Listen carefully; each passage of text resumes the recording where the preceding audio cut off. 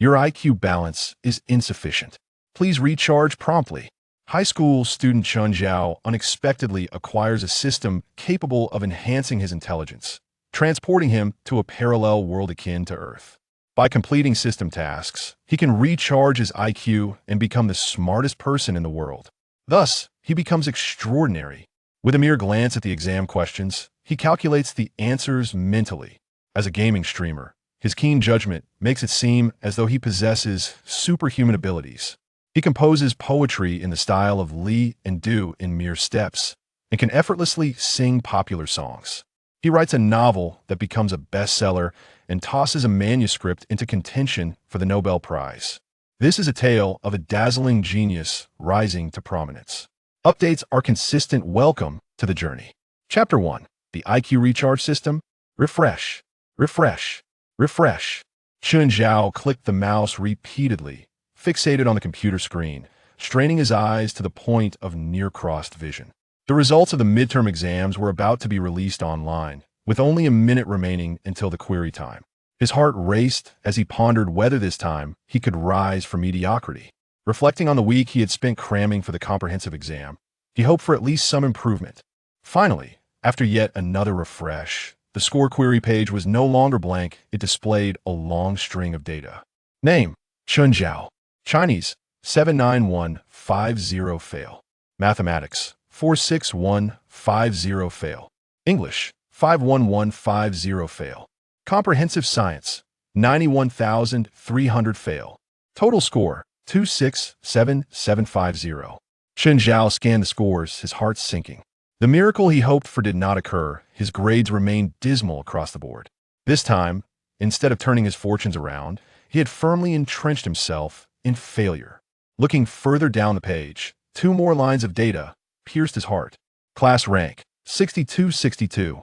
Grade rank: 124,31245. In last place in his class, and third to last in his entire grade. A new low in rankings. Chun Zhao closed the score query page and downed the remainder of a nearby bottle of cola. He then stood up, traversed the smoke-filled internet CAF, and stepped out onto the dimly lit street, heading home. The sky was pitch dark, the street lights dim, and the bustling traffic surged forward. At 18 years of age, Chun Zhao was a senior at City No. 2 High School. With an unremarkable appearance and an ordinary background, he was an inconspicuous figure among countless students. As a child, he dreamed of becoming an astronaut, a scientist, a writer, a celebrity, essentially a successful individual in the spotlight. However, he had nearly abandoned these unrealistic aspirations. With exactly 100 days remaining until the pivotal college entrance examination, he found himself at the bottom of the rankings. Given the current situation, it was evident that post-examination, Chun Zhao would not gain admission to any university.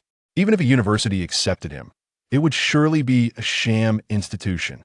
Dejected, Chun Zhao returned home, collapsed onto his bed, and fell asleep. Perhaps due to the immense pressure he had been under, he suddenly heard a voice in his dreams. Finding host successful. System activated. Your IQ balance is insufficient. Please recharge promptly. Chun Zhao, still half asleep, initially dismissed the voice, but it persisted relentlessly. Your IQ balance is insufficient. Please recharge promptly. Your IQ balance is insufficient. Please recharge promptly. Your IQ balance is insufficient. Please recharge promptly. No matter how deeply Chun Zhao slept, the repetitive voice kept him awake. He threw off the covers and sat up, bleary-eyed, searching for the source of the sound. After a moment of searching, Chun Zhao glanced down at his hand. What caught his attention was a ringed, dazzling silver band adorning his left pinky. He tugged at it with all his might, but it wouldn't budge. How strange. Where did this ring come from? He had never purchased or worn any rings. Childhood memories of wearing soda, tabs don't count. Another voice echoed in his mind. This is a system ring, a non-physical virtual item, observable only by the host. By pressing your finger against the ring, you can communicate with the system. Chun Zhao was taken aback, but his eyes soon sparkled with excitement. A system? The kind often depicted in novels, capable of anything? Could it really exist? And it had landed in his lap. Suppressing his inner elation, Chun Zhao pressed his hand against the ring, attempting to converse with the system mentally. System, you just said? My IQ balance is insufficient? What does that mean? The host's current IQ is detected at 79, below the average level of 80, and far beneath the mean of 105. Recharge is needed promptly. The system indeed responded. Chen Zhao felt a bit dazed. He had some basic knowledge about IQ. It is said that an IQ of 80 to 90 is considered average intelligence. 90 to 110 is above average. 110 to 120 is deemed superior intelligence. And 120 to 140 is classified as genius or near genius. An IQ above 140 marks one as an absolute genius. For instance, the renowned Einstein had an IQ of 165. Of course, these classifications are not rigidly accurate. Different testing methods, ages, and even races have varying standards. Nonetheless, Chen Zhao was certain that with an IQ of 79, while not outright foolish, he certainly did not possess a high intelligence. No wonder he had been struggling to comprehend his textbooks. Lately, even the simplest example problems were a challenge. His mind simply wasn't sharp. Chen Zhao felt a flicker of hope. If the system could indeed enhance his IQ, studying would become significantly easier. Perhaps there was still a chance to attend university? Chen Zhao quickly pressed his hand against the ring, inquiring of the system. System, I wish to recharge. How can I do so? Is Alipay or WeChat acceptable? The system's voice resonated in his mind. Considering the host has just bound to this system, a beginner's gift package can be claimed, containing an IQ recharge experience package. Would you like to activate it? Chen Zhao's heart leapt. This was a delightful surprise. A free gift package was a must. Wouldn't I be foolish to pass up such an opportunity? Activate. Chen Zhao silently urged. Distributing package. Beginner's reward 1. World reset. Chen Zhao was taken aback. Wasn't the IQ recharge experience package promised? How had it transformed into a world reset? What on earth was a world reset? Before Chen Zhao could gather his thoughts, the room around him began to shift. The round alarm clock on his bedside suddenly trembled and morphed into a square one. The physics textbook beside his pillow, initially adorned with a blue and white cover, flashed and transformed into a red and white one, with the title Physics changing from neat printed text to a flourish of calligraphy.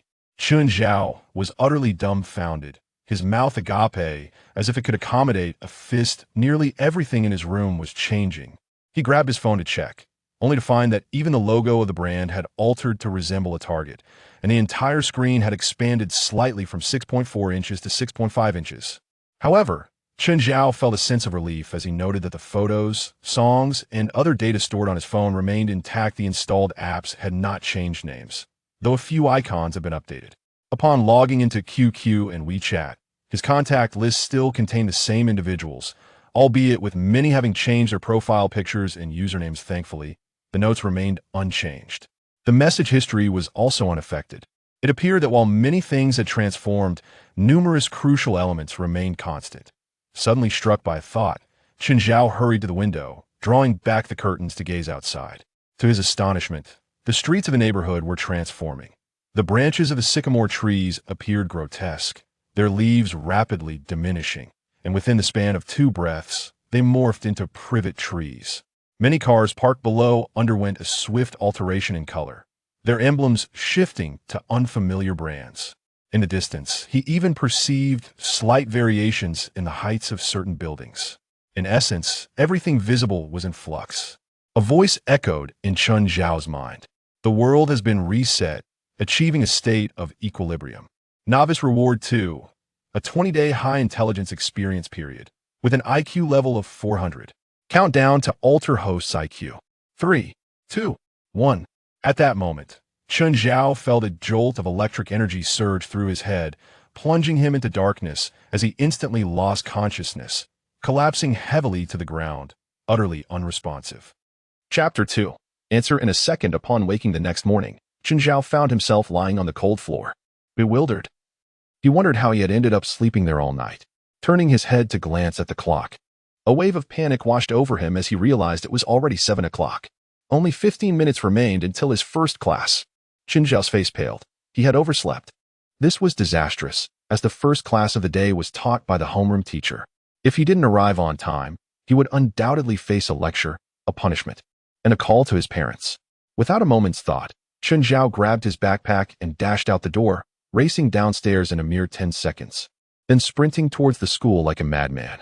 He hurriedly ran through 2 yellow lights and finally burst through the school gates. Upon entering the classroom, he found that the homeroom teacher had yet to arrive, and he breathed a sigh of relief, grateful that he had managed to run fast enough. Chen Zhao's seat was next to the back door of the classroom. He tossed his backpack aside and collapsed onto his desk, panting heavily. Sweat poured down his forehead. "Why do you look like a dog that's just been chased?" asked his desk mate, Su Lan, who was tall, with striking features and long waves of hair that the school uniform could not conceal. If there were a contest for the class beauty, Su Lan would undoubtedly have a 50% chance of winning. Although she was beautiful, her sharp tongue could be quite cutting. "Chased? How could a paragon of virtue like me indulge in such antics?" Chen Zhao retorted, catching his breath. "I overslept and then ran here. It usually takes 20 minutes. But I made it in 10. I'm exhausted. My legs are killing me." "Oh, such running talent. Why not enroll as a sports major?" Su Lan replied with a playful blink. "Oh, but it wouldn't help. With your grades, you wouldn't even qualify as a sports student." Chen Zhao felt a strong urge to retaliate, but he couldn't bring himself to do so, as Su Lanlin's words held a grain of truth. His seat, tucked away in the corner by the back door, was a clear indication of his academic standing, as only those ranked last in class would occupy such a dismal spot. Sitting next to the last-ranked student implied that Su Lanlin's grades were not much better, as she had never broken into the top 5. However, Chen Zhao couldn't mock her with the argument that they were equally matched. Her situation was different. She was wealthy, with her father chauffeuring her in a $1 million Maybach. Chen Zhao had even looked up the sleek black vehicle online, which boasted voice-activated ignition. Her father would simply command the car to start, and it would roar to life like a wild beast. For a student whose family owned a car worth $10 million, school was merely a life experience. Critiquing her academic performance would have zero effect on her. The school bell rang, and the homeroom teacher entered the classroom punctually. She instructed the class to take out the math test they had completed over the weekend, collecting them row by row. Those who had not finished were to stand at the back of the classroom. With a stern expression, she demanded that the top student in each row stand up to submit their papers. Su Lan pulled a test from her desk and placed it on the table, filled with densely packed answers. It was evident that she had copied the solutions from the internet, as she had not solved the problems herself. Chen Zhao rummaged through his backpack, pulling out a blank test paper. Damn, he hadn't written anything. He had intended to arrive early to copy from his classmates, but had overslept instead. A cold sweat broke out on his back, and he felt the prickling of fear. "Ah, you didn't write anything?" Su Lan leaned over to inspect Chen Zhao's blank paper, clicking her tongue in disbelief. "You really are bold. Have you forgotten how poor Jinping fared?" At the mention of Jinping, Chen Zhao's face turned even paler. Jinping was a classmate who had failed to complete his math homework the previous Monday, and the homeroom teacher had been furious, using a textbook to physically punish him, dragging him from the classroom to the outside, leaving him in a pitiful state, and even calling his parents. He had to reflect on his actions for 3 days. Panic set in for Chen Zhao. Would he too face the same fate? Beaten, have his parents called, and sent home for reflection? It was too late to copy now. Claiming he had completed the test, but simply forgotten to bring it would not fool the teacher. She would ask him about the contents of the major problems, and he would be caught out. He felt doomed. Su Lan, with a gleeful grin, seemed to revel in his despair. What joy is there in life? And what suffering in death? Chen Zhao, you might as well be a martyr. After 18 years, you'll still be a hero. Once you're gone, I can stash snacks in your desk. Chen Zhao paid no heed to Su Lanlin's taunts. He was consumed by overwhelming fear. In his desolation, his gaze fell upon the blank test paper. This was not a conscious action. It was merely a reflex born of confusion. However, as his eyes rested upon the paper, an extraordinary sensation washed over him. The words on the test suddenly became strikingly clear. It was not merely a visual clarity, but rather the problems crystallized in his mind with astonishing sharpness. Previously, understanding a question required him to read it multiple times, but now, in less than the blink of an eye, perhaps even in less than 0.1 seconds, the content of the first question materialized in his mind. Given the sets A, 2024x30, and B, x2x30. What is AB? Stunned, an unusual sensation surged within him, and in that instant, he felt as though time had slowed, while his mind raced. This process was not one of conscious effort. It was as if his brain had automatically engaged upon seeing the question. In less than a second, The answer to the first question appeared in his mind. 3-2-3, answer D. Chen Zhao turned to glance at Su Lanlan's paper, and to his astonishment, the answer was indeed D. He could hardly believe it. Had he just calculated the answer in under a second? This was the same Chen Zhao who had consistently ranked last in math, failing every exam. He looked down at the second question, and similarly, in the blink of an eye, less than 0.1 seconds, the entire question registered in his mind. Given that the sum of the first 9 terms of the arithmetic sequence is 27 and A108, what is A100? This was a common sequence problem. Previously, Chen Zhao would have needed to scribble on scrap paper for several minutes to arrive at an uncertain answer. Yet today, as soon as he read the question, an answer popped into his mind. 98, answer C. Peering at Su Lanlan's paper again, he found the correct answer was indeed C. How could this be? In less than a second, he understood the question and calculated the answer?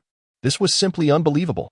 Suddenly, Chen Zhao recalled his experience from the previous night, the voice in his mind that had seemingly upgraded his intelligence.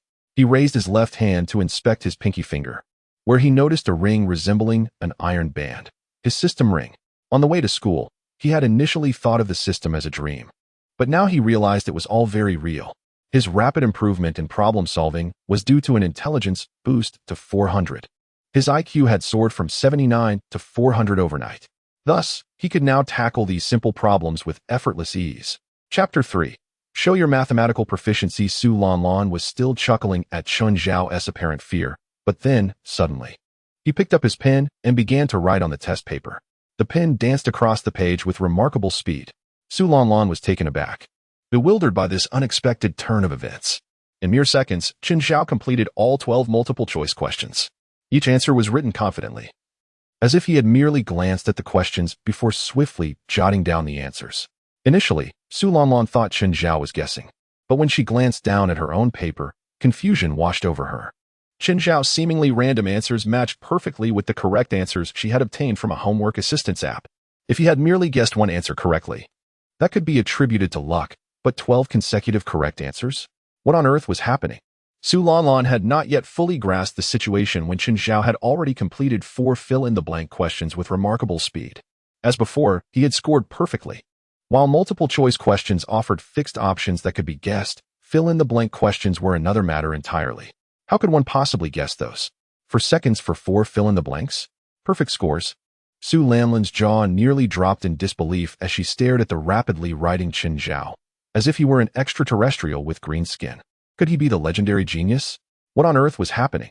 Chen Zhao remained oblivious, deeply engrossed in the larger problems. However, at that moment, a classmate collecting the papers had approached, leaving no time to write extensive answers. Su Lanlan suddenly sat up straight, her face flushing. The collector was Zhang Shuqing, a top student who consistently ranked among the top 2 or 3 in class.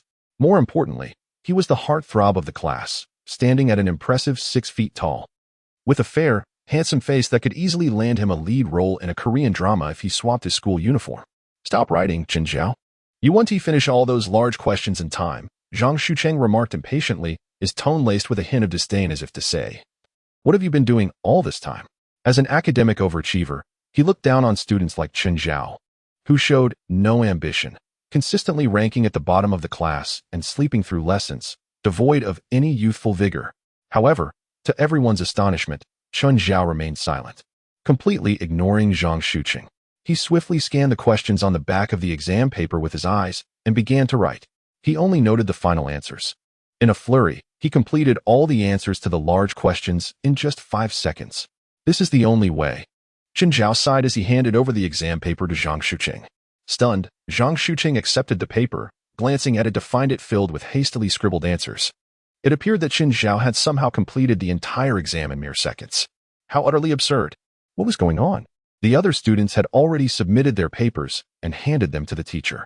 Though Zhang Shuqing was still trying to comprehend what had just happened, he organized the exam paper and submitted it to the homeroom teacher before returning to his seat.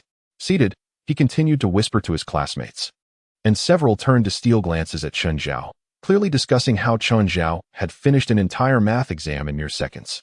Chen Zhao stared blankly at his desk, his face betraying no emotion, yet inside, a storm of excitement raged. The intelligence recharge system from the previous night was indeed real. His IQ had skyrocketed to 400. The problems on the exam that had previously stumped him now seemed as simple as 1 plus 1 equals 2. With just a glance, the steps to each problem materialized in his mind, and in less than half a second, the answers emerged. It felt as if he were a computer.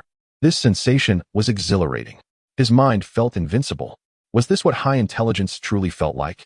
As Chun Zhao reveled in his newfound brilliance, a thunderous voice erupted from the podium. Chun Zhao, who are you trying to fool with this exam? You didn't even bother to show your work? Stand at the back. The homeroom teacher, crimson with rage, slammed the desk, startling the entire class. All eyes turned to Chun Zhao, their expressions a mixture of schadenfreude and disbelief. Chun Zhao was momentarily taken aback, quickly furrowing his brow. I didn't copy. This exam is 100 my own work. It's true I didn't show my steps for the large problems, but the teacher had previously stated that if time was tight, we could write just the answers for simpler large problems. Copying? You claim you can do all these large problems, yet your scores have never exceeded 30 or 40 points. You expect me to believe you've mastered them? Are you trying to deceive me? Go stand at the back and reflect. The homeroom teacher glared at Chun Zhao with fury, and the class erupted in whispers. Chun Zhao is doomed. What was he thinking, submitting just the answers? Isn't that asking for trouble? Only the top 5 in the class can get away with such a thing. What does he think he is doing? He can't even manage to copy assignments properly. Chun Zhao listened, unable to contain his frustration. While his past academic performance had been poor, was it fair to jump to such conclusions? They didn't even bother to ask him. They simply assumed he was cheating. Each question had been answered individually. Could that be called deceit? His handwriting might have been a bit sloppy, but that was typical for him. He had not written the steps for the large problems. But hadn't it been announced that if one knew how to solve them, they could simply write the answers? Accusations of cheating? Despite his poor grades, when had he ever cheated on an exam? Why was he being labeled a cheater? This was not merely a question of academic ability. It was an affront to his character and integrity. Where was the reason in this? As Chun Zhao simmered with indignation, a familiar voice echoed in his mind, the voice from the intelligence recharge system from the night before. Task activated. Showcase your mathematical prowess. Task description.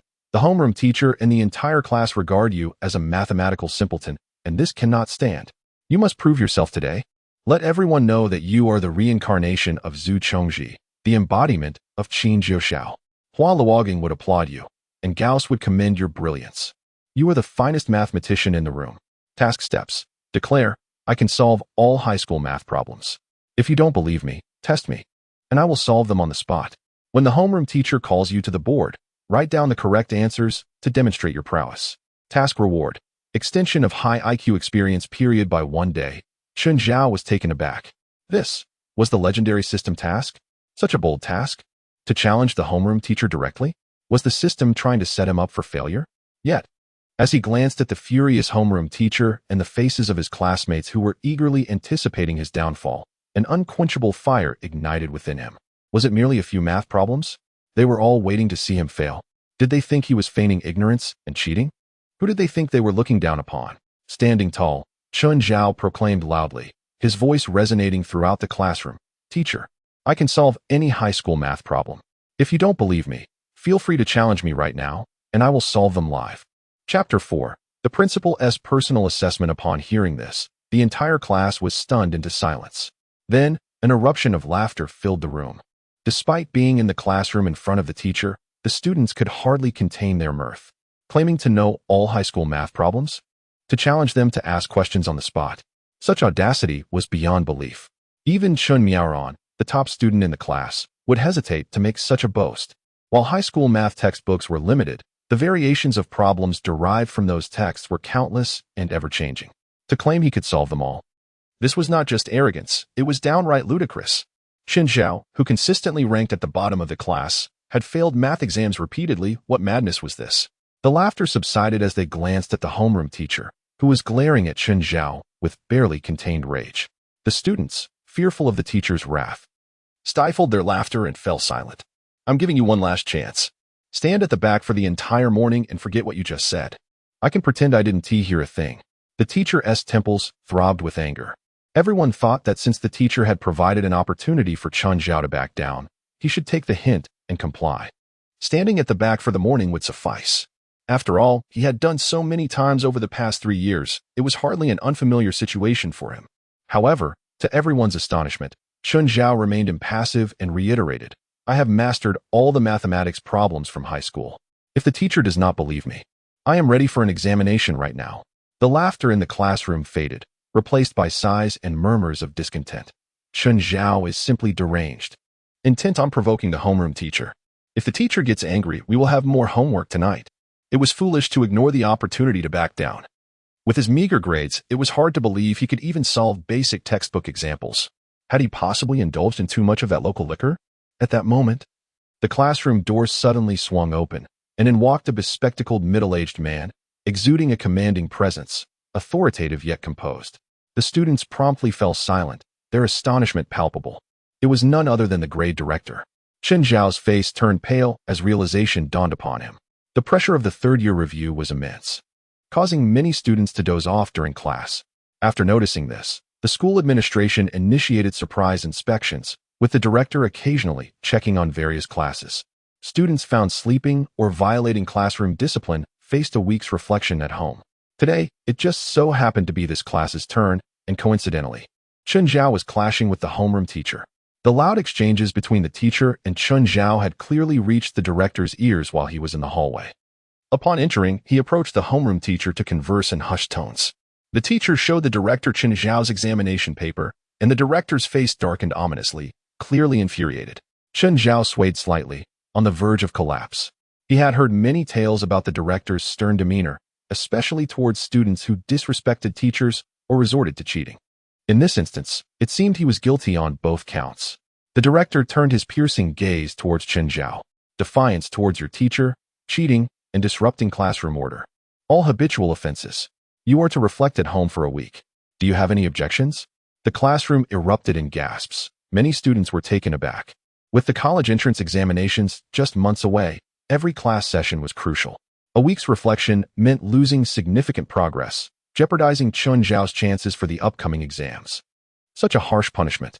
Though not expulsion, it felt nearly as severe, likely causing Chun Zhao to lag in his studies and ultimately face a disastrous exam outcome. Chun Zhao's pallor deepened.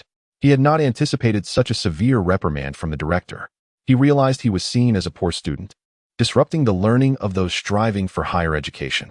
As a teacher, it was essential to maintain a conducive learning environment for the majority, and sending him home for a week served as a deterrent.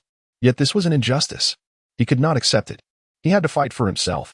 Taking a deep breath, Chun Zhao resolutely stated, this examination paper, though hastily completed, is entirely my own work. My previous math scores were indeed poor, but I have recently dedicated myself to studying and have made significant progress. If the teacher doubts me, I am willing to answer any high school level questions on the spot. Upon hearing this, the director and homeroom teacher's expressions turned even more frigid, their anger palpable. Clearly, they found it hard to believe. Such occurrences were simply not within the realm of possibility. How could a student who had consistently failed suddenly claim mastery? The director fixed Chun Zhao with a fierce glare and declared, very well. Chun Zhao, I will pose the questions, and you shall answer them on the blackboard. I will present 3 questions, and if you answer them all correctly, we shall concede our misjudgment, and I will personally apologize. I will also provide you with the college application guide and assist you with your choices. However, should you falter on any question, you will face a week's reflection at home and a warning. Do we have an accord? The classmates turned to look at Chun Zhao. While a week's reflection was severe, diligent study at home might mitigate its impact. However, a warning was far more consequential. Such a mark would remain on Chun Zhao's records, potentially affecting his future academic pursuits, job applications, and even loans. This was a grave punishment, a substantial gamble. Would Chun Zhao accept? He remained silent, rising from his seat and striding purposefully to the blackboard. He quickly wiped a section clean and retrieved a piece of chalk. Turning to the director, I am ready. Please present your questions. The director, taken aback, quickly regained composure, though Chun Zhao's audacity only deepened his frown. Before assuming his role as director, he had been a high school mathematics teacher, well-versed in the subject.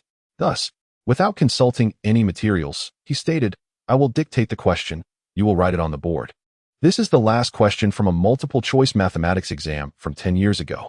As soon as the director finished his statement, the students' expressions changed dramatically. Multiple-choice questions often followed a pattern. The initial questions were relatively simple, easily solvable by even a middle schooler. However, as the questions progressed, they became increasingly difficult.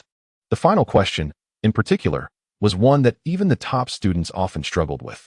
The math teacher had previously advised students to skip the last question if they found it too challenging, as guessing would yield no benefit. Yet now, the director was using the most challenging question to test Chen Zhao. Was he setting him up for immediate failure? The fifth chapter reveals the formidable question posed by the director. If ABC is an obtuse triangle, determine the range of values for R cos sin A, R cos sin B, R cos sin C. As the director spoke, various reactions emerged among the students. Most, including those struggling academically, were left bewildered, unable to even grasp the term arc. In high school, arc was not a focus. It was merely a fleeting mention in the lower corner of a page in a mathematics textbook. Most students, lacking thorough preparation, were oblivious to its significance, merely finding it vaguely familiar. Whispers spread through the classroom. What the heck? I can't even understand this question. Mathematics could truly drive one to madness.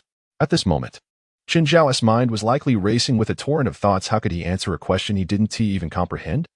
The director was determined to deliver a harsh blow to Chen Zhao. You claim to know it all? Here is a question you certainly can't answer. Chen Zhao had foolishly bragged, and now he found himself in a predicament. What could have been resolved quietly at the back of the classroom had escalated into a week-long punishment and a warning. If Chen Zhao could solve this, he would gladly eat the examination paper. As the less academically inclined students murmured among themselves, the top students, such as Chen Miaoran, Zhang Shuqing, and Lu Chang, sat at the front, pens poised, ready to tackle the problem with fervor, driven by their relentless pursuit of knowledge. True scholars are consumed by their desire to solve problems. Encountering a new question ignites a fervor within them. But as they scribbled on their scratch paper, they suddenly found themselves stumped, their faces reflecting not joy, but frustration. This problem, seemingly straightforward with merely a single line requesting a range of values, presents an insurmountable challenge upon closer examination. The considerations appear numerous. Yet one cannot shake the feeling of overthinking. Conventional methods yield no results, and a direct approach leaves one at a loss as to where to begin. It is akin to a tiger attempting to bite into a hedgehog, an endeavor fraught with difficulty. Now, only one option remains: to deduce the answer through the provided choices. Many multiple-choice questions are notoriously difficult, but analyzing the options may reveal some clues. The top students lift their heads, gazing at the blackboard. Chen Zhao has already completed the problem, pinning down the answer, 90 to 270. After finishing, Chen Zhao turns to the instructor, asking, "Is the answer from 90 degrees to 270 degrees correct, teacher?" The classroom erupts in astonishment.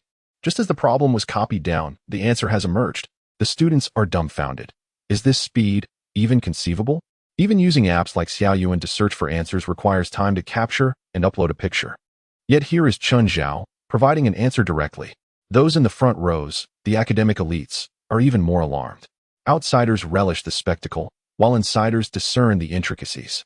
The underperforming students, unable to solve such a problem, fail to grasp its true difficulty, merely recognizing Chen Zhao's remarkable speed.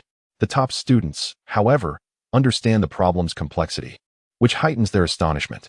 Lu Chang, ranked third, elbows Zhang Shuqing, ranked second, asking if he solved it correctly. Zhang Shuqing, looking perplexed, admits, "I can't solve it." He then nudges Chen Miaoran, the top student, inquiring softly if Chen Zhao's answer is accurate.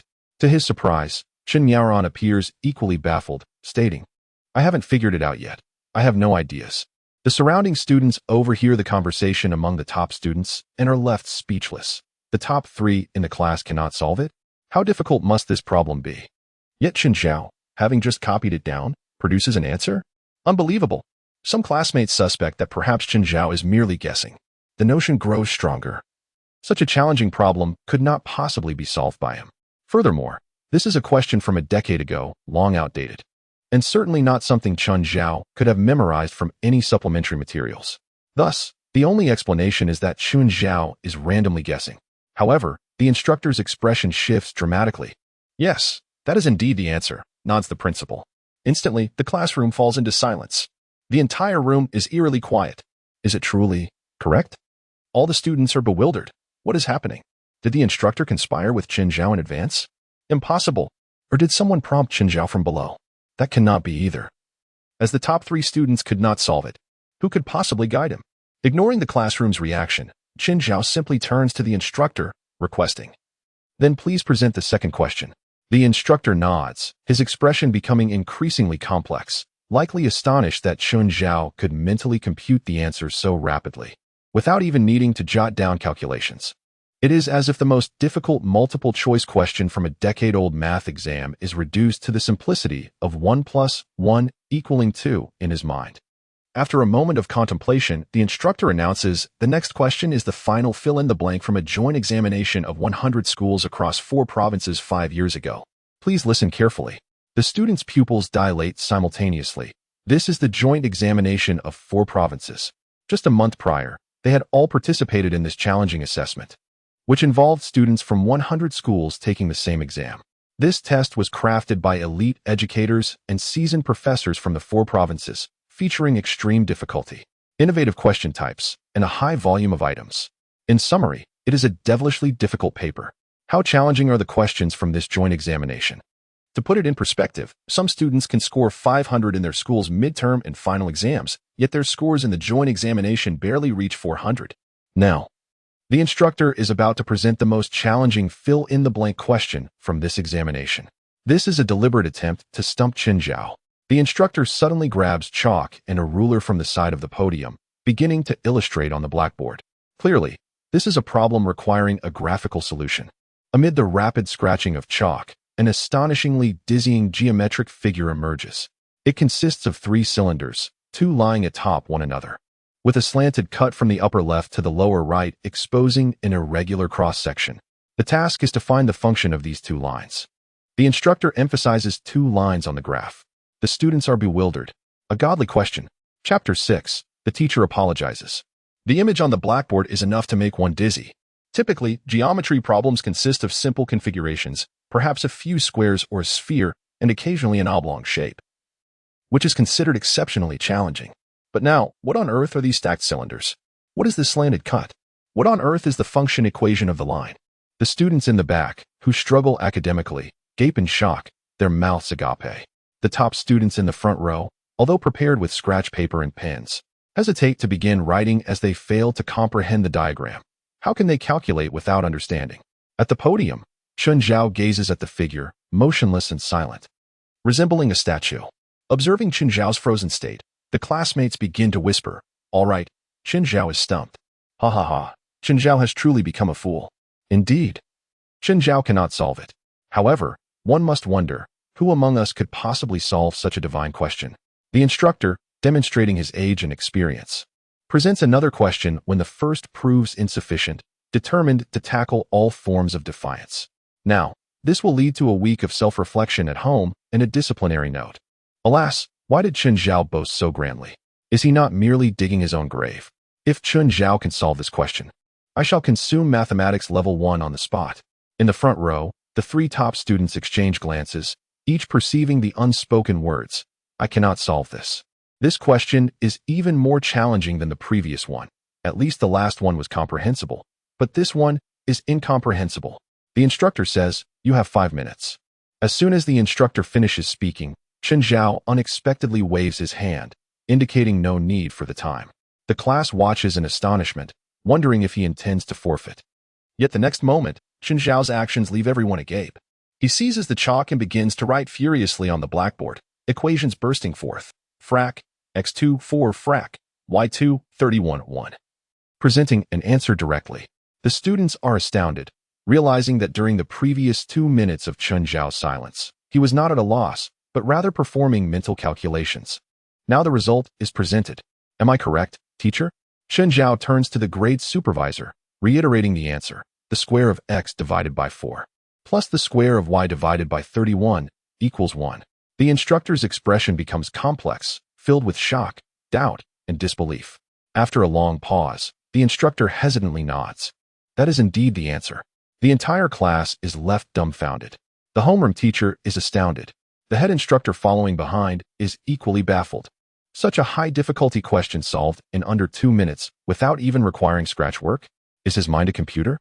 Then please present the third question, Chun Zhao requests. The instructor shakes his head, stating that there is no need for a third question, as the difficulty coefficient of these 2 questions during the actual exam was merely 0.005. meaning that out of 1,000 students, only 5 managed to answer correctly. Your ability to solve this is already sufficient proof of your prowess. I apologize, Chen Zhao. The grade supervisor offers with a slight bow. The classroom is filled with expressions of disbelief, their minds struggling to comprehend the situation. What is happening before their eyes? Chen Zhao, who consistently scores at the bottom of the class in mathematics, has indeed solved an exceedingly challenging problem, causing the furious grade supervisor to offer a sincere apology? A teacher apologizing to a student? Chen Zhao cast aside the chalk, brushed off the chalk dust from his hands, and descended from the podium. Simultaneously, a voice echoed in his mind. Task completed, rewards dispensed, high IQ trial period extended by 1 day. Chen Zhao felt a sense of satisfaction. He had merely demonstrated his intellect by solving 2 simple problems and had managed to prolong his high IQ trial period. What a profitable deal. The only drawback was that the reward felt rather meager, just an extension of a single day. The system was indeed quite stingy.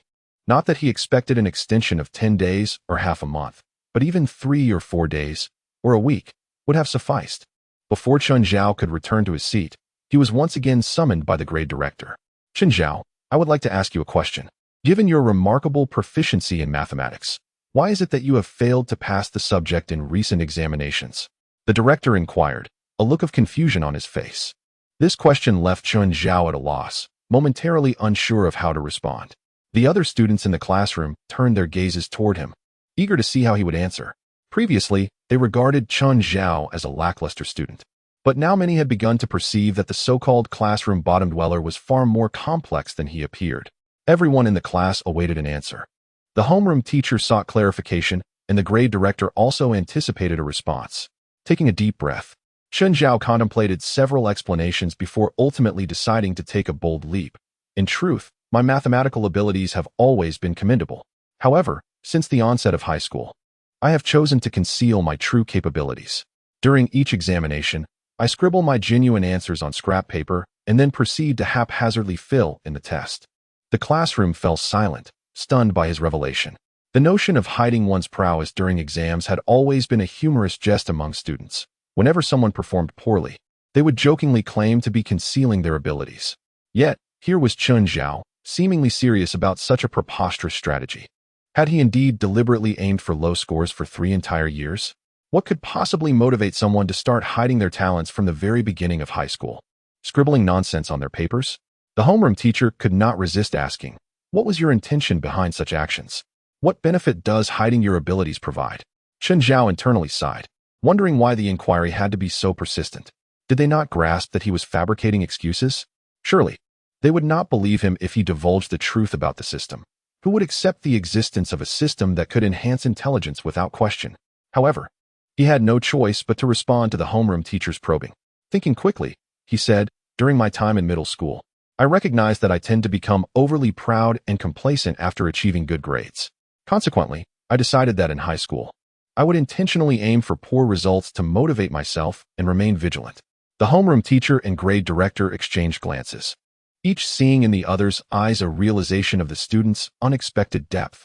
So, is it only mathematics where you have concealed your abilities, or is it across all subjects? The grade director suddenly asked. Chen Zhao hesitated, ready to assert that it was only mathematics. But then the system voice resonated in his mind. Task triggered. The rise against ranking. Task description. The boast has been made. Words once spoken cannot be retracted. To uphold dignity and reputation, inform the teachers that I excel in all subjects, and in forthcoming examinations, I shall not hide my abilities, but strive with utmost effort to achieve high scores. Task steps. Study diligently. Task reward. 1 random lottery draw. Chen Zhao felt despondent. Why did the system only trigger tasks? Did it not understand the virtue of moderation in boasting? Nevertheless, the system's commands were not to be disobeyed. Who knew what repercussions could arise from refusing to accept a task? With a forced demeanor, he complied with the script. I excel in all subjects. And in the upcoming examinations, I will not conceal my abilities, but will give my all. The grade director smiled, nodding in satisfaction. Good. I look forward to witnessing your progress. With that, he exited the classroom to inspect other classes. Returning to his seat, Chen Zhao let out a long sigh. Chapter 7. A surge in memorization speed after the interruption of the mathematics class. Only a few minutes remained. Chen Zhao, momentarily lost in thought. found that the class had ended. The next session was language arts. The language arts teacher had arrived early, beginning to write on the blackboard, prompting Chun Zhao to rummage through his belongings for his language arts textbook. After a lengthy search, he finally extracted a pristine copy from the depths of his desk. The top students in the front row also unveiled their textbooks, which were marked with an array of annotations, red and black lines crisscrossing the pages, resembling a battlefield that had seen countless struggles. In stark contrast, Chun Zhao's book was immaculate, devoid of any markings, almost as if it were brand new. Well, not entirely unmarked. He had drawn a motorcycle with a mounted machine gun on Du Fu, adding a rather flamboyant touch. To be honest, language arts was the subject in which Chun Zhao had invested the most effort. Yet, he had never listened to the teacher during class. Each time, he would merely read the textbook aimlessly, often losing focus and imagining himself as a scholar from ancient times, only to be interrupted by a beautiful serpent peering over the wall to call his name. If the class was held at night, he would gaze out into the darkness, envisioning devils wandering outside. In such flights of fancy, language arts classes passed pleasantly, albeit with dismal grades. He often left passages unread and memorization tasks unfulfilled, resulting in abysmal scores on exams. As Chun Zhao wrestled with his frustrations, a thought suddenly surged through his mind. Since his intelligence had now increased, could his memory be enhanced as well? Having just tasted the sweetness of solving mathematical problems, he realized that what once seemed insurmountable now appeared trivial. Surely, a high IQ would also benefit him in subjects beyond mathematics, especially given that the system had granted him an IQ of 400, far surpassing even Einstein's brilliance. To validate his hypothesis about an improvement in memory, Chun Zhao opened his language arts textbook, selecting a lengthy classical text, Su Sun's Six Nations, to memorize. This passage had scarcely been read before, and now it felt as though he were preparing for a preview. The downfall of the Six Nations was not due to inferior military might or poor strategy, but rather the corruption of bribing Qin. Bribing Qin, while depleting resources, leads to their destruction. Some may argue that the Six Nations perished due to mutual betrayal, but the truth is that those who fell due to warfare are far more numerous. The ambitions of Qin and the concerns of the lords are not primarily focused on battle. As he read, an unusual sensation washed over him. Previously, he had struggled to comprehend such classical texts, with sentences slipping away without leaving a trace, akin to raindrops vanishing into parched earth. Now, however, each phrase felt like a brick being laid in his mind, slowly taking shape. At last, he completed the lengthy passage. Just as he finished, he heard the language arts teacher announce from the podium, "Last night, I assigned homework to memorize the text. Have you all memorized it?" A group of students in the back responded weakly, "We did." Meanwhile, the top students in the front row proudly proclaimed, "We did." The teacher, calm and collected, stated, "Then I will call on a student by their number. Let's see, number 26. Chun Zhao froze, his face paling in horror. Number 26 was none other than himself. Su Lanlan leaned over and whispered, "Can you recite it? Have you been hiding your abilities in language arts?" Chun Zhao, his complexion ghastly, muttered, "I can't do it." As he reluctantly stood up, nervously facing the teacher. Just as I was about to admit my inability, the Chinese teacher directly called upon me, "Recite the Six Nations." The entire class turned to look, noticing Chun Zhao's pale complexion. Everyone understood that he truly could not recite these ancient poems and classical texts. There was no hidden talent to unveil. Previously, during Chinese class, Chun Zhao had been questioned numerous times, failing to recite 9 out of 10 times, often receiving detention for standing. After a moment of thought, he realized he could still recall the first line, so he strained to begin, struggling. The Six Nations perished, not due to ineffective troops or poor strategy, but because of bribing Qin. Bribing Qin led to weakness, and thus the path to ruin. One might say, the Six Nations mutually lost. Is it due to bribing Qin? Upon completing the first line, Chun Zhao found he could barely remember the second line, and continued, "Those who do not bribe are perished by those who do, for they lose strong allies and cannot stand alone." Hence, it is said, the problem lies in bribing Qin. His recitation was slow and halting, clearly struggling. Everyone anticipated he might falter at any moment. Yet he persisted. Qin, through conquest, gains small territories or large cities. What Qin acquires, compared to what is gained through victory, is indeed 100-fold. What the feudal lords lose, compared to what is lost in defeat, is also 100-fold. The Qi people never bribed Qin, yet ultimately suffered the same fate as the other 5 nations. Why? Because they did not assist the Five Nations. Once the Five Nations were lost, she could not escape. Before long, Chen Zhao surprisingly paused. It was not due to inability, but rather the sudden realization that he had finished reciting the final line. Initially, the teacher's brow was slightly furrowed, as his recitation was slow and stammering, likely to falter in just a few lines. However, as Chen Zhao continued, her expression softened, and by the time he completed the entire recitation, she displayed an approving and satisfied demeanor, nodding for him to take a seat. Chen Zhao had successfully passed, sitting down with a thin layer of cold sweat on his back. At that moment, he was engulfed in immense astonishment and elation, having only read the text once. He had managed to memorize it entirely. Hundreds of characters of classical text, lengthy and unpleasant, one would expect it to take several hours to memorize. Yet now, he had merely read it once. Could this be the legendary photographic memory? If so, he would be extraordinary. To validate his suspicion, Chen Zhao pulled out his Chinese textbook from his backpack, locating an article titled Research on the Transmission of the Ebola Virus.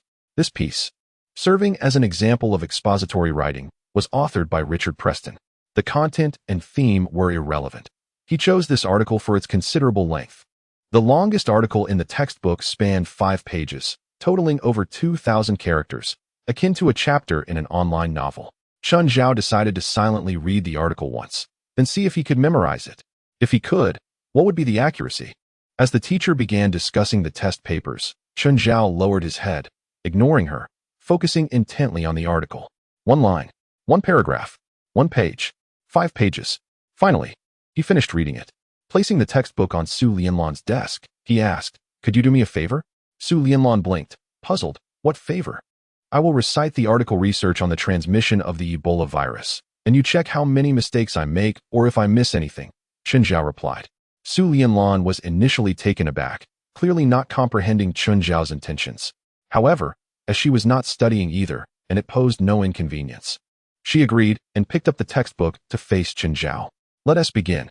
Chen Zhao focused on the desk before him and began to recite softly. Ebola virus, also known as the Ebola virus, is an exceedingly rare virus that drew widespread attention and concern from the medical community after its discovery in the Ebola River region of southern Sudan and the Congo, formerly Zaire, in 1976.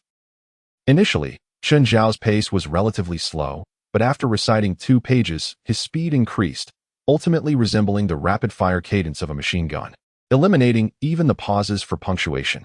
Within minutes, he completed the entire article. "How did I do? How many mistakes?" Chen Zhao inquired. Su Lianlan stared at him wide-eyed, akin to witnessing a marvel, not a single error. Word for word. Chen Zhao immediately broke into a radiant smile, brimming with pride. Indeed, photographic memory. No matter how lengthy the article, as long as he had read it once, it would be firmly etched in his mind. The system had indeed bestowed upon him a genius IQ of 400. Not only was he swift in mental calculations for math problems, but he could also memorize texts with astonishing ease. His intellectual prowess was simply explosive. "I am going to be incredible." Chen Zhao was ignited with an insatiable desire to read, the light of knowledge illuminating his soul. For an entire day, he hardly left his seat and did not rest his head on the desk for even a moment. He tirelessly read the textbooks. 1 page, 5 pages, 30 pages, 100 pages. Textbook after textbook flipped before his eyes. An overwhelming surge of knowledge flooded into his mind. Su Lianlan occasionally stole glances at Chen Zhao, increasingly astonished. Typically, Chen Zhao would either daydream, staring blankly at a page for an entire morning, or slump over the desk, sleeping like a log. Yet today, Chen Zhao was abuzz with energy, persistently flipping through textbooks, unwavering and relentless. When evening study concluded, Su Lianlan heard Chen Zhao exhale deeply, murmuring, "Finally finished." Before Su Lianlan could inquire further, Chen Zhao had already shouldered his backpack and left the classroom without a backward glance. It was already quite late, with numerous cars congesting the school entrance to pick up students, creating a chaotic scene. During dismissal, the school gate was perpetually jammed, regardless of whether one drove an old second-hand car or a luxurious vehicle worth millions. Everyone had to patiently inch forward. The streetlights formed a sea of red as parents craned their necks to locate their children. Chen Zhao had no one to pick him up. He crossed the stagnant flow of vehicles, making his solitary way home. Chen Zhao resided in an old apartment complex near the school, rented by his parents to facilitate his high school education, allowing him easier access to school. Typically, Chen Zhao lived here alone while his parents worked in their hometown. Life was peaceful yet solitary. As he approached the building, he noticed a striking young woman in short shorts and a black tank top, her long, slender legs exposed, standing in front of the building. One hand held a cigarette, while the other was animatedly gesturing as she spoke on the phone. That scoundrel swindled me out of 400,000 and ran abroad without a word. I can't reach him no matter how I try. Wasn't he the virtuous subordinate you recommended? You always defended him. You claimed he was reliable. Now what? Call that scoundrel and make him contact me. You two are as close as can be. He can't ignore your call. Can he? Call him now. Her voice was loud enough to be heard from nearby buildings. This foul-mouthed beauty was Chen Zhao's landlord, Deng Zixin, who appeared quite youthful, likely just in her 20s. She was the epitome of a model, with a curvaceous figure, long legs, and fair skin. Despite her youth, Deng Zixin was extraordinarily wealthy. The building Chen Zhao lived in, along with the one behind it, was all hers. She could comfortably live off the rental income, and she seemed to engage in various investments as well. True wealthy individuals are never idle. From her phone conversation filled with expletives, Chen Zhao gathered she had suffered an investment failure, being swindled out of a significant sum. It was no wonder she was so irate. Chen Zhao decided not to disturb her and attempted to sneak past her. However, just as he was about to enter the corridor, a hand grasped his backpack from behind. Chapter 9. Becoming a chicken dinner streamer? You don't greet me when you see me? Deng Zixin's voice rang out behind him. Chen Zhao turned around cautiously, forcing a flattering smile. Hello, landlord's sister. Feeling a bit flustered, he wondered why he had suddenly caught her attention today after often ignoring her beautiful presence. Was there something amiss? Deng Zixin called this morning, she said, her face cold, smoke wafting from her crimson lips. She said they're short on cash and can only pay me 2 months' rent. But they can't manage the last months. Chen Zhao was taken aback. How could he not pay for the last month? What was he to do? Pack his things and leave? He still had school to attend. Where would he live? However, Deng Zixin softened her tone. You've been a good tenant for 3 years. You're about to take your college entrance examination. I won't rush you out. Just stay. Thank you, sister. Chen Zhao expressed his immense gratitude. Although Deng Zixin could be temperamental and sharp-tongued, she was fundamentally a kind-hearted person beneath her tough exterior. Chen Zhao felt a warmth in his heart. I'm not finished yet, she exclaimed, giving him a firm pat on the shoulder. How are your grades? Not very good, Chen Zhao stammered, instinctively replying. Can you get into college? Deng Zixin inquired. Probably, maybe. I should be able to, he responded uncertainly. The system's high IQ trial period had not yet reached the entrance exam, and he had no idea how he would fare once it concluded. If he could find a way to boost his IQ before the exam, getting into a good university would not be an issue. But if he couldn't recharge his IQ in time, the likelihood of failure seemed high. My money doesn't come easily. I can't let you stay for free. Deng Zixin continued, her cigarette dangling. If you can get into college, I'll waive the last month's rent. If not, you'll have to pay up. Understand? Okay. I'll definitely try hard. Chen Zhao nodded vigorously. Go home and study diligently. You've spent 3 years in high school. Don't let it be for nothing. If you can't get into college after all this, you might as well go to a vocational school and learn a trade. You'd still earn a decent living, she advised, then turned away to resume her phone call. Chen Zhao hurried upstairs, pulled out his keys, and entered his home. Dinner had not yet been prepared. He had been so engrossed in studying that he forgot to go to the cafeteria. His stomach began to grumble. He made a quick meal of instant beef noodles and some ham, considering it his dinner. As he ate, he pondered Deng Zixin's words. His parents were unable to pay the rent for the last month before the exam. If he could get into college, the rent would be waived. Chen Zhao understood the difficulty of his parents' work back home. It was not uncommon for them to struggle financially. He had 2 paths before him. The first was to find a way to earn money to alleviate his parents' burden, and the second was to study diligently, ensuring he could secure a place in a university and have his rent waived. After a moment of contemplation, an idea struck him regarding the system ring on his finger, and he intended to seek its counsel. Following the method the system had described the previous night, he pressed his finger against the ring and silently thought, System, may I ask you something? The system remained silent for a few seconds before responding in his mind.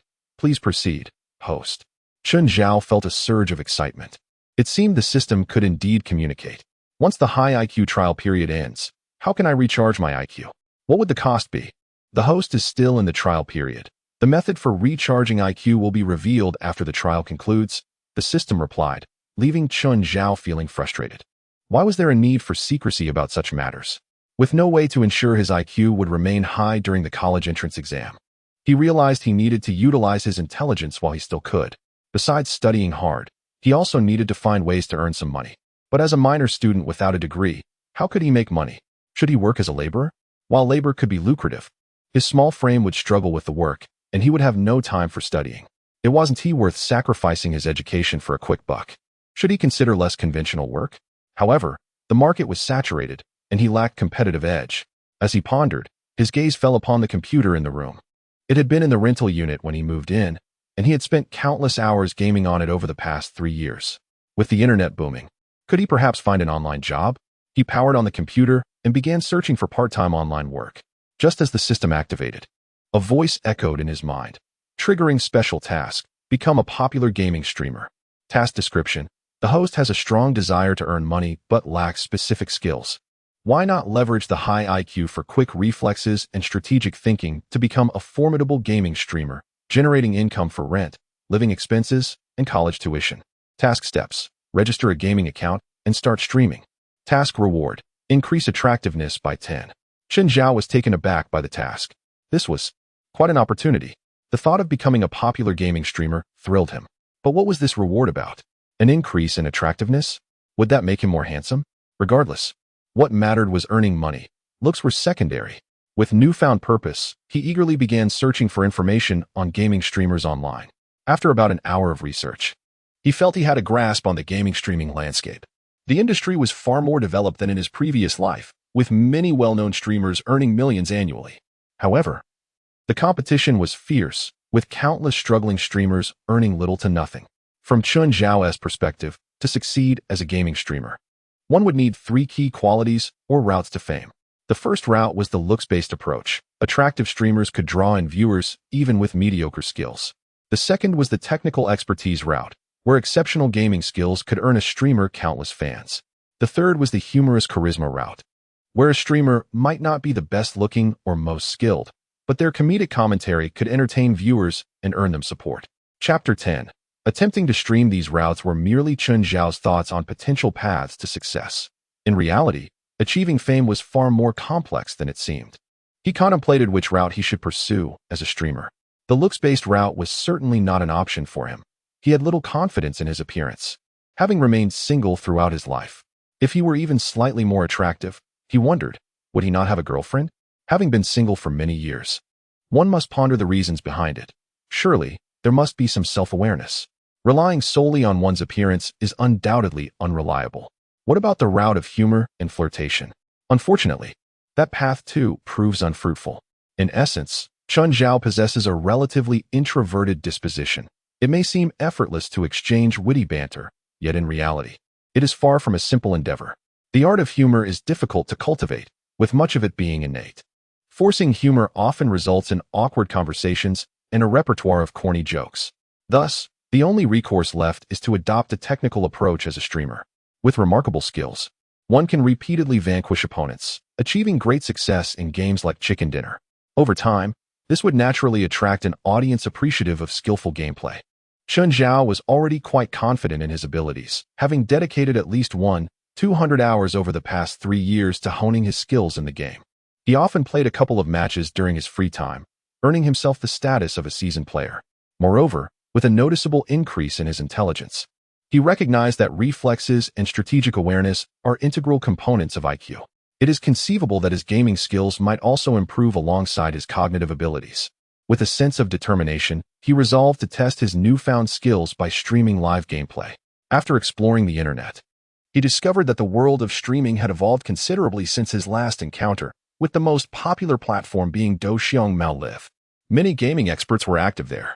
Following the website's guidance, Chun Zhao registered as a streamer. What name should he choose? After some contemplation, he decided against adopting a flashy moniker, opting instead to use his real name. Thus, streamer Chun Zhao was born. After some tinkering, he learned the ins and outs of streaming. Lacking a webcam, he could not show his face, but that added an air of mystery. His voice, deep and magnetic, might even lead female fans to liken him to a celebrity. As he opened his streaming room and switched to the game interface, he matched into a simple solo island match. Upon entering the spawning island, the cacophony of voices flooded his ears, selling hacks, wall hacks, aimbots, health locks, extra cash for explosive aircraft hacks. A child's voice chimed in. You must be an orphan. Go die, hack seller.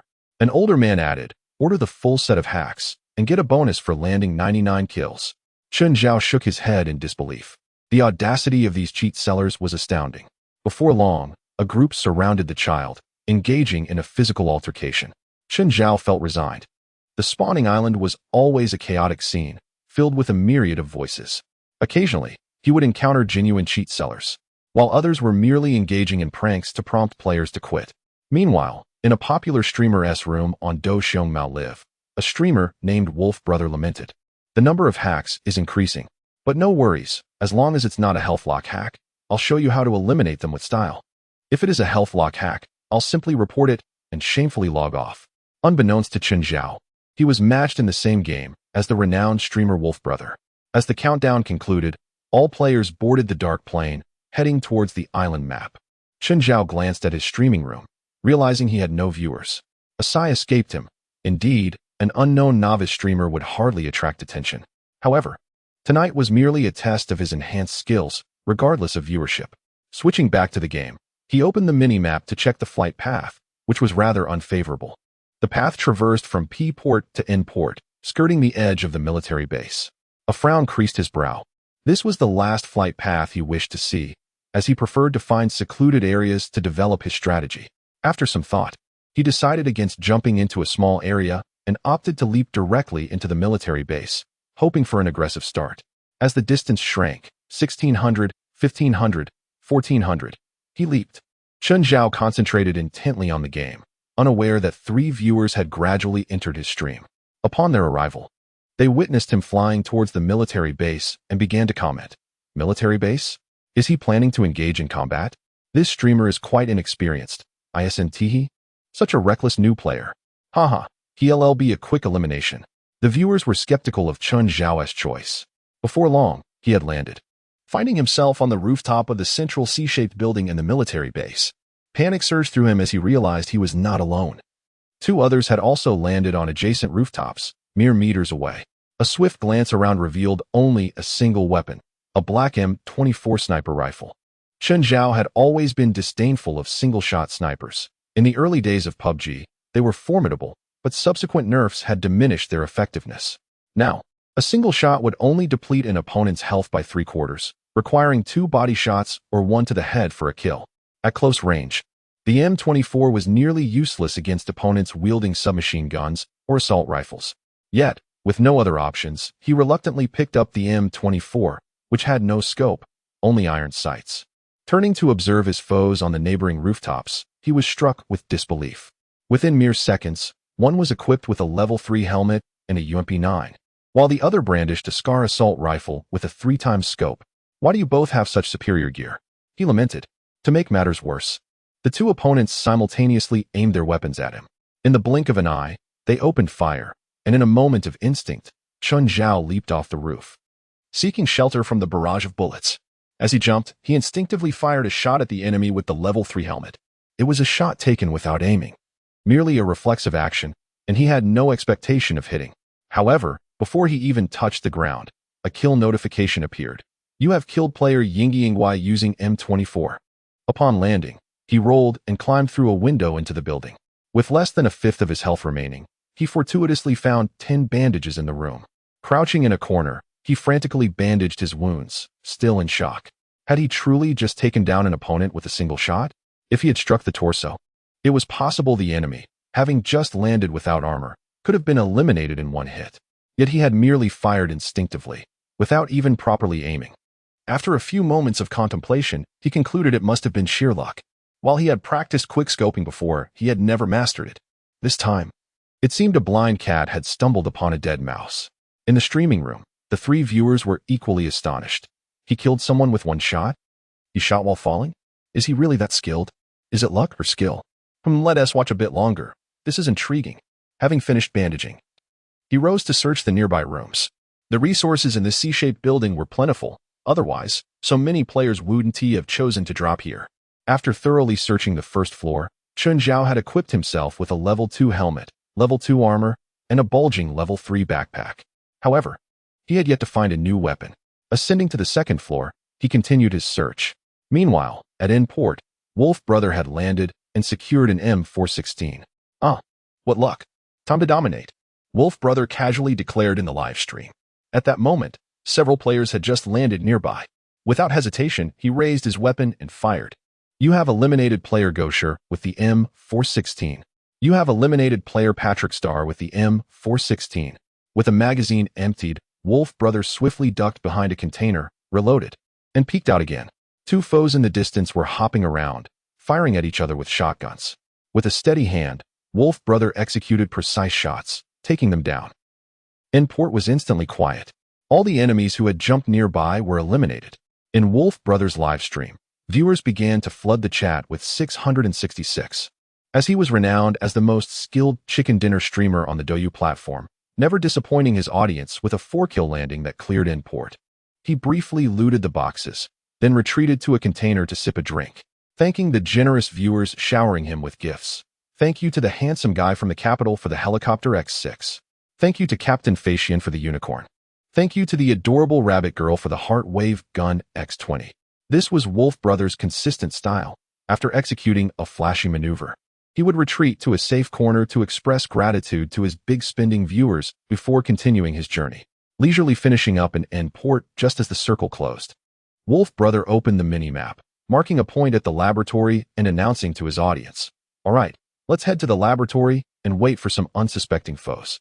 Meanwhile, in the military base, Chun Zhao crouched in a corner of the top floor, trembling with an S-1897 in hand. The orange-red footprints on the mini-map indicated that an enemy was approaching. The sound of footsteps echoed chaotically, seemingly coming from downstairs or right at the door. About to burst in, Chun Zhao felt unnerved. He had thoroughly searched the entire building, collecting 5 drinks and 5 painkillers. Yet he had found no submachine gun or assault rifle, only the pitiful S-1897. Now, as the enemy closed in, escape was not an option. He could only huddle in the corner, praying not to be discovered. Gazing at the S-1897, he felt a wave of helplessness. How could he fight with such a poor weapon? Was he merely a delivery man? Suddenly, the footsteps became distinctly clear, and in the next moment, a figure rushed in, wielding a devastating M762. Startled, Chun Zhao instinctively pulled the trigger. Bang! You have headshot eliminated player Xiaomomo with the S-1897. A notification popped up. Chun Zhao stared at the rising smoke from the box and the body lying on the ground, dumbfounded. A one-shot kill? He hadn't even aimed. Had he unintentionally discovered that his improved reflexes allowed him to eliminate foes without deliberate aiming? Chapter 12. Long-distance instant headshot after a brief exploration of the military base. Chun Zhao emerged clad in a full level 3 armor set, carrying an M24 with a 4x scope and a fully equipped Victor. He had a habit of believing he never had enough ammunition, so he had hoarded over 400 rounds, filling his backpack to the brim. Unbeknownst to him, 10 viewers had gathered in the live stream, excluding 3 who sought to recruit Chun Zhao into their guild, leaving 7 enthusiastic viewers who occasionally chatted. Ollie give, the streamer's skills are impressive. He really made it out of the military base. Cool guy. He killed 2, both with a single shot. Not sure if it's skill or luck, but I'm following. Hopeful cat lover. I hope the streamer wins. If he does, I'll shower him with gifts. Chun Zhao remained oblivious to the viewers, engrossed in the game. He checked the mini-map, marking a point at the laboratory, a place he was quite familiar with. Its location was advantageous. Standing atop the laboratory offered expansive fields, perfect for sniping. Spotting a jeep by the roadside, he jumped in and drove forward. As he neared the bridge, a sudden barrage of bullets rained down, sparking off the vehicle. Chun Zhao was startled, realizing he was ambushed at the bridge. Quickly scanning the terrain, he spotted a large rock not far ahead, flooring the gas pedal to crash into it. He rapidly exited the vehicle, taking cover behind it. The collision cost him a fifth of his health, and as he exited, he was hit by a few stray bullets, losing another fifth. Chun Zhao began sipping drinks to regain health while assessing the direction of the gunfire. Perhaps due to his heightened reflexes, he quickly identified the enemy's position, crouched in a bush by the bridge, revealing only a small portion of a white level 2 helmet. To validate his previous hypothesis, Chun Zhao drew his M24 without hesitation, even skipping the 4x scope, and fired. A soul-piercing shot. The enemy was headshot instantly. Green smoke ascended as a box appeared on the grass.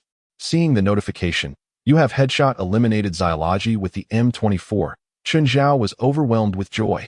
Indeed, his earlier suspicion was correct. After improving his reflexes, his shooting skills had become extraordinary. No need for deliberate aiming. Just raise the weapon and fire, guaranteeing a kill. Before he could revel in his excitement, the screen suddenly flashed red. His health plummeted to a mere 10%. He realized he had been hit by a 98K. Without hesitation, he darted to the other side of the car for cover and began using a medical kit to recover. While healing, he scanned for the source of the gunfire, spotting the sniper who had shot him, positioned far away on a hillside, approximately 400 meters off, crouching behind a large tree, aiming with a 98K. A wave of fear washed over Chun Zhao. Had he not been wearing a level 3 helmet, that shot could have been fatal. Truly, a mantis stalks the cicada, unaware of the oriole behind. He vowed to be more cautious in the future. As he healed, he surveyed his surroundings. No other players in sight, just that sniper behind the tree, allowing him to focus on the duel. The distance was indeed considerable. From the computer screen, the sniper's head appeared no larger than a green bean, exceedingly difficult to hit. Moreover, the enemy was poised, aiming at the jeep. The moment Chun Zhao exposed himself, he would be shot down immediately. Chun Zhao felt a surge of nerves. His previous 3 kills had all been at close range, often point blank. Now, with such a distance, could he still land a shot? Just as his health was nearly restored, he figured he could withstand a shot without dying. Gritting his teeth, he leaned out, fired. Boom. The M24's thunderous report shattered the air. "You have headshot eliminated Chun Go kill." Chun Zhao was ecstatic, nearly jumping out of his seat. To achieve a one-shot kill at such a distance was remarkable. He felt like a walking aimbot. With his backpack full, he did not loot the box, hopped back into the vehicle, and continued towards the laboratory. For some unknown reason, perhaps due to the shrinking circle, he encountered several enemies along the way. Chun Zhao was relentless, regardless of the distance. He would brake, park, and swiftly disembark, raising his weapon to fire, each shot finding its mark with lethal precision. Only one opponent, donning a level 3 helmet, took 2 shots to eliminate, while the others fell in mere moments. The viewers in the live stream were in an uproar. This streamer must be fake. Is their marksmanship truly that extraordinary? One commented. Another chimed in. Could this be a cheat? It looks too much like an aimbot. As the comments flooded in, one viewer declared, "Let's report this. It's obvious they're using cheats." Meanwhile, in Wolf Brother's live stream, he was perched atop the research facility, scanning the area with his 98K. He had already taken down 2 adversaries inside the facility, asserting his dominance over the space. Noticing the kill notifications on the screen, Wolf Brother furrowed his brow. Has everyone noticed? There's someone named Chun Zhao who has racked up several headshots with an M24. It feels like this player is using cheats. Such accuracy is excessive. Despite his own impressive shooting skills, he thought to himself, if he dares approach the research facility, I'll teach him a lesson with my 98K. The world of this battle royale mirrored the one Chun Zhao had previously known, with subtle differences, such as the ability to use Chinese names and the capacity to search for streamer accounts. By simply entering a game ID, one could uncover the streaming platform and room number if it belonged to a streamer. Upon hearing Wolf Brothers' remarks, some fans sought out Chun Zhao's ID and discovered he was indeed a streamer. In Chapter 13, reporting Chun Zhao's viewership surged from 200 to 400, then to 1,000, and finally peaking at around 3,000 before stabilizing. Oblivious to this, Chun Zhao continued his journey towards the research facility, occasionally stopping to eliminate distant foes with his M24. Unbeknownst to him, his kill count had climbed to 10. Feeling confident, he thought, this match is surely a win. In Wolf Brothers' stream, fans began to flood the chat with messages. Wolf Brother, that cheat user Chun Zhao is heading your way. He just arrived in a jeep. But I didn't catch the license plate. Another exclaimed, be careful, I just came from Chun Zhao's stream. He is almost there. Realizing the situation, Wolf Brother grew tense.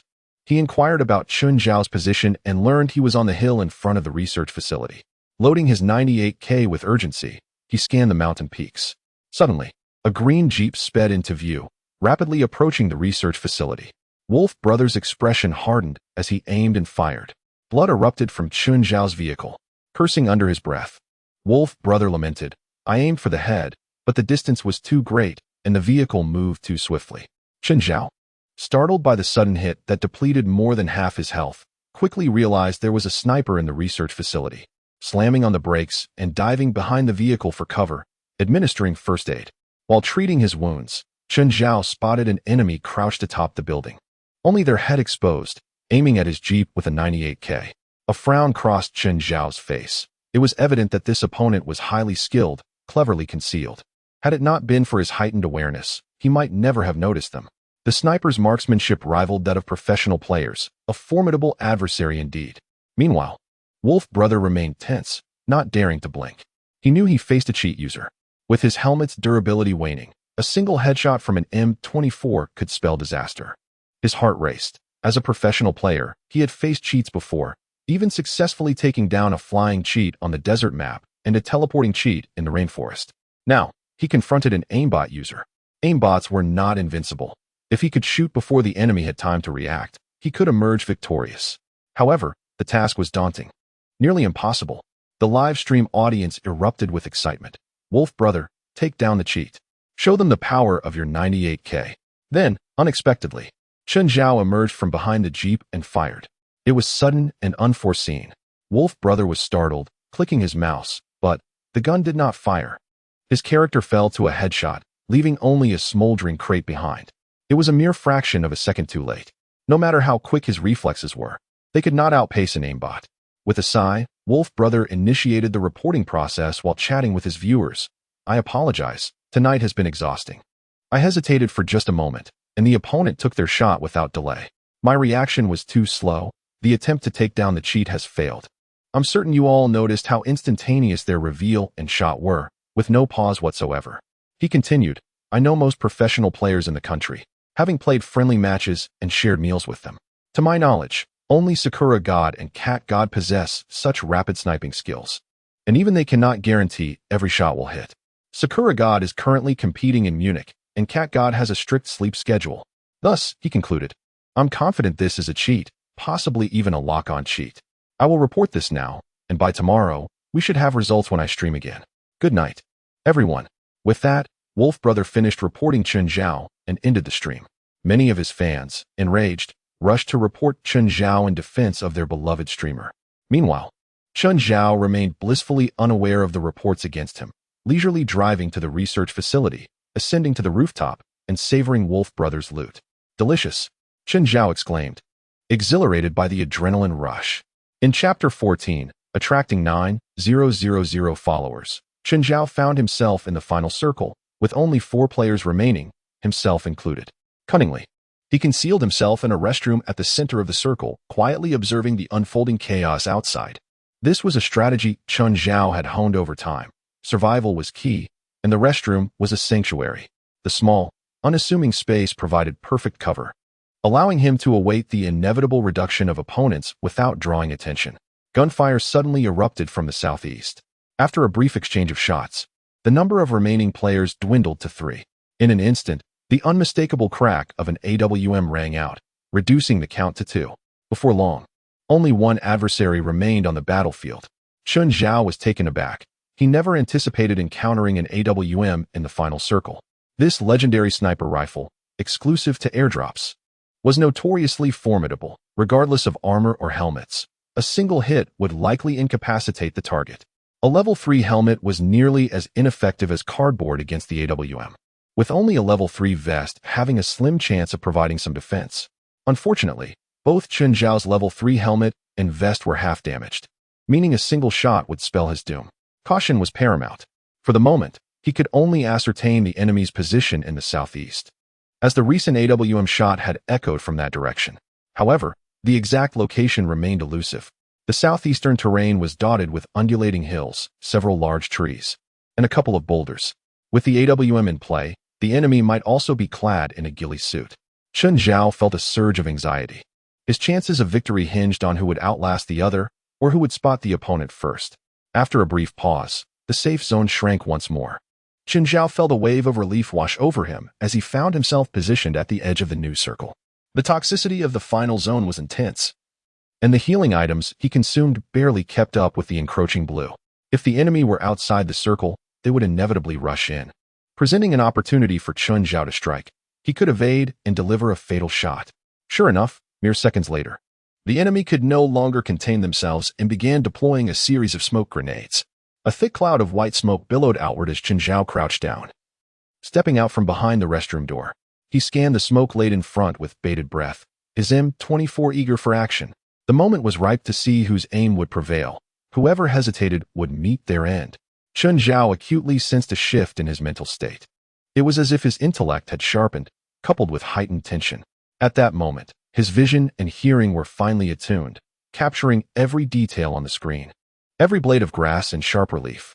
He waited, poised to fire at the first glimmer of movement. Finally, as the smoke cleared, he spotted a figure clad in a ghillie suit. The adversary noticed Chun Zhao simultaneously and quickly aimed down their scope. Bang! The M24 roared to life, instantly shattering the ghillie suit's headgear. Victory! Chun Zhao exhaled deeply, a surge of exhilaration coursing through him. It was evident that his improved intellect had significantly elevated his gaming prowess, particularly his marksmanship and perception, rendering his previous performance almost unrecognizable.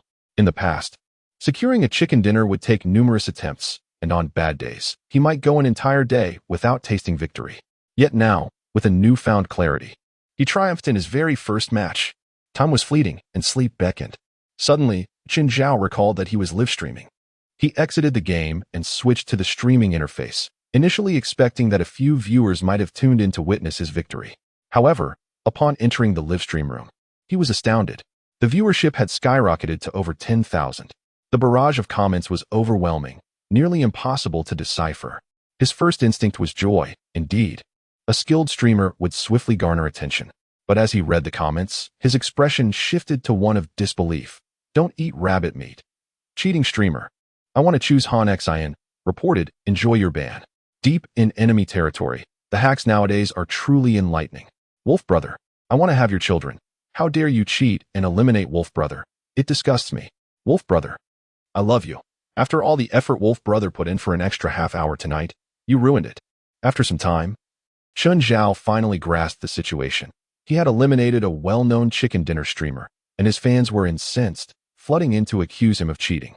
Initially bewildered and not particularly angry, once the truth dawned on him, a fire ignited within him. How amusing. The fact that their streamer could not best him led them to claim he was using an aimbot. They hadn't even investigated. Yet thousands stormed into the live chat to vent their frustrations. Such audacity could not be tolerated. His computer lacked a camera, preventing him from showing his face, but his headset permitted him to speak. Taking a deep breath, he activated his microphone. Hello everyone, I'm the streamer Chun Zhao. This is my first live stream. I engaged in a sniping duel with Wolf God and eliminated him purely through my skill. I am confident in my sniping speed and accuracy. Many believe I am using an aimbot, which angers me as it's a false accusation. I, Chun Zhao, would never cheat. Yet, I am also pleased, as it demonstrates that my skills have reached an incredibly high level, nearly akin to cheating. Feel free to follow me. If all goes well, I'll be streaming every night. Many have reported me, but I assure you, I will not be banned, as I do not cheat. If you doubt me, you may wait and see. With that, Chun Zhao dismissed the trolls in the live chat and ended his stream. Surprisingly, his words proved effective. His follower count surged, skyrocketing to over 9,000. Many gaming streamers toil for years without reaching 9,000 followers. Yet Chun Zhao achieved it in just half an hour. A remarkable feat. Of course, most of these followers were likely there to witness him get banned for cheating. Nevertheless, Chun Zhao believed that once the investigation concluded and his innocence was established, many would shift from anger to astonishment and admiration, potentially remaining loyal followers. It was a clever strategy, and now he awaited the outcome. Chapter 15. A visit to the principal's office the following morning. As Chun Zhao entered the classroom, he could distinctly feel the change in the gazes of his classmates. After all, his rapid calculations during math class had left quite an impression. Previously, Chun Zhao had been as inconspicuous as air in the classroom, but now he had suddenly become the center of attention. His peers regarded him with a mix of intrigue and mystery. Taking a seat in the back row, he slung off his backpack. His deskmate, Su Lianlian, was munching on breakfast, a chive bun. Oh dear, must you really eat chive buns? Chen Zhao felt a wave of exasperation. Everyone knew the pungent power of chive buns. One bite could linger for an entire morning. Yet, Su Lianlian relished them. Sitting by the back door, the aroma wafted outside, leaving Chen Zhao as the sole victim of the scent. Afraid? You will perish from my belches. Unfazed, Su Lianlian continued to nibble on her bun, her sharp tongue unabated. Chen Zhao was powerless against her, so he opened a biology textbook and began reviewing. After several pages, he sighed and closed the book, resting his head on the desk. The reason for his disinterest was simple. He had already studied the material thoroughly yesterday and had memorized it all. There was no need to revisit the content. Su Lianlian noticed Chen Zhao close his book and began to tease him. What is this? Feeling high and mighty? Finished memorizing biology already? In the past, when Chen Zhao would lay his head down in disinterest, Su Lianlian would often mock him in this manner. Chen Zhao would typically give her a glare, turning away to feign ignorance. A glare signified his defiance, while turning away was a recognition that he could not outwit this sharp-tongued girl. However, today was different. Chen Zhao did not glare or turn away, but simply replied softly, "Yeah. What does you mean? If you were imitating a donkey, it should be your, not yeah." Su Lianlian grinned, baring her teeth. It seemed she took pleasure in her sharp tongue. What I mean by yeah is that I've memorized the entire biology textbook. Chen Zhao retorted, somewhat irritated. Memorized everything? Your confidence is more inflated than a celestial dog. Su Lianlian pouted. Dare you let me quiz you? I could expose your facade and see through your bravado. Chen Zhao shrugged, indifferent. Feel free to ask. If I can't answer, I'll concede. Su Lanlan raised her beautifully shaped eyebrows, seemingly surprised by Chen Zhao's prompt response. She then opened her biology textbook, munching on a chive bun while mumbling, "What is the definition of photosynthesis?" Without hesitation, Chen Zhao answered. Photosynthesis refers to the process by which green plants, through chloroplasts, utilize light energy to convert carbon dioxide and water into organic substances that store energy, while releasing oxygen. Su Lanlan's expression shifted to one of astonishment. She had not anticipated such a fluent and precise answer, identical to the text. It was evident he had memorized it thoroughly. Perhaps feeling the need to further impress, Chen Zhao added, "This statement is found in the first 3 lines of page 101 of the biology textbook." Su Lanlan's eyes widened as she glanced at the page number. Indeed, it was page 101. "Wow," she exclaimed, genuinely taken aback. "You can even remember the page number?" "The entire textbook is stored in my mind like an e-book. The page number is trivial." Chen Zhao smiled, embodying the traits of a scholarly prodigy. "You should know when to tone it down." Su Lanlan, undeterred, challenged him. "I won't ask you questions anymore. Instead, I'll ask you for page numbers and line numbers. Dare to play? Who is afraid of whom?" she declared. "All right." Su Lanlan flipped a few pages to page 125 and asked about the relevant information in the bottom right corner. After posing her question, she revealed a cunning smile. Knowing this section was not part of the exam content, the teacher hadn't even covered it in class.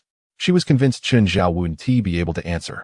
Yet, in the next moment, Chen Zhao effortlessly replied, "The term cancer originates from Latin, meaning crab, used to describe how cancer spreads aggressively, much like a crab, invading surrounding healthy tissue." Su Lanlan was left dumbfounded. He had recited it perfectly. He even memorized content that wouldn't be tested. Their questioning game had attracted the attention of their classmates. And Wang Wei, seated in front of Chen Zhao, turned around and posed a direct question. "What is the last page of the textbook? Specifically the last paragraph of the postscript?" Several classmates exchanged mischievous grins, thinking there was no way Chen Zhao could remember the postscript. However, Chen Zhao smirked and began to recite. "We would like to express our gratitude to the teachers and students in the experimental areas using this set of materials. We hope that during your usage, you will provide us with timely feedback and suggestions, for which we are deeply appreciative." The onlookers were left speechless, astonished by the unexpected turn of events. "Is this even possible?" they murmured. "Chen Zhao, are you human or a ghost? Memorizing the postscript? That is ruthless. If the college entrance exam included the postscript, I would eat the entire school's restroom. Wow, for the first time, I feel intimidated by a top student. Is this what they call a scholarly genius?" Chen Zhao waved his hand dismissively, feigning a lofty demeanor. "Please refrain from flattery. It might make me proud." As all the classmates turned back to their studies in unison, Chen Zhao was momentarily taken aback. "I said stop flattering, and you all just stopped? How remarkably sincere. If you visit someone's home with a gift, and they say, 'You re here, So what are you bringing? Would you really take the gift back? Suddenly, a large hand clapped on Chun Zhao's shoulder, startling him. He turned to find his homeroom teacher standing behind him, having just entered, which explained why everyone returned to their studies. Step outside for a moment, the teacher ordered before exiting through the back door. Chun Zhao thought to himself, how unfortunate. I was only resting for a couple of minutes, and I got caught. He braced himself for a scolding. However, when he stepped outside, the anticipated reprimand did not come. Instead, the teacher greeted him with a warm smile. Chun Zhao felt a chill. Why was the teacher smiling at him? After the second period, when everyone is running laps, you need to go to the principal's office, the teacher instructed. Chapter 16. Mayor's Scholarship. After the teacher left, Chun Zhao returned to his seat, feeling disoriented. The principal's office? He had a vague sense that something significant was about to happen. What could it be? Only upon arrival would he know. The principal's office had always seemed to him a place akin to the Forbidden City, where outsiders were not allowed, and entry was met with dire consequences. Why was he being summoned now? Su Lanlan leaned over. What did the teacher say? Recently, the teacher had been experiencing some hair loss. So Su Lanlan privately referred to him as Bald Head. He told me to go to the principal's office when we run laps. Chun Zhao scratched his head and whispered. Su Lanlan paused for a moment before looking at Chun Zhao with a sympathetic expression. As your desk mate, I will visit your grave every Qiming festival from now on.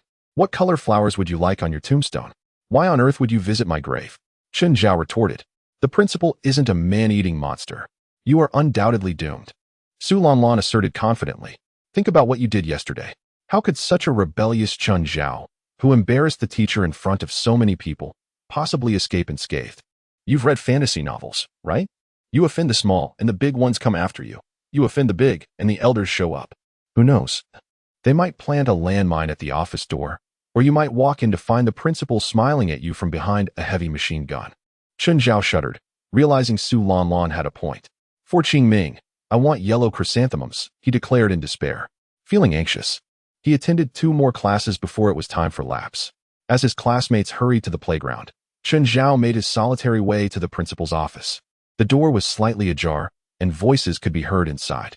Knowing the principal was still working, Chun Zhao decided to wait outside patiently, eavesdropping. The principal's pleasant voice emerged from within. Ma Jianjun, how has your academic performance been lately? Are there any difficulties? Is the teacher assigned to you satisfactory? I see you've lost quite a bit of weight. You need to eat more. Without proper nutrition, your stamina will suffer, which is detrimental to your studies. Chun Zhao's expression sharpened. It seemed Ma Jianjun was speaking with the principal.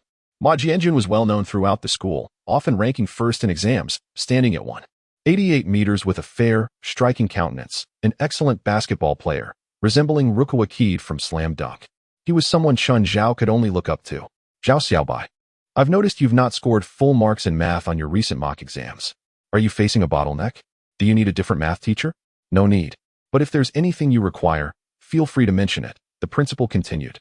Chun Zhao's expression tightened again. It appeared Zhao Xiaobai was also present. Zhao Xiaobai's name was equally renowned, as whenever Ma Jianjun didn't secure the top spot, it was invariably Zhao Xiaobai who took it. For the rest of the time, Zhao Xiaobai consistently held the second position in the school. Besides her academic prowess, she was an unparalleled beauty with snow-white skin and cascading hair, often donning a simple white dress, yet exuding the aura of a movie star. Lin Fan, you've made significant progress in recent exams. But don't let it get to your head. Keep pushing for improvement and aim to rank among the top 2 before graduation. Chun Zhao's expression stiffened for the 3rd time. It seemed Lin Fan was also there. Lin Fan's label was straightforward, the perpetual 3rd place. Throughout high school, he consistently ranked 3rd in major exams with little else to mention. He was of average appearance and possessed no distinctive traits.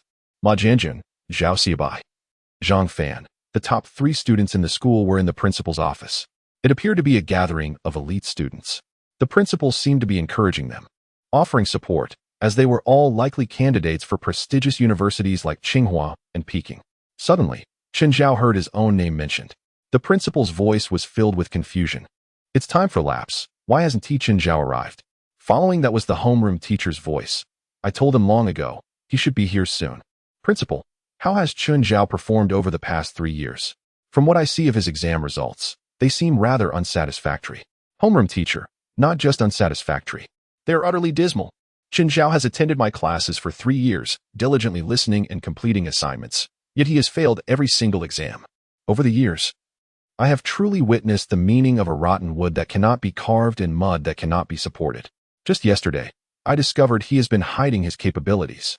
Chen Zhao, feeling a wave of anxiety, realized it was time to enter the office. He knocked on the door and stepped in, greeting both the principal and the homeroom teacher. Standing awkwardly in the corner, he felt out of place. 3 top students turned to look at him, their expressions filled with confusion, as they had never encountered such a character before. The top students of the school always shared the same examination room, and even if they didn't know each other, their faces were familiar. However, none of them had any recollection of Chen Zhao. Lin Fan could not help but ask, "What rank did you achieve in the midterm exam?" Chen Zhao replied, "3rd place."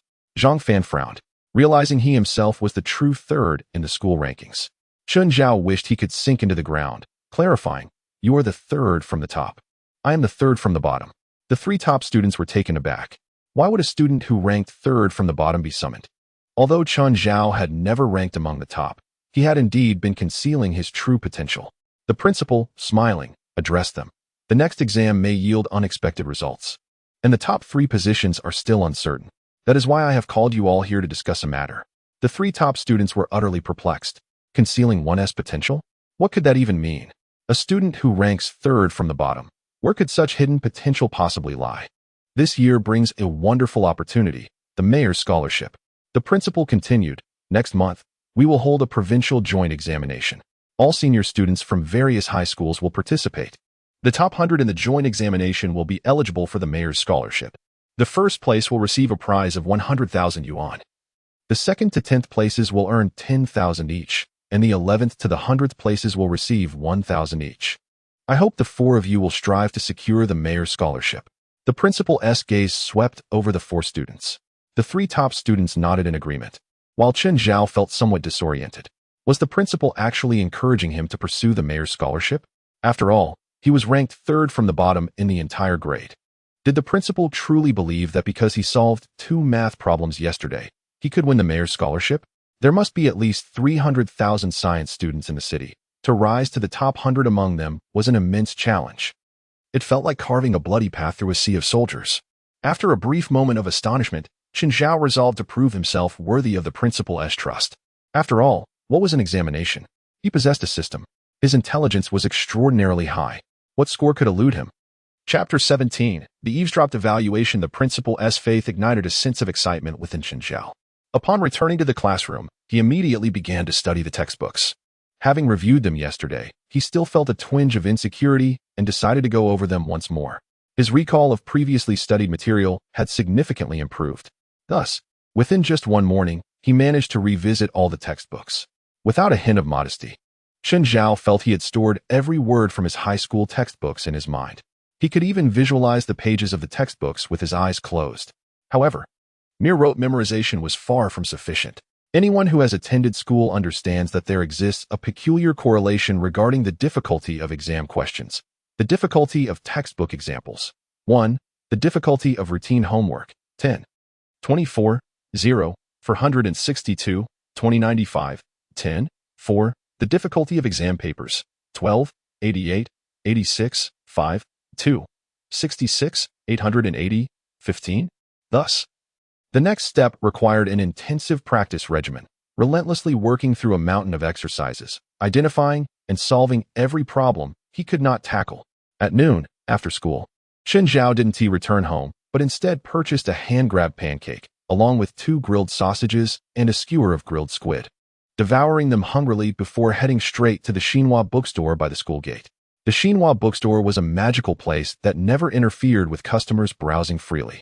Each time Chen Zhao visited, he found a multitude of people engrossed in reading, leaning against bookshelves or sitting on the floor, utterly absorbed, resembling sculptures. Most of these individuals were simply there to read without purchasing anything. Chen Zhao often thought that with so many people taking advantage of this, the bookstore would likely close down soon. Yet, after all these years, the Xinhua bookstore remained resilient, even managing to renovate twice, providing more seating for the readers. Today, Chen Zhao too intended to indulge in this delightful pastime. Upon entering the store, he took the elevator straight to the 3rd floor. This floor housed the supplementary materials section, where one could find everything from preschool literacy workbooks to college exam preparation books. High school exercise books and supplementary materials occupied a significant portion of this section. Chen Zhao aimed to peruse the exercises for the senior year. Upon reaching the third floor, he unexpectedly spotted three familiar figures: Ma Jianjun, Zhao Xiaobai, Zhang Fan, the top 3 students in the school. It appeared they had just arrived as well, navigating the aisles, likely in search of exercises. High achievers often gravitate toward one another, and these top 3 students seemed to have a strong rapport. However, since Chen Zhao was not familiar with them, he refrained from greeting them and instead sought out supplementary materials. Chen Zhao wished to find 5 years of college entrance exams and 3 years of simulated tests, a well-known exercise book that all the top students in his class possessed, assuming the quality of the questions would be commendable. However, after wandering for a while, he could not find it. Instead, he stumbled upon 6 years of college entrance exams and 3 years of simulated tests, the cover identical to what he remembered, albeit with a different title. This was likely a result of the system altering the world. Since the world reset, many things had changed, and it was not surprising for supplementary books to have different names. Chen Zhao picked one from the shelf, a mathematics book titled 5-3, or rather 6-3, and nestled into a corner to begin reading. Each page was filled with questions, and every problem was marked with the phrase certain year, certain places college entrance exam, indicating they were essentially original exam questions. The compilers had categorized these real questions and simulated problems according to chapters. The authenticity of the questions was profound, making them perfect for revision. Looking at the first question, he instantly knew the answer. The second question? Again, he immediately discerned the solution. The third question? Still, he recognized the answer at once. The exhilaration of possessing high intelligence was unparalleled. All the questions felt significantly easier, requiring no cumbersome calculations. Chen Zhao progressed swiftly through the exercises, finishing a page in mere seconds, flipping through pages without pause. After several minutes, he suddenly heard familiar voices in the distance. The voices belonged to the 3 top students. They spoke softly, but Chen Zhao had always had keen hearing and could discern their words quite clearly. Ma Jianjun, I should finish memorizing the vocabulary for the CET 4 by the day after tomorrow. I bought a CET 6 vocabulary book to skim through. Zhang Fan, I just bought a book of physics Olympiad problems. I need to prepare quickly for the upcoming physics competition. Zhao Xiaobai, I purchased a collection of perfect essays to memorize at home. Indeed, top students are always engaged in acquiring new materials for learning, Chen Zhao silently admired. However, as he continued to listen, the conversation unexpectedly turned to him. What's the deal with Chen Zhao, who met with the principal this morning? I inquired and found out that Chen Zhao has not performed well since entering high school. He has been at the bottom of his grade in senior year. Zhang Fan's voice dripped with disdain. When he claimed to be 3rd from the bottom in the office this morning, I found it hard to believe. It seemed like a joke. After all, how could someone ranked 3rd from the bottom warrant a meeting with the principal? Yet it turned out to be true. Chen Zhao shrugged, thinking to himself, what does it matter how I perform? Focus on your studies, and you might not remain perpetually in 3rd place. Next came Zhao Xiaobai's gentle voice. I inquired with the teacher, who mentioned that Chen Zhao solved 2 exceedingly difficult problems in front of the grade director. And these questions were randomly posed by the director on the spot. He claimed to have been concealing his abilities, deliberately aiming for the bottom of the rankings. Perhaps he is akin to a seemingly ordinary monk from Shaolin, hiding a remarkable prowess beneath a humble exterior. Chen Zhao silently nodded, his admiration for Zhao Xiaobai soaring. What a beautiful girl, her appearance matched by her kind heart. Nonsense, came Ma Jianjun's dismissive voice. I've feigned low scores myself, all in pursuit of the progress scholarship, but I only fell short by 50 points. Chen Zhao, on the other hand, is missing several hundred. Is there really a need to hide to such an extent? It's likely he just got lucky, like a blind cat stumbling upon a dead mouse.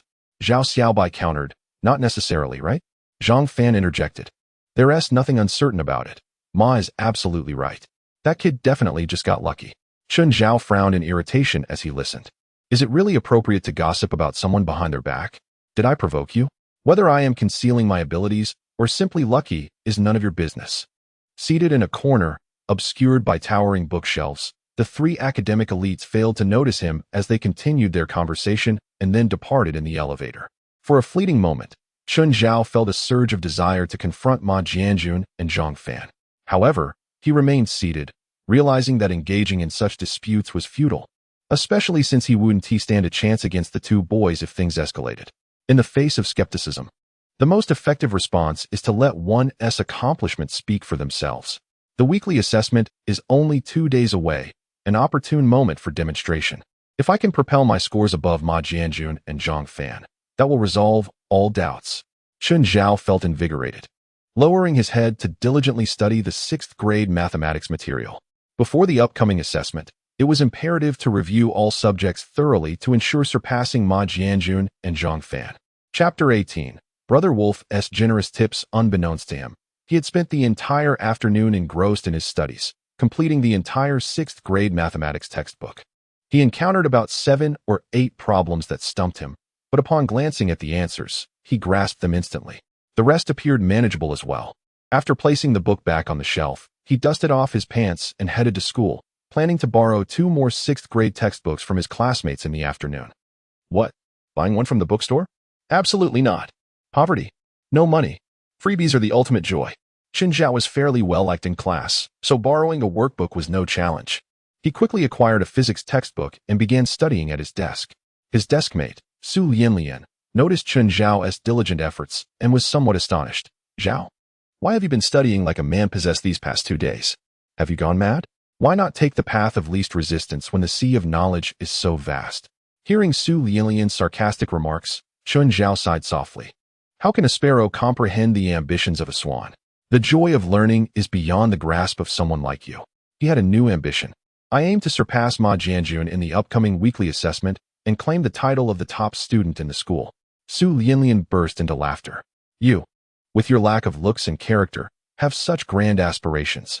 If you manage to become the top student, it would mean our school has been struck by a nuclear bomb, and you'd be the only one skipping classes. Chun Zhao shot a disdainful glance at his sharp-tongued deskmate and chose not to engage in a futile argument, returning to his studies. Becoming the top student was not an insurmountable challenge. Who does he look down upon? Just wait until the day after tomorrow. Motivated by his deskmate's taunts, Chun Zhao's enthusiasm for studying intensified, and he continued until the evening's self-study session concluded. By then, he had completed the 6th grade exercises for physics, language arts, and chemistry. If all went smoothly, he could finish reviewing all subjects by tomorrow. Initially, he had planned to complete everything today, but it would take an additional day. Although progress was slightly delayed, finishing before the assessment was the priority. If other students were aware of Chun Zhao's plans, they would surely be infuriated.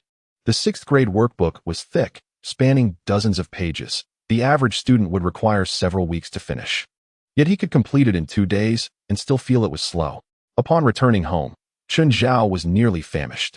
As usual, he boiled a packet of instant noodles and some frozen dumplings, devouring them alongside a cold soda. He switched on his computer, preparing to go online. While studying was essential, earning money through live streaming could not be neglected. After receiving numerous reports yesterday, he wondered if there were any results. Meanwhile, on the Douxiongmao live streaming platform, the game streamer Brother Wolf was live. On the screen, the game had reached its final stages. Brother Wolf, clad in camouflage, lay in the grass, cautiously surveying the barren landscape with an M249 in hand. Only one enemy remained, presumably hiding behind a nearby tree. Brother Wolf narrated to his audience, "Let us hold our ground. Survival is victory." Suddenly, without warning, the screen displayed the victory scene. Brother Wolf was momentarily taken aback, but soon smiled, realizing that the final enemy had been trapped in the poison circle, unable to heal in time and succumbing to it. Brother Wolf had achieved victory without shedding blood. He decided to conclude the evening stream. Exiting the battle interface, he noticed a new message. Upon opening it, he found a notification from the game's official Bluehole. After investigation, the player Chun Zhao you reported last night at 23:55 has shown no signs of cheating. Thank you for your vigilance in maintaining the integrity of our platform. Brother Wolf blinked in disbelief, rereading the message several times to confirm that the investigation concluded that Chun Zhao had not cheated. Not cheating? With such swift aim and consistent headshots? His instinctive reaction was to think the investigation was mistaken. However, upon reflection, he acknowledged that the official game data was detailed and precise. Bluehole had always been rigorous in combating cheating. While there could be cases of wrongful bans, it was inconceivable for someone who had cheated to escape unpunished. Therefore, it seemed that this streamer Chun Zhao was indeed innocent. As for his superior marksmanship, Perhaps he was a professional player using a smurf account to play casual matches. Brother Wolf had dined with various domestic professional players, and to his knowledge, none matched that description. It was plausible that he could be a professional player from Europe or America who had taken a Chinese name, leading to this encounter. Although the odds were slim, it was not impossible. Regardless, Brother Wolf realized he had wrongfully accused an innocent person. You all can see this notification on my screen. The streamer Chen Zhao, whom I reported, has been found innocent. It seems I was too hasty in my judgment. I am unaware if Chen Zhao is watching my stream, but I would like to apologize publicly. I'm truly sorry for my rashness. Tomorrow, I will draft a formal apology letter and pin it on my personal homepage for a week.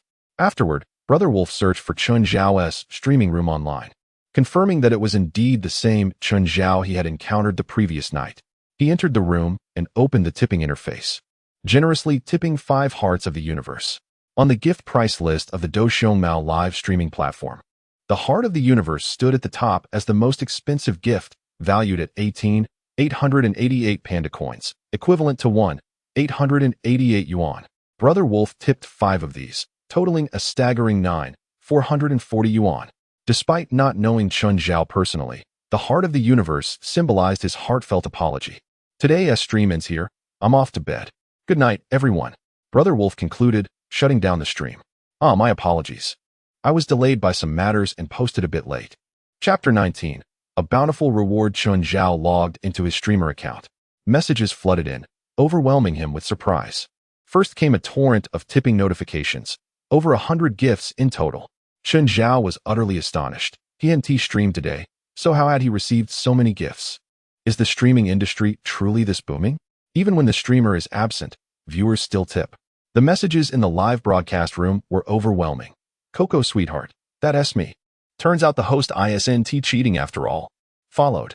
Net depression player number 1. Oh no, the host is so unfortunate, not cheating but still being accused. Followed. The inheritor of old age. Let us go. Awesome host. The little bunny used by the bear to wipe its behind. Host. Wolf brother has sent gifts to apologize. Did you see that? I also sent one. It took Chen Zhao a moment to realize that the accusations of cheating from yesterday had finally been resolved. Upon discovering the injustice done to a good person, many felt guilty and sent gifts as an apology. Numerous viewers shifted from being antagonistic to supportive.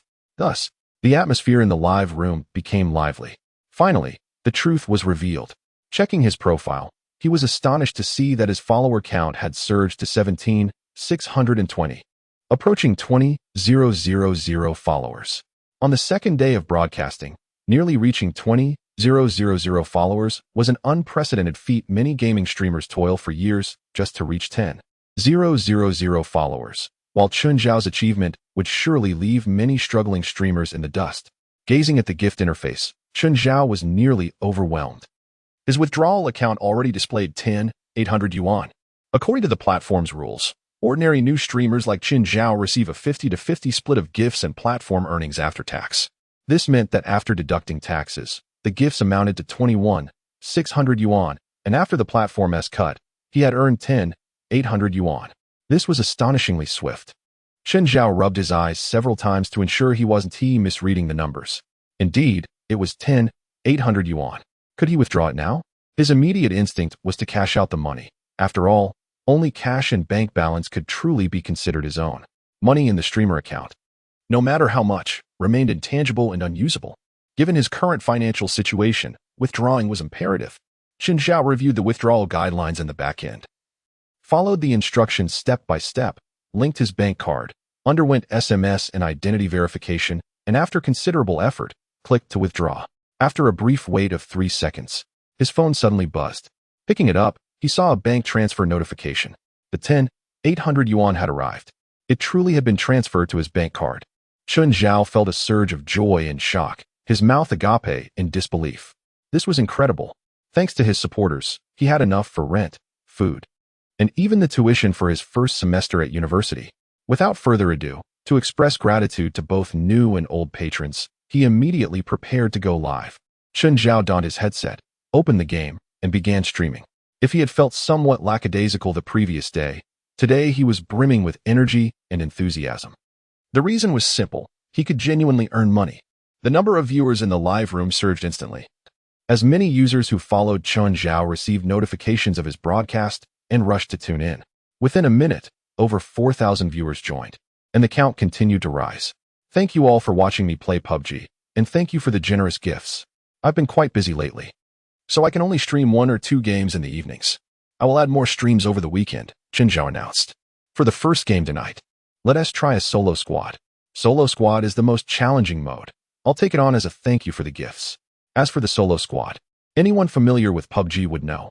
It involves 1 player against squads of 4. In combat, while other teams can provide mutual cover and alternate attacks, the lone player must stand alone, a true test of skill. Chun Zhao engaged with the audience while selecting the familiar island map, opting for a squad without matching teammates. After a brief 2-second wait, the game commenced. Chun Zhao found himself at the quality square, which was as chaotic as ever. Some players jumped around like monkeys, while others lay on the ground pretending to be caterpillars, and there were those who threw punches and charged about wildly. Chun Zhao, however, was not in the mood for frivolous antics. He stood still, gazing at the sky, awaiting the countdown. Soon, all players boarded the plane, heading to the island. The voice chat on the plane was raucous. Are there any guys looking for a team? Listen up, everyone. We're dropping at P City. Anyone who doesn't jump at P City is a coward. Where should the girl who just teamed up jump? I'll say it again. If you don't jump at P City, you're a coward.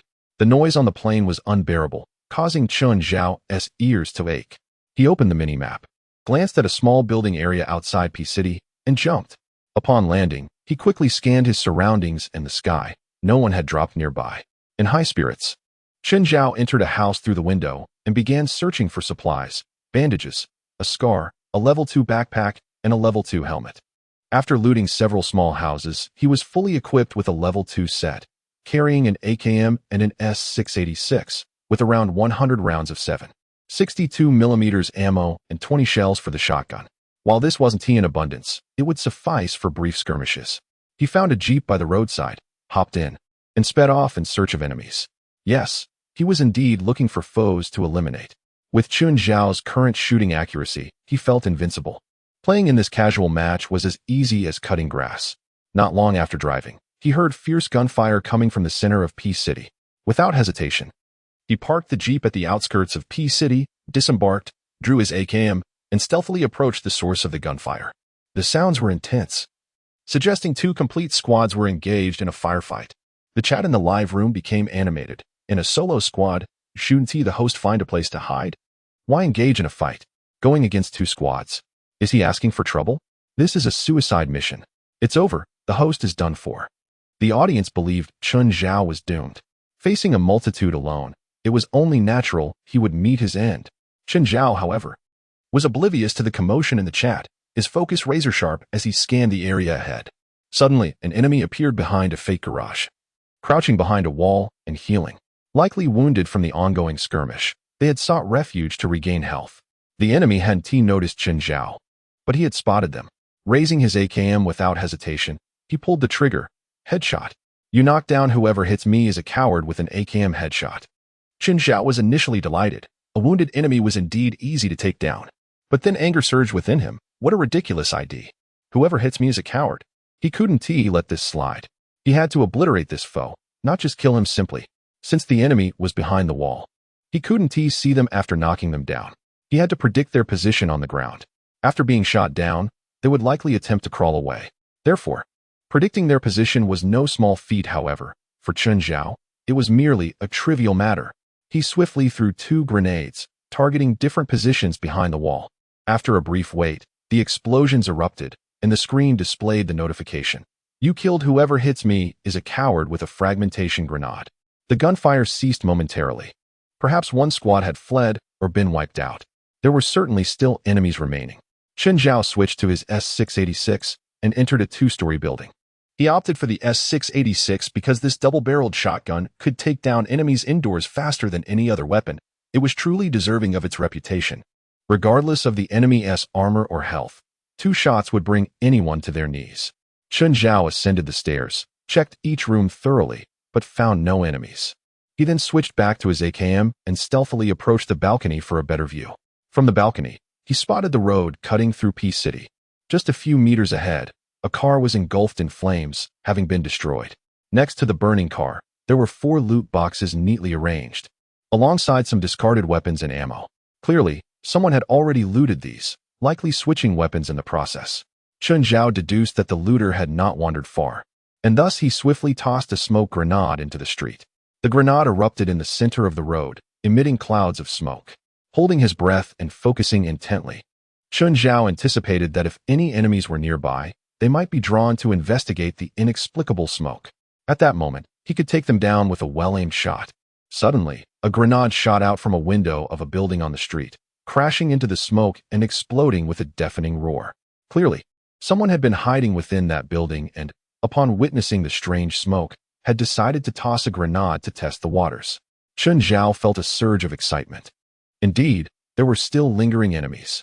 He fixed his gaze on the source of the grenade, waiting for the opponent to reveal themselves. However, as the smoke dissipated and the time for the smoke grenade expired, no enemy appeared. What a patient turtle. Since you won't come out, very well. I shall deliver the bullets to your doorstep. Chun Zhao switched to the formidable S-686 in hand and leaped from the balcony, sprinting toward the targeted building. The distance was minimal, and in mere seconds, he burst through the door. Upon entering, he spotted an enemy crouched in the corner, holding an M416 and aiming at the entrance. Bang! Bang! Chun Zhao fired twice in quick succession, both shots striking true. You have headshot knocked down Luloi with S-686. You have headshot killed Luloi with S-686. The notifications flashed on the screen consecutively. The enemy sprawled on the ground had become a mere box of loot. Chun Zhao recalled that he had been streaming for quite some time without addressing his audience. So he began to speak. Everyone, the unfortunate fellow I just eliminated serves as a classic example of a failed defensive strategy indoors. Crouching in a corner can be a viable choice, but lying flat on the ground is an egregious mistake. When prone, the ability to raise one's weapon is severely restricted, making it difficult to hit a moving target, and in that position, one cannot swiftly evade gunfire. It practically makes one a living target. No wonder he met his demise. If one must defend on the first floor, crouching against the wall is advisable. It reduces the area exposed to gunfire and allows for shooting without the limitations of raising the weapon. In this game, fortune and skill are equally important, with skill further divided into marksmanship and tactical awareness. I shall share some tips with you all in the future. Chun Zhao concluded, feeling satisfied with his explanation. Just as he intended to switch back to the stream to gauge his viewers' reactions, he suddenly heard a voice from above. Hey, are you the streamer? Chun Zhao instantly realized there were still enemies on the second floor. The voice was melodious and soft, likely belonging to a female. Of course, it could just as easily be a burly man using a voice changer.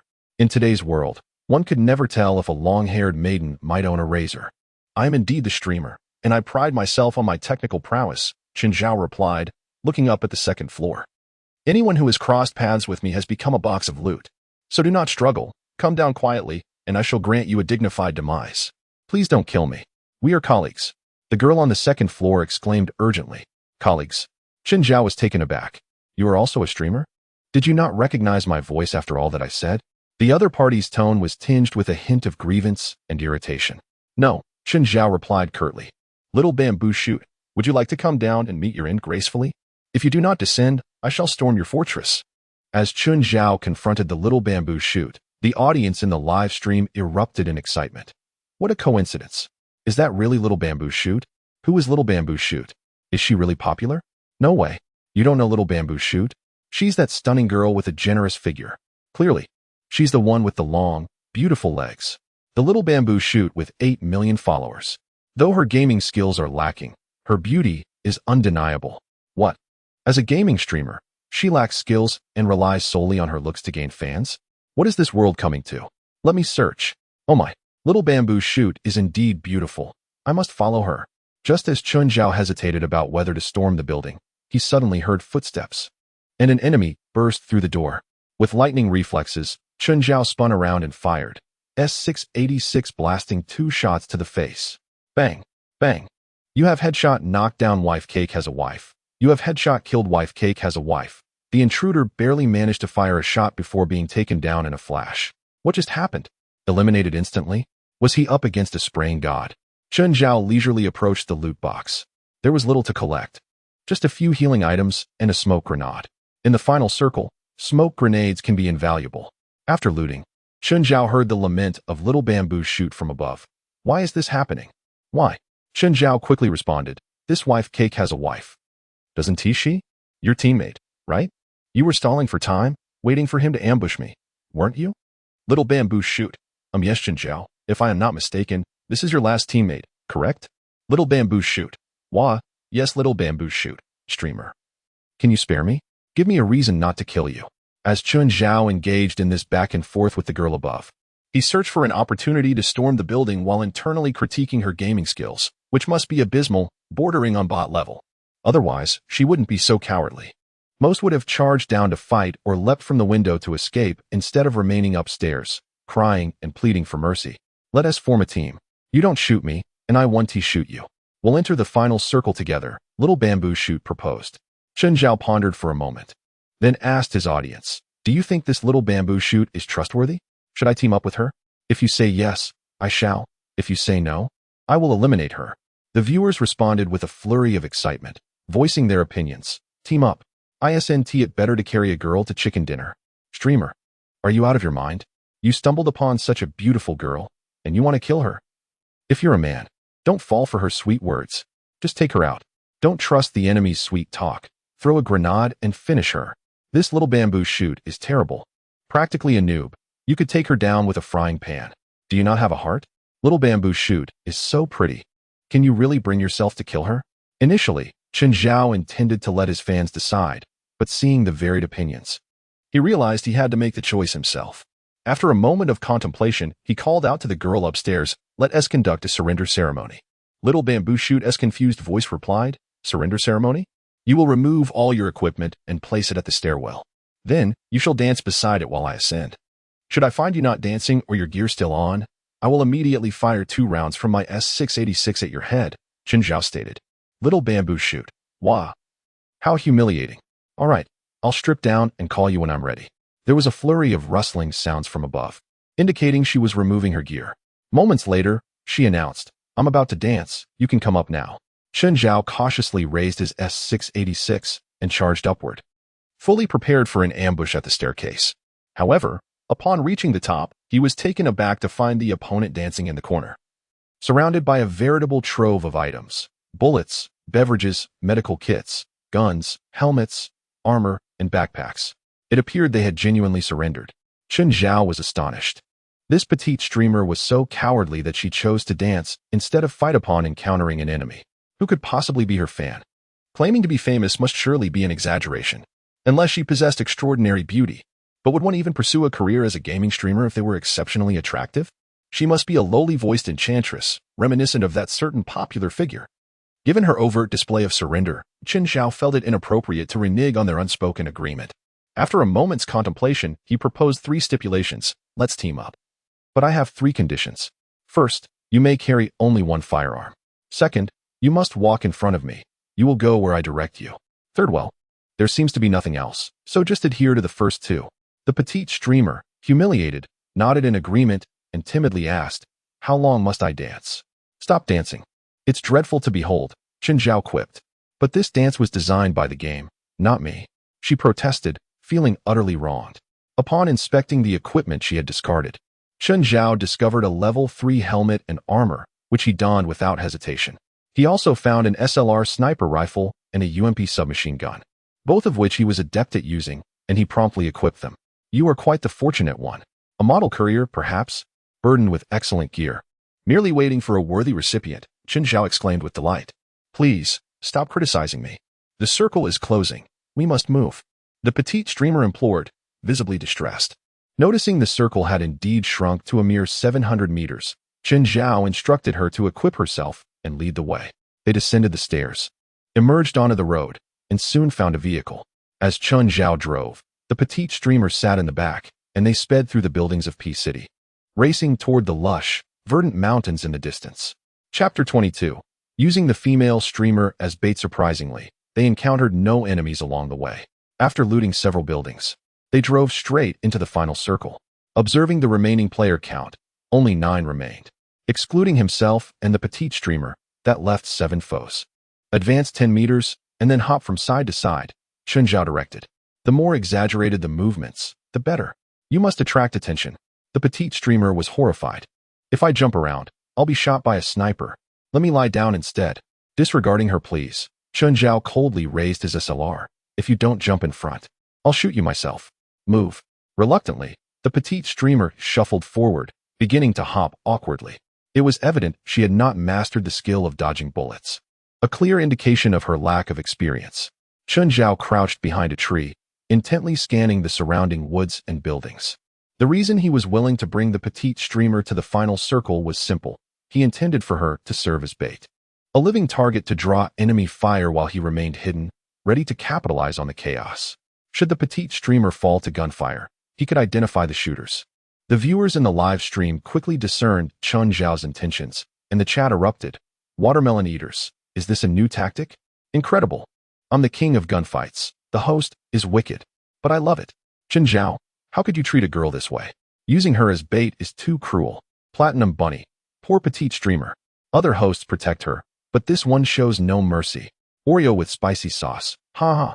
This iconic moment, forcing the petite streamer to hop in the final circle.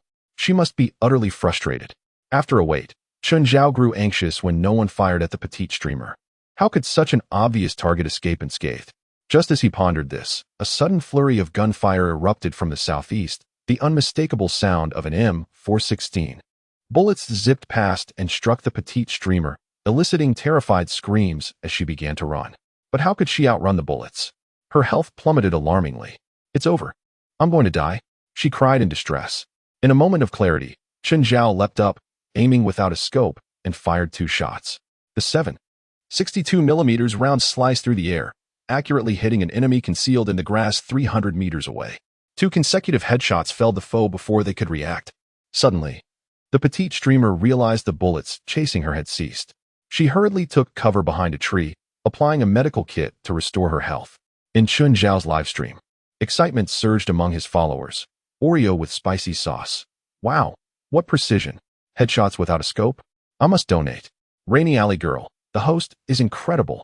Here is a hot air balloon. 1Q84, impressive. If it weren't for the failed report, I'd swear he was using an aimbot. No more words, sending donations. A flurry of donations flooded in, though modest in amount. Their sheer number resulted in nearly $100 in just a few minutes. Chapter 23. Chen Zhao's own pitfall. Suddenly, a cacophony of gunfire erupted from beyond a concealed hill, with kill notifications streaming in rapid succession. In mere moments, several players had perished. This phenomenon often occurs in the final circle, where a long silence is abruptly shattered by chaos as players, hidden in the grass, begin to reveal themselves when one of their own is exposed. Now, only 4 players remained: Chen Zhao, the petite streamer, and 2 opponents. The petite streamer seemed to brighten at the prospect of finally reaching the final circle, exclaiming, "Phew, at last. I've made it to the final circle today. This will please my fans."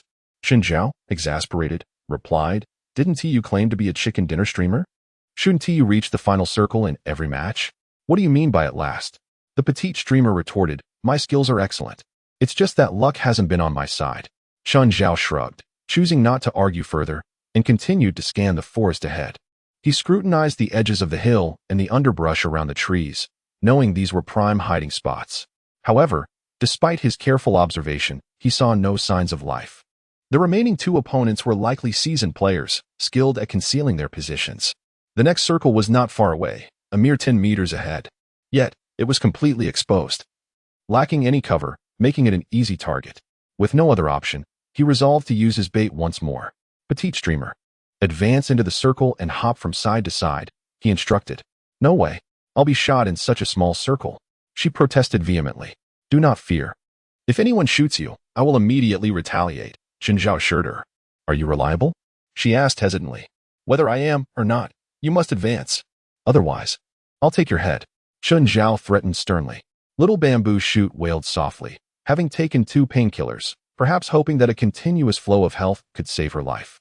She cautiously stepped into the circle and began to hop from side to side. Chen Zhao was intensely focused, his gaze fixed on the computer screen, capturing every movement around him. "Come out, the last 2 enemies. Someone is jumping around over here. Clearly, they are not taking you seriously. Don't you want to unleash a volley at this leaping little Bamboo Shoot?" It seemed that her audacious hops were too distracting at the moment of circle shrinking.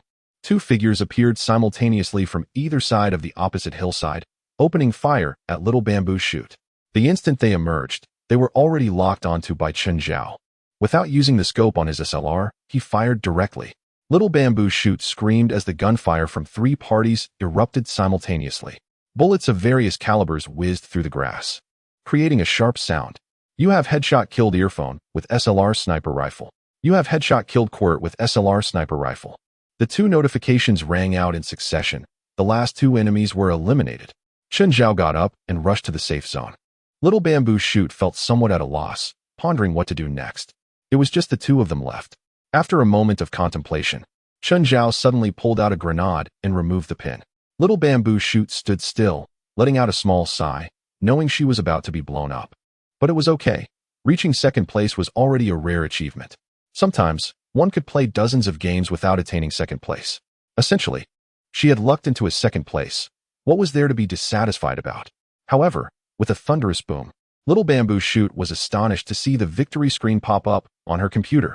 Chen Zhao had not thrown the grenade. Instead, he had chosen to self-destruct. I often secure victory, and seeing you succeed is no easy feat. So here is a gift. Being a live target is quite exhausting, Chen Zhao remarked. Chapter 24. The baffling broadcaster Chen Zhao entered the live stream room to chat with the audience, taking a sip of water for a brief respite. Many viewers expressed dissatisfaction, feeling that Chen Zhao's self-destruction was utterly ridiculous. In esports, there was no mercy, and a hard-earned victory should not be given away so easily. However, some viewers supported Chen Zhao's decision, believing it was only right to grant a cute girl a victory after she had shielded him throughout the game. After finishing his water, Chen Zhao exchanged a few words with the viewers, just as he was about to start another match when a friend request notification popped up. Little Bamboo Shoot requested to add him as a friend. Instantaneously, the fans in the live stream erupted in excitement. Oreo with spicy sauce. No wonder the broadcaster self-destructed. It was for this reason. Dry hook. Goodness. I've learned something. Coffin lifter. TSK TSK TSK. It's all a strategy. Little Bamboo Shoot's friend. It's over. It's over. Little Bamboo Shoot has taken the bait. All the fans believed that Chen Zhao's self-destruction was to win Little Bamboo Shoot's favor. And now that she had taken the initiative to send a friend request, he should accept it without hesitation. However, contrary to everyone's expectations, Chen Zhao clicked to reject. Friend requests are pointless. She is too inexperienced to help me level up. No way. Chen Zhao coldly explained to the fans. Upon hearing this, the fans were utterly shocked. Is he really that dedicated to the spirit of esports? Is he solely focused on leveling up? He would turn down such a beautiful girl? If he wasn't interested in beauties, why did he self-destruct just now? It was simply absurd. Chen Zhao's reasoning was straightforward. He would add useful friends and ignore the useless ones. He deemed Little Bamboo Shoot's skills to be lacking, and teaming up with her would merely be a burden, offering no benefit to himself. Although she was a female broadcaster, he assumed she wouldn't be particularly attractive.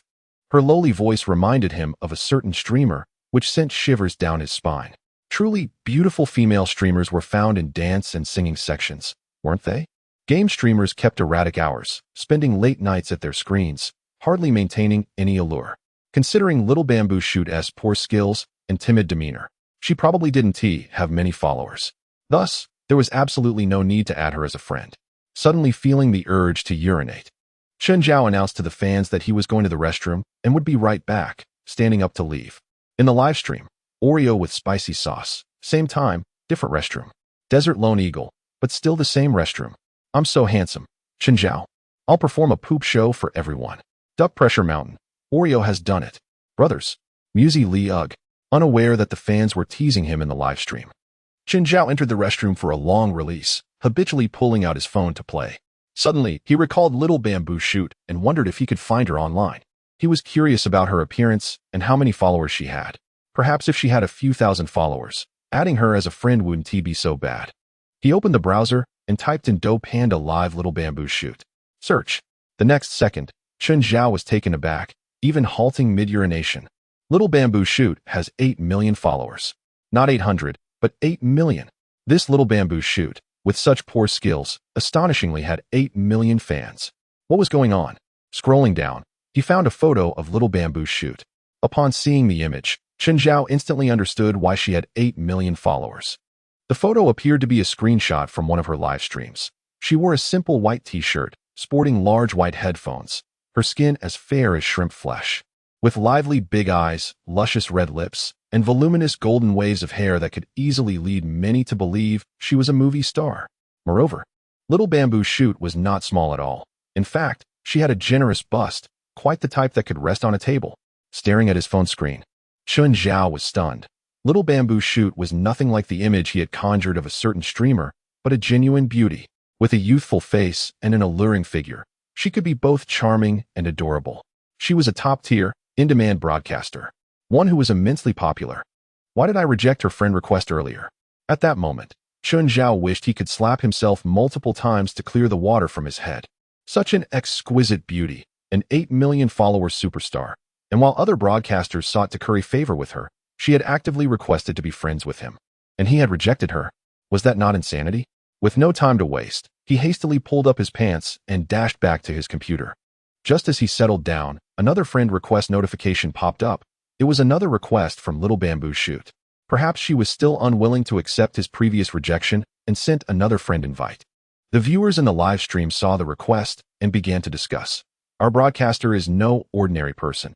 He wouldn't be swayed by Little Bamboo Shoot. Chun Zhao is the new abbot of our temple, having renounced worldly pleasures for years. Dear lady, please return. Rejected once, and yet sending another request. How embarrassing for Little Bamboo Shoot. The broadcaster will surely reject her again. Why does she bother? Alas, encountering such a fiercely competitive broadcaster, Little Bamboo Shoot is quite unfortunate. Chun Zhao swiftly clicked to accept, as if fearing that delaying would mean missing an opportunity. The viewers in the live stream, after a moment of silence, they began to critique. What on earth? Didn't he just reject her? Why is he accepting now? The broadcaster is truly a lunatic. It's utterly baffling. What is the broadcaster thinking? Once they became friends, Little Bamboo Shoot immediately sent a team request. Chun Zhao accepted in an instant. Desert map, duos, matching begins. Thank you for the last game, little brother. Can you help me win this time? Little Bamboo Shoot exclaimed excitedly. Of course, no problem. Chun Zhao nodded vigorously, assuring her that she would surely win. Zaya's Hussein was momentarily taken aback. She felt a bit bewildered. Just a few minutes prior, Chun Zhao had treated her with cold indifference, forcing her to jump around in the final circle at gunpoint. How had he suddenly transformed into such a warm and enthusiastic companion? All right, thank you. I'm so grateful to have such a big shot backing me. Zaya's Hussein quickly regained her composure and responded joyfully. Chun Zhao's skills had already impressed her. His every shot was a headshot, exuding the grace of a professional player. With such a sturdy support, she felt confident about reaching the final circle. Soon, the game interface appeared, revealing a desert island drenched in yellow sand. Chun Zhao felt it was essential to strike up a conversation with Zaya's Hussein to foster familiarity. With her 800,000 followers, he thought that if they became friendly, he might attract some of her fans to his channel. However, he was at a loss for words, especially recalling how harshly he had treated her earlier. Guilt and embarrassment washed over him, rendering him even more reticent. After much contemplation, he resigned himself to his usual streaming demeanor, aloof and taciturn. Chapter 25. The promise of full marks in mathematics. The game proceeded smoothly, landing on the outskirts of Picado. Chun Zhao soon gathered a fully equipped Vector and 98K. He wreaked havoc in Picado, eliminating 6 enemies. Riding around on a small motorcycle, he swiftly sniped any unsuspecting foes, ultimately finishing with 12 kills and a triumphant win. Throughout the match, Zaya's Hussein had followed closely behind him like a devoted shadow, eagerly looting and exclaiming how impressive he was. Even though she hadn't managed to secure a single kill, she was utterly delighted. When are you going live again? She asked eagerly before logging off. Tomorrow evening, perhaps. I can't guarantee I'll stream every day, but most of the time it will be at night. Chun Zhao was pleasantly surprised. It seemed Zaya's Hussein was eager to team up again the following night. After she logged off, he bid farewell to his fans and ended the stream. He had received a substantial amount in gifts today, netting over 400 after the platform share. The increase in followers was remarkable, adding 8,000 in a single night, an impressive growth rate akin to that of a rocket. If other streamers knew how quickly this newcomer was gaining followers, they would undoubtedly feel a mix of shame and despair. Many struggled for months to achieve what Chun Zhao accomplished in a single evening. With a speed of growth that was nothing short of astonishing, Chun Zhao immediately withdrew his earnings 412. 5 yuan. as he watched the notification of the deposit come through. A contented smile spread across his face. The night was as dark as the deep sea, and the city outside was aglow with countless lights. Sitting at his desk, he opened a workbook and began to study page by page. The leaves and grass rustled in the night breeze, embodying the eternal cycle of life and death. After several days of arduous study, Chun Zhao had completed all the exercises in the 6th and 3rd grade workbooks for every subject and even tackled several mock exams. For someone with an intellect akin to 400, merely glancing through the materials was as good as meticulously solving each problem. The volume of exercises he completed in those few days equated to what many students would accomplish over several months or even a year. With a wealth of knowledge firmly entrenched in his mind, Chun Zhao entered the exam room for the weekly test, determined to soar to new heights. The seating arrangement for the exam was based on the previous test scores, placing Chun Zhao in the last examination room, which housed the students with the poorest performances. The atmosphere was chaotic. Only half of the students had arrived before the exam commenced, a common occurrence. The remaining students were hardly earnest learners. The last student from Class 10 was munching on sunflower seeds, surrounded by a mound of snacks for his sustenance during the exam. The last student from Class 6 was engrossed in a battle royale game on his phone, transforming the exam into a parachuting simulator. Chun Zhao felt disdain. If they couldn't even manage to study, how could they expect to excel in gaming? The last students from classes 4, 5, 8, 9, and 12 were engaged in a game of werewolf. One of them shouted, "Close your eyes. Close your eyes. I command you to close your eyes." Just then, the invigilator walked in and promptly smacked the last student from class 4 on the head with the exam papers. The others scattered like startled birds. Chun Zhao sighed. Observing the chaos around him, he mused that this should be his last encounter with such a group during an examination. In the next exam, he would surely be seated in the first room, alongside the top students from each class. The last student from class 2 turned to him and said, "Hey, I heard you've become quite popular lately." The last student from class 2 was the center of the school's basketball team, towering close to 2 meters tall. Chun Zhao was familiar with him, often sitting in front or behind him during exams. Popular? Chun Zhao was taken aback, not understanding why he would say that. Could it be that his evening streaming as a chicken dinner player had spread throughout the school? No, he hadn't mentioned it to anyone. "I heard several people say you beat up a teacher in class and made him acknowledge you as the big boss." The center's eyes sparkled with admiration, and his breath quickened. Chun Zhao was bewildered. "What? I beat up a teacher? Even if I had 10 times the courage, I wouldn't dare do such a thing." After a moment's reflection, Chun Zhao began to comprehend why the center had this peculiar rumor. It must have stemmed from his earlier experience of solving a math problem in class, which had been exaggerated and passed around until it morphed into a ludicrous tale of him overpowering a teacher and earning the title of Big Boss. Chun Zhao coughed awkwardly. "I didn't beat up the teacher. I simply impressed him with my academic prowess." The center was momentarily stunned. "Your academic prowess?" "I bet him that I could solve any math problem he threw at me. He presented me with 2 exceedingly challenging problems. Challenging, that is, for other students, but for me, they were child's play." Chun Zhao explained patiently how he solved them on the spot, earning the teacher's admiration and praise for being a good student. "Come on, cut the nonsense. You've gotten even better at boasting in just a week," interjected the last student from class 15, a girl named Ding Xiaoqiao with a ponytail and a dark complexion, who was also a familiar face. "This is true," Chun Zhao insisted, exasperated. The center chuckled, clearly skeptical of Chun Zhao's claims. "Why don't you believe me?" Chun Zhao was at a loss. "The first exam is math. If you really can do it, share your answers with us after the test, and we'll copy." Ding Xiaoqiao pulled out some bubble gum to chew, adding, "If our math scores pass, we'll consider your bragging to be true." "Good idea," the center agreed. "I thought it was a trivial matter. Once I finish the test, I'll write down the answers for you." Chun Zhao maintained a nonchalant demeanor, declaring, "I aim for full marks. You two should alter a few answers when copying. If both of you also achieve full marks, that would truly be astonishing." Ding Xiaoqiao, having just blown a big bubble, burst into laughter, exclaiming, "Full marks? You plan to score full marks in math?" She was doubled over with laughter. "Chun Zhao, you may not have many shining qualities, but your knack for exaggeration is blindingly brilliant. Don't laugh. I'm serious." Chun Zhao replied earnestly. "Achieving full marks in math may have seemed like a fantasy to my former self, yet for me now, it's merely a matter of a few minutes."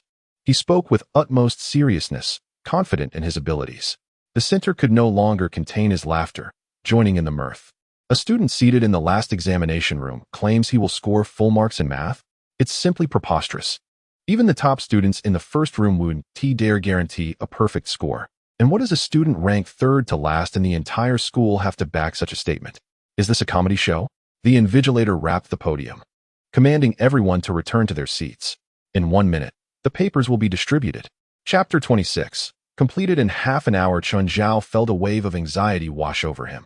This was his first formal examination since acquiring his high intelligence. Would his mind prove effective? Logically, there should be no issue, but anyone who has attended school knows that knowledge often eludes us in the examination hall. The test papers were quickly distributed, and Chun Zhao began to write his name and read the questions. Rather than diving straight into writing, he swiftly scanned the entire paper to assess the types and difficulties of the questions. In just 20 seconds, he completed his overview. Chun Zhao's spirits lifted. The paper was astonishingly simple, filled with elementary questions. A perfect score was assured. He lowered his head and began answering the questions. Casting aside scratch paper, mental calculations sufficed. The first multiple-choice question was completed in a mere second. The first 5 questions took him 15 seconds. Within 1 minute and 30 seconds, he had finished all 12 multiple-choice questions. The students in this examination hall were all at the bottom of the ranking. Upon receiving their papers, many appeared lethargic and uninterested. A few who were determined to do well were laboriously scribbling calculations on their scratch paper, while Chun Zhao had already moved on to the fill-in-the-blank questions, demonstrating a stark contrast in speed. The next 4 fill-in-the-blank questions posed a greater challenge, taking him a full 3 minutes to complete. After 4 minutes and 30 seconds from the start, he had finished all the multiple-choice and fill-in-the-blank questions. His heart raced with excitement. His face flushed. This feeling was exhilarating. While others were still grappling with the initial questions, he was already tackling the application problems. The first application question was a familiar sight. He recognized it from the 101st page of the 6th grade exercise book, a mock exam from a certain year in Guangzhou. He recalled the entire procedure and answer, allowing him to write swiftly, with steps flowing effortlessly from his pen. In just 3 minutes, he completed the problem, aligning perfectly with the standard solution in the answer booklet. In less than 8 minutes, he had finished the first half of the paper. Chun Zhao trembled with exhilaration. After years of being a student, where each exam had been a frantic scramble to finish, he was now breezing through with the assistance of the high intelligence bestowed upon him by the system. Completing half a 2-hour mathematics exam in 8 minutes was unbelievable. The subsequent half consisted entirely of significant problems, undoubtedly requiring more time. The teacher who prepared the test seemed rather lackadaisical, having lifted questions from other sources. The first 3 major questions were identical to those he had encountered in the 6th grade exercises, mock exams from a particular year or actual exam questions from a province. Having already worked through the 6th grade exercises and memorized the answers, he approached these initial questions with confidence, writing without hesitation. The speed of his progress depended solely on the complexity of the steps involved. As he tackled the following questions, which began to present more intriguing challenges, different from the original problems, Chun Zhao initially felt a flicker of nervousness. The teachers responsible for crafting these questions had decades of experience and were adept at creating tricky variations. It was uncertain whether he could solve them. However, within a mere 15 minutes, he completed the last of the significant questions. Contrary to his expectations, no bizarre or convoluted questions appeared. They were all straightforward. With a quick glance and a brief contemplation of 4 or 5 seconds, he had a clear thought process for each problem. While writing down the steps, he simultaneously calculated the answers in his mind. Each major question was resolved in just a few minutes, effortlessly flowing from his intellect. The entire exam was complete. Chun Zhao glanced at the clock hanging on the classroom wall. It was now 8:31. He had finished a 2-hour mathematics exam in just half an hour, ensuring that every answer was correct. Several steps for the major questions even matched the standard solutions perfectly. After spending an additional 10 minutes reviewing the paper to ensure no mistakes were made, he remembered his agreement with Ding Xiaoqiao and Zhong Feng before the exam. He tore his scratch paper in half and began transcribing his answers. Once completed, Chun Zhao discreetly peered toward the proctor at the front of the room, who was dozing at the desk. Given that this was the last examination room, and the students' results were dismal, the proctor seemed disinterested in monitoring the students closely. They could copy from one another, as it was unlikely anyone would manage to pass, even with all their combined efforts. After all, a group of struggling students would still yield poor results. Therefore, Chen Zhao confidently handed over the 2 copies of his answers, one to Ding Xiaoqiao and the other to Zhong Feng. Upon receiving the answer sheets, both Ding Xiaoqiao and Zhong Feng were taken aback. Initially, they thought this was a joke, but they were astonished to find that Chen Zhao had genuinely shared his answers. Moreover, the pages were filled with detailed steps for several major problems. What was going on? Could it be that Chen Zhao truly understood everything? It seemed implausible. If he could solve the entire math paper, he would not have found himself in the last examination room. After a brief hesitation, Ding Xiaoqiao and Zhong Feng resolved to copy Chen Zhao's answers. After all, they were struggling to solve even a few questions on their own. Perhaps Chen Zhao could assist them with a few problems. Once he distributed his answers, Chen Zhao quickly grew bored. There was still an hour and a half left until the exam concluded. What could he possibly do? He certainly could not sit idly at his desk for that long. He would likely fall asleep before the papers were collected. He decided to submit his paper early and enjoy some leisure time. Chen Zhao raised his hand and called, "Teacher? Teacher?" The dozing proctor slowly lifted his head, blinking in confusion. "Student, do you have a question? Can I submit my paper and leave now?" Chen Zhao inquired cautiously. The entire room of examinees fell silent, turning to look at him, as though he were an anomaly or an extraterrestrial. "He has completed everything and is allowed to leave." The proctor replied kindly. Chapter 27. Invitation from Zhao Xiaobai. Under the astonished gazes of his peers, Chen Zhao rose and submitted his paper, stepping outside the examination room. What an exhilarating experience. Completing the exam in half an hour meant an hour and a half of free time. He deliberately walked slowly, glancing casually into other examination rooms as he passed. All the students remained hunched over their narrow desks, their faces flushed with the pressure of the papers. Upon seeing Chen Zhao in his school uniform stroll by, many students were taken aback, unsure of what to think. Most had not even considered the possibility that he had finished and submitted his paper early. After all, it was still only half an hour in, and many had yet to complete the multiple-choice section. Chen Zhao could not return to the classroom, as others were still taking the exam. He pondered the upcoming Chinese language exam, realizing his essay writing skills were rather subpar. He made his way to the school's reading room, intending to borrow a couple of essay books for reference. The attendant at the reading room was snoring at her desk. Chen Zhao quietly slipped inside, not wanting to disturb her, and began searching the shelves for a copy of 100 exemplary essays for college entrance exams. He settled down by a small table under the window and began to read. With his enhanced memory, everything he paid attention to was retained in his mind as if etched in stone, making it nearly impossible to forget in a short time. This essay book appeared promising, and Chen Zhao delved into it thoroughly. 1 essay, 2 essays, 5 essays, 10 essays. After spending an hour, he had completed the entire book, committing it to memory. Chen Zhao felt confident that he would be able to handle the Chinese language exam in the afternoon, as the topics covered in the exemplary essays were extensive and could be adapted to various themes. For instance, the book contains an article centered around the theme of labor.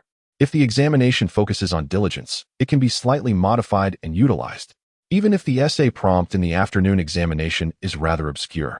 One can still select some eloquent phrases and passages from the essays memorized to fulfill the word count of 1,000, likely achieving a satisfactory score. After all, in a subject like Chinese, attaining a perfect score is not a realistic pursuit.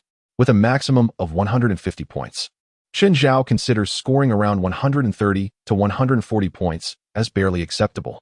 After the exam, he plans to continue his studies in Chinese and only then contemplate the possibility of perfect scores during the joint entrance examination and the college entrance examination. Having finished reading the essay book, and with half an hour remaining until the end of the examination, Chen Zhao felt a bit weary. He stood up and walked out to the small lake at the school to take a leisurely stroll and relax. Upon arriving at the lakeside, he discovered that he was not the only one there. A figure in a flowing white dress squatted by the emerald waters, with a ponytail and delicate features, bathed in sunlight filtering through the willow trees. The silhouette seemed familiar. As Chen Zhao approached, he realized it was Zhao Xiaobai, the second-best student in the school. "Hey, what are you doing here? Finished the exam?" Chen Zhao inquired. Zhao Xiaobai looked up at him, surprised. "Yes, I'm feeding the turtles," she replied, returning her gaze to the water. Indeed, she was tossing small pieces of bread, bought for 2 yuan from the school shop, into the water, where several palm-sized turtles surfaced to nibble at the crumbs. "Why are you feeding the turtles? Planning to fatten them up for soup?" Chen Zhao teased, recalling the deliciousness of turtle soup. Suddenly, Zhao Xiaobai stood up and stepped on Chun Zhao's foot with considerable force. He yelped in pain. "It's not for turtle soup. I'm simply feeding them," Zhao Xiaobai exclaimed angrily, viewing the turtles as treasures and finding it outrageous that someone would consider capturing them for soup. "I was just joking. The turtles are so adorable. I would never dream of turning them into soup," Chun Zhao quickly reassured her.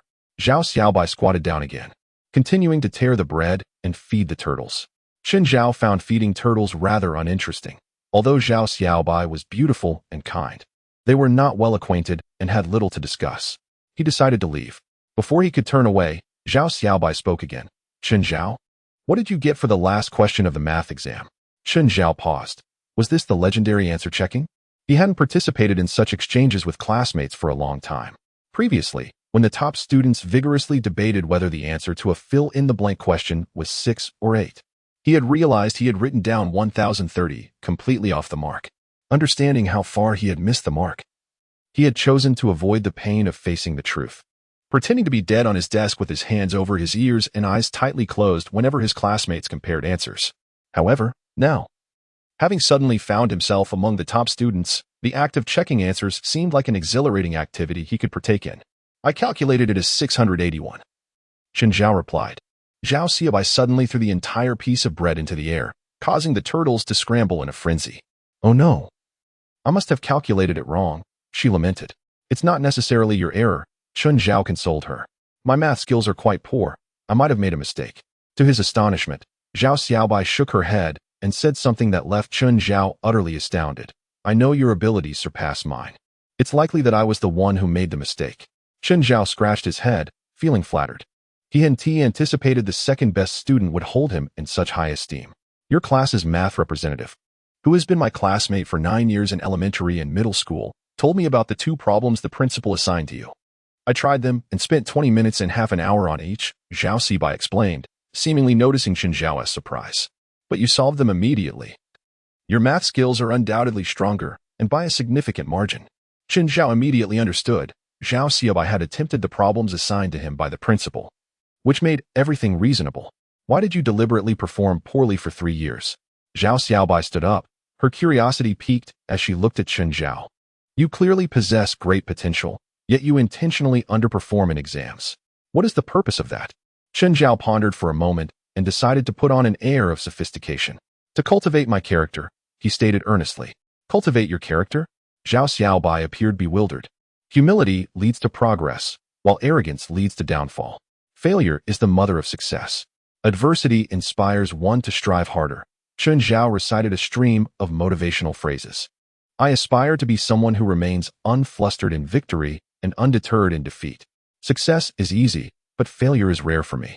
Thus, I intentionally underperform to experience the taste of failure, to refine my character, and to remind myself to keep learning." Zhao Xiaobai stared at him in awe. "Impressive. I have a few math problems I couldn't solve. Can you teach me?" she suddenly asked. Chun Zhao was taken aback. The second-best student in the school wanted him to explain problems? "Sure, but I can't guarantee I'll know how to solve them," he nodded. "Let us meet at the milk tea shop by the school gate after class. I'll bring my problem book," Zhao Xiaobai suggested. "Sounds good," Chun Zhao agreed. The milk tea shop at the school gate also served fried chicken and burgers, making it a great option for lunch. He thought it would be nice to explain the problems to Zhao Xiaobai, a simple task. As the bell signaling the end of the exam rang throughout the campus, it was likely that the gatekeeper was about to open the school gate.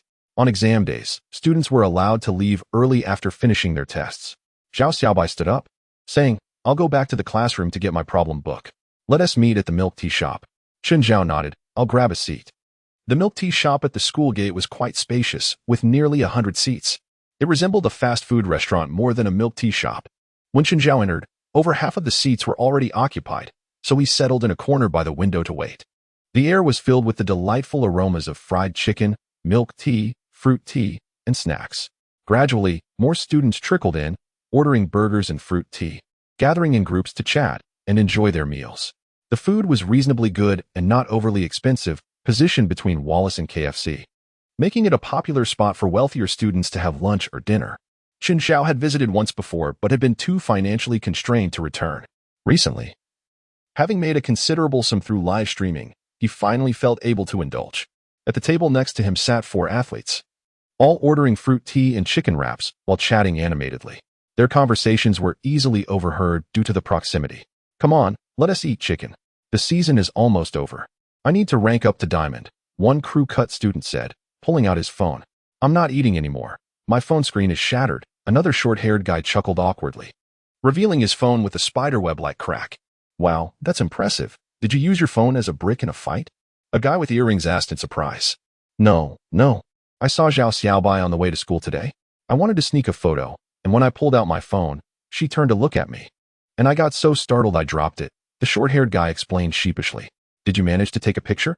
Another short-haired student queried. I got a shot of her back, the guy replied, smiling bashfully. Quick, show us. Get lost, she's my girlfriend. What do you want to see her for? How shameless. What do you mean your girlfriend? Does Zhao Xiaobai even know you? Not yet. But she will after graduation. I'll confess to her then. Yeah, right. You're such a coward. She looked back at you, and you dropped your phone. Do you have the guts to confess? The athletes began to banter playfully, their camaraderie evident as they exchanged jests. Chen Zhao listened, astonished. It seemed that the student with the shattered phone harbored a bit of a crush on Zhao Xiaobai. A few athletes continued their conversation, pondering the preferences of Zhao Xiaobai. If she likes muscular guys, that would be splendid. Look at my physique. Am I not reminiscent of Schwarzenegger? Wouldn't I provide her with a sense of security? One boasted. Understand this. Your muscles are overdone. Your chest is larger than hers, which gives off a rather barbaric impression. Nowadays, girls tend to prefer tall guys. With my height of 191 meters, I might just have a chance. Another chimed in. Forget it, guys. When I see her next, I'll boldly confess my feelings and pursue her with fervor. She won't be able to resist. Another declared. A few years from now, when Zhao Xiaobai and I are tying the knot, I'll invite you all for drinks. No wedding gifts required. Chen Zhao listened, dumbfounded. Just moments ago, he thought only the athlete with the broken phone harbored feelings for Zhao Xiaobai. Yet, upon hearing their banter, it seemed all four athletes had an interest in her. He was taken aback, having previously heard that Zhao Xiaobai was the campus goddess, radiantly beautiful, academically exceptional, and possessing a calm and gentle demeanor, embodying the quintessential image of a schoolboy's first love. Initially, Chen Zhao dismissed it as mere teasing among classmates, as he felt no particular attraction to her. Yet now, within just a brief wait at the milk tea shop, he discovered four admirers of Zhao Xiaobai seated nearby. It appeared she truly was the campus goddess. As if summoned by fate, the door of the milk tea shop swung open, and a figure clad in a white dress floated in like a cloud under the sunlight. Zhao Xiaobai scanned the room, and, upon spotting Chen Zhao nestled in the corner by the window, smiled warmly and made her way over, plopping down directly across from him. What would you like to eat? Let me treat you to a meal. We can chat while we dine, she suggested. A sudden crash echoed as the broken phone hit the floor. The athlete at the adjacent table bent down to retrieve it. It was the short-haired guy again, still fiddling with his shattered device. Upon seeing Zhao Xiaobai approach and take a seat across from a boy, presumably to treat him, a wave of anguish washed over him, causing his phone to slip from his grasp once more. Chen Zhao glanced at the four athletes, who had fallen silent, their faces paling. The short-haired guy's eyes seemed to glisten with unshed tears as he kept his lips tightly sealed, sipping his fruit tea, until he suddenly stood up, clutching his drink and chicken wrap, and hurriedly left without a backward glance. The other three athletes followed suit, hastily rising to leave, their fruit teas in hand. If heartbreak produced a sound, it would have resonated like a cacophony as they departed, their spirits evidently shattered. It was clear they assumed Chen Zhao was Zhao Xiaobai's boyfriend, having just spent the better part of their conversation dreaming of winning her affection, only to find the object of their admiration mere feet away, resulting in an excruciatingly awkward moment that compelled them to flee. Chen Zhao wished to clarify the misunderstanding, but found no time to do so. He couldn't help but smile bitterly at the absurdity of the situation. It's all right. Let them think what they want, he mused. But it's not quite right for you to treat me. Perhaps we should go Dutch instead. You still need to explain those problems to me, don't you? Consider it a token of appreciation for your efforts. Zhao Xiaobai insisted, standing up to order a teriyaki chicken rice bowl and an orange tea. All right then, Chen Zhao acquiesced with a nod. A few minutes later, both of their tables were graced with a serving of teriyaki chicken rice and a large cup of orange tea. After a while of eating, Zhao Xiaobai rummaged through her bag and pulled out a thick black notebook filled with densely written mistakes. Chen Zhao leaned over the table, examining the math Olympiad problems she pointed out, each one peculiar and challenging. However, for someone as astute as Chen Zhao, It took merely a few moments to devise a solution, and within a minute, he was able to mentally calculate the answers and began explaining them to her. Teaching a prodigy was effortless. There was no need for elaborate explanations. A simple auxiliary line or a mention of the method would lead Zhao Xiaobai to an epiphany. After an hour, they managed to solve all the problems. Zhao Xiaobai was elated. Noticing the time, she realized there was little left before their afternoon exam. So she pulled out a few exercise books to review. Chen Zhao, upon seeing the books she had, recognized them as the prestigious Hengshui Jinyuan compilation, which he had yet to peruse, and requested to borrow one. He understood that achieving excellent results in the upcoming exams required more than just intelligence. He needed to practice diligently. He decided to tackle any unfamiliar exercise books he encountered, ensuring he would not falter during the exams. Zhao Xiaobai produced several exercise books from her bag, stacking them high, declaring, "I have all subjects. Choose whatever you wish." With the afternoon exam in Chinese, Chen Zhao picked a Chinese book and began to skim through it rapidly, absorbing the material with astonishing speed. "You need to read carefully," Zhao Xiaobai admonished, noticing his swift page-turning. "If you encounter something difficult, make sure to memorize it. Skimming won't help." Chen Zhao shook his head confidently. "I have an eidetic memory. Once I see it, I can recall it." Zhao Xiaobai rolled her eyes, incredulous. "You really think you have an eidetic memory? Are you brave enough to take my questions?" Chen Zhao nodded, a confident smile on his face. Zhao Xiaobai snatched the book from him, flipped to a certain page, and began quizzing him. "Can you recite the poem found in the lower left corner of page 8? Autumn winds are clear, autumn moons bright, fallen leaves gather yet scatter. The crows, cold, perch and startle. When shall we meet again, on this night, so filled with longing?" Chen Zhao recited flawlessly, without a stutter. Zhao Xiaobai's previously proud smile vanished, replaced by disbelief. "You really memorized that? Is this for real?" She pondered that perhaps Chen Zhao had encountered the poem before, and by sheer luck, he had managed to recite it correctly. Let us try a different question. The third problem on the upper left of page 26. Do you know the answer? Zhao Xiaobai asked anxiously. Chen Zhao blinked, recalling the material. Zhao Xiaobai's expression shifted to one of triumph. "You don't know it, do you? Yet." In the next moment, Chen Zhao's memory sparked, and he began to answer. The first line of the upper section describes the dimming light of autumn, while the first line of the lower section illustrates the profound stillness of night. Together, they illustrate the progression of time, leading the poet to convey emotions through the environment, painting a picture that evokes feelings of desolation and solitude. Zhao Xiaobai stared at him in shock, her face pale. He had recited it word for word. If the poem had been something he could have memorized previously, this reading comprehension answer was surely something he could not have known beforehand, leaving no doubt that he had genuinely committed the content to memory within that brief span. "Do you truly possess an eidetic memory?" Zhao Xiaobai gazed at him as though he were an otherworldly being. "Indeed," Chen Zhao affirmed with a confident smile. "I've always had a knack for memorization, and since entering senior year, it has only improved. I've gradually honed it into an eidetic memory." Zhao Xiaobai regarded Chen Zhao with awe, as if beholding a living miracle. "Are you a genius?" she asked in astonishment. Chen Zhao felt a bit bashful, scratching his head. "I'm just a bit smarter than average. I wouldn't go so far as to call myself a genius." As the afternoon Chinese exam commenced, Chen Zhao performed commendably. The earlier questions were familiar, easily aligning with the types he had already reviewed, allowing him to complete them swiftly.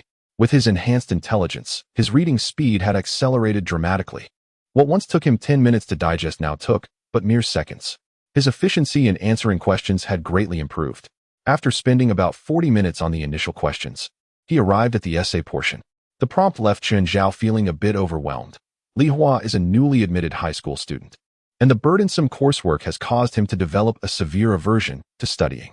Recently, he has been dozing off in class, leaving his homework blank, and has even stopped taking exams. A classmate approached Li Hua for a heart-to-heart talk, encouraging him to focus on his studies. However, Li Hua turned his face away and retorted, "Study? What a load of nonsense. If you were Li Hua's homeroom teacher, please compose an essay advising him to dedicate himself to his studies. Feel free to choose your own title and style, excluding poetry, with a minimum length of 1,000 words." Chen Zhao was utterly bewildered. What a ridiculous essay prompt. Isn't Li Hua supposed to be the protagonist of the English composition? How did he end up in a Chinese essay? Speaking of Li Hua, how audacious can one be? It's outrageous to utter such blasphemous words. It seems this essay topic was indeed concocted by the school's teachers, which is rather unorthodox.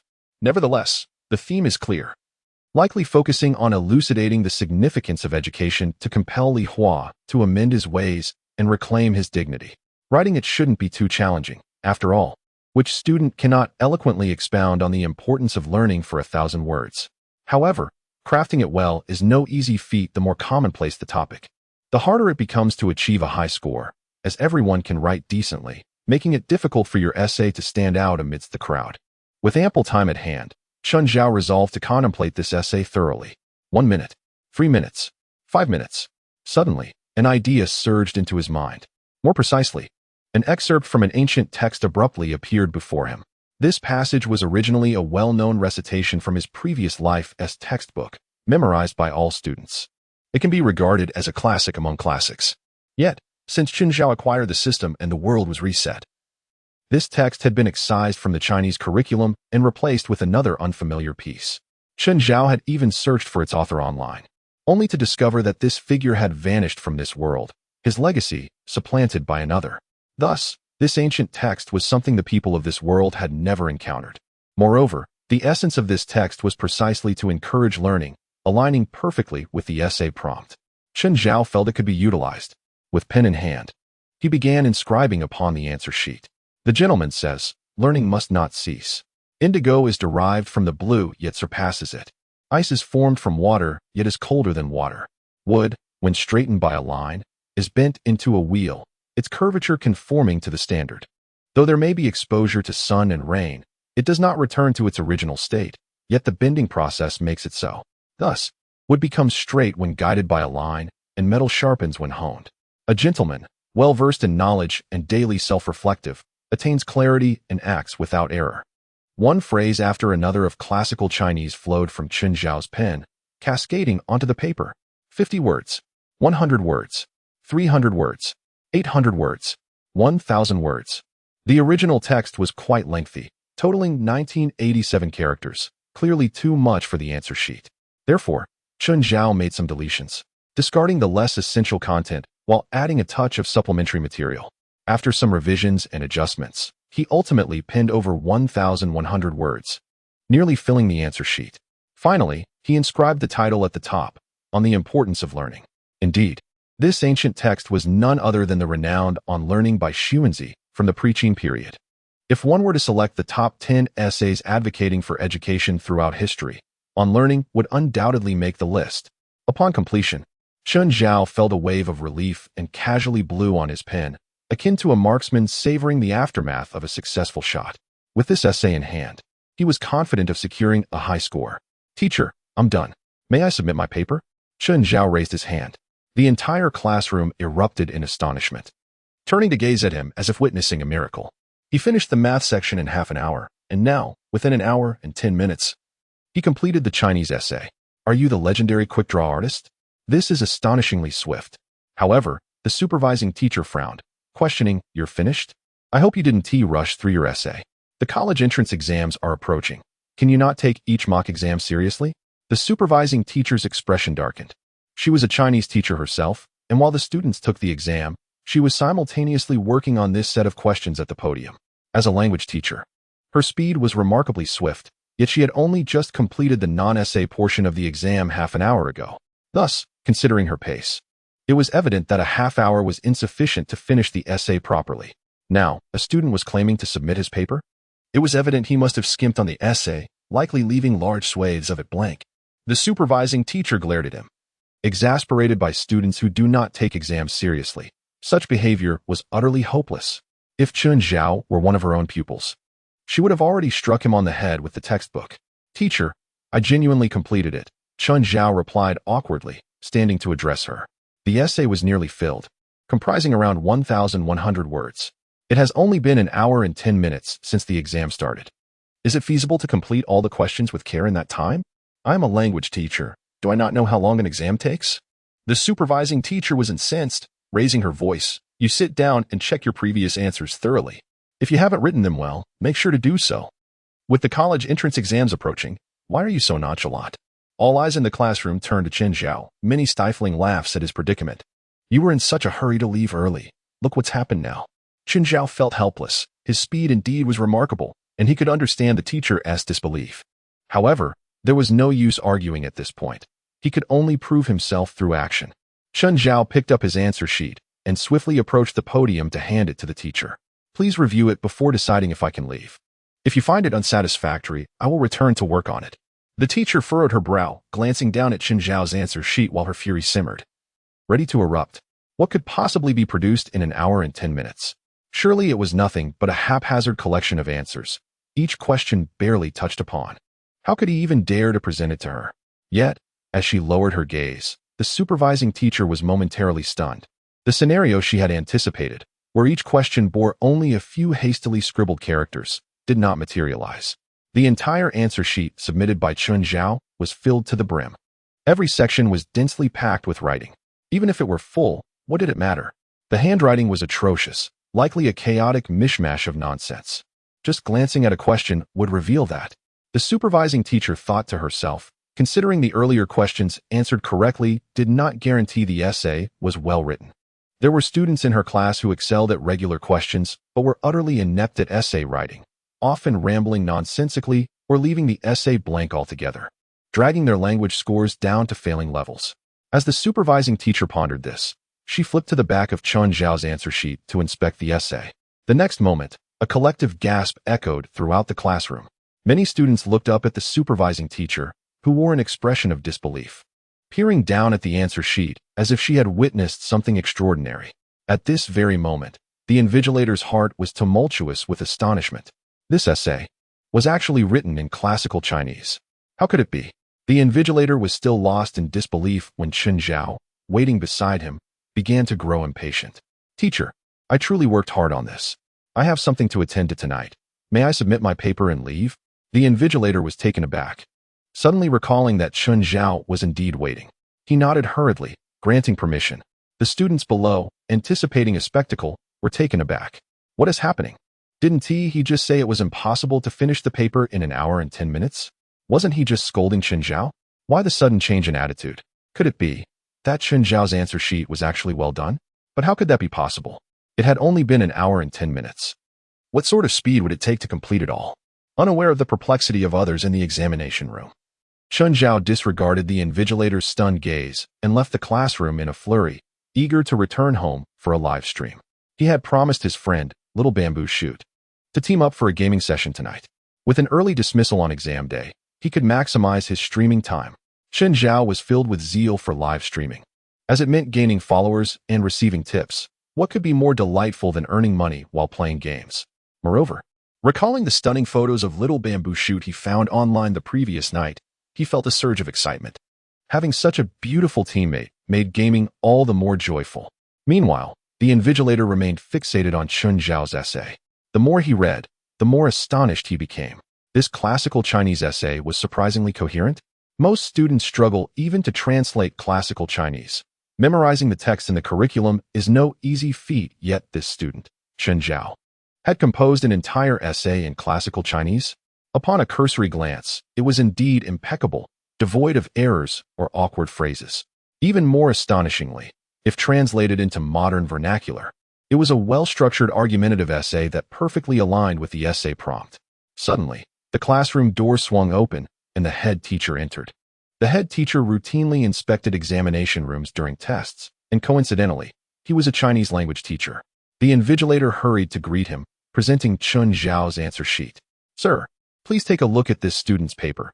He submitted it 5 minutes ago, and the essay is written in classical Chinese. The head teacher was momentarily stunned. An essay in classical Chinese?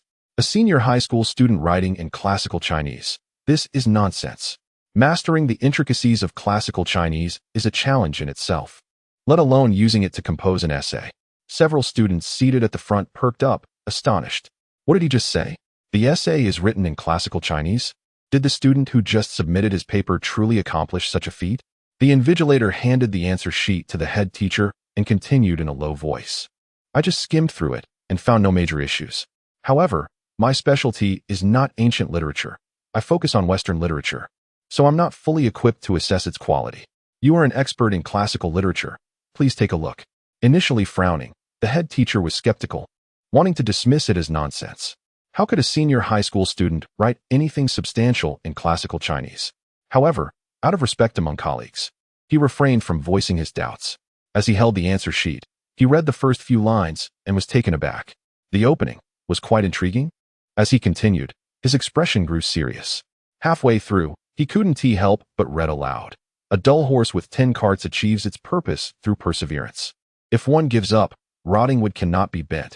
If one perseveres, gold and stone can be carved. An earthworm, devoid of claws or teeth, with strong sinews and bones, feeds on dust above and drinks from the yellow spring below, with a singular intent. Some students in the front row, initially eavesdropping to glean from Qin Zhao's essay, soon found themselves bewildered. What was this? They couldn't comprehend a word. This was indeed classical Chinese. How could they copy anything when they didn't even understand it? Were there truly insurmountable gaps, even among the underperforming students? After finishing, the head teacher's face was flushed with excitement. This essay was extraordinary. He looked up at the invigilator, his hands trembling slightly as he held the answer sheet. This is truly remarkable. The invigilator was taken aback. The head teacher, an expert in classical literature, had just declared it remarkable. Could this student's work truly be so exceptional? A senior high school student could not have produced such an essay, could he? Perhaps he had simply memorized a classical text and transcribed it? The invigilator voiced his suspicion. Typically, I have some recollection of classical texts I've reviewed, but this is entirely unfamiliar.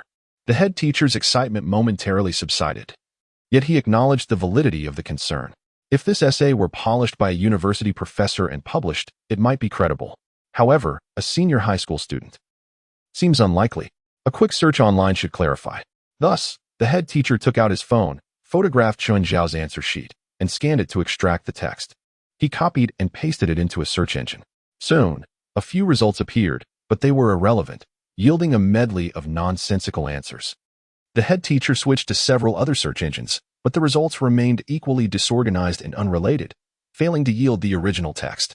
Strange, I can't find it. Could it genuinely be his own work? The head teacher was taken aback. In this age of advanced search engines, if it couldn't be found online, it was likely original. The invigilator expressed his concern. What about the student? Where did he go? The head teacher glanced around the classroom. He left immediately after submitting his paper. The invigilator looked at the empty seat Chun Zhao had vacated.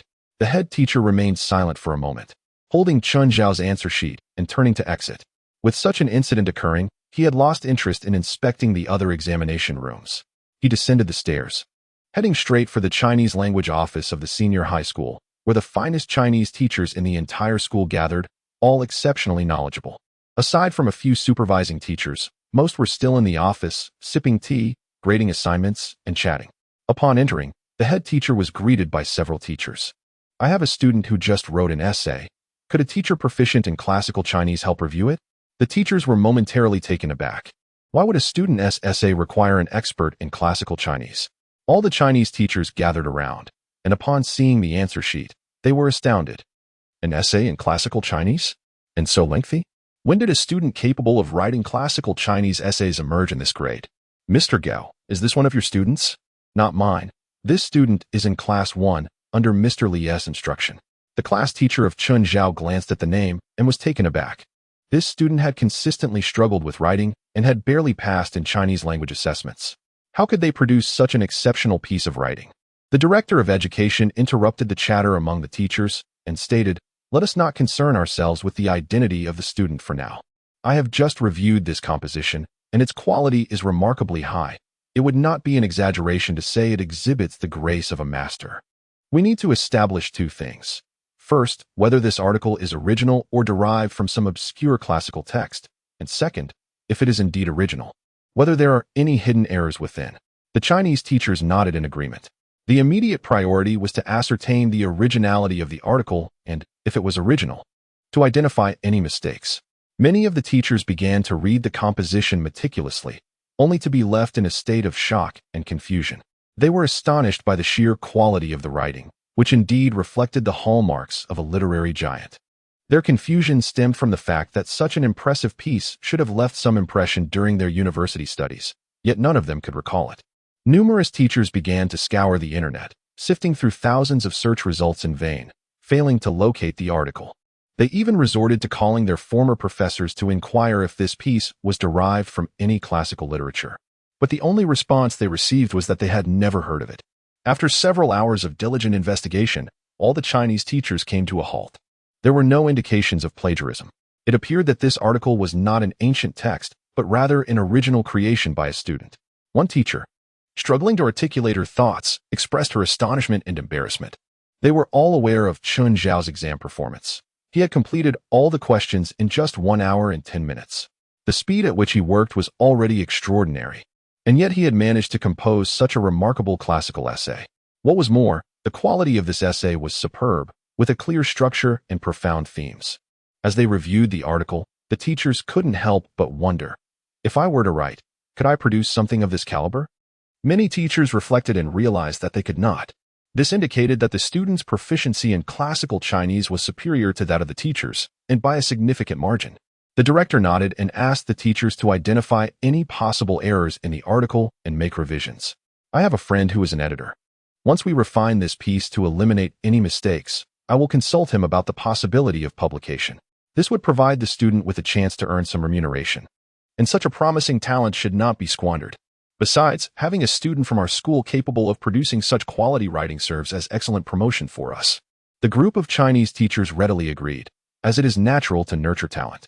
Seeing a student with potential for authorship inspires a willingness to assist. Although the article appeared impressive at first glance, it was reasonable to assume that a hastily written piece would contain numerous minor errors that required correction. The teachers diligently began their task, scrutinizing the text from the very first sentence. What does this character mean? Is it used correctly? Not sure. Let us consult the dictionary. Ah, it's correct. It's a usage from the preaching era, quite obscure indeed. This sentence is an allusion. Does this reference exist? Yes, I encountered it in my master's thesis. The fact that the student was familiar with such an arcane usage was indeed remarkable.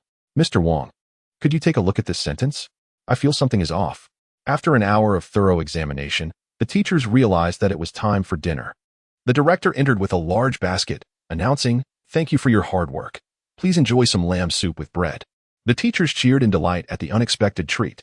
The director revealed the basket was filled with hot lamb soup and large bags of bread, freshly purchased from a nearby restaurant. After all, it was only fair to provide some compensation for their overtime work. Let us eat first.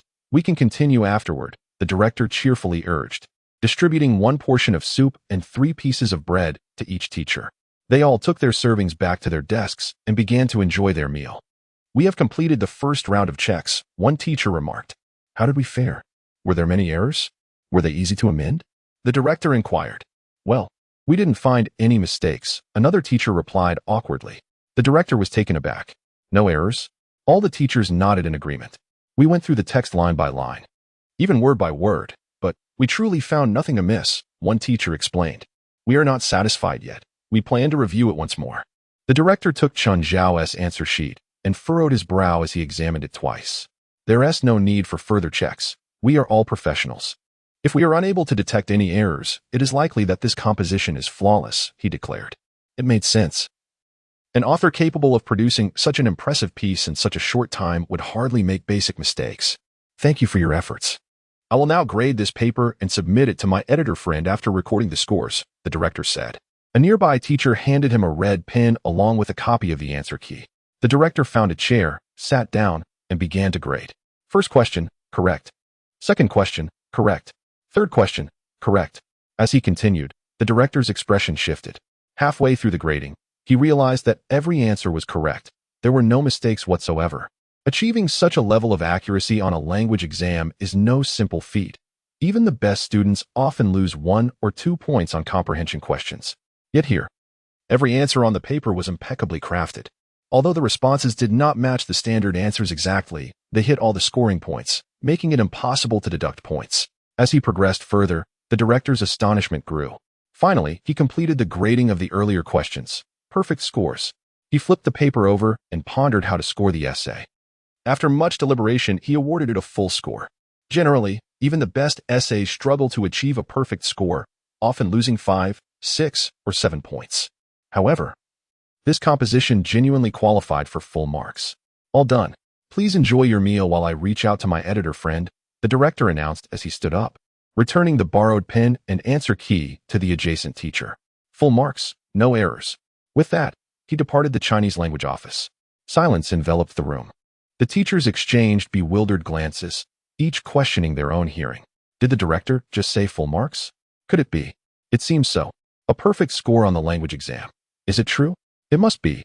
I glanced at the earlier questions and found no mistakes. This student is truly extraordinary. Why has he been sent to participate in a language competition? He could easily be recruited. Meanwhile, Chen Zhao lounged casually in front of his computer, the screen displaying a character clad in tactical gear, cradling an AWM sniper rifle. Suddenly, a tiny figure rustled in the grass, an enemy with a level 2 helmet. Without hesitation, Chen Zhao aimed and fired, securing a hit. Victory! In his headphones, the ecstatic voice of Little Bamboo Shoot erupted. So impressive. Yay! You did it again. Little Bamboo Shoot used the word again because this marked Chen Zhao's third victory of the day. Each round follows a similar pattern. Zayas Hussein accompanies Chen Zhao in parachuting into a small housing area, whereupon Chen Zhao seemingly activates a cheat, effortlessly scoring headshots as if divine forces were at his command. Zayas Hussein trails behind, scavenging loot, leisurely making his way into the final circle, patiently awaiting a victory. In Chen Zhao's livestream, a chorus of viewers praises the host, showering him with compliments and gifts. Just as he contemplates starting a new match, a loud knocking interrupts him. Seems like someone has arrived at my residence. I must temporarily suspend the stream. My apologies. Chen Zhao announces upon hearing the commotion. Goodbye. I'll solo queue until you return. Zayas Hussein replies. This statement triggers discontent among Zayas Hussein's viewers, who erupt in protest. Zayas Hussein is my darling. What is this? You can say you'll wait for him. I love Bamboo Shoots. It's over. Zayas Hussein has been taken away by that little streamer, Chen Zhao. Zhu Sun Fan. Zayas Hussein has been abducted by Chen Zhao. Zhu Sun is truly delightful. Zayas Hussein has been taken away 10,086. Juice boy, oh no. I can hear the sound of a heart breaking. Backstreet babe. Zayas Hussein has been taken away? Unfollowed. Zayas Hussein hurriedly explains, what are you all talking about? That is not what I meant. I just wanted to help me win. Such is the nature of fans, especially for a beautiful streamer like Zayas Hussein, who primarily garners attention for her looks and ample bosom. Even a slight remark can incite jealousy among her followers. This is not the first occurrence of such a scenario. Oblivious to the uproar on Zayas Hussein's end, Chen Zhao removes his headphones and rushes to open the door. The person knocking impatiently on the door is none other than his landlord, Deng Zixin, dressed in a black tank top and white shorts. With her long legs and arms exposed, she looks striking, a cigarette dangling from her red lips. As Chen Zhao opens the door, Deng Zixin blows smoke directly into his face, her irritation evident from having waited so long. Are you deaf? I've been waiting here for 5 minutes. She scowls, giving him a sharp flick to the forehead. My apologies, sister. I was wearing headphones. Chen Zhao groans, clutching his head, feeling as though his skull might crack. Get me a glass of water. I'm thirsty, Deng Zixin commands, pushing past him into the apartment. Chen Zhao closes the door and heads to fetch water.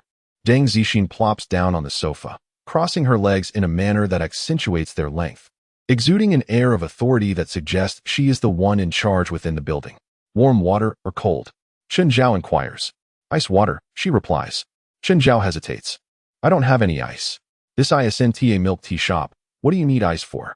Just give me something cold then, Deng Zixin responds, noting his discomfort. How can a young man like you not even have ice for cold drinks? Your life must be so dull. Are you into health preservation? With a furrowed brow, Chen Zhao hurries to open a bottle of mineral water, pouring it into a glass before presenting it to her. Deng Zixin leisurely sips half of it, placing the glass on the coffee table as she regards Chen Zhao with crossed arms. I've heard you've been writing well. Chen Zhao is taken aback. Since her arrival, he has been pondering what could have prompted her visit, perhaps a reminder for rent, or even to demand he vacate the premises. He never expected her first inquiry to be about his writing. Me? My essays are terrible.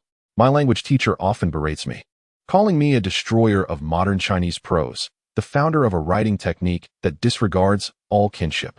Stop being modest. Why be modest with me? Deng Zixin shakes her head. Your mother just called me, saying a piece you wrote was recognized by your school teacher and submitted to the Baiqing Times. It got accepted. She tried to reach you but couldn't, so she asked me to check if you're willing to publish it. If you agree, I'll let her know. And she can talk to the school leadership. who will then inform the Beijing Times. It will be published. Chen Zhao is dumbfounded. An essay recognized by his teacher, submitted to a newspaper, and it got accepted? When did he write such an impressive piece? He recalls that he hasn't turned in assignments for several writing classes. There must be some misunderstanding. Perhaps another student with the same name wrote it, and the school leadership confused the contact information. Oh, I think the piece was called Encouragement for Learning, Deng Zixin recalls. Suddenly enlightened, Chen Zhao realizes it is indeed that essay. He is astonished by how quickly it was submitted for publication, having just handed it in that very afternoon. Well, being published isn't so bad, right? Chen Zhao muses. Then remembers his phone, pulling it from his pocket only to find the screen unresponsive, likely dead. No wonder his mother couldn't reach him. She had to rely on the landlord to contact him instead. All right, I'll send a WeChat message to your mother, Deng Zixin offers, retrieving her phone from her shorts pocket to send a text. After a brief moment, her phone vibrates with a response. All right, your mother has informed the school leadership. Your article will be featured in this weekend's latest issue of Beijing Times, and you'll receive your payment next Monday. Payment? How much could it be? Chen Zhao inquires. Close to 10,000, I believe, Deng Zixin replies. Chen Zhao's eyes widen in shock. Just for an essay he wrote in a matter of minutes. He could earn nearly 10,000? Is writing this lucrative? This far surpasses his earnings from live streaming. For the past few days, after school, he has been live streaming, playing a few rounds of games and concentrating for a couple of hours, yet the gifts from fans barely total a few hundred. To think he could earn as much as he would in many days of streaming from a single essay. As these thoughts swirl, the system ring on his fingers suddenly vibrates, and a message appears in his mind. Writing is a third-stage task and cannot be activated at this time.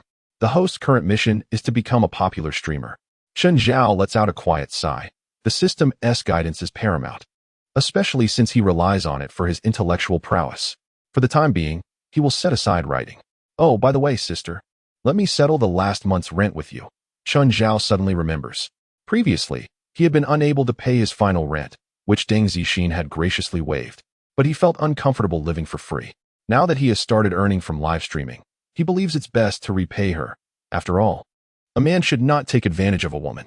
Well, aren't you quite confident? Deng Zixin scoffs slightly. Sure, just come find me upstairs when your payment arrives. I don't have to wait for the payment. I have money now, Chen Zhao retorts, pulling out his phone. Should I pay you via WeChat or I'll pay? Deng Zixin's eyes widened in surprise as she sat up straight. Where did a little kid like you get the money? Don't tell me you used your tuition fees for this. That's unnecessary. It's not tuition, it's from gifts in my live stream. I've made quite a bit in the past couple of days, Chen Zhao replied, pride evident in his smile. Deng Zixin paused, her expression shifting to one of anger. Chen Zhao, can you please wake up? What time is it? You have only a few dozen days left until the college entrance exam. Do you still not grasp how important this is? I don't need your rent. I'm not short on cash. My savings are nearly in the 8-digit range. Focus on your studies and stop messing around with these distractions. Her words came out rapidly, like bullets from a machine gun. Chen Zhao attempted several times to interject, but was continually cut off. He thought to himself that whoever ends up with this woman as a wife would surely be in for a lifetime of trouble during arguments. He could only imagine her rapid-fire tongue and sharp wit overpowering him every time. How are your grades? Are you confident about getting into college? Deng Zixin shifted the topic. I'm almost certain I'll get in. I'm aiming for Tsinghua or Peking University, Chen Zhao answered. Ridiculous. With your abilities, Tsinghua or Peking University. Your arrogance is infuriating. If you manage to get in, I'll give you this entire building. I'm leaving now, and you better study hard. If you don't get into college, just wait. I'll make sure someone teaches you a lesson. With that, Deng Zixin stood up and slammed the door behind her. Despite her harsh demeanor and refusal to listen, Chen Zhao felt warmth in his heart. He understood that beneath her fierce exterior, she was genuinely kind. Her anger stemmed from a desire for him to focus on his studies. Once the acceptance letters arrived, he would definitely take Deng Zixin out for a meal. Later, Chen Zhao logged back on for another live stream, announcing that he would be signing off for the night. His fans lamenting that he was the laziest streamer, contrasting him with others who would stream for an entire day or night. Chen Zhao would only play a couple of games and then leave. The next day's exam remained relatively easy. Chen Zhao was confident he could score close to full marks on the science comprehensive section, though he found English to be a bit precarious. Ever since childhood, he had struggled with English, barely recognizing the phonetic symbols. Despite studying numerous English teaching materials recently, He felt the results were inadequate. Thus, he estimated his English score would hover around 130, a rather dismal figure. He resolved to intensively focus on improving his English. After a day of rest, Chen Zhao utilized his free time to stream all day, much to the delight of his fans. The lengthy stream proved remarkably successful, as he gained 60,000 followers and received countless gifts, amounting to a cash withdrawal of over 2,400 yuan. Earning 2,400 in a day equated to a staggering 72,000 a month, and in a year, that would total an astonishing 864,000. With the accumulation of streaming hours, his fame continued to rise, making the once distant dream of earning 1 million a year seem increasingly attainable. Chen Zhao felt exhilarated. Indeed, intelligent and industrious individuals could earn well, and he could support himself comfortably through live streaming alone. That evening, Deng Zixin returned, holding a copy of the Beijing Times and flipping to the second to last page to show Chen Zhao. In the upper right corner was an essay written in classical Chinese, authored by Chen Zhao. "Look at you, young man, a classical Chinese piece," Deng Zixin exclaimed, slapping Chen Zhao's shoulder. "Come, sign it." Chen Zhao was taken aback. "Just sign next to your article. I'll keep it as a collectible. If you make it big in the literary world one day, this signature will be worth a fortune," Deng Zixin teased, playfully pinching the back of Chen Zhao's neck and dragging him to the coffee table, slapping the newspaper down. She then shoved a pen into his hand. "Write well. Don't mess this up." Chen Zhao nodded, putting forth his utmost effort to write neatly and beautifully. He took a full 20 seconds to pen just 2 characters. Once finished, he felt quite satisfied. It was perhaps the most beautiful signature he had ever written. "Wow, what a terrible scrawl," Deng Zixin remarked, her pretty brows knitting together as she examined the paper. "It looks like a monkey's handwriting. I could get a monkey from the zoo to write better than this." Chen Zhao nearly choked in disbelief. "That was pretty good, wasn't he it? If you think my handwriting is so awful, why don't you show me how it's done?" Deng Zixin snatched the pen from him and began writing on a nearby scrap of paper. With swift strokes, she finished and tossed the pen down. "Any objections?" she asked, flicking Chen Zhao on the forehead with her slender finger, a look of disdain on her face. Staring in astonishment, Chen Zhao was captivated by her neat and exquisite handwriting, which appeared as though it had been printed. It was reminiscent of the beautifully crafted characters from the calligraphy books he had purchased in elementary school. "Wait, you dropped out of school? How is your handwriting so good? This isn't fair. Do you know who my father is?" Deng Zixin suddenly countered. "Who?" Chen Zhao asked, puzzled. "Deng Taijun, a calligrapher and traditional painter. His works sell for over 10,000 per square foot. Under my father's tutelage, I could write better with my feet than you can with your hands." Deng Zixin beamed with pride, her eyes glinting with a hint of superiority. Chen Zhao was taken aback. No wonder Deng Zixin was wealthy. With her father's calligraphy and paintings fetching such high prices, earning millions in a few days would be a breeze, making it easy to buy a building. "By the way, my father wants to meet you." Deng Zixin abruptly changed the topic. "Me?" Chen Zhao was bewildered. "Why? Your article piqued his interest. He believes you have potential. Given that my father is a cultured man, he naturally wishes to meet someone capable of writing such fine prose," Deng Zixin explained. "If you're willing, I can take you anytime. Don't wear that gaping mouth expression. If my father is in a good mood, he might even take you on as a disciple. And you'd be in for a great opportunity. People line up from the Forbidden City to the White House to be his disciple. But I never intended to become a calligrapher or painter." Chen Zhao scratched his head. "You've seen my handwriting. I lack the talent. My father will surely invite you for a meal." "It wouldn't hurt to join him for a free meal," Deng Zixin insisted. "All right." Chen Zhao nodded vigorously. "You should have mentioned it was for a free meal." The meeting with Deng Zixin's father, Deng Taijun, was scheduled for the following Saturday evening, right after Chen Zhao completed his exams. The next day, as he arrived at school, the classroom buzzed with chatter during morning reading. That physics question was as difficult as the heavens, one student exclaimed, and the chemistry was ridiculously hard. "What are those questions even supposed to be?" Another added. "The biology exam made me want to vomit. It was all tiny text from the textbook, and I barely memorized anything. I just scribbled a bunch of nonsense without any confidence." A third complained. "The Chinese essay was downright absurd. Who can write well about encouraging people to study? I've always only known how to encourage people to go to internet cafes." Someone chimed in. "The math problems made me want to puke. I swear I won to let the person who set those questions off easy." Someone else fumed. Chen Zhao shrugged, judging by his classmates' reactions. It was clear that the previous exam had been quite challenging, with many feeling overwhelmed. However, he personally felt fine about it. Except for English, he believed he had performed adequately. With a total of 750 points possible, he estimated he would score around 670 or 80 points. How did your exam go? Did you do well? Su Lanlan nudged Chen Zhao with her elbow. Are you going to break out of second to last place? Second to last? Chen Zhao chuckled, an arrogant grin spreading across his face. I wouldn't even settle for second. I'm aiming for first. Several classmates turned to laugh at his bold declaration, clearly amused by his confidence. Enough with the bragging. What do you think you'll actually score? Su Lanlan asked. I estimate I can score close to 380. Can you surpass me? I attained a mere score of around 670 or 80, Chen Zhao candidly admitted. The laughter among several classmates grew more boisterous. Frustrated, Su Lanlan chose to ignore Chen Zhao and asked her questions with utmost seriousness, as she had been exasperated by Chen Zhao's incessant boasting. Despite Chen Zhao's remarkable performance in mathematics class and her astonishing recitation skills displayed to Su Lanlan remained skeptical about Chen Zhao's rapid advancement. She believed that examinations were not simply about memorizing textbooks or solving a few challenging problems, but rather a cumulative effort over time. Su Lanlan estimated that it would not be a problem for Chen Zhao to surpass the bottom 10, yet ascending further would require considerably more time. Chen Zhao felt somewhat helpless. Indeed, her previous rankings had consistently placed her at the bottom, so it was unrealistic for others to expect her to claim the top spot. It was only natural for them to mock her. However, once the report cards were distributed, many would likely cease their laughter. Just as she pondered this, the commotion in the classroom suddenly ceased, and the entire class swiftly transitioned into a mode of reading from textbooks. Chen Zhao looked up, and as expected, the homeroom teacher entered through the door, standing at the podium and surveying the class from a commanding height.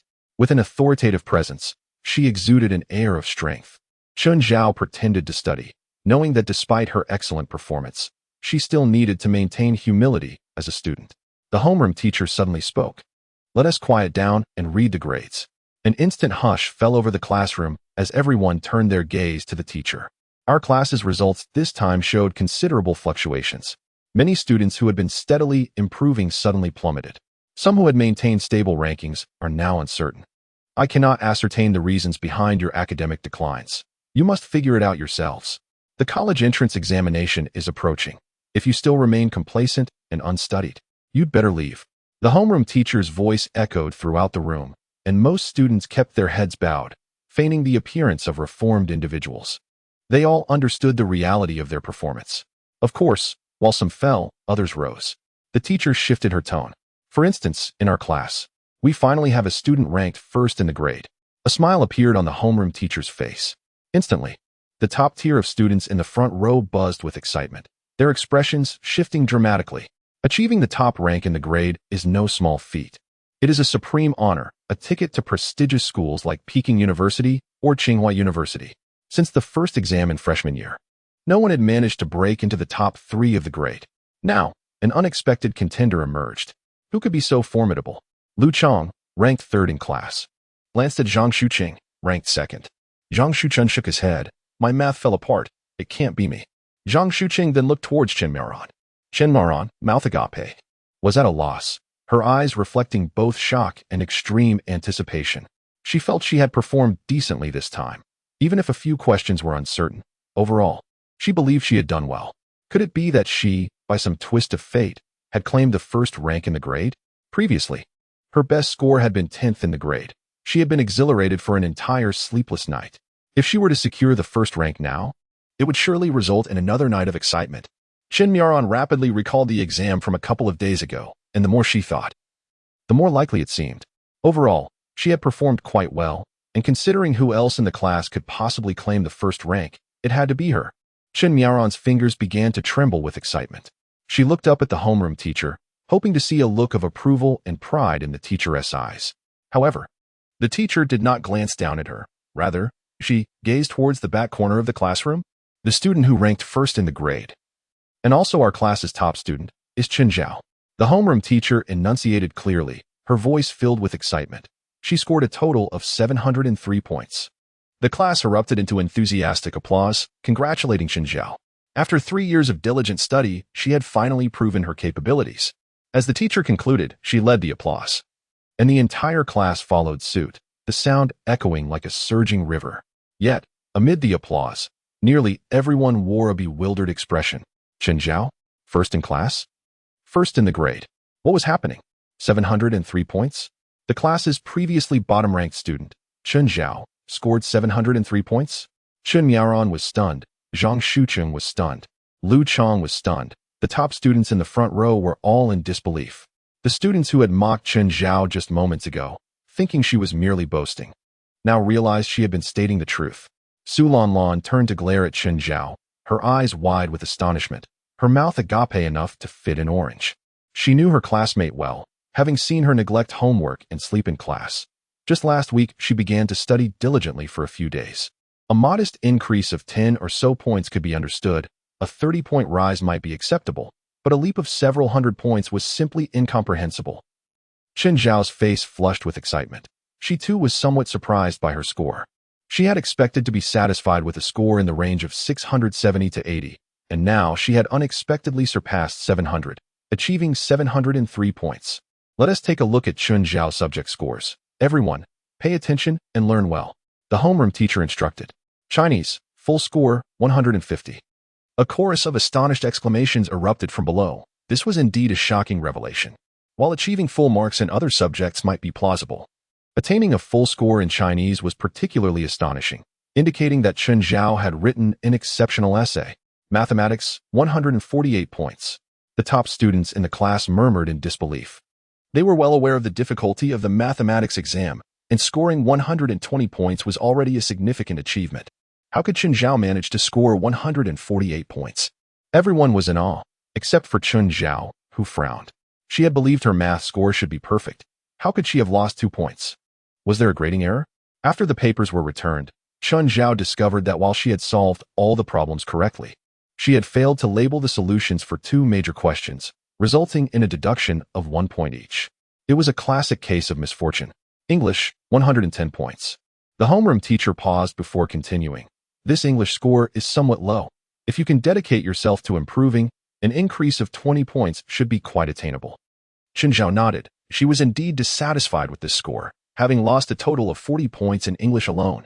She resolved to study English more diligently in the future. Science comprehensive, 295 points, which is also the highest score in the entire school. The homeroom teacher raised her voice to announce. The classroom erupted in astonishment.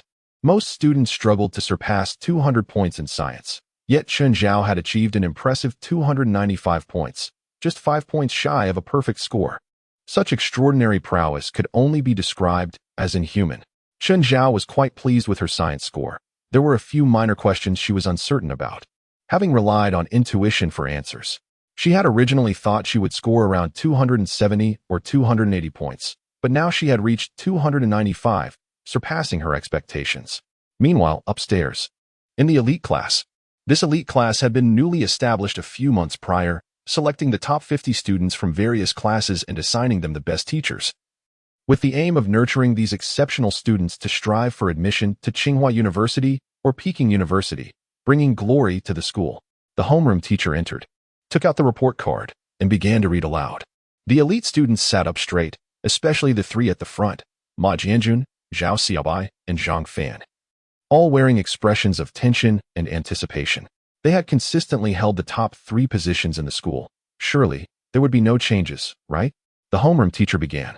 First place, Ma Jianjun, with a score of 688, second in the grade. Ma Jianjun initially felt joy, but then his smile froze on his face. Second in the grade? How could he have fallen to second place? The entire class erupted in disbelief. Ma Jianjun had been the top student for several months, and no one had expected he would drop to second. The critical issue was that Ma Jianjun was the top student in this elite class. Yet he had not achieved the top rank in the entire grade, indicating that the top student was in another class. Zhao Xiaobai quickly realized, oh no, I have become third in the grade. Zhang Fan also comprehended, oh no, I have become fourth in the grade. The homeroom teacher continued to read the scores, and halfway through, Ma Jianjun raised his hand, interrupting her. Ma Jianjun's complexion was pale, and his eyes were rimmed with red. Teacher, may I inquire who ranked first in the grade? What score did they achieve? The homeroom teacher cast a meaningful glance at Ma Jianjun before responding. The top student is Chun Zhao from class 1, who scored 703 points. Ma Jianjun was taken aback. Chen Zhao? The same one who ranked third from the bottom in the previous exam? 703 points. That's a full 15 points higher than me. He felt a wave of dizziness wash over him. This reality was indeed hard for him to accept. After sitting atop the grade rankings for so long, he had been effortlessly surpassed by an inconspicuous individual.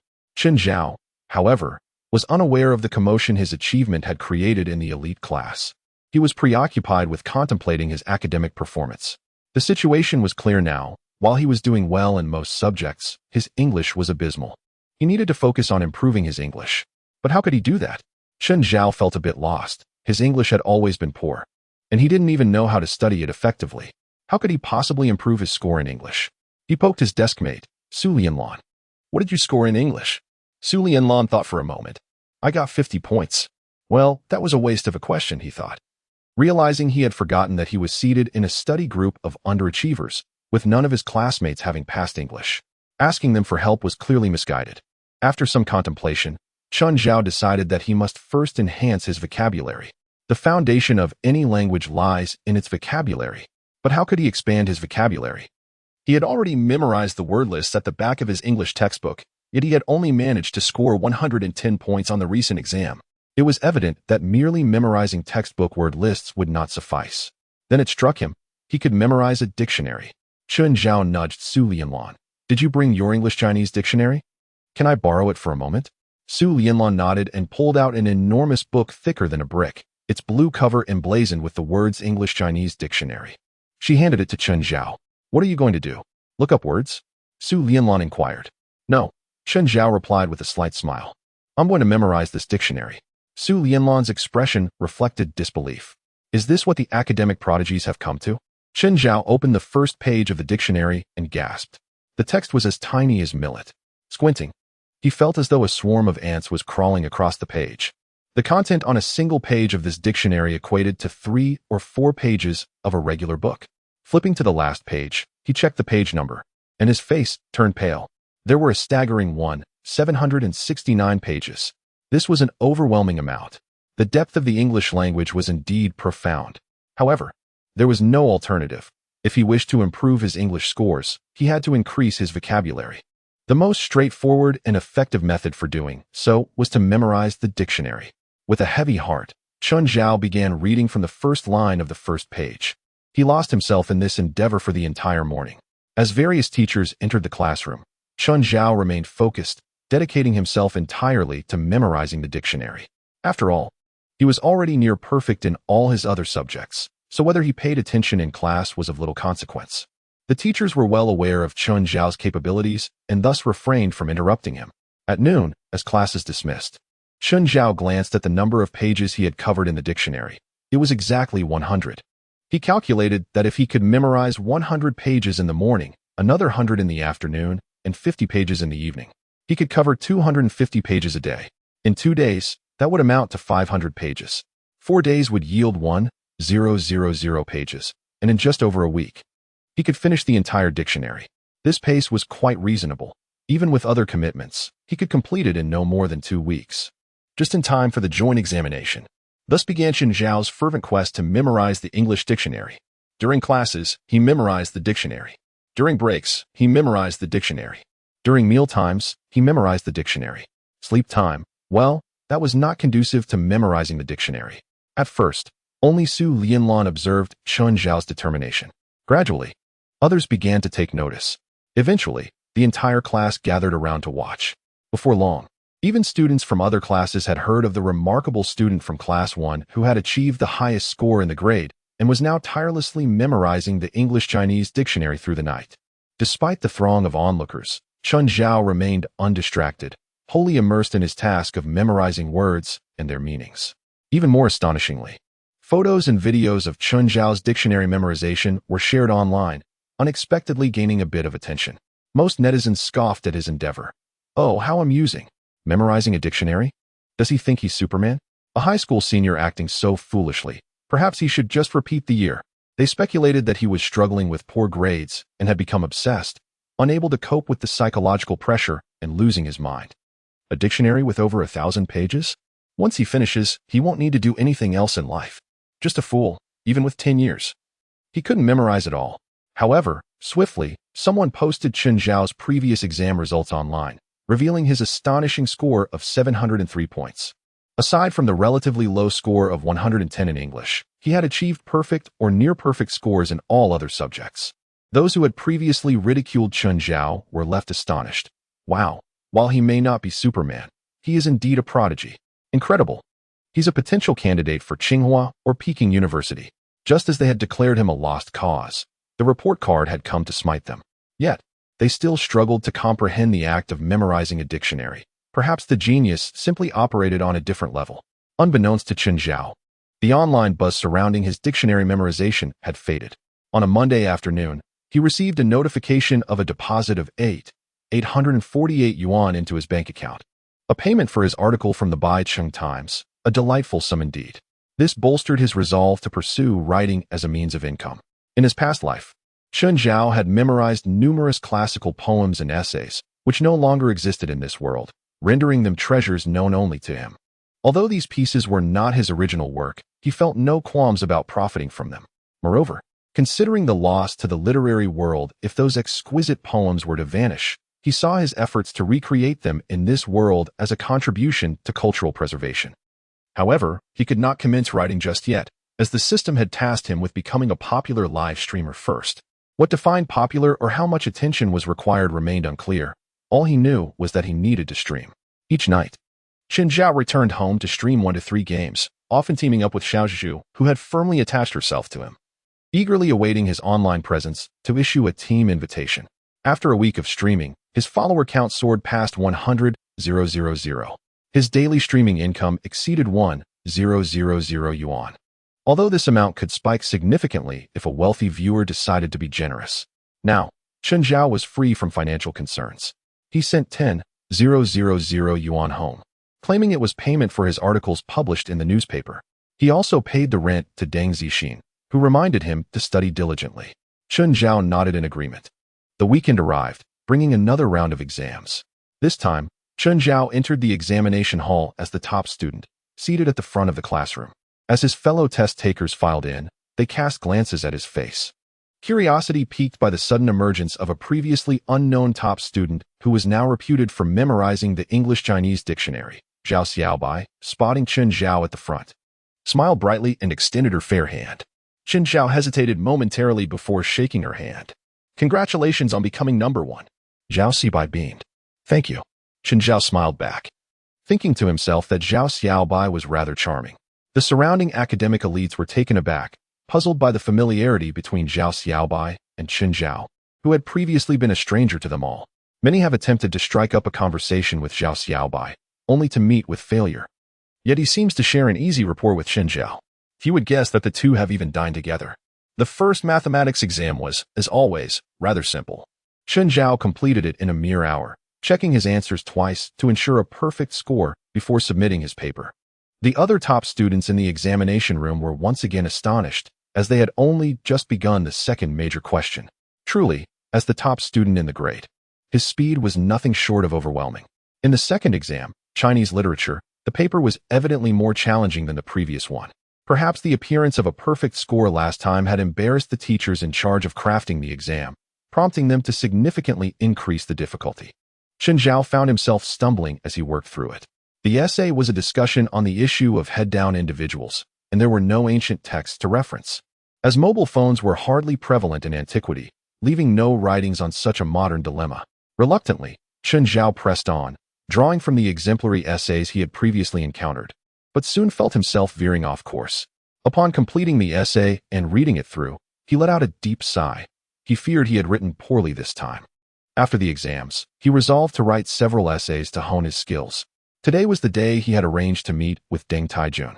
After returning home from the exams, Chen Zhao hurriedly took a shower and donned his most presentable outfit, a faux Adidas tracksuit, before messaging Deng Zixin. When shall we meet your esteemed father? I am prepared. After a brief pause, Deng Zixin replied, come upstairs.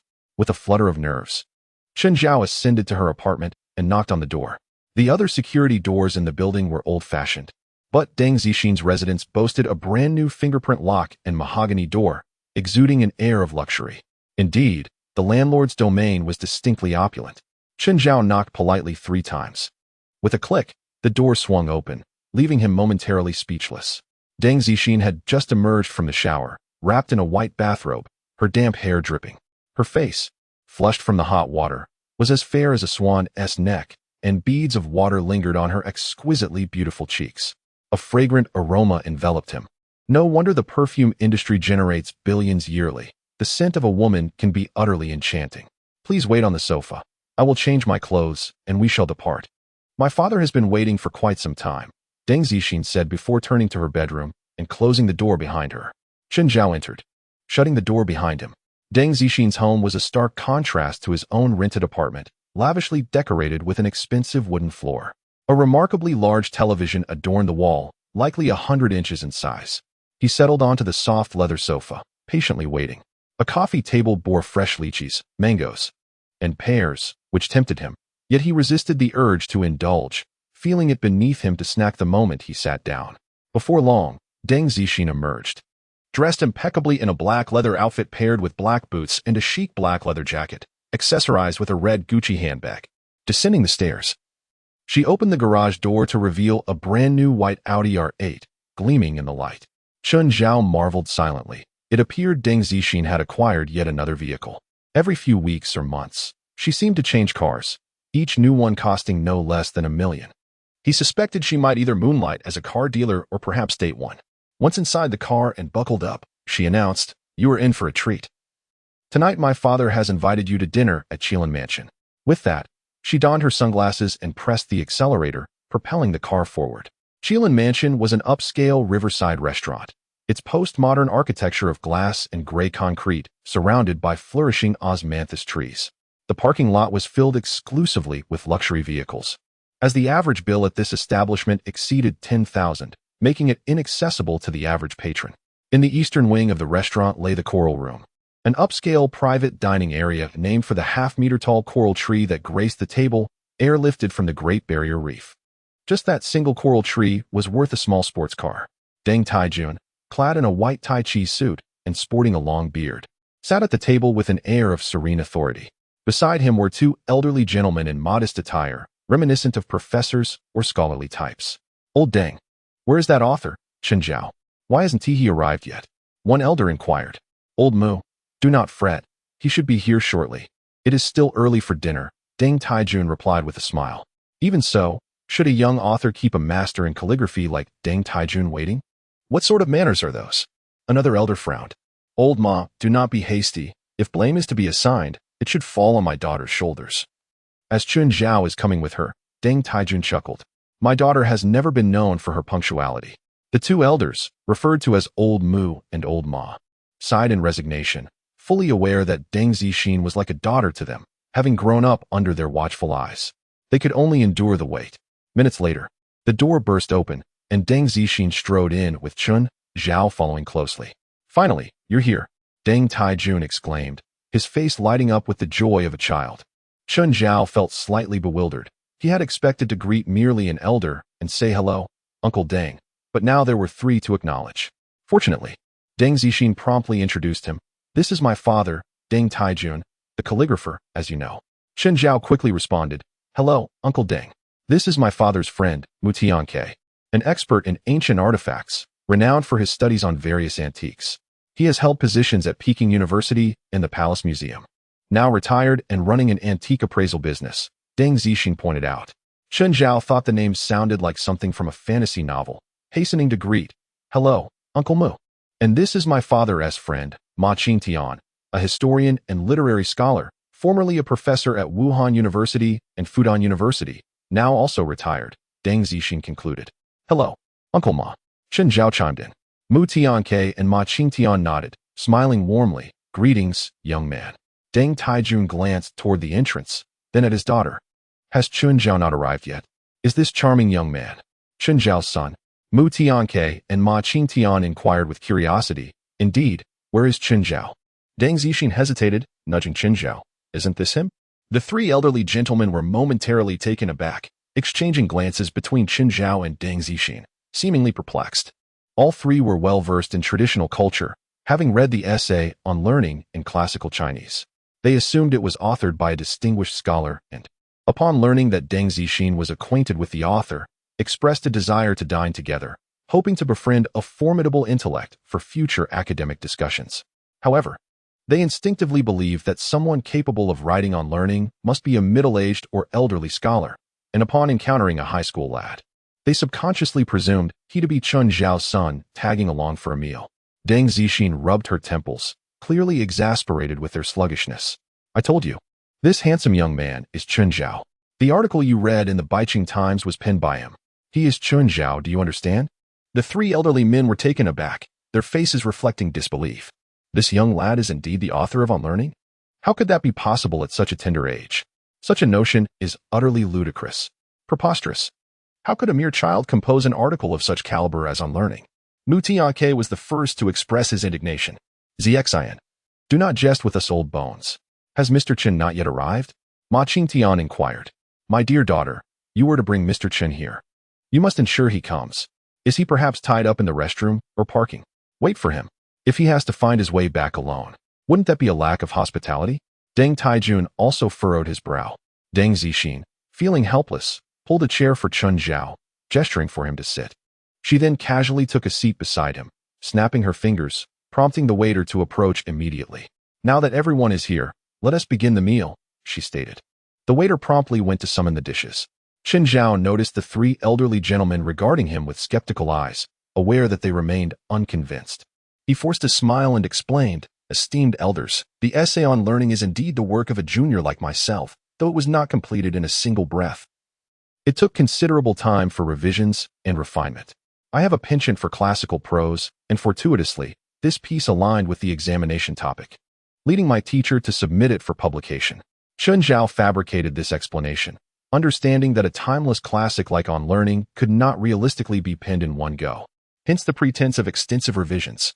However, upon finishing his explanation, the furrows on the elderly gentleman's brows deepened, clearly still doubting that he authored the piece. Chun Zhao, speak honestly, who truly wrote this article? Mu Tianke demanded sternly. Ma Qingtian adjusted his glasses and added gravely, Chun Zhao, we are aware that there are many such occurrences in the literary world nowadays, where fathers compose works for their sons to gain fame. Was it not your father who assisted in writing On Learning? They expressed a desire to meet the original author of On Learning. Chun Zhao thought to himself, you wish to meet the original author of On Learning? Xuanzi? His bones must have long since decayed in the earth. With a smile, he insisted, I assure you, On Learning is truly my work. Yet, the three old men remained unconvinced. Mu Tianke, infuriated, removed his glasses and scolded. I know many esteemed scholars proficient in classical Chinese, and they all assert that On Learning is a masterful piece. How could a mere child have written it? It is not about talent alone. Integrity is paramount. Where is your honesty? Ma Qingtian, too, was irate. This meal is ostensibly hosted by Deng Taijun, but in truth, it is funded by Mr. Mu and myself. As we sought to forge friendships with those capable of producing a work as splendid as On Learning, what nonsense is this from a mere child? Please leave. Chun Zhao's smile vanished, his expression turning grim. These three old men, resembling antiquated scholars, judged him solely by appearances. Without even attempting to verify, they sought to dismiss him. They had invited him to dine, yet now wished to expel him before he had even warmed his seat. What kind of treatment was this? Summoned at will, discarded as if he were nothing. Such an affront. Deng Zixin suddenly slammed her hand on the table with considerable force, causing the ceramic plates before her to rattle. What is the matter with you three old geezers? Are you refusing to give me face? I brought Chun Zhao here as you requested, only to have you send him away. Are you looking for trouble? Do you wish to fight? Can you three old bones stand against me? Chun Zhao was astonished. He knew Deng Zixin had a fiery temper, but did not anticipate her being this fierce. This was remarkably bold, perhaps a bit too much. To his surprise, the three elderly men immediately wilted, appearing somewhat flustered. It was evident that they harbored a fear of Deng Zixin, resembling the dynamic of a cowardly father, a timid uncle, and a fierce daughter. Zixin, do not be angry. Your two elders have their reasons. I have indeed read On Learning, and it is undeniably the work of a master. It cannot be the creation of a mere youth. Deng Taijun interjected, attempting to mediate. However, since young Chun Zhao is here, he may stay for the meal, but we would like to meet the true author of On Learning. How could that be impossible? This essay is indeed written by Chun Zhao. If you do not believe it, then test him. Deng Zixin exclaimed angrily. But after the test, you must apologize. Chen Zhao felt a warmth in his heart. Deng Zixin, this landlady's sister, was genuinely supportive of him, fiercely defending him. Though she had a fiery temperament and could be arrogant, her heart was good. She was a kind girl. Suddenly, he felt a jolt from the system ring on his hand, and several prompts appeared. Triggering scenario task. Gain the recognition of 3 elder scholars. Task content. Compose an essay on the spot, showcasing your extraordinary talent. Show those 3 old men what genius truly is, what brilliance looks like, and that heroes have always emerged from the youth. Task reward. Advanced National Painting Skill Experience Book 3. Chen Zhao paused momentarily after reading the system task. Compose an essay on the spot. My writing skills are lacking. How am I to accomplish this? Though it may be challenging, I have memorized numerous classical texts. Any one of them is a classic. Timeless literary masterpieces should suffice to impress. As for the task reward, shouldn't it extend the duration of the high IQ experience? Why is it an Advanced National Painting Skill Experience book? What could that possibly entail? While pondering this, he was suddenly roused by Mu Tiank's voice. Chen Zhao, if you claim that on learning is your piece, then surely you can compose another essay for us to appreciate on the spot? Mu Tianke narrowed his eyes, casting a stern gaze at Chen Zhao. Ma Tian nodded, a forced smile plastered on his face. Let us see your skills. It need not match the level of on learning, but a slightly superior piece would suffice. Both elderly men assumed Chen Zhao would shy away from the challenge, as no child could possibly produce anything of merit. If he were to write on the spot, his lack of ability would be exposed. However, to their utter astonishment, Chen Zhao nodded affirmatively. Very well, I shall present my humble work. Mu Tianke and Ma Tian exchanged glances, surprised and mockingly amused.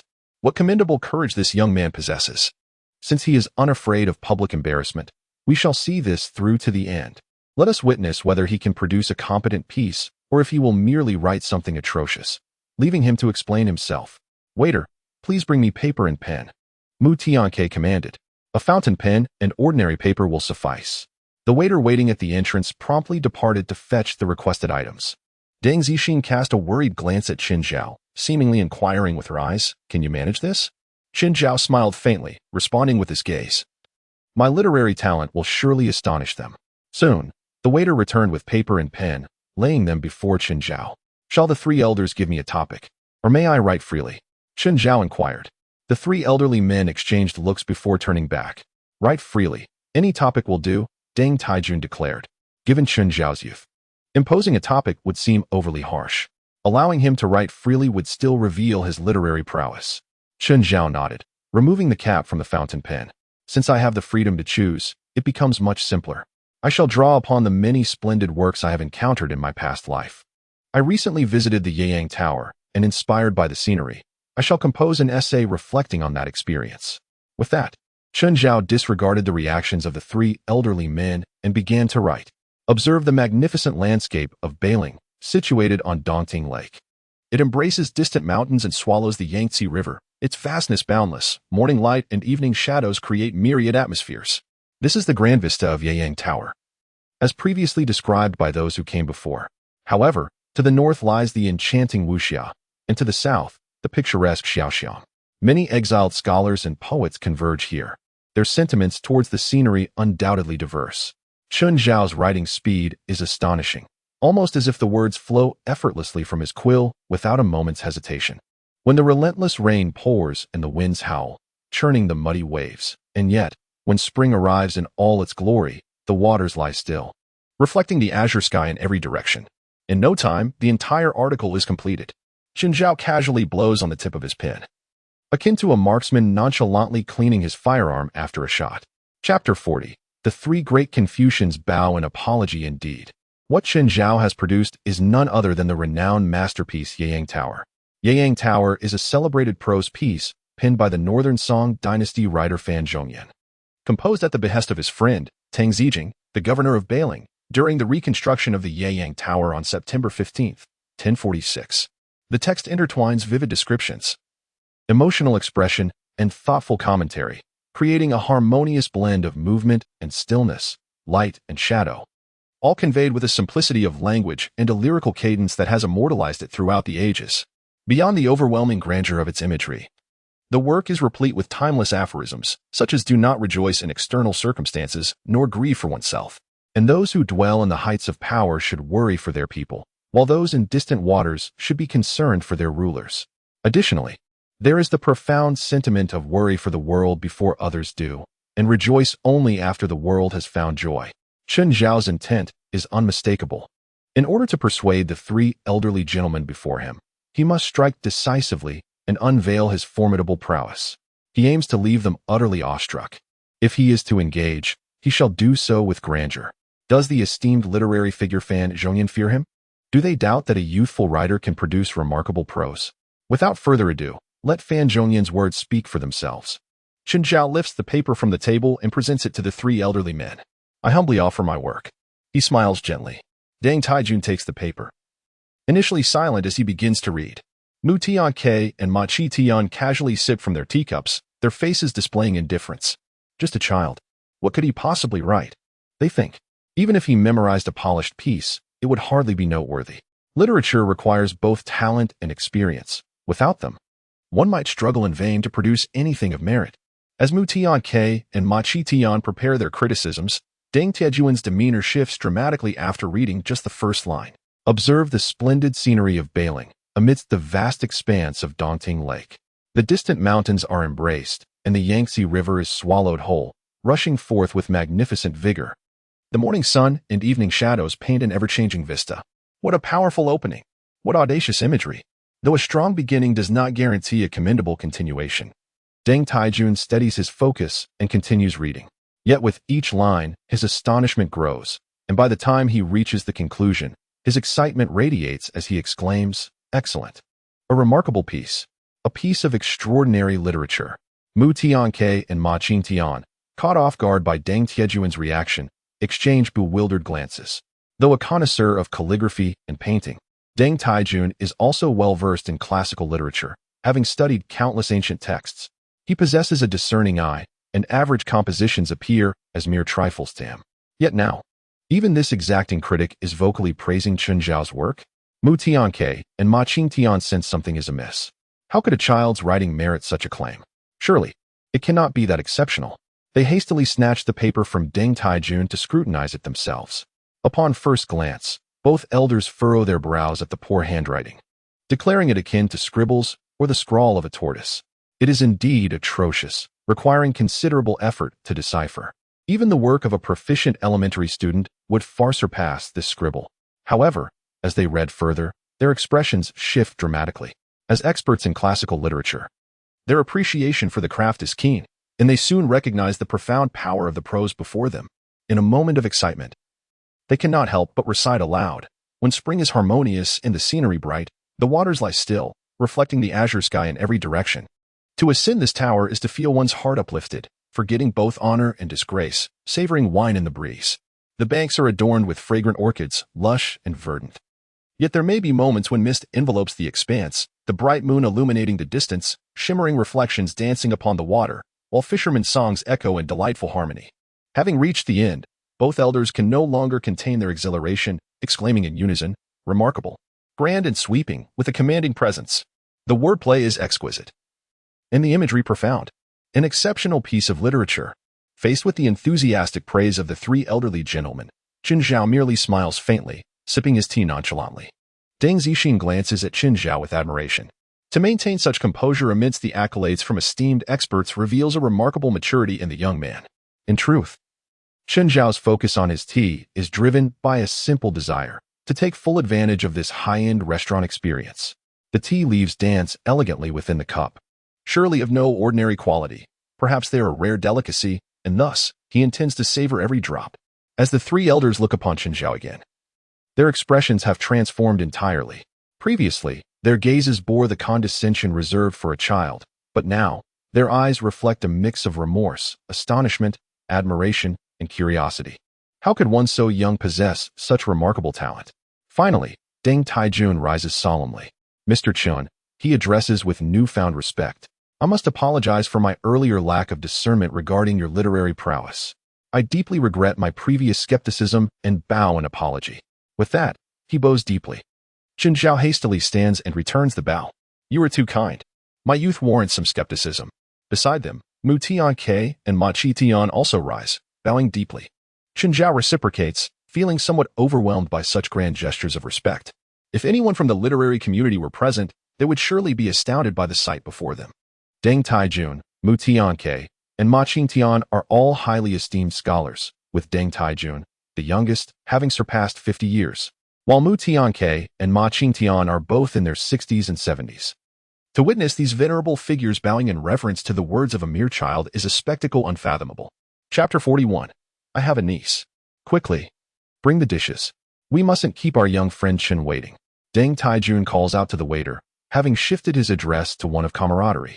Deng Zixin looks on in surprise, for her father rarely exhibits such behavior. Soon, a procession of dishes arrives, primarily traditional Chinese cuisine, yet artfully presented in a manner reminiscent of fine dining. The cold dishes and the 4 small plates were followed by a silky scallop soup, shark fin delicacies, roasted fish, dopa pork, and crispy pigeon. Halfway through the meal, they presented braised skirt steak, black bean pepper beef, walnut cheese, chocolate cream pastries, and a platter of fruits. There were sliced snow pears, red Fuji apples, mangoes, as well as peeled lychees and grapes. Chen Zhao was largely engrossed in his meal, clearly indicating that the old fellows had spared no expense to treat him. None of the dishes were unpalatable, each beautifully presented and bursting with flavor. In stark contrast, the instant noodles that Chen Zhao typically relished seemed akin to swill. Meanwhile, the 3 elderly gentlemen displayed little interest in the feast, their heads bent over Chen Zhao's manuscript of the Yiyang Tower, showering him with praise. This line is truly evocative. The interplay of light and shadow is vividly illustrated, and the diction is exquisitely precise. The word is irreplaceable. The concluding elevation is splendid as well. Worry before the world worries. Rejoice after the world rejoices. What a commendable quality and realm of thought. The trio regarded Chen Zhao's manuscript as a treasure, their eyes gleaming with excitement, akin to misers gazing upon gold ingots. They deliberated for over 20 minutes before simultaneously turning their gaze towards Chen Zhao. Chen Xiaoyu, how old are you this year? Inquired Deng Taijun. In a few days, during the college entrance examination, I'll be celebrating my 18th birthday, Chen Zhao replied, while spitting out grape seeds. Then in terms of lunar age, you're 19. Zixin is 23, not much of a difference. Deng Taijun murmured. Deng Zixin turned pale and then flushed, slapping the table with her chopsticks. What are you thinking, Dad? Can you stop with the nonsense? Just eat your meal. Chen Zhao felt a bit embarrassed, realizing Deng Tiejuan's insinuations, which were clearly aimed at pairing him with Deng Zixin. Oh, you've misunderstood, Deng Taijun stammered, a tinge of blush appearing on his cheeks as he explained to Deng Zixin. I was merely contemplating your literary prowess at this age in comparison to Chen Xiaoyu. It seems there is no basis for comparison. Beside them, Ma Qingtian chimed in, his earlier serious demeanor transformed into a sly grin. Chen Xiaoyu, I have a niece who just got accepted into the Central Academy of Drama. She is a little over a year older than you, comes from a good family, and is quite beautiful. Chen Zhao was taken aback. Was this an introduction to a potential match? Surely not. He had merely penned an article. And now Ma Qingtian was suggesting his niece? How inappropriate. Though, if she were truly beautiful, he wouldn't mind. Deng Zixin leaned closer and whispered in Chen Zhao's ear, don't believe that old coot. I've seen his niece. She has a birthmark the size of an egg on her face, and there's no way to fix that with surgery. Chen Zhao looked at Ma Qingtian, maintaining a respectful smile, while internally thinking, you old rascal. Trying to set me up?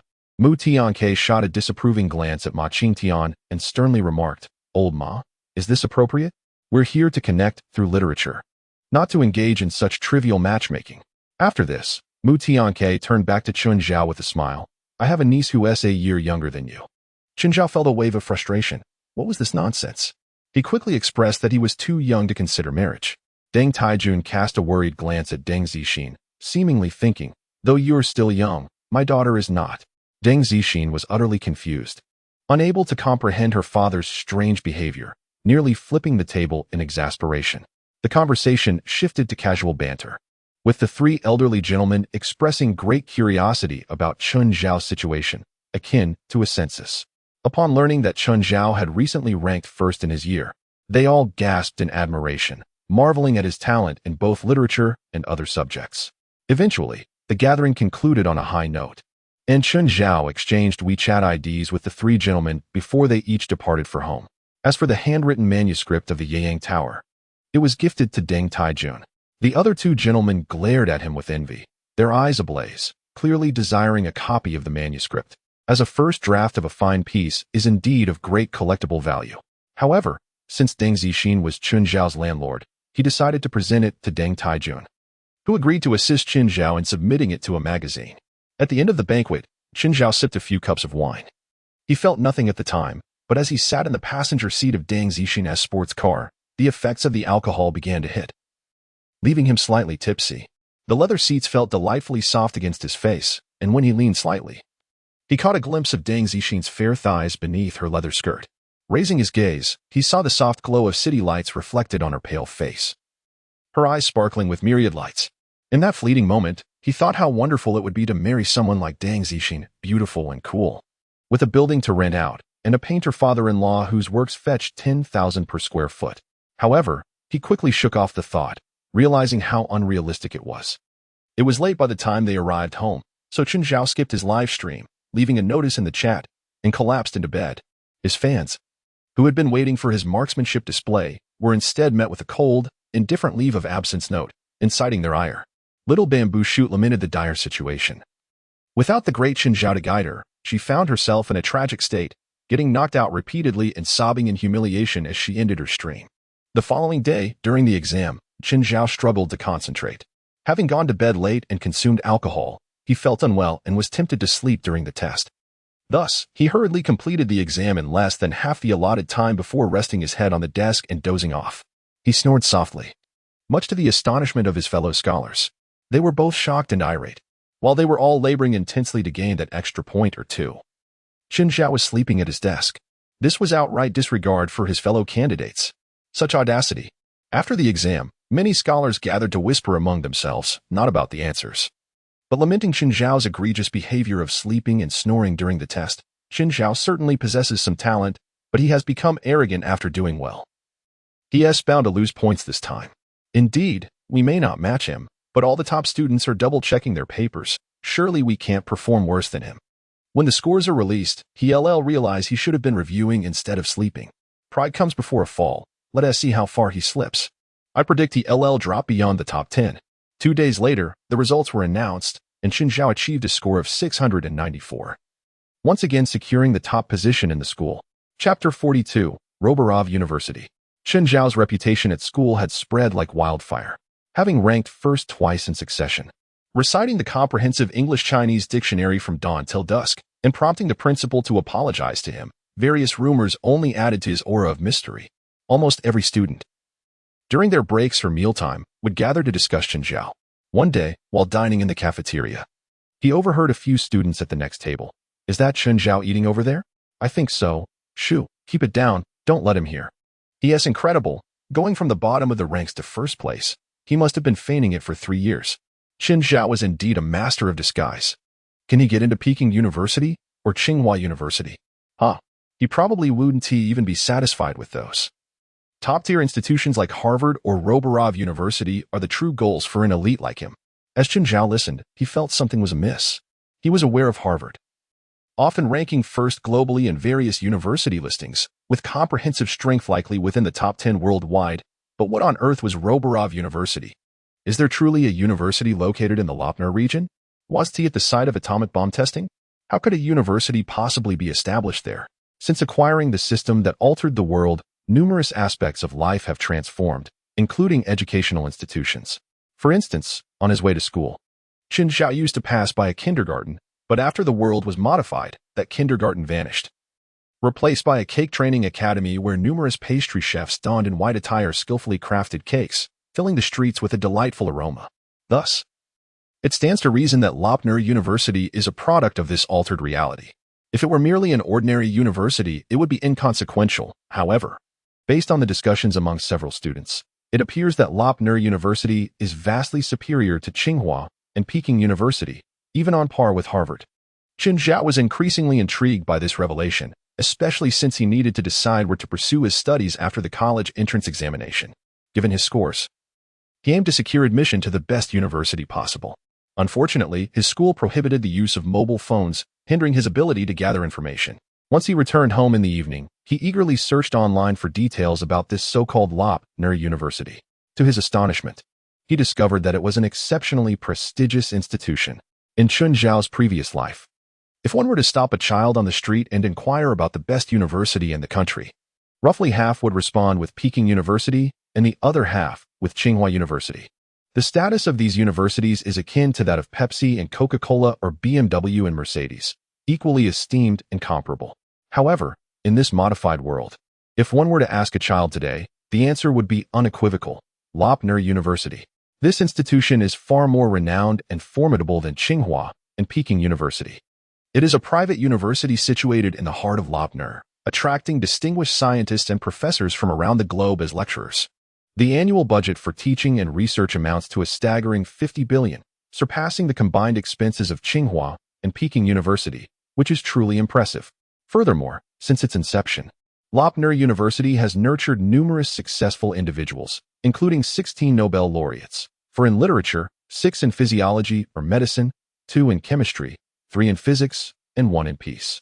Additionally, it boasts a plethora of scientists, writers, pianists, musicians, renowned directors, stock market magnates, high-ranking military officials, and even billion-dollar entrepreneurs.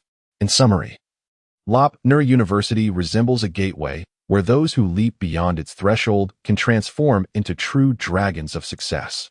Chun Zhao grew increasingly excited. This was the ideal institution he yearned for. However, a pressing question lingered. What score on the college entrance examination would be required for admission to such an illustrious school? He navigated to websites detailing the admission scores of various universities and clicked on Lop-Ner University, only to find no scores listed.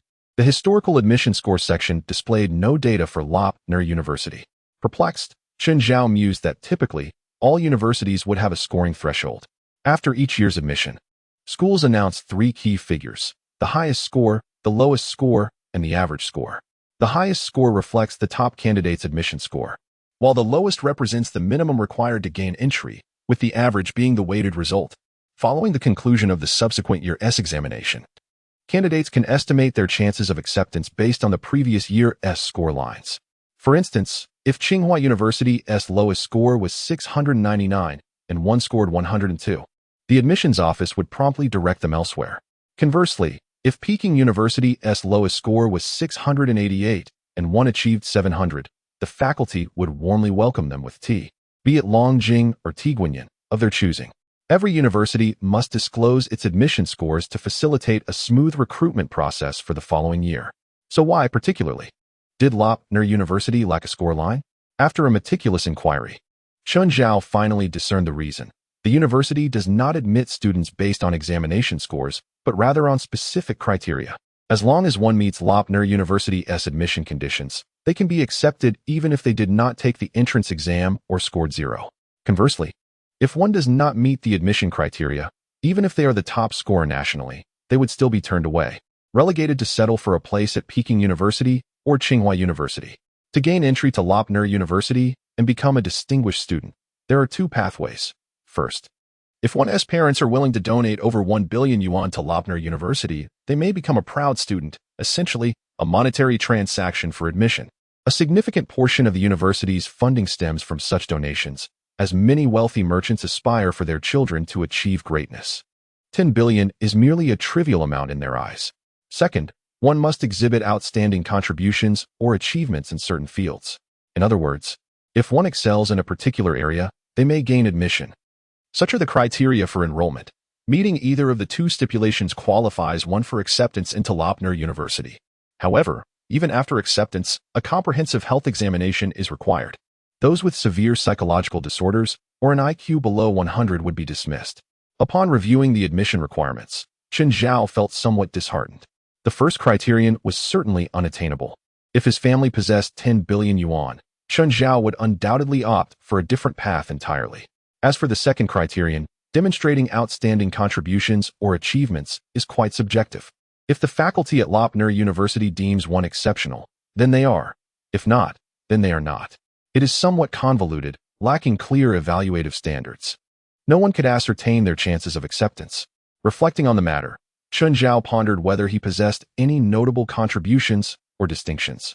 His intelligence was undoubtedly high, boasting a stable IQ of 400 thanks to the system, and it might even increase after the high IQ trial period concludes, though it could also decrease slightly. Nevertheless, his intelligence was assuredly high. However, it was evident that no university would admit a student solely based on intelligence. Beyond intellect, he excelled in gaming. With optimal conditions, he could achieve headshots consistently. Yet, would any university truly recruit students based on their gaming prowess? Some institutions offer esports programs, but these are limited in scope and highly selective. It appeared that Lopner University did not have an esports program, and even if it did, Chen Zhao was not particularly inclined to pursue that field. Studying in such a program was not a trivial matter. It entailed delving deeply into the gaming and esports industries, memorizing a plethora of tedious knowledge. When it came time for actual gameplay, rigorous training would ensue, akin to professional esports athletes, requiring over 14 hours of practice daily, leading to fatigue and discomfort. By the end of a semester, one would likely develop an aversion to gaming, trembling at the thought of sitting before a computer. Aside from gaming, Chen Zhao believed he could carve out a niche in the literary world. After all, he had memorized numerous impressive works in his previous life. And though they no longer existed in this world, if he were to present them, he would undoubtedly gain renown in literary circles. However, as the adage goes, in literature, there is no first place. In martial arts, there is no second. Even if he were to publish those renowned articles, the genuine value of his work would take considerable time to be recognized by the public. By that point, he would likely have surpassed the age for enrollment. Thus, it seemed that Chen Zhao truly had no viable means to meet the admission criteria. He concluded that idle speculation was fruitless and decided it would be more prudent to consult a teacher. Opening his mobile phone, Chen Zhao located the principal's QQ number. The principal's QQ account was publicly available, allowing all students to add it and directly present any suggestions or concerns. Upon entering the school, Chen Zhao had feared potential bullying, so he had promptly added the principal's QQ, hoping to leverage the principal's authority to counter any bullies. 3 years had passed without encountering any instances of bullying at school, yet this newly added friend was proving to be quite useful in an unexpected manner. After a moment of contemplation, I sent a message. Good afternoon, Principal. I am Chen Zhao from Class 1 of Senior Year 3. You should remember me. Recently, I have been exploring various universities and found that the admission standards for Robopo University are rather ambiguous. However, I am quite interested in this institution. Could you please advise me on how I might gain admission? I anticipated a delayed response. After all, it was quite late, and from my window, I could see that most residents in the neighborhood had already extinguished their lights for the night. Additionally, considering the principal's responsibilities overseeing thousands of students, he was undoubtedly busy, and my message might take some time to reach his attention. I opened my computer intending to play a game, but before the system could fully boot, a reply from the principal arrived. Regarding Robopo University, our school has never had a student admitted, nor has any student from our city ever been accepted. This university follows a selective and elite admission strategy, enrolling no more than 1,000 students annually from around the globe. Hence, I lack substantial experience in this matter. A wave of disappointment washed over me. Even the principal seemed uncertain about how to access Robopo University. However, he soon sent another message that ignited a glimmer of hope. Nevertheless, during my visit to a neighboring province last year, a principal mentioned that if a student can secure numerous national or international awards, coupled with diverse talents and strong academic performance, there is a high probability of catching the attention of the university's administration. I pondered silently. National awards? International accolades? How could one achieve that? Diverse talents. Would being good at gaming count? The principal messaged again. In a week, there will be a national competition for high school students, encompassing mathematics, language, English, physics, chemistry, and biology. It will start with city-level preliminaries, followed by provincial selections, and culminate in the national contest, where a few first, second, and third prizes will be awarded. Lin Fan and Zhao Sibai are planning to participate. If you feel confident, you might also consider trying. I can assist you with registration. Instantly, a spark of excitement lit up within me. That sounds fantastic. Please help me register. Thank you so much, Principal. I typed in response. The principal replied, which subjects do you wish to compete in? I paused, pondering the subjects available and any associated requirements. The principal continued, in theory, you can register for any subject, But the questions in these competitions are notoriously challenging. With a perfect score of 100, achieving even 30 points is commendable. Thus, it is advisable to focus on one subject. Given your strong performance, you might attempt two. Shortly thereafter, the principal sent a link detailing the National High School Subject Competition. I meticulously reviewed the information and made a decision. If I was going to participate, I would aim high. Principal, I wish to register for the competitions in language, mathematics, physics, chemistry, and biology. I messaged back, enrolling in every subject I had studied, except English, which remained a weak point for me. I wouldn't risk embarrassment in front of others. The principal responded, "This exam is unlike standard tests. The questions are akin to Olympiad-level challenges, exceedingly difficult. 70% of students score below 5 points, and 90% fail to reach 30. If you attempt to register for all subjects without adequate preparation, you may end up with nothing at all. Please consider this carefully." I replied promptly, "No need for concern. Principal, I am not an ordinary student. I have confidence in my abilities. Please assist me with the registration for language, mathematics, physics, chemistry, and biology." The principal hesitated before responding. Based on past experiences, a student typically secures awards in at most 2 subjects. It is possible to leave empty-handed. Nonetheless, I respect your decision. My earlier comments were merely suggestions. I hope you will not regret this choice. Please hold on while I register you. With that, the principal went silent. A few minutes later, he sent 5 images, the admission tickets for the language, mathematics, physics, chemistry, and biology exams, all bearing the examination number 2020139886. Print these admission tickets and bring them with you on exam day. Should you have any questions, feel free to ask me or consult Zhao Xiaobai and Lin Fan. The principal advised. Gratitude swelled within me, and I decided against streaming that night, instead posting a leave notice. I then descended to the community printing shop, where I printed 3 copies of each admission ticket. I resolved to strive for excellence in these competitions. The next day at noon, while dining in the cafeteria, I spotted Zhao Xiaobai sitting alone at a corner table. I approached her, tray in hand. "I heard you registered for the high school subject competition, is that right?" I opened the conversation directly. "Yes, I signed up for mathematics," Zhao Xiaobai replied, perceptive enough to recognize that my inquiry held deeper significance. "Did you register as well?" "I registered for language, mathematics, physics, chemistry, and biology," I replied, munching on a chicken leg. "Wow," Zhao Xiaobai exclaimed, her eyes widening in disbelief. "Are you out of your mind?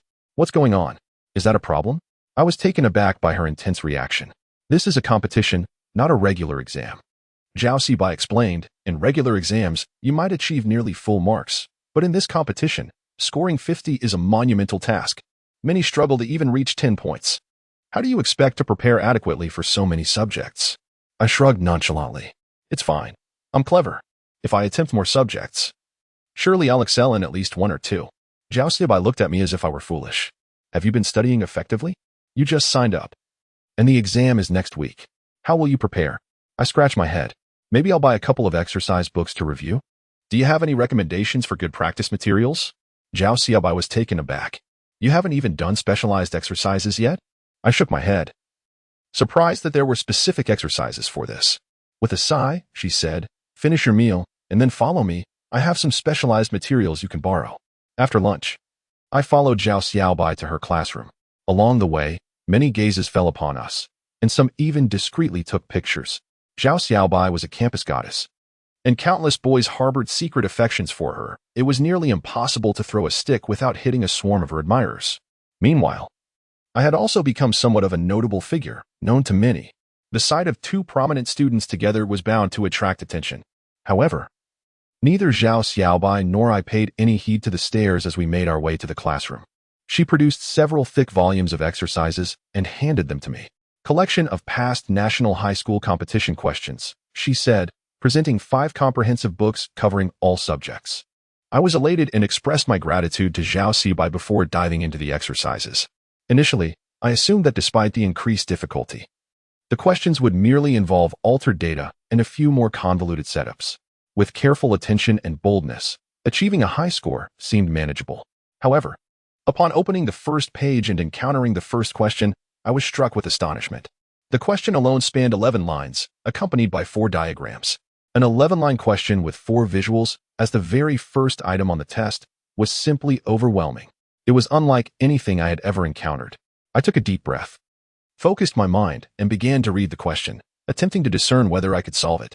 After a thorough read, I found myself utterly perplexed, lacking any clear approach. Unlike any problems encountered previously, this one is a completely new type, rendering the usual strategies and methods ineffective. It is devoid of any experiential reference. Chen Zhao's expression darkened, realizing that the situation was far from simple. Taking a deep breath, he steeled himself, focusing intently on the problem. The following evening, after classes, Zhao Xiaobai exited the school with his backpack and spotted Chen Zhao waiting beneath a tree, holding the book. Here you go. The problem is simply too difficult. Chen Zhao sighed, handing the book to Zhao Xiaobai. It's utterly absurdly challenging. The competition problems truly live up to their reputation. In comparison, the college entrance exam questions seem as simple as 1 + 1 = 2. Zhao Xiaobai wore a knowing expression as he accepted the book. From the moment he lent Chen Zhao the past exam papers, he had anticipated this scenario. Chen Zhao was clearly unaware of the difficulty of the competition problems, which explained his audacious decision to enroll in all 5 subjects. Once he took the past papers home and realized he could scarcely solve any of the questions, he would come to understand that the competition was not as straightforward as he had imagined. Subsequently, he would likely abandon the endeavor or focus solely on 1 or 2 subjects he was proficient in, returning the rest of the materials. Now, indeed, Chen Zhao was returning the book. Had he given up? Was he no longer planning to compete? Or had he decided to specialize in just one subject? Zhao Xiaobai asked, grinning with delight.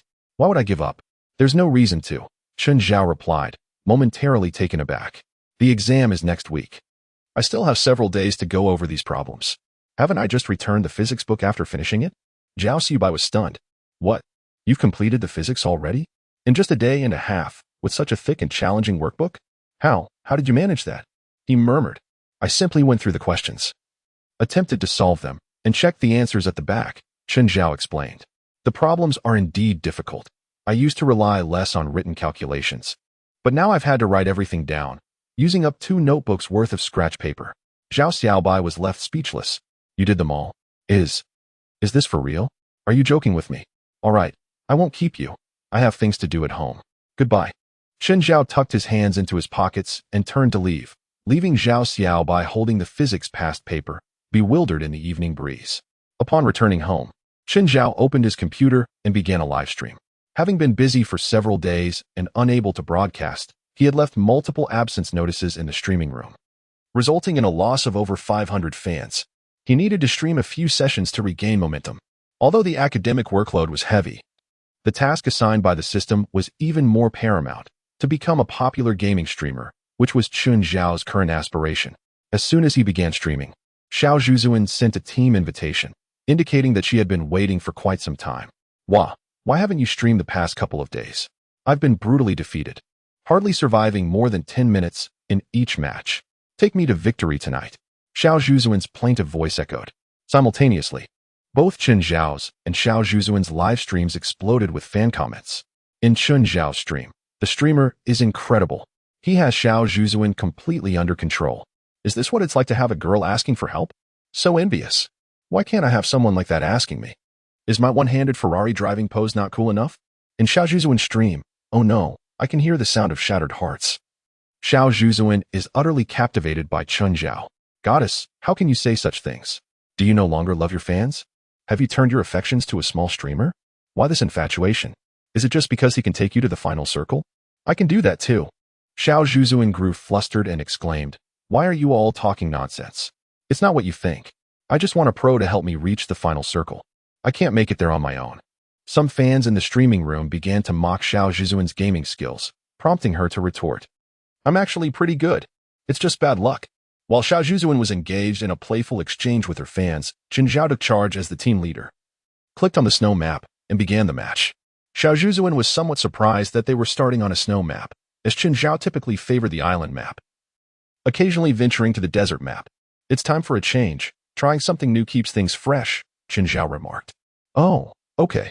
I'll follow your lead, Xiao Zhuzuan decisively replied, clinging to him for support. The Quality Plaza was unusually quiet this time. There were no shouts of jump here, or whoever doesn't jump is my grandson. Nor were there any calls for teaming up. The players maintained silence, which struck Chen Zhao as odd. It seems we might have encountered a bot match, Xiao Zhuzuan suddenly suggested. A bot match? Chen Zhao was startled. Isn't that something exclusive to mobile games? How could it happen here? Just a couple of months ago, the game officials noticed a decline in active players, likely due to many less skilled players dying immediately upon landing. To enhance player experience, they introduced a significant number of bots. Occasionally, you might end up in a match filled entirely with them, which would explain this quiet atmosphere, Xiao Zhuzuan explained. As Chen Zhao observed the other players in the quality plaza, he noted that one-third remained motionless, resembling statues, another third was bouncing up and down like springs, and the final third walked slowly with their heads down.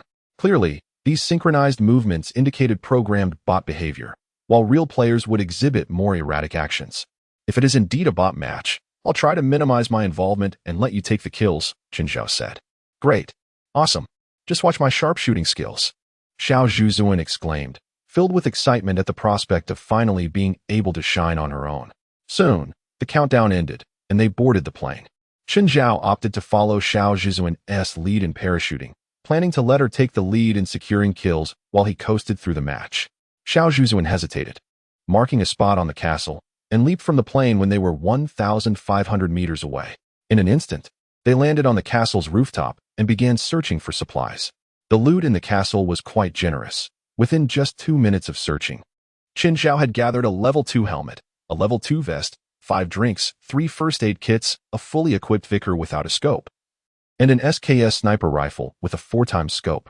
Both the Vickr and SKS are regarded as effective weaponry, while the Vickr has a limited magazine capacity.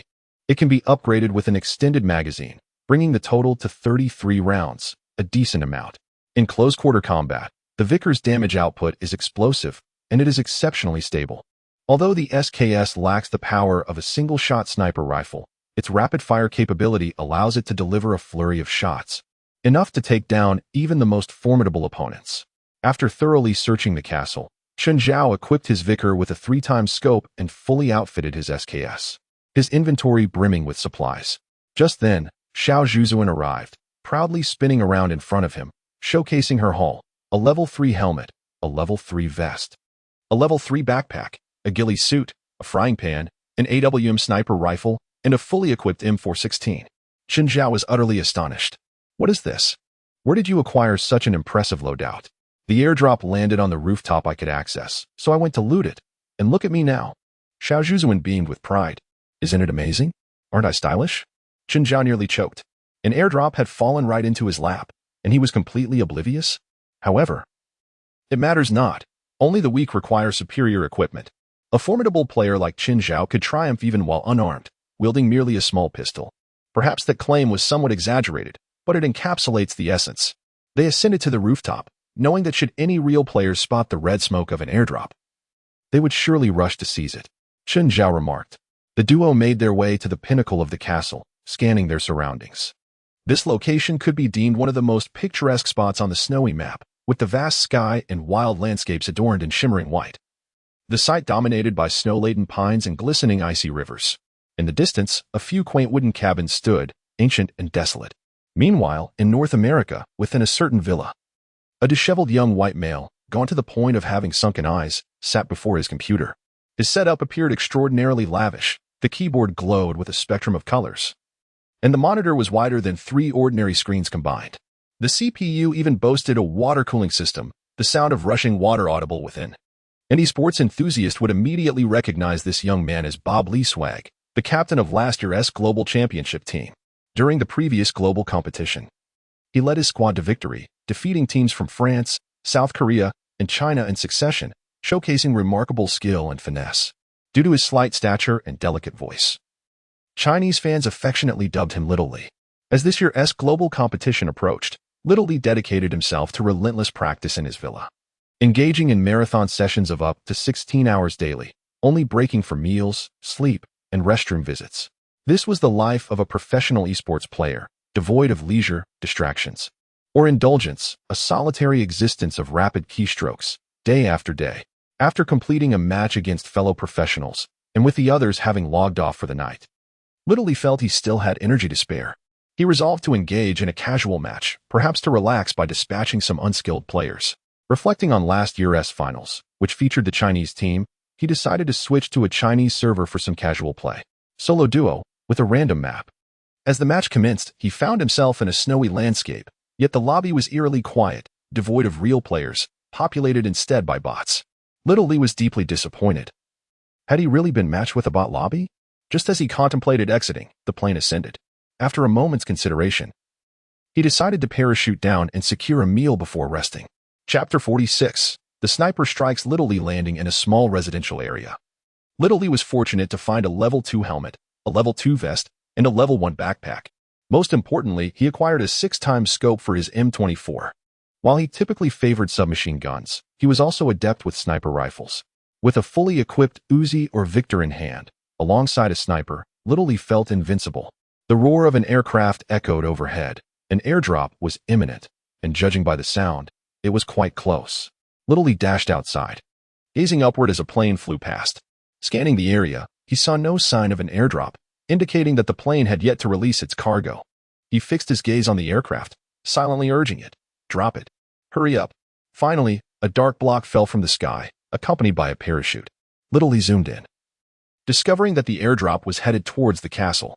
The distance was neither too far nor too close, a mere few hundred meters away. He ran to the roadside, fortuitously locating a snowmobile, and hopped on, racing towards the castle. That airdrop was his. However, as he approached within 300 meters of the castle, he suddenly spotted movement within. Though fleeting, a shadow flickered past a window. With the keen eyesight of a hawk, Little Lee captured the sight. An enemy. He dismounted swiftly, concealing himself in a nearby thicket, crouching low to obscure his presence. Aiming his weapon at the window where he had glimpsed the figure, he rapidly assessed the situation. The castle was likely not populated by bots. Most bots spawned in the wilderness, and anyone lingering in the castle was undoubtedly a real player, likely lying in wait to ambush anyone attempting to claim the airdrop. How fortunate he was to have refrained from charging in. Otherwise, he might have fallen prey to an ambush. The captain of a global champion team being eliminated by a mere casual match while attempting to secure an airdrop would be nothing short of disgraceful. After a brief moment of contemplation, Little Lee produced a smoke grenade, tossing two towards the distant underbrush. This tactic was a simple yet effective lure. With smoke grenades, many novice players would instinctively scope in on the smoke. This was the perfect opportunity to eliminate unsuspecting foes. True enough, after a short wait, a head emerged from the castle window. Little Lee zoomed in and fired. He was certain that he had struck true, yet to his astonishment, there were no notifications of a knockdown or kill. The opponent must have been wearing level 3 headgear, or they would have certainly been downed. Nevertheless, he remained calm. The enemy would inevitably reveal themselves. He waited patiently, like a leopard poised in the grass, ready to pounce on its prey. No matter how long it took for the target to appear, he would remain motionless, but the moment the quarry showed itself, he would deliver a lethal blow. The world champion had entered the fray. Inside the castle, Little Bamboo Shoot crouched behind a wall, anxiously applying bandages and sipping a drink. Moments ago, she had merely peeked out the window, only to be met with a headshot. Fortuitously, she wore a level 3 helmet. Otherwise, she would have been finished. Without a doubt, Chen Zhao had deduced that a skilled player had come to claim the airdrop. Little Bamboo Shoot had barely exposed herself for a moment, yet had nearly lost her helmet. The enemy's sniping skills were evidently formidable, possibly even that of a professional player. Chen Zhao remained composed. In the face of a strong adversary, panic was unwarranted. He crouched closer to the wall, ensuring that he was shielded from outside fire while simultaneously keeping an eye on the situation. At first glance, he spotted 2 puffs of white smoke outside, glaringly obvious. However, with his wealth of experience and swift judgment, Chen Zhao recognized within half a second that those smoke grenades were merely a ruse, akin to tactics employed during the Great War, where soldiers would extend their helmets from trenches to draw fire. Chen Zhao scanned the other positions, particularly the foliage, bridges, and distant residences. Yet, he observed no sign of life. Could they truly be hiding within that smoke? Or perhaps behind a tree? Some bushes were dense enough to obscure all visibility. Could the enemy be lurking within? Meanwhile, in the live stream, Chen Zhao's fans were equally bewildered. I can't see the shooter at all. Could it be a hacker? An invisible or tunneling cheat? Their hiding place is impeccable. It's a standoff. And we'll likely have to wait for the circle to close before we can heal and engage. I suspect they might be under the bridge in the riverbed. The streamer usually faces opponents head-on. Now, not even a glimpse of a foe. What now? After a moment of silence, Chen Zhao suddenly spoke. Little Bamboo Shoot, crouch down beneath the window, then stand and crouch again. Oh, and pass me your AWM. He paused for emphasis. Little Bamboo Shoot. So you want me to be the bait again? Chen Zhao, precisely. Instantly, Little Bamboo Shoot's live stream erupted in disbelief. Chen Zhao had previously employed her as bait more than once, and the fans were acutely aware of this strategy, feeling both sympathy and frustration.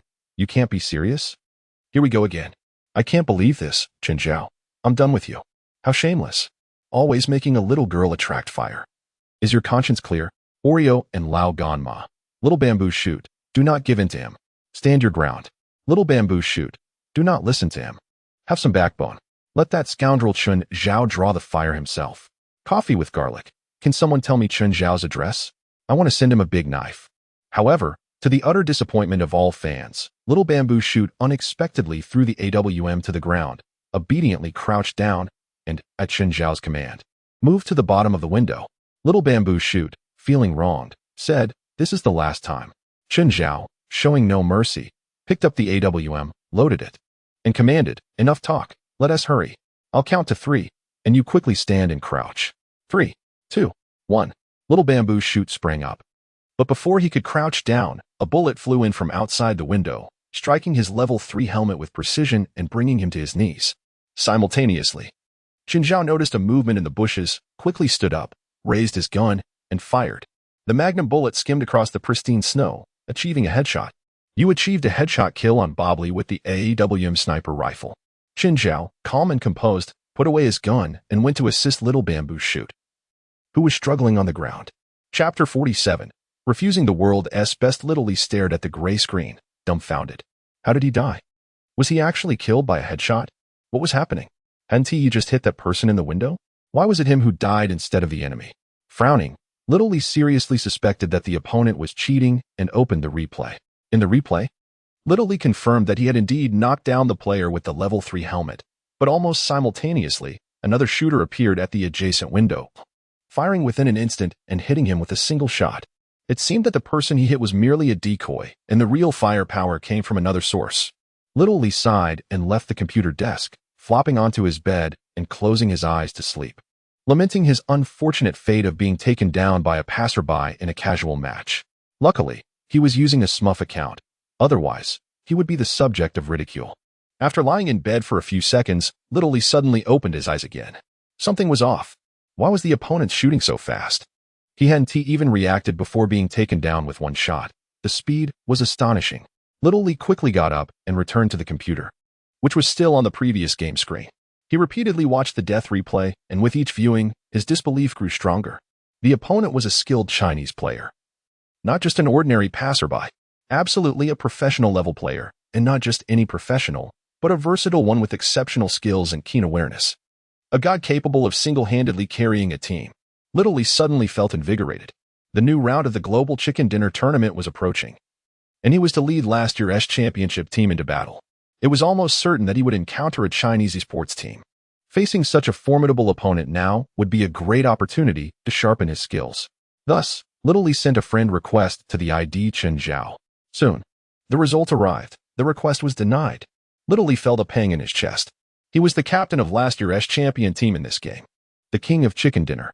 Was he really unwilling to even add him as a friend? Unwilling to accept defeat, Little Lee sent another friend request. Again, it was rejected. He nearly spat blood and messaged ID Chen Zhao. Hello, Mr. Chen Zhao. I was the global champion of this game last year. I hope to add you as a friend and learn some skills. After a moment of waiting, Chen Zhao replied, What are you saying? Can you not use English? I don't understand. In truth, if Chen Zhao had taken the time to carefully read Little Lee's message, he could have comprehended its meaning, for he had memorized more than half of the English-Chinese dictionary. However, he was disinterested in learning English during gaming, finding the jumble of letters utterly confusing. So he responded bluntly. Little Lee, unable to understand Chen Zhao's Chinese message, resorted to copying and pasting into a translation tool. Upon seeing the result, he felt a wave of frustration. Could he really not understand such simple English? Unfortunately, he was in a position of seeking the other's favor, not the reverse. He had no choice but to translate his message into Chinese and paste it again, sending another friend request. This time, there was no response. Neither acceptance nor rejection came. Little Lee stared at the screen, waiting anxiously, but no message arrived. Meanwhile, Chen Zhao was busy in the second match with Little Bamboo Shoot. looting supplies and sniping. Completely oblivious to the strange player's messages. After half an hour of waiting, Little Lee finally received a message. The request was accepted. He felt a surge of excitement. Instantly wide awake, and looked at Chun Zhao's Chinese nickname in his friend list, clicking to invite him to a team. Yet again, there was no response. Upon closer inspection, he realized that Chun Zhao had logged off. Little Lee was utterly dumbfounded. As the captain of the global chicken dinner champion team, everyone in the gaming community sought his favor. Some would wait for hours just to play a match with him. At a recent charity gala, one of his matches had even been auctioned for 200,000, with 3 wealthy individuals paying just to team up with him for half an hour. Yet now, someone had the audacity to log off? How dare they turn their cold shoulder to him? Little Lee was at a loss for words, and as fatigue washed over him, he decided to disregard it all. Let that Chen Zhao do as he pleases, he thought, diving into bed to sleep. He resolved to team up with Chen Zhao when he got the chance to see his skills. Just before drifting off, he vaguely contemplated. Chen Zhao had exceptional luck during his live stream today, rapidly gaining followers and becoming a streamer with 200,000 fans. The gifts and donations poured in, totaling over 10,000 yuan. It was quite rewarding. However, despite the enthusiasm of his fans, Chen Zhao knew he had to end the stream and rest. If he didn't sleep early, he wouldn't have the energy to study the next day. He also had to participate in an academic competition. As for the messages from Little Lee, Chen Zhao hadn't even glanced at them. The only reason he accepted Little Lee's friend request was that he was annoyed by the repeated requests and wanted to stop the notifications. Thus, Chen Zhao was unaware that he had just crossed paths with the captain of the world's top chicken dinner team. Lying in bed, Chen Zhao quickly reviewed the content he had learned today to solidify his memory and then drifted off to sleep. For the next week, Chen Zhao's life could be described as monotonous. He spent his days reviewing competition questions, eating, sleeping, and using the restroom, then returning home at night to stream and earn money. Each day felt the same. Yesterday mirrored today, and today would be the same as tomorrow. Finally, just before the examination, Chen Zhao successfully completed all the review questions available. He had done all he could. Now it was time to await the exam results.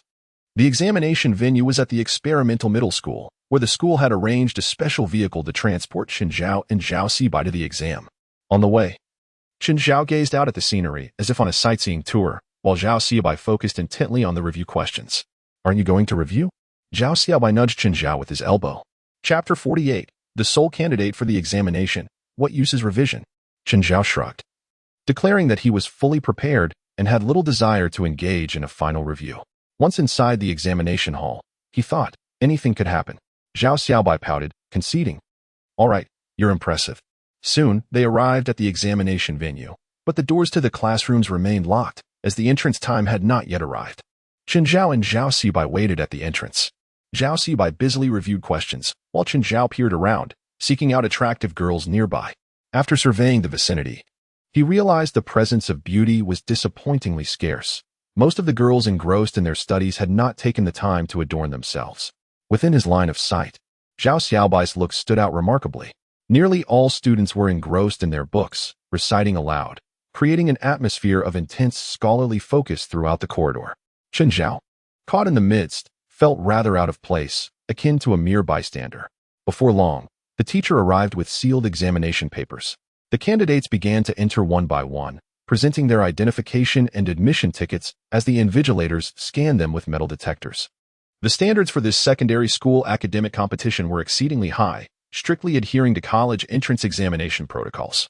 Upon entering, Chen Zhao swiftly located his seat, settled down, and awaited the distribution of the papers. As other candidates entered, Chen Zhao suddenly became conspicuous. The reason was simple. While the other candidates wore anxious expressions, faces alternating between pallor and flush, fidgeting restlessly, and rubbing their faces as if awaiting execution, Chen Zhao remained calm and composed, resembling a leisurely tourist. The invigilators exchanged glances, whispering, "That student is remarkably composed. He must be an exceptional scholar, having faced numerous examinations and weathered considerable challenges, thus possessing a resilient mindset. Alternatively, he might simply be a slacker, not expecting to score well, thus unfazed by the pressure."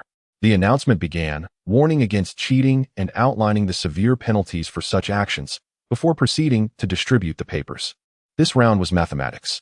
Chen Zhao received his paper and answer sheet, took a couple of deep breaths to adjust his state of mind, and began to read the questions. True to form, the competition problems were exceedingly challenging. The first question alone spanned an astonishing 16 lines, resembling a small essay. Had this been Chen Zhao's first encounter with competition questions, he would undoubtedly have felt overwhelmed by such a lengthy and convoluted prompt. However, times had changed. Chen Zhao had diligently tackled a vast array of competition papers, familiarizing himself with various problem-solving techniques, coupled with the system-endowed intelligence quotient of 400. His mathematical prowess at this moment could only be described as formidable. A mere secondary school competition posed no challenge to him. Within a mere 10 seconds of contemplation, Chen Zhao had formulated a strategy for the first sub-question and began to scribble calculations on the scratch paper. Before long, he had inscribed numerous steps onto the answer sheet. Meanwhile, the other students in the examination hall remained paralyzed, pens hovering above paper, unable to proceed. Many were bewildered. They understood the competition questions were difficult, but faced with them in the examination hall, they discovered just how daunting they truly were, akin to deciphering an ancient manuscript. Some had read the first question 3 times yet still could not grasp what was being asked. Others, slightly better off, understood the question but had no clue how to approach the solution. Worse still, in an attempt to save time, some opted to tackle questions they felt confident about first. They would read a question, realize they could not solve it, and move on to the next, ultimately scanning the entire paper without completing a single question. Chen Zhao, however, remained focused, oblivious to the turmoil around him, diligently working on his problems. First question, completed. Second question, completed. Third question, completed. Chen Zhao once again became the most conspicuous figure in the examination hall, as nearly all others remained motionless, staring blankly at their papers. In stark contrast, Chen Zhao's pen scarcely paused, flying across the page. The invigilators regarded him with astonished expressions. Each year, they monitored such secondary school competitions, but it was rare for an entire examination hall to remain so stagnant, with only a few students occasionally breaking through with a solution, only to write for a short while. Yet, here was Chen Zhao, who had begun writing shortly after the papers were distributed and had continued for over 10 minutes, an unprecedented sight. The two invigilators whispered to one another. That student has been writing for 15 minutes. He's impressive. I estimate he'll stop around 20 minutes. I think he might last longer, perhaps 25 minutes. 15 minutes passed, and Chen Zhao remained absorbed in his work. 20 minutes passed, still focused. 25 minutes. His pen continued to glide effortlessly. 30 minutes. There was no sign of him slowing down. Chen Zhao was immersed in his work, having completely filled a sheet of scratch paper. Meanwhile, the examination hall remained largely unchanged. Most students had succumbed to despair, believing they could manage to solve at least a couple of questions after a moment's pause. However, half an hour had elapsed, and the majority had yet to solve a single problem.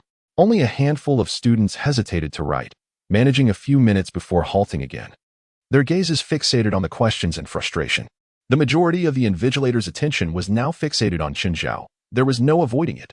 This candidate was simply too remarkable. While others were fraught with anxiety, exhibiting signs of panic, Chen Zhao maintained his calm demeanor, writing with an air of strategic mastery. The astonishment of the two invigilators was beyond description, and they could not help but whisper to one another. This student is incredible. He has been writing for half an hour without pause. Look at all that he has written on the answer sheet. We've never encountered a student like this before. Do you think he can last the full 45 minutes?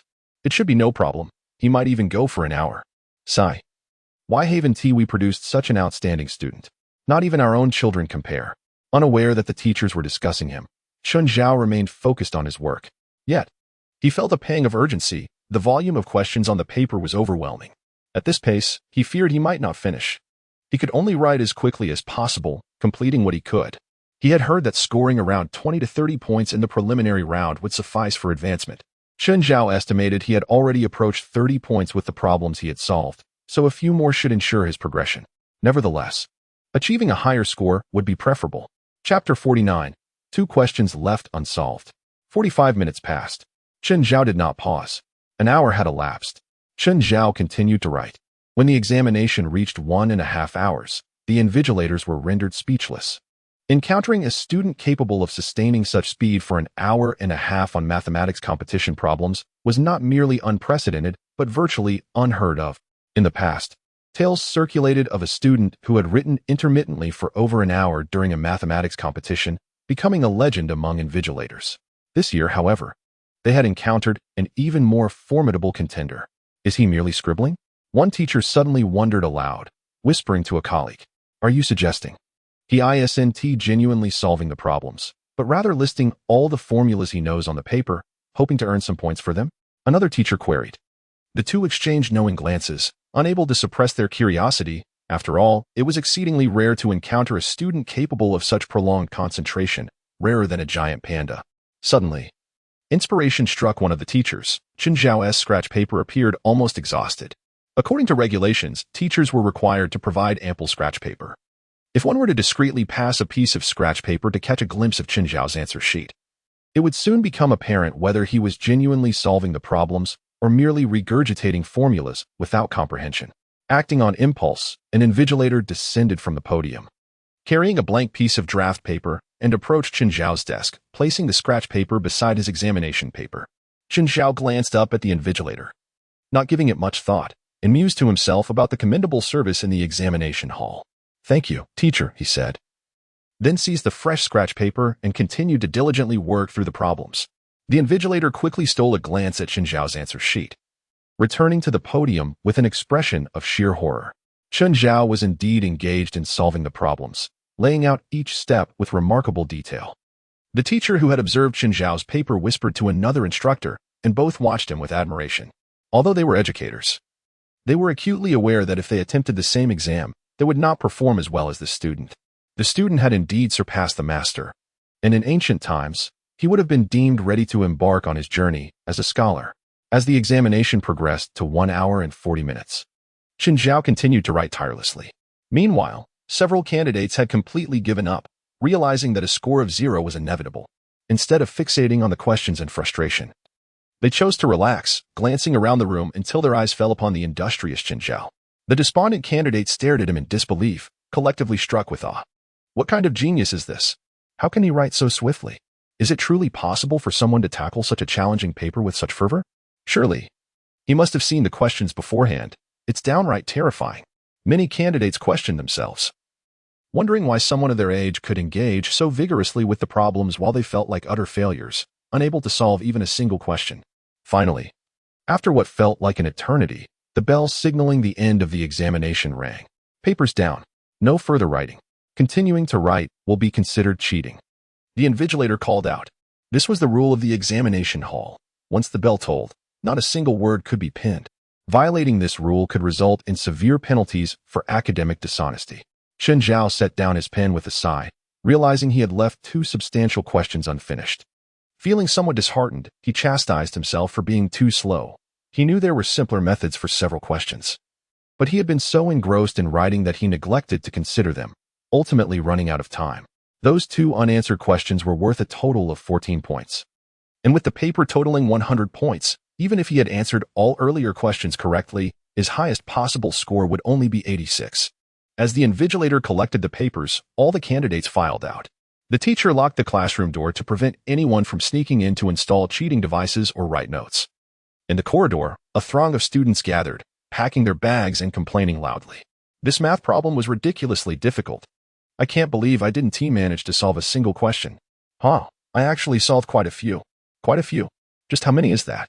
I managed to solve a whole 2 problems. This exam wasn't meant for humans. Time to go home. Most students departed with their backpacks, but Chen Zhao remained, preparing for the upcoming physics exam.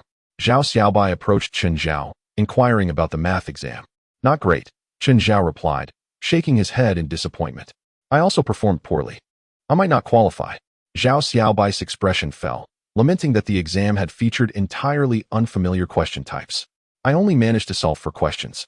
If I got them right, I could score 35, but if I made mistakes, my chance of advancing is jeopardized. How many did you solve?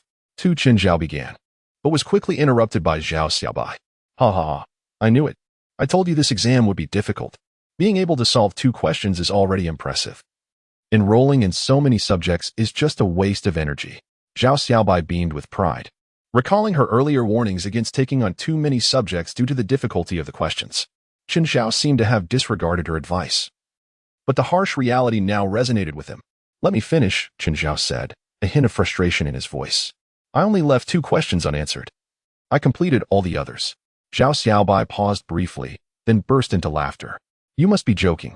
Surely, no one could leave only 2 questions unanswered. But Chun Zhao shook his head. I'm serious. I only left 2 questions unattempted, not because I couldn't do them, but simply because I ran out of time. I need to work on my speed.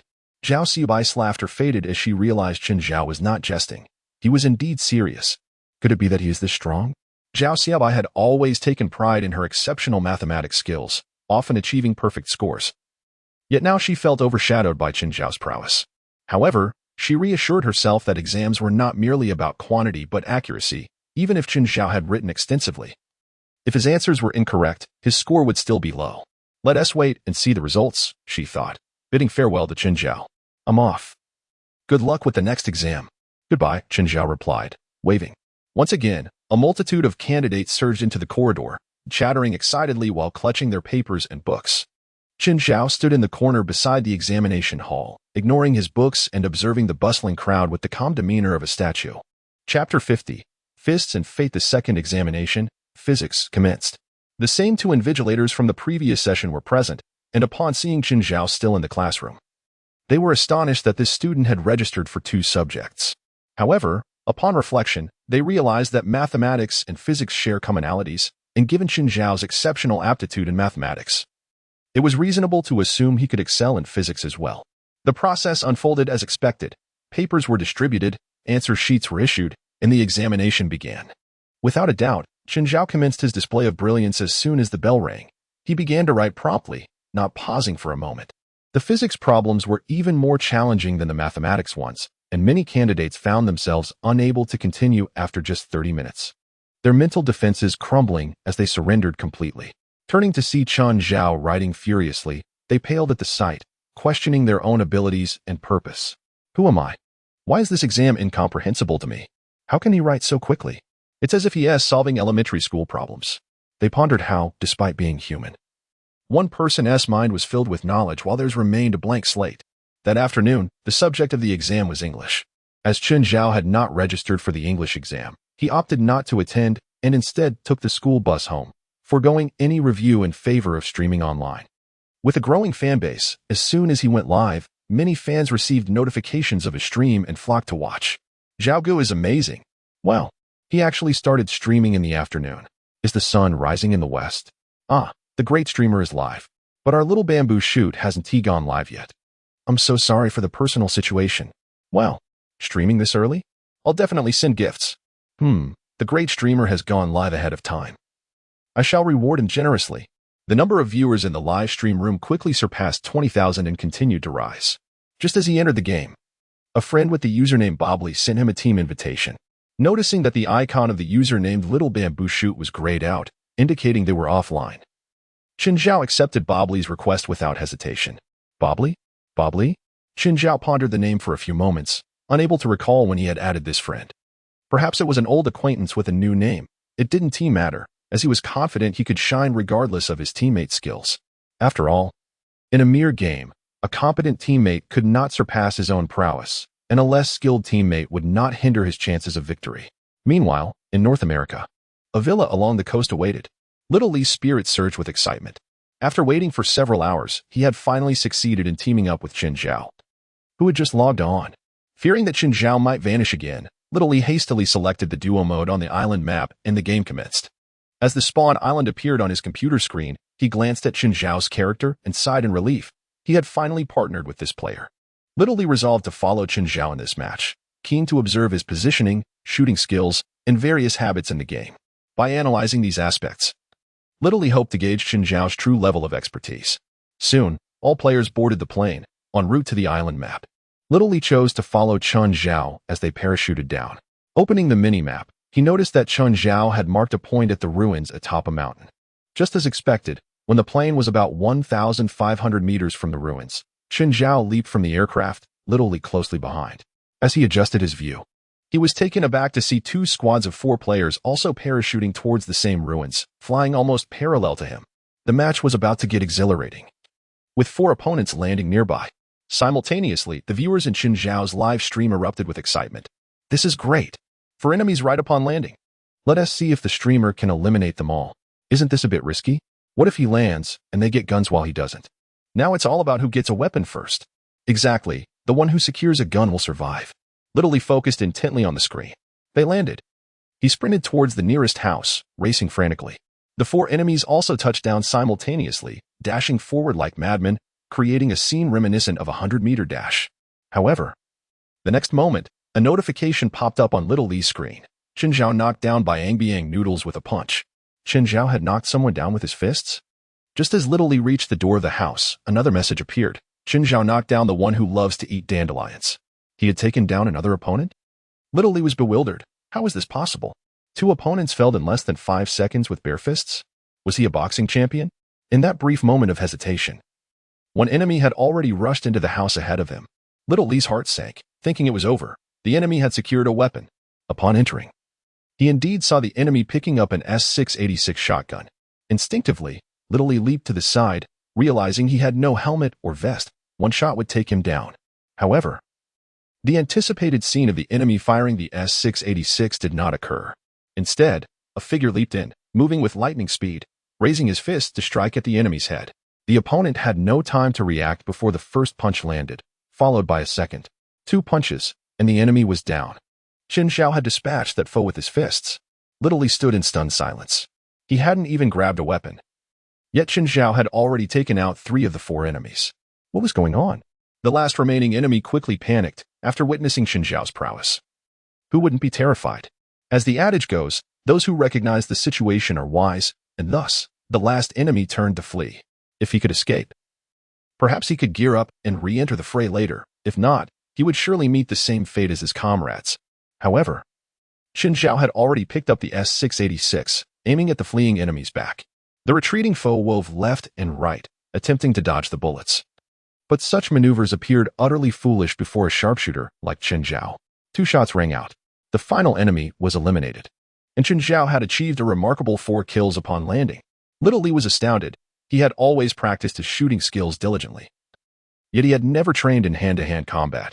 Witnessing Chen Zhao's seamless execution left him flabbergasted. Could it be that the prowess of Chinese martial arts translated into the gaming realm? Yet, while close-quarters combat was somewhat useful at the start, the game fundamentally relied on marksmanship. Little Lee thought to himself that his shooting skills were no trivial matter. Soon, he would demonstrate what it meant to be the world's most accurate captain. Chapter 51. The exam concludes typically. The loot at the ruins atop the mountain is merely average, not particularly abundant, yet not scarce either. However, fortune seemed to be on their side this match, as both Chen Zhao and Little Lee found themselves with a full set of level 3 gear and ample medical supplies. The only scarcity lay in weaponry. Little Lee acquired an M416 without attachments and an SKS sniper rifle, while Chen Zhao carried an S686 and an M16A4. Chen Zhao despised the M16A4, finding it limited to 2 firing modes, single shot and 3-round burst. In single shot mode, its rate of fire was insufficient, lacking the power of a sniper rifle. In 3-round burst mode, it was too erratic to land shots effectively. In the past, Chen Zhao had internally dubbed this weapon the firewood stick, deeming it utterly useless. However, with no alternative, he reluctantly equipped it, setting it to single shot mode as a makeshift sniper rifle. As Chen Zhao and Little Lee began their descent from the mountain, they sought out additional housing areas. Approaching a cluster of buildings halfway down, Chen Zhao suddenly spotted an enemy standing at a window. Without hesitation, he raised his weapon and fired. Headshot. Another shot. Headshot. You knocked down Little Ying with the M16A4 assault rifle.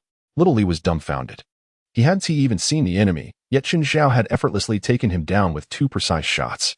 What was happening?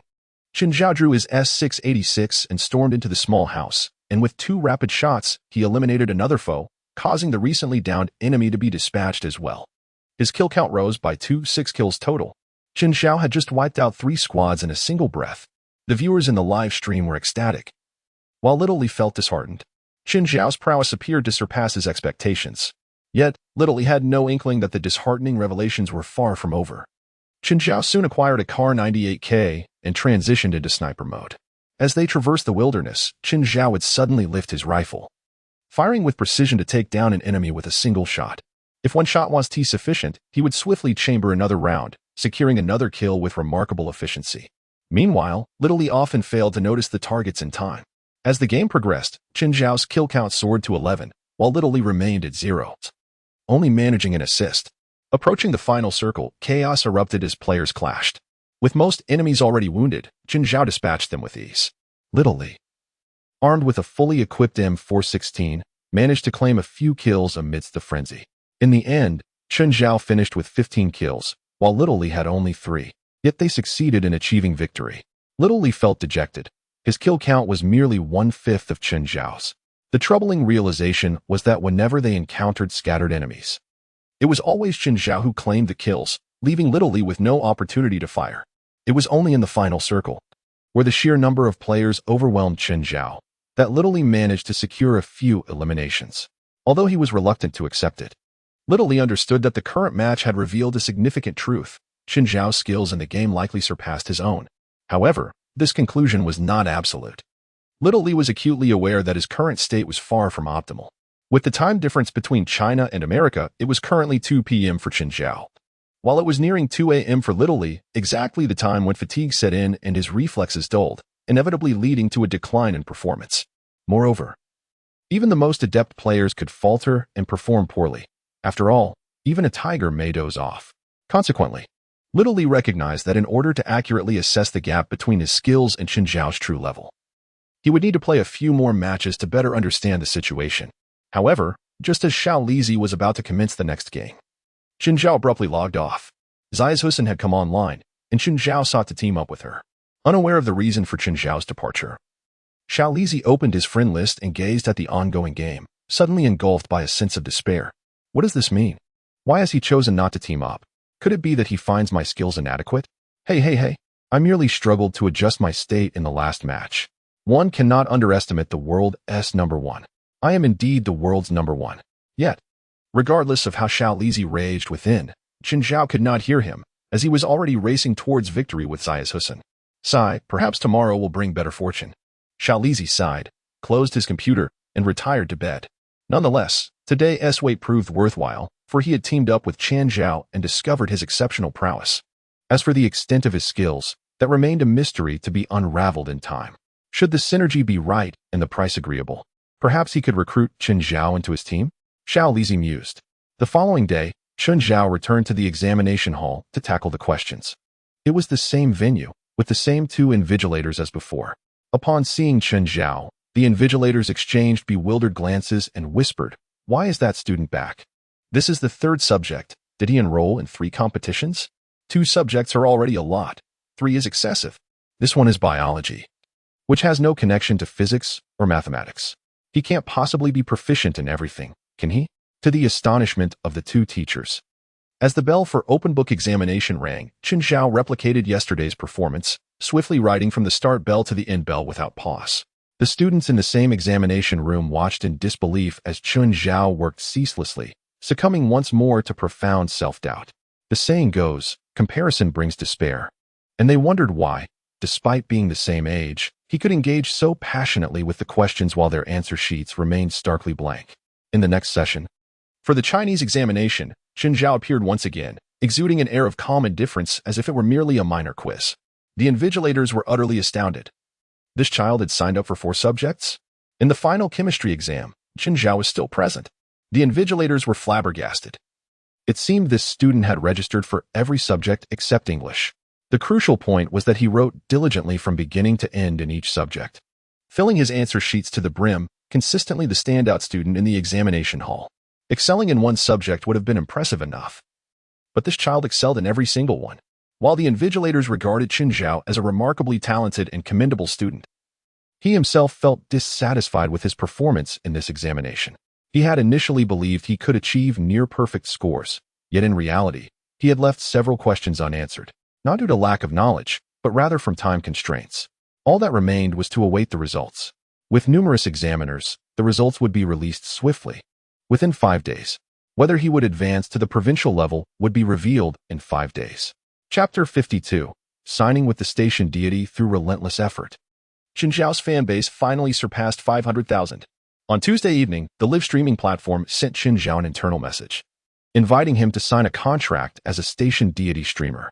A station deity streamer is one who, upon signing, commits to broadcasting exclusively on that platform for a specified number of years. In exchange, the platform offers greater promotional opportunities and an improved revenue share.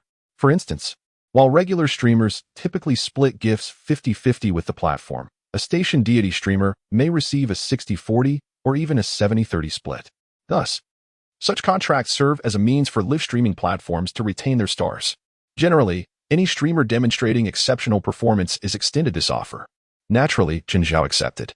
As it promised greater financial rewards and enhanced treatment, it was an opportunity too good to pass up. Chen Zhao submitted his intention to enter into the station deity contract on the live streaming platform's website. Shortly thereafter, he received a message, "Dear deity streamer Chen Zhao, thank you for agreeing to proceed with the station deity signing process.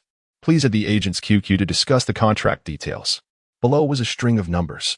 Which was the agent's QQ? Chen Zhao felt a bit dazed.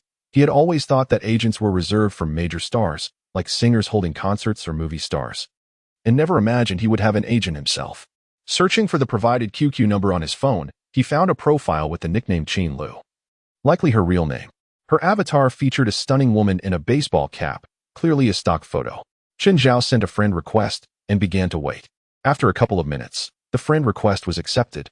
Chen Zhao eagerly sent a pre-prepared message. "Hello, I am streamer Chen Zhao. I just received a message from the Duxiangmo live streaming platform reminding me to add your QQ to discuss the contract." His heart raced, pounding as if he had a nest of rabbits in his chest. This was his first encounter with such matters, signing with a platform and securing a formal job, even having an agent to manage him. He wondered what the agent's temperament would be like and if she would be easy to work with. "Okay, just a moment. I'm almost home, and I'll explain everything in detail once I arrive," Qin Lu quickly replied. Chen Zhao responded with an OK emoji and continued to wait, feeling a slight relief. Given the tone of her message, she seemed quite amiable, making her OK sound both cute and lively. While he retrieved a calligraphy book to practice, he awaited further messages from Qin Lu. After about half an hour, Qin Lu finally messaged again. Chen Zhao quickly picked up his phone to find a PDF file titled Duxiangmo Live Streaming Platform Deity Station Contract Template. "Have you received the file?" Qin Lu inquired. "Yes, I received it," Chen Zhao replied. Qin Lu responded with an OK gesture, asking him to review the template and inform her of any necessary amendments for adjustments. Chen Zhao opened the PDF file to begin reading. The contract was extensive, spanning over 40 pages, detailing the rights, obligations, and additional provisions for both parties clearly. However, as he read on, he found himself overwhelmed, having never encountered such lengthy contracts before. The dense clauses made him feel lost. After a moment's thought, he recalled that Duxiangmo had a solid reputation in the streaming industry, with most prominent streamers affiliated with them. So he surmised that such a large company wouldn't engage in dubious practices within the contract. Consequently, he decided to focus on the key points regarding income distribution. Scrolling through the document, he remembered that discussions of finances were typically found towards the end of a contract. Sure enough, on the penultimate page, he found the remuneration clauses. But curiously, they were incomplete, particularly in the crucial numerical sections, which were left blank. For instance, one clause stated that upon signing as a station deity streamer, one would receive a basic monthly salary of yuan. Another clause regarding gift donations indicated a revenue-sharing ratio of. Other clauses concerning the rights to the streamer's likeness, audio adaptations, and video copyrights were similarly lacking specific figures or ratios. Everything was left blank. Chen Zhao took a screenshot of this section and inquired with Qin Lu, "Why are these items missing data?" Qin Lu promptly replied, "This document is not a formal contract. It is merely a template. The live streaming platform offers varying treatment based on the popularity and commercial potential of different hosts. Our discussion revolves around this matter. As long as there are no issues with the other rights and obligations, and once we finalize the data, we can proceed to sign the contract." Chen Zhao pondered for a moment and messaged Qin Lu, "Should we discuss this contract online or meet in person?"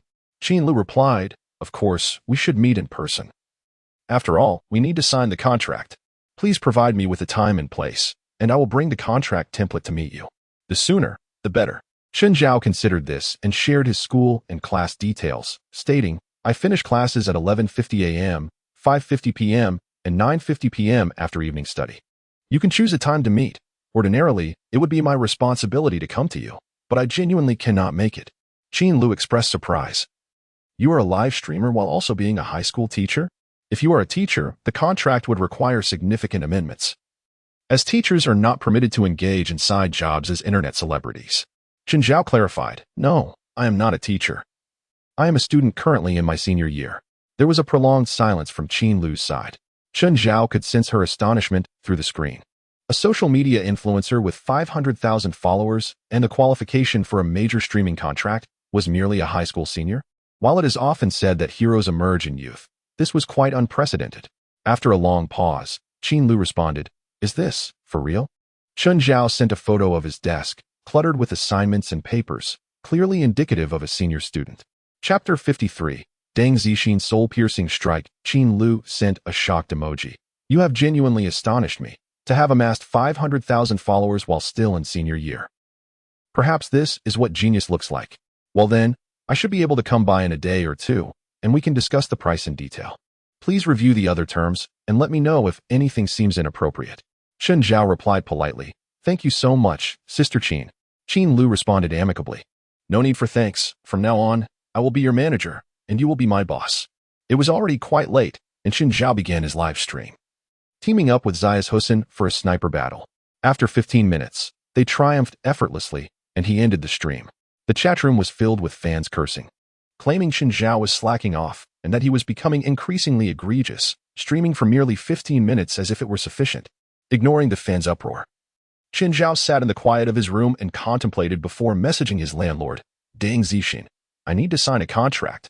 You see many contracts regularly. Could you offer your advice? I'll treat you to a meal in return."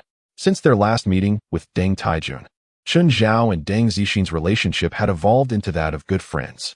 Previously, when Chen Zhao encountered Deng Zixin on his way to and from school, she would typically be on a phone call or engrossed in her phone, acknowledging him with a nod or outright ignoring him. Now, whenever Chen Zhao met Deng Zixin, he was greeted with her smiling face and warm inquiries about his well-being. A couple of days prior, Deng Zixin had returned from a trip to the countryside, bringing back a sack of peaches, which she delivered to Chen Zhao. Ordinary tenants would not receive such treatment.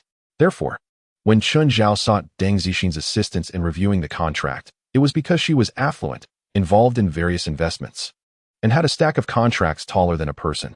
If she agreed to look it over, it must surely be fine. True to form, Deng Zixin responded promptly, "All right, come on up." Chen Zhao left his place and ascended to Deng Zixin's apartment, knocking on her sturdy security door. Shortly after, Deng Zixin opened the door, and Chen Zhao was taken aback. Typically, the landlord adorned herself in revealing outfits, vibrant lipstick, and a fiery demeanor. However, today she appeared without makeup, wrapped in a thick blue sweater, and even wore cotton slippers and socks in the sweltering summer heat. Deng Zixin coughed a couple of times and lethargically said, "Come in. I have a bit of a cold, so keep your distance to avoid catching it. I cannot afford to fall ill before the college entrance exams." Chen Zhao realized she was unwell, which explained her bundled appearance. Yet, there was something endearing about the landlord's current state. Her natural look was far from unattractive. Once inside, Deng Zixin nestled into her sofa, covered by a thick blanket, with ginger tea resting on the coffee table. Chen Zhao opted not to sit on the sofa, fearing germs, and instead took a small stool beside her. He pulled up the contract template from the Duxiangmo live streaming platform on his phone and handed it to Deng Zixin. While slightly coughing, Deng Zixin took the phone to examine it. "What contract is this little rascal signing?" Deng Zixin remarked, revealing her sharp tongue. "Oh, a major live streaming influencer. You've really made it this far. Impressive." Chen Zhao felt a twinge of embarrassment. This was the second time the landlord's sister had acknowledged him. The first being when he penned a commendable article. "Sister, please help me review this.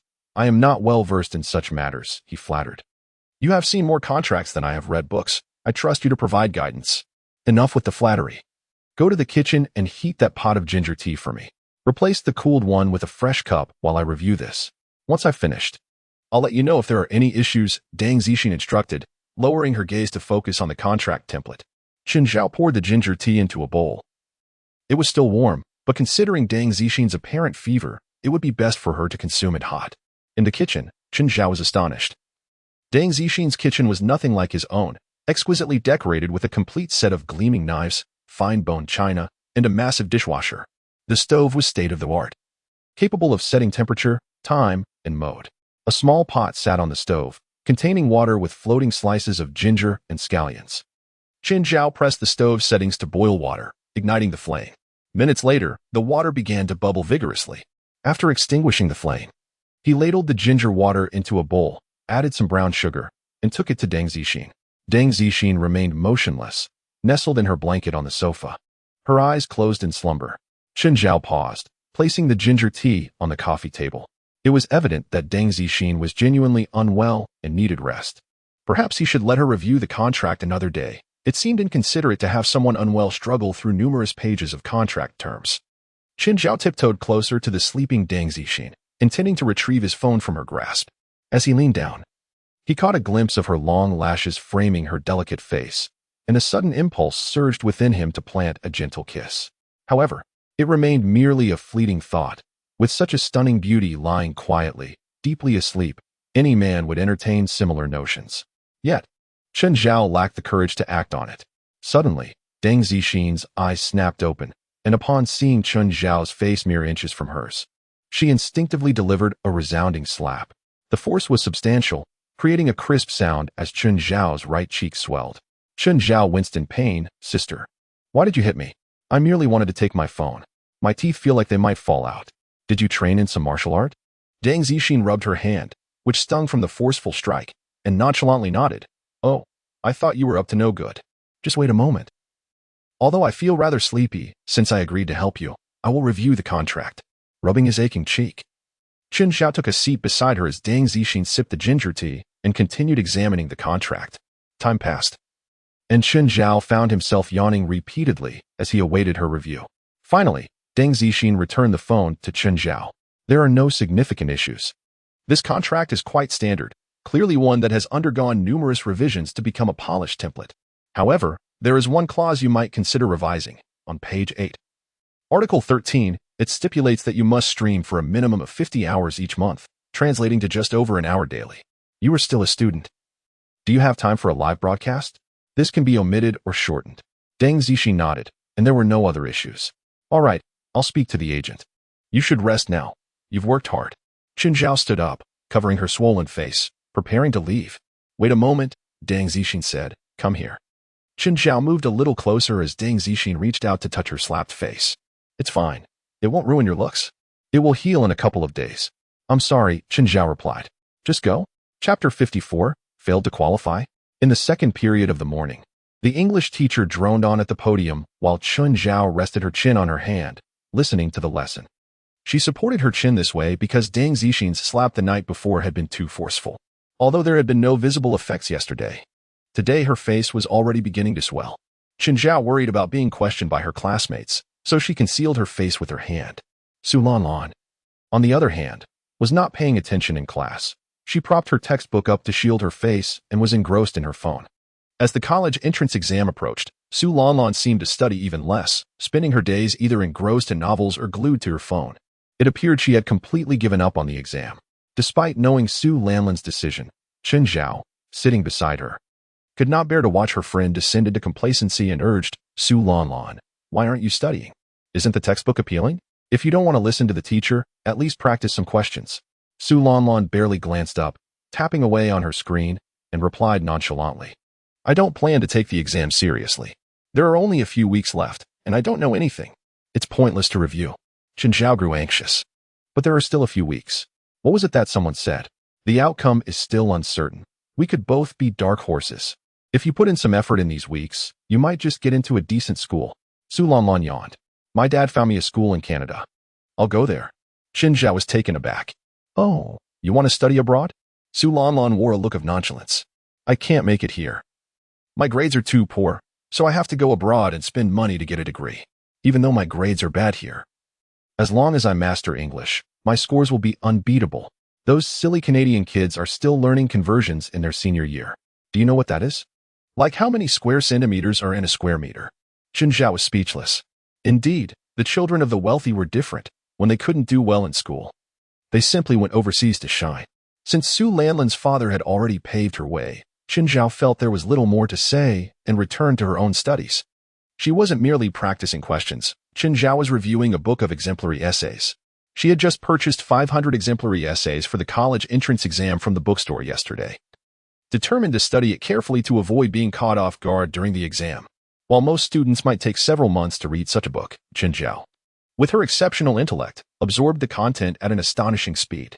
Having bought the book yesterday, she had already read over 200 pages by today. She estimated she would finish it in a day or two. Memorizing an essay book in 3 days was a remarkable feat. By then, her Chinese scores would have an added layer of assurance, enabling her to tackle most essay prompts without feeling lost. Suddenly, Su Lanlan reached out, shaking Chen Zhao's arm. "What's up?" Chen Zhao inquired. "The list of students advancing in the city's subject competition has been released. A total of 600 students qualified for the provincial competition. Didn't you take the exam? Do you want me to check if you've advanced?" Su Lanlan asked, shaking her phone. "No need. I'm sure I've qualified." Chen Zhao confidently shook her head. She was absolutely certain. Historically, one only needed to score around 30 points to qualify for this competition. And she had estimated her scores to be around 70 or 80 in each subject, well above the threshold. Su Lanlan unwrapped a lollipop and popped it in her mouth. "Don't be modest. I'll help you look it up. It's just a list of 600 names. I'll find it in no time." Su Lanlan opened the public page of the qualification list and began scanning the names one by one. The list was organized by subject and score, with no alphabetical order based on surnames, so she had to search manually. Chen Zhao did not follow along. She remained calm and continued studying her essay book, knowing that in a few minutes, Su Lanlan would look at her with admiration and say, "Chen Zhao, you're amazing. You really qualified." However, a few minutes later, Su Lanlan's voice rang with confusion. "Chen Zhao, your name isn't on this list." Chen Zhao was stunned. "Not mine? How is that possible? I scored so high.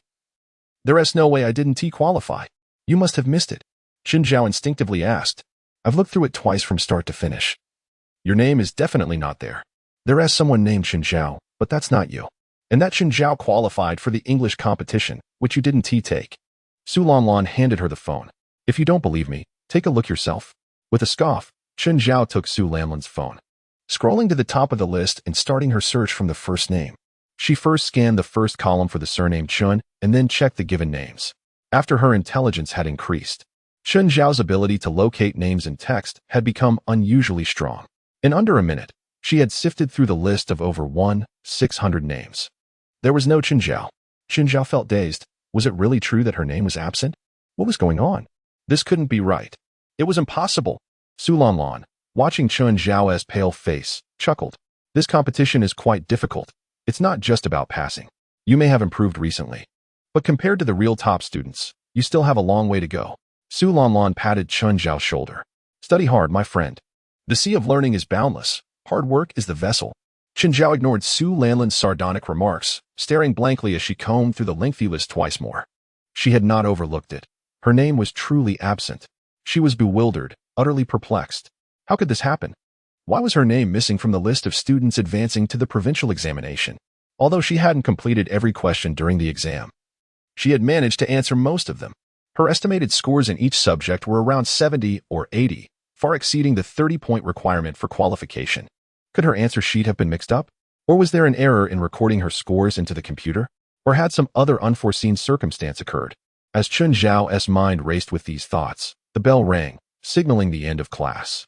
The English teacher closed her book and left, and the classroom erupted into chaos. Many classmates approached Chen Zhao. "Chen Zhao, the results for the subject competition should be out by now. Did you qualify? It should be a piece of cake for you to pass the preliminary round, right? Who has a phone? Let us check online to see if Chen Zhao made it." "Chen Zhao, you took 5 subjects, right? Did you pass them all? How many did you qualify in?" Chen Zhao, now the center of attention in the class, had previously been an inconspicuous presence due to her poor grades and introverted personality. Recently, however, she had soared to prominence, becoming the star of the class. Thus, many classmates approached her with questions. However, faced with their numerous inquiries, Chen Zhao found herself speechless, frozen in her seat. Everyone believed she had qualified for the provincial exam, yet her name was absent from the list. Chapter 55. A scholarship of 10,000 yuan. It was Su Lanlan who noticed Chen Zhao's discomfort and came to her rescue, signaling to the encroaching classmates. Upon seeing Chen Zhao's pale face and Su Lanlan's frantic gestures, the classmates realized something was amiss and changed the topic, dispersing in small groups. The break passed quickly, and Chen Zhao remained silent. The next period was self-study. Chen Zhao felt as though she had lost her soul. She couldn't focus on her studies. Staring blankly at the table, repeatedly pondering why she had not qualified for the provincial exam. His current feelings can be likened to those of a top student who consistently scores above the admission threshold for prestigious universities like Tsinghua and Peking University, only to receive an acceptance letter from a vocational school for excavator operators after the college entrance examination. It is truly astonishing that he has not lost his mind over this. During self-study, just a few minutes into the class, someone passed a note to Su Lanlan. Qin Zhao, sitting beside her, cast a slight sideways glance and caught a glimpse of the note's content. "Sister Lanlan, what's going on?" Qin Zhao appeared rather displeased. Su Lanlan began to write a response. "How can I be happy? He is not on the advancement list. He told me he could pass all 5 subjects. Yet he didn't pass a single one. He is like a lost soul now. Please refrain from mentioning this in front of him. Let us just move on." The classroom was quiet, yet many little notes were being passed around. Before long, news of Qin Zhao's failure in the subject competition spread throughout the class. Whispers circulated on the notes. Qin Zhao's bravado has been shattered. He claimed he could pass all 5 subjects. But look, he didn't pass even one. Humph. He deserves it. I've never liked him. We've worked hard for 3 years, while he sleeps in class and skips homework, yet his grades surpass ours. How is that fair?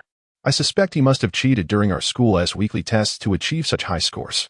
But this subject competition is on par with the college entrance examination, making cheating impossible, and his true colors have finally shown. He simply did not advance. Indeed, I believe this is the case. Otherwise, how could he consistently score first in school yet fail to even pass the preliminary round? The truth shines through. Qin Zhao is clearly not as brilliant as he seems, and this subject competition has exposed him. Unbeknownst to Qin Zhao, his classmates were gossiping about him through notes while he was lost in thought. Suddenly, he heard someone shout, "Good morning, principal," including Qin Zhao. The entire class looked up to find the principal standing at the door, having arrived unexpectedly. Many students displayed expressions of astonishment. What brought the principal here? When the students' gaze shifted to the principal's left hand, their eyes widened in shock. In his hand, the principal held a thick wad of bright red bills, approximately 10,000 yuan. The students were bewildered. What was the principal doing with such a sum in the classroom? Was he showing off? Displaying wealth? Or was this some new trend? The principal's gaze swept across the classroom before finally resting on Qin Zhao in the last row, a smile playing at the corners of his mouth. "I have an announcement to make. Our classmate Qin Zhao has achieved extraordinary results in the recent subject competition, scoring above 70 points in all 5 subjects, thus securing a place in the national finals. To honor his remarkable achievement, I am presenting him with a 10,000 yuan principal scholarship, freshly withdrawn from the bank. And the bills are still warm. Qin Zhao, please come up to receive your award." Qin Zhao was stunned, and the entire class was in disbelief. No wonder Qin Zhao's name was absent from the provincial competition advancement list. He had scored too high and advanced directly to the national finals. He didn't even need to take the provincial exam. This was a monumental leap. The principal had indeed mentioned conditions for receiving the principal scholarship during the flag-raising ceremony, one of which required securing a place in the national finals in 3 subjects.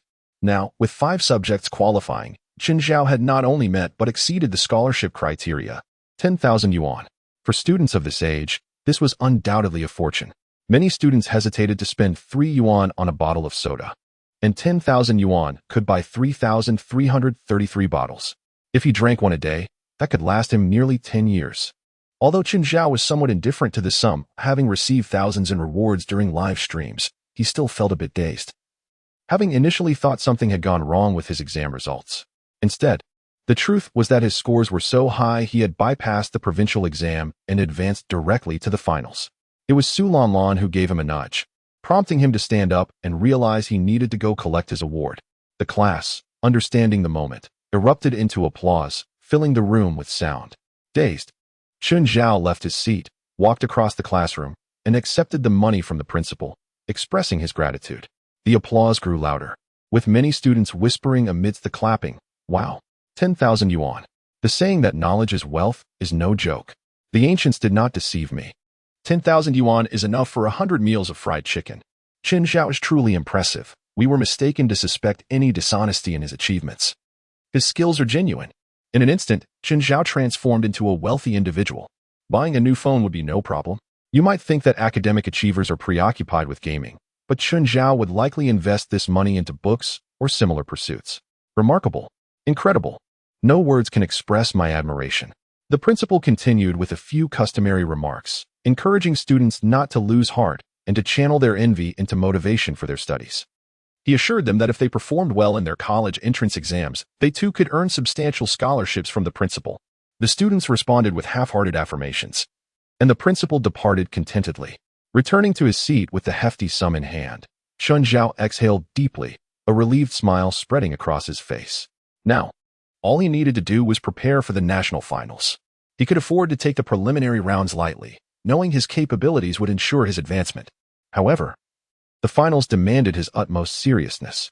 Chun Zhao borrowed Su Lanlin's phone to search for information on last year's national finals for middle school subject competitions. Indeed, the finals were a gathering of elite competitors, with last year's top scorers achieving scores well above 80, and one even surpassing 90 in biology. It was undeniably intimidating. Nonetheless, Chun Zhao believed he could surpass them. Chapter 56, a strenuous competition. The final period was self-study, and Chun Zhao immersed himself in practice problems. He had exhausted all available sets of practice questions. To find more challenging questions, he downloaded a study app that provided access to a variety of difficult problems. The school's regulations prohibited students from bringing phones, fearing they might misuse them for distractions or cheating. However, these rules were merely constraints for ordinary students. For someone like Chun Zhao, who was ranked first in his year and had advanced directly to the national finals, he was a prized student whom even the principal would smile upon. Thus, he could wield his phone freely at school without concern from teachers. The app allowed users to set the difficulty level of the questions, categorized into 5 tiers: easy, average, difficult, hell, and nightmare. Given Chun Zhao's proficiency, the easy questions were insufficient, so he opted for the highest level, nightmare. While solving the problems, he also activated a PK feature, allowing him to compete against another user tackling the same questions at the same difficulty level. Whoever achieved a higher accuracy rate and completed the questions faster would win the PK challenge. This competition served as motivation for him to stay focused and avoid slacking off. In one PK session, he faced 10 questions, all multiple choice and quite challenging, comparable to the Olympiad problems he had practiced for the preliminary exams. Chun Zhao completed the 10 questions in 5 minutes and clicked submit. You have emerged victorious. A line of gleaming gold letters appeared on the screen, and simultaneously, Chun Zhao could see his performance compared to that of his PK opponent. He completed 10 questions in 5 minutes and 7 seconds, achieving a perfect accuracy rate of 100. In stark contrast, his opponent, with whom he was competing, had only just finished the second question and had erred on the first. A resounding victory. Chun Zhao surmised that initially, the opponents matched with him were relatively inexperienced, designed to enhance user experience. As more users joined the platform, he anticipated eventually facing formidable competitors akin to academic elites. This principle resembled that of gaming, when a new account is created. The initial opponents are either bots or fellow novices. As victories accumulate and ranks ascend, one gradually encounters more skilled adversaries. Thus, early wins come easily, but as time progresses, triumphs become increasingly challenging. Despite his successes, Chun Zhao remained humble, continuing to compete, awaiting stronger opponents. In the second round, he triumphed once more with a 100 accuracy rate. While his opponent had barely completed the first question, the third round yielded another victory, with him again achieving perfection, while his opponent managed 3 questions, with 1 incorrect. The fourth round followed suit, with Chun Zhao maintaining his flawless accuracy, while his opponent failed to answer both questions correctly. Chun Zhao continued to engage in competitive matches, relishing in his victories, yet growing weary of the constant wins. Why was he winning so frequently? Surely, with millions of users on the app, there must be someone who could pose a challenge? Frustration brewed within him as he felt the platform's matchmaking was lacking, consistently pairing him with novices, which diminished the excitement and competitiveness he craved. Unbeknownst to him, someone else was even more disheartened. Hundreds of kilometers away, in a small county town, the top student at a local high school sat at his desk, smartphone in hand, ready to engage in a match on the learning app. Recently, this top student had discovered the app and was particularly fond of the competitive feature. He approached each match with determination, striving for victory. Just days prior, he had opted for hellish difficulty, boasting a high win rate, securing victories in 9 out of 10 matches, often winning by mere seconds. Today, however, he sought a greater challenge, the extreme difficulty level. As the match commenced, questions appeared on his screen, and indeed, The extreme difficulty proved to be daunting. The first question was unexpectedly complex. The top student frantically scribbled calculations on scrap paper, time slipping away rapidly. Suddenly, his phone vibrated. Startled, he recognized the meaning behind the notification. Upon glancing at the screen, he was taken aback by the gray text. Your PK opponent has submitted their answers. The top student was astonished. How could this be? He was still grappling with the first question while his opponent had completed all 10? Surely it was a fluke. After all, it was a multiple-choice format, and he guessed the accuracy rate would barely reach 25. Yet, upon checking the results, he was left speechless. His opponent's accuracy was an astounding 100. Every question answered correctly. In the time it took him to tackle one question, his opponent had completed 10, and flawlessly at that. The top student stared at his phone, dread washing over him as he fell into deep contemplation. In a tutoring center classroom, a group of students gathered, activating the learning app for a competitive session. They had resolved to boost their PK scores, with each person tackling one question, significantly reducing completion time. With one opponent versus several of them, victory seemed assured. The match began, and each student quickly captured their assigned questions on their phones, fervently calculating. However, midway through, one phone suddenly vibrated. Your PK opponent has submitted their answers. The students exchanged bewildered glances, shocked. What is going on? They submitted already? This must be a joke. Upon checking the accuracy, fear spread across their faces. The accuracy was 100. All answers correct. In a high school teacher's office, an educator opened the learning app to engage in an extreme-level PK. Despite their expertise, teachers often needed to practice to reinforce their knowledge. The teacher's speed surpassed that of the students, having matched for over 2 hours and winning all 10 rounds with a perfect record. A subtle smile played at the corners of the teacher's lips. While students typically outshined their predecessors, the current results illustrated that students were still no match for their teachers. Another round began. The teacher swiftly scribbled calculations on scrap paper, completing the first question, then the second, and although the third posed a challenge, it was completed after 2 minutes. The teacher felt their mind was fully engaged, noticeably finishing this set of questions faster than the previous ones. They anticipated that by the time they completed their questions, the competing student would have only managed 3 or 4. Suddenly, the phone vibrated. The teacher looked at the screen, astonished. Your PK opponent has submitted their answers. What? Finished already? Could the opponent also be a teacher? Chapter 57. The arrival of Qin Lu initially. Chen Zhao paid attention to his PK results, but as time went on, he became solely focused on answering questions. After all, his winning streak had been overwhelming, with every opponent struggling to complete even the 5th question before him. Thus, the results hardly warranted his attention, as victory was all but guaranteed. While immersed in his studies, Chen Zhao noticed a peculiar atmosphere in the classroom. Many students were craning their necks to look out the window. The homeroom teacher often appeared in the corridor, observing the class. Hence, students would glance out when the teacher was present. However, the current situation felt amiss. If it were merely the teacher outside, students would sneak a peek and then return to their work, pretending to be engrossed in their studies. Now, it was evident that numerous students were peering out with unabashed curiosity. Chen Zhao turned his head to gaze outside, wondering what could be so captivating. Upon looking, he was taken aback. A stunning woman stood there. Indeed, she was breathtakingly beautiful, tall, likely around 175 meters, clad in a white blouse and a gray knee-length skirt. Her figure was striking, and her short bobbed hair exuded a sense of professionalism. With a fair complexion, bright eyes, and a radiant smile, she held a folder in her arms, reminiscent of a glamorous secretary from a romantic movie. Chen Zhao's eyes widened in astonishment. Who was this enchanting woman? Was she someone's sister from class? The beauty, seemingly searching for someone, peered through the window with a look of confusion. After a moment, not spotting the individual she sought, she pulled out her phone and tapped a message. Suddenly, Chen Zhao's phone vibrated. A message read, "I'm outside your classroom. Do you see me?" The sender was Qin Lu, an agent from the Meat-Eating Panda live streaming platform. Chen Zhao recalled that just days prior, Qin Lu had mentioned a contract signing and had arranged to meet him outside his classroom. After all this time, she had finally arrived. The short-haired beauty was Qin Lu. Chen Zhao was astounded. She was exceptionally beautiful, far more akin to a star than an agent. Typing quickly, he messaged Qin Lu. "I see you. Please wait a moment. We'll finish class in 2 minutes." Qin Lu glanced at her phone and simply replied, "Okay." Their exchange went unnoticed by their classmates. Yet Qin Lu's presence sparked considerable commotion within the classroom. Whispers erupted among the students. Wow, what a gorgeous lady. Whose sister is she? I want to be friends with her. Could she be someone's girlfriend? If so, we should deal with him. When did the boys in our class become so fortunate? She must be a spy. I'm envious. I don't know such a beautiful girl. Who is she here to find? Who knows? I hope she is looking for me. Qin Zhao found himself at a loss with the task at hand. Signing a contract was a significant matter, and having such a stunning beauty as his agent was even more momentous. Initially, he had assumed that the agents assigned by the website would be mundane and unremarkable. Yet he was taken aback by her striking appearance.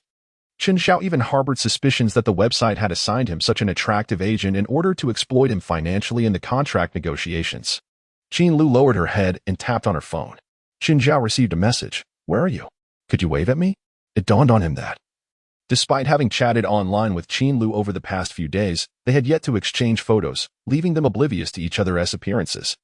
Qin Lu did not even recognize him yet. Consequently, Qin Zhao waved out the window. Qin Lu immediately spotted him, smiling and nodding in acknowledgement, indicating that she had seen him. However, in the next moment, an amusing situation unfolded. Some boys in the class, unaware of the context, noticed Qin Zhao waving at the beauty and assumed he was trying to attract her attention, prompting them to wave back in a competitive manner. Suddenly, half the class was waving at Qin Lu outside the window. After a brief moment, Qin Zhao received another message from Qin Lu. You are the first one to wave, right? Why are so many people in your class waving? Qin Zhao could only manage a wry smile as he typed back, confirming that he was indeed the first to wave. As for why so many were joining in, it was merely a case of following the crowd. As the class awaited the end of the lesson, the bell finally rang. Typically, when the bell rang, students would rush to the cafeteria, eager to seize every moment. Yet today, no one moved. They remained seated, dutifully. The reason was simple. Both boys and girls were curious about whom the beauty outside was there to see. Qin Zhao pulled open the classroom door and stepped outside. Everyone in the class watched intently as he shook hands with the beauty. And then the two of them engaged in cheerful conversation as they departed. The classroom erupted in chatter. Wow, she came to see Qin Zhao. He is really lucky in love. Is she his girlfriend? Probably not. Didn't you see them shake hands? Couples either hug or kiss when they meet, not shake hands. True, but why the handshake? Surely, she can't be his sister either. Siblings wouldn't shake hands like that. This led to further speculation. How odd it is to shake hands upon meeting. The class buzzed with various opinions, none able to deduce the nature of Qin Zhao's relationship with the enchanting Qin Lu. After all, no one could possibly imagine that while Qin Zhao diligently studied to secure the top rank in his grade, he was also live-streaming every night, amassing a staggering following of 500,000 fans. Qin Lu led Qin Zhao to the school gate, where a white BMW sports car was parked by the roadside. Get in. I'll treat you to a meal, and we can discuss the contract while we eat. Qin Lu took the driver's seat, and Qin Zhao settled into the passenger seat, fastening his seatbelt. Soon, they arrived at a quaint restaurant, ascending to a private room on the second floor, where they ordered several dishes. Qin Lu pulled out the contract from her folder, laid it on the table, and began discussing it with Qin Zhao. We have two options. The first is that the Douxiong Mao live streaming platform will pay you a base salary of 600,000 a year, with a revenue split of 60-40 in your favor. The second option is a base salary of 100,000 a year with a 370 split, where the platform receives 30% and you receive 70%. In essence, if he opted for a higher base salary, his share of the gifts would be lower, and vice versa. Qin Zhao was astonished by the figures in the contract. The live streaming platform was willing to offer him a base salary of 600,000. That translated to a monthly income of 50,000, equating to nearly 2,000 per day. However, after a fleeting moment of elation, Qin Zhao quickly regained his composure. The platform was not foolish enough to offer such a generous salary without reason. The high figures reflected his remarkable performance, indicating that the platform believed retaining him would yield greater profits. But which option should he choose? Qin Zhao decided to seek Qin Lu's professional opinion, as he was merely a novice in this field. To choose between these two options, you must consider your development prospects for the next few years, Qin Lu analyzed. If you envision relying on live streaming as your primary source of income, regularly streaming for long hours, then you might opt for the lower base salary and the higher gift split, which would likely result in greater earnings. However, if you plan to pursue other career paths, it would be wise to choose the higher base salary and lower gift split. Qin Zhao nodded. Qin Lu's reasoning resonated with him, and his intellect allowed him to grasp her point swiftly. If he intended to dedicate most of his energy to live streaming, then a greater share of the gifts was preferable. In the long run, the additional earnings from gifts could surpass the reduction in base salary. Conversely, if he intended to treat live streaming as a secondary pursuit, akin to his current approach, then opting for a higher base salary would be prudent.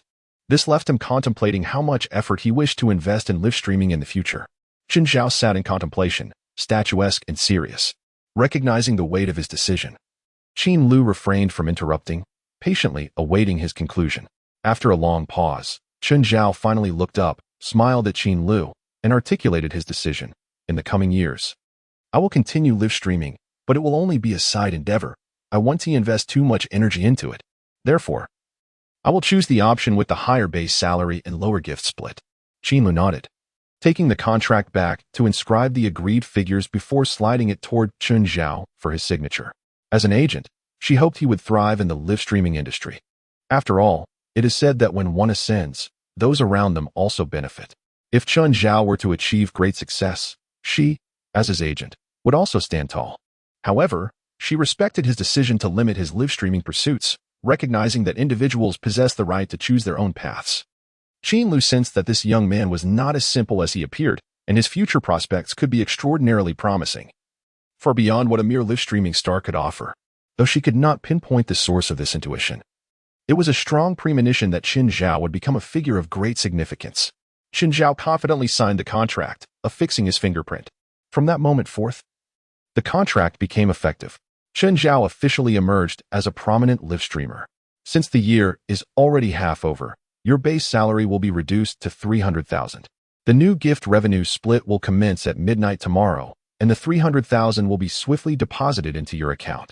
Qin Lu paused, hesitated for a moment, and could not help but inquire. I am genuinely curious about one thing. Generally, when young individuals thrive in their respective fields, they seldom retreat as you have. Why have you chosen not to pursue live streaming full-time? Chen Zhao pondered for a moment before responding with a smile. Indeed, the live streaming industry can be quite lucrative. With my capabilities, if I were to commit fully to live streaming for 10 hours a day like other streamers, I would undoubtedly achieve great success in no time. An annual income of $1 million is certainly within reach, and there is even potential for it to exceed that figure. However, my aspirations lie beyond that. Qin Lu was taken aback and instinctively asked, where do your aspirations lie? To be candid, I am not like most people. Chen Zhao smiled, stating with utmost sincerity that his intelligence quotient was astonishingly high. Had it been anyone else making such a claim, Qin Lu would have certainly burst into laughter. Yet, when Chen Zhao uttered these words, Qin Lu found no humor in them. Instead, she was immediately convinced, experiencing a moment of epiphany. As Chen Zhao's manager, Qin Lu had dedicated an entire week to analyzing his live streaming footage. She discovered that Chen Zhao's approach to the game was strikingly unique, exuding a rare charisma. While typical streamers might panic and fire wildly upon encountering an enemy, Chen Zhao remained unfazed, effortlessly landing headshots irrespective of how unexpectedly the adversary appeared. As usual, streamers approached the final circle with caution, constantly repositioning and scanning for the optimal vantage point. Chen Zhao moved with a remarkable confidence, as if he had memorized the map in advance, leisurely reaching the ideal spot with an air of strategic mastery. Qin Lu noted this during her review of the footage, yet she remained oblivious to the mechanics behind his prowess. Now, with Chen Zhao's assertion of his exceptional intellect, she finally comprehended the underlying reason. His high IQ enabled him to make swift judgments in situations that left many players bewildered for substantial periods. Moreover, his superior intellect translated into unparalleled control over firearms and movement choices compared to the average individual. Curiosity piqued, Qin Lu wondered about the specifics of his IQ. Feeling a sense of pride in her own, she recalled taking a test that had deemed her IQ to be 122, placing her at the 741st position among thousands. How much higher is yours? She inquired. Chen Zhao merely smiled, choosing not to respond, not out of pretentiousness, but because his IQ was an unprecedented 400, a figure that would likely be met with disbelief. So he opted for silence. Seeing Chen Zhao's reticence, Qin Lu wisely refrained from pressing further and redirected the conversation to more pressing matters. Tomorrow at midnight, your account will receive a yellow V badge, signifying your status as a prominent streamer on the Douxiong Mao platform. Following that, the platform will facilitate a recommended PK. Are you familiar with that concept? Chen Zhao looked puzzled, shaking his head. No. What is a recommended PK? Upon opening the streaming software, you will notice numerous live stream windows on the homepage. That's the platform's recommendation area. Newly signed streamers' live streams are prominently displayed there, capturing the attention of users as soon as they launch the app, resulting in a significant surge in visibility and follower growth. Qin Lu elaborated, after midnight tomorrow, your live stream will also be featured in this recommended section. So, the platform will promote me to help increase my followers? Qin Zhao exclaimed, elated. The privileges of signing a contract were indeed remarkable, directly boosting his visibility. After all, more followers meant more potential donations, and Qin Zhao was understandably thrilled. However, as the platform promotes his live stream, a PK would simultaneously take place. Qin Lu shifted her focus, continuing, yes. You'll compete with several other streamers who will also be featured in the recommendation area for 3 days. After this period, we will compare the growth in followers and the conversion rate of those who followed you after viewing your stream. Qin Lu took the next half hour to explain the intricacies of the PK process, and Chen Zhao began to grasp its significance. Beginning at midnight tomorrow, his live stream would occupy a prominent position on the Douxiong Mao platform, alongside several other gaming streamers. A substantial influx of users would likely enter his stream, and if they found it appealing, they would follow him. The recommended slots would remain active for 3 days, after which the data would be analyzed to determine the winner. The two critical metrics were follower growth and conversion rate. Follower growth was straightforward. For instance, if he had 100,000 followers 3 days ago and reached 100,000 afterward, his growth would be 900,000. The conversion rate referred to the percentage of viewers who decided to follow him after visiting his stream. If 100 viewers entered and 30 followed, his conversion rate would be 30. Conversely, if 10 viewers entered and 9 followed, the conversion rate would soar to 90. These metrics would serve as a gauge of a streamer's allure.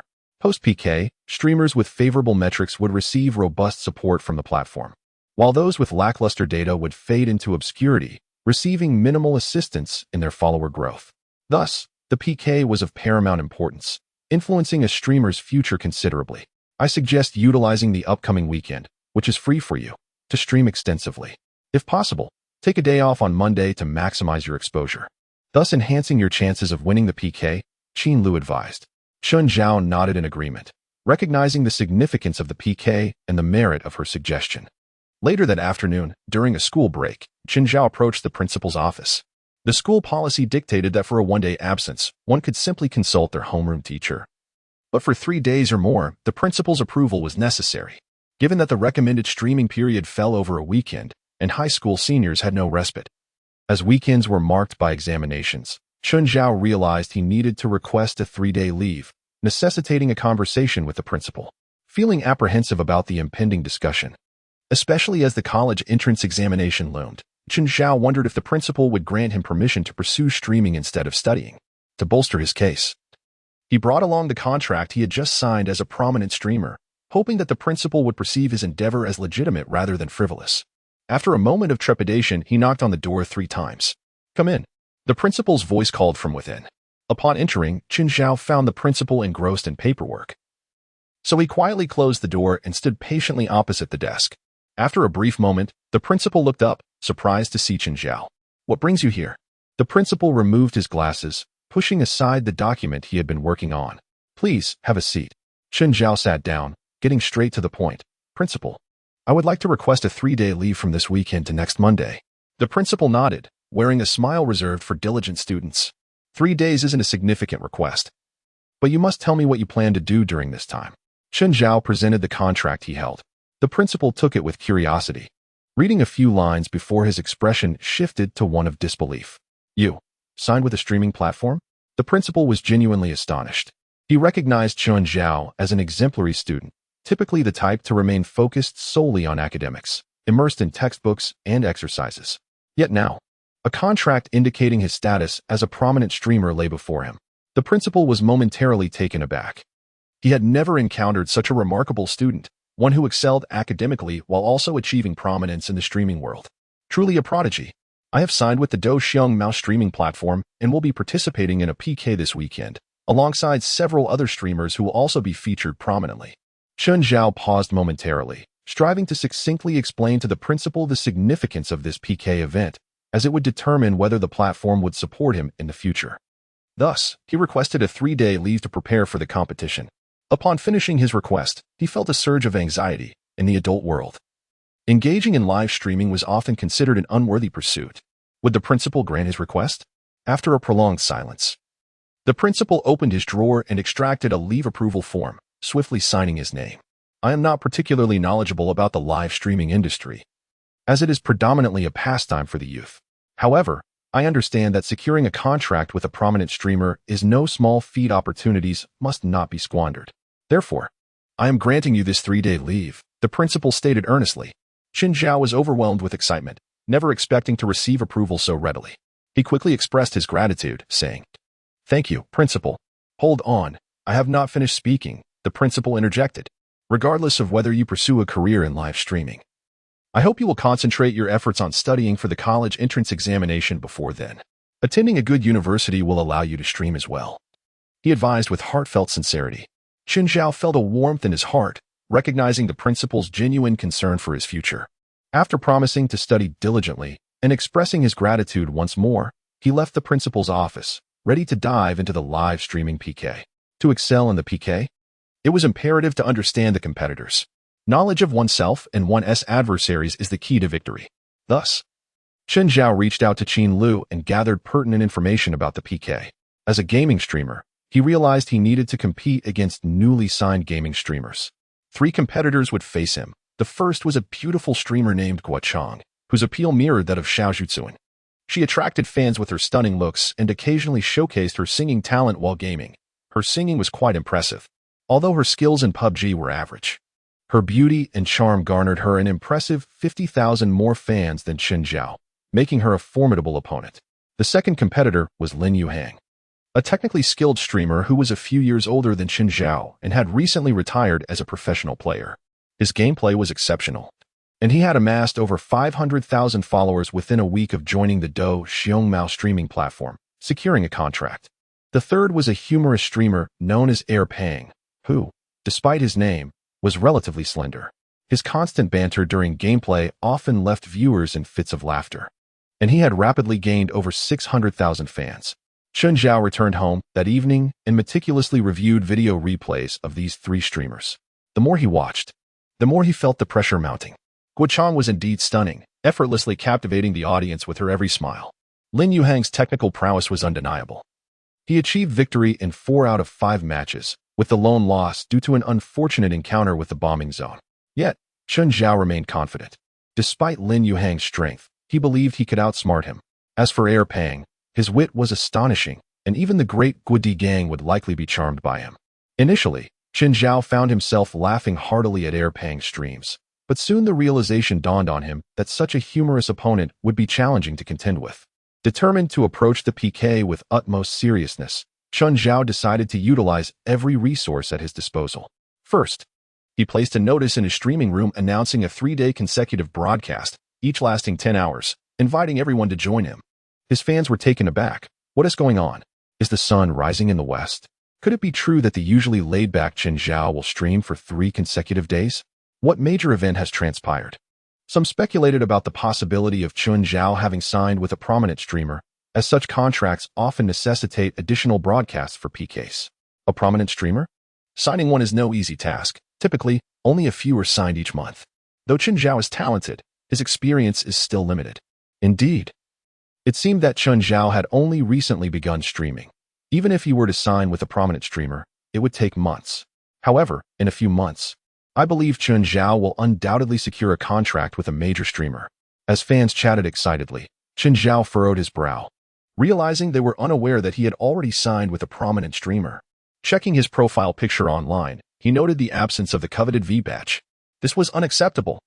He contacted customer service to inquire about the delay in adding the badge to his account. The response was that they were troubleshooting, and it would be resolved shortly. After a few minutes of anxious waiting, a prompt appeared on the bottom right of his screen, asking if he wished to add the V badge to his profile. Without hesitation, he clicked yes and refreshed the web page. Indeed, the V badge had appeared, signifying his status as a prominent streamer. As he began his broadcast, he greeted his viewers. "Hello everyone, the grass cutting game is about to commence. I have some exciting news to share. I have officially signed with the Do Xiongmao streaming platform as a resident prominent streamer, which you can see by the V badge next to my profile picture.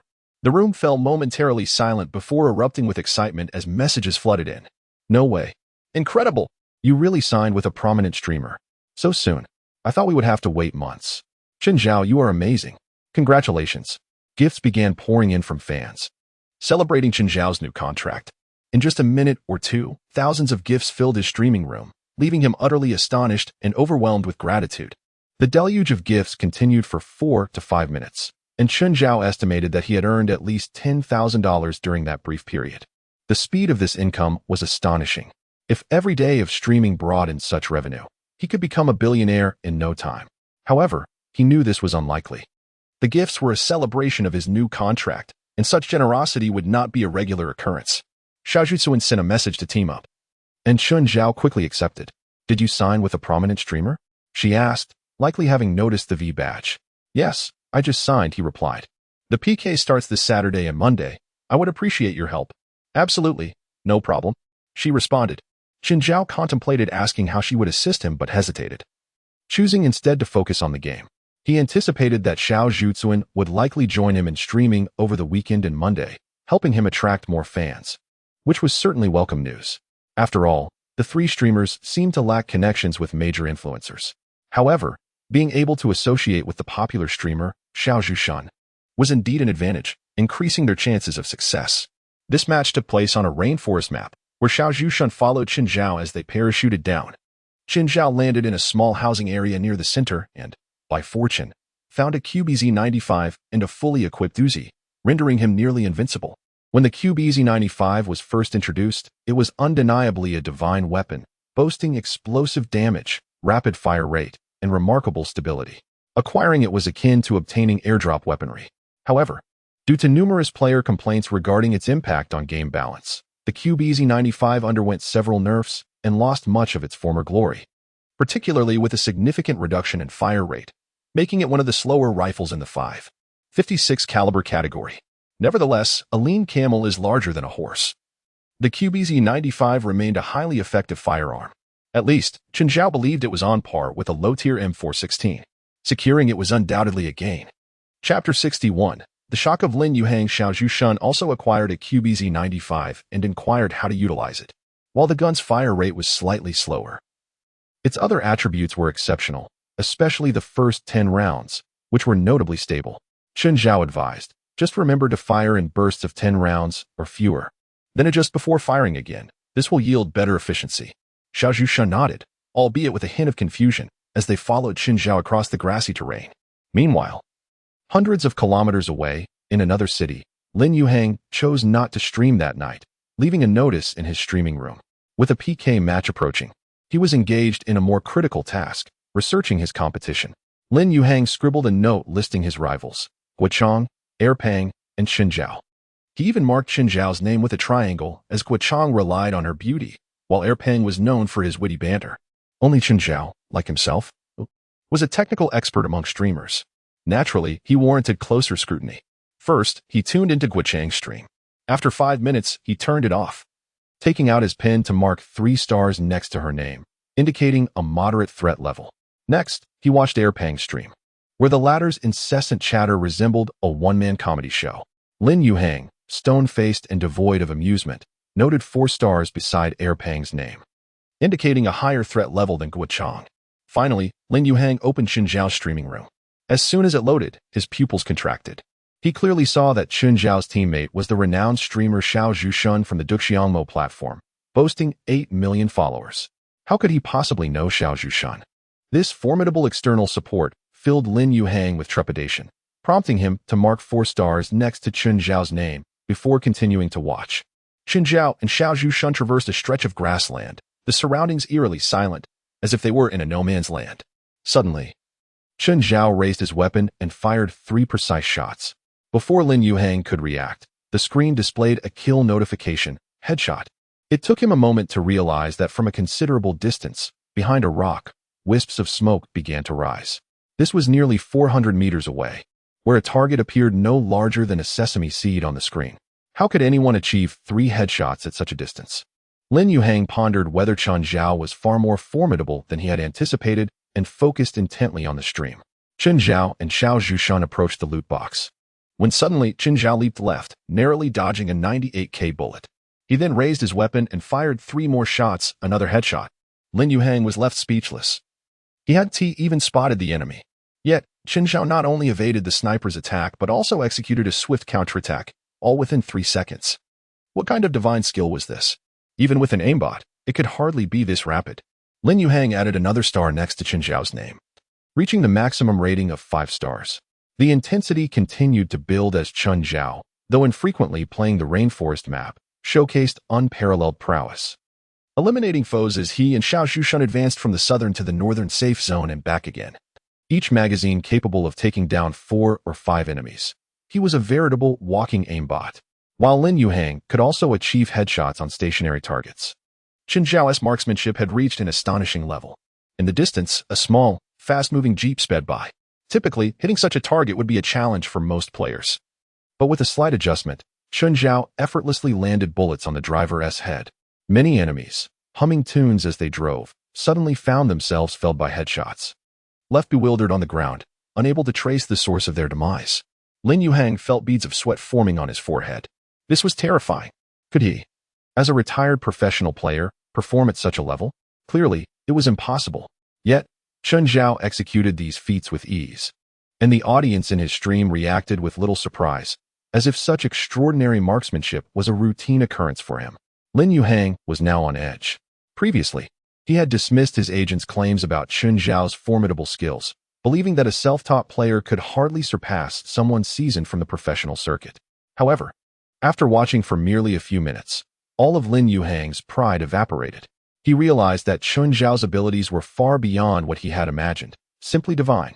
As the final circle approached, Chen Zhao and Xiao Zhushun charged toward a series of buildings, where the last few enemies were holed up inside, reluctant to emerge. Lin Yuhang held his breath, fixated on the screen, contemplating how he would approach the situation. After much deliberation, as the enemies remained hidden on the 2nd floor, he concluded that a forced assault up the stairs was necessary. Perhaps he could use his teammate as a shield while he delivered the finishing blow. This was the most cautious strategy. His teammate might be downed or even eliminated, but it would give him the opportunity to take out the enemies. However, what would Chen Zhao do? He pulled out grenades, 3 in total, and hurled them at the 2nd floor where the enemies were concealed. 2 foes, startled, leapt through the window. And before they could even touch the ground, Chen Zhao dispatched one with his Uzi while Xiao Zhushun fired at the other, securing the chicken dinner. The entire sequence lasted less than 5 seconds, swift, precise, and seamless. Moreover, Chen Zhao's method was undoubtedly superior to Lin Yuhang's plan of using a teammate as bait.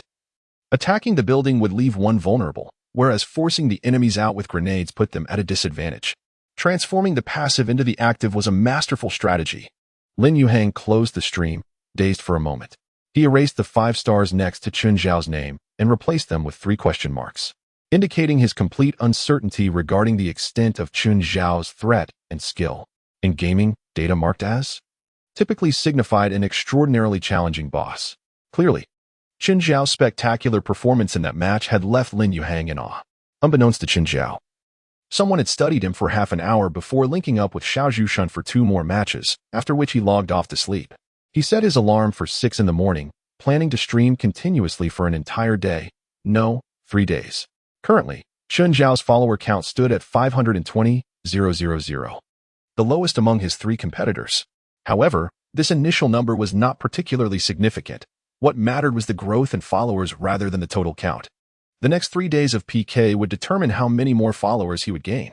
A substantial increase could lead to strong platform support in the future, potentially elevating him to the ranks of a super streamer with millions of followers. Conversely, a lackluster growth might render him overlooked by the platform, leaving things as they were. Chapter 62, A Chicken Dinner with a Handgun?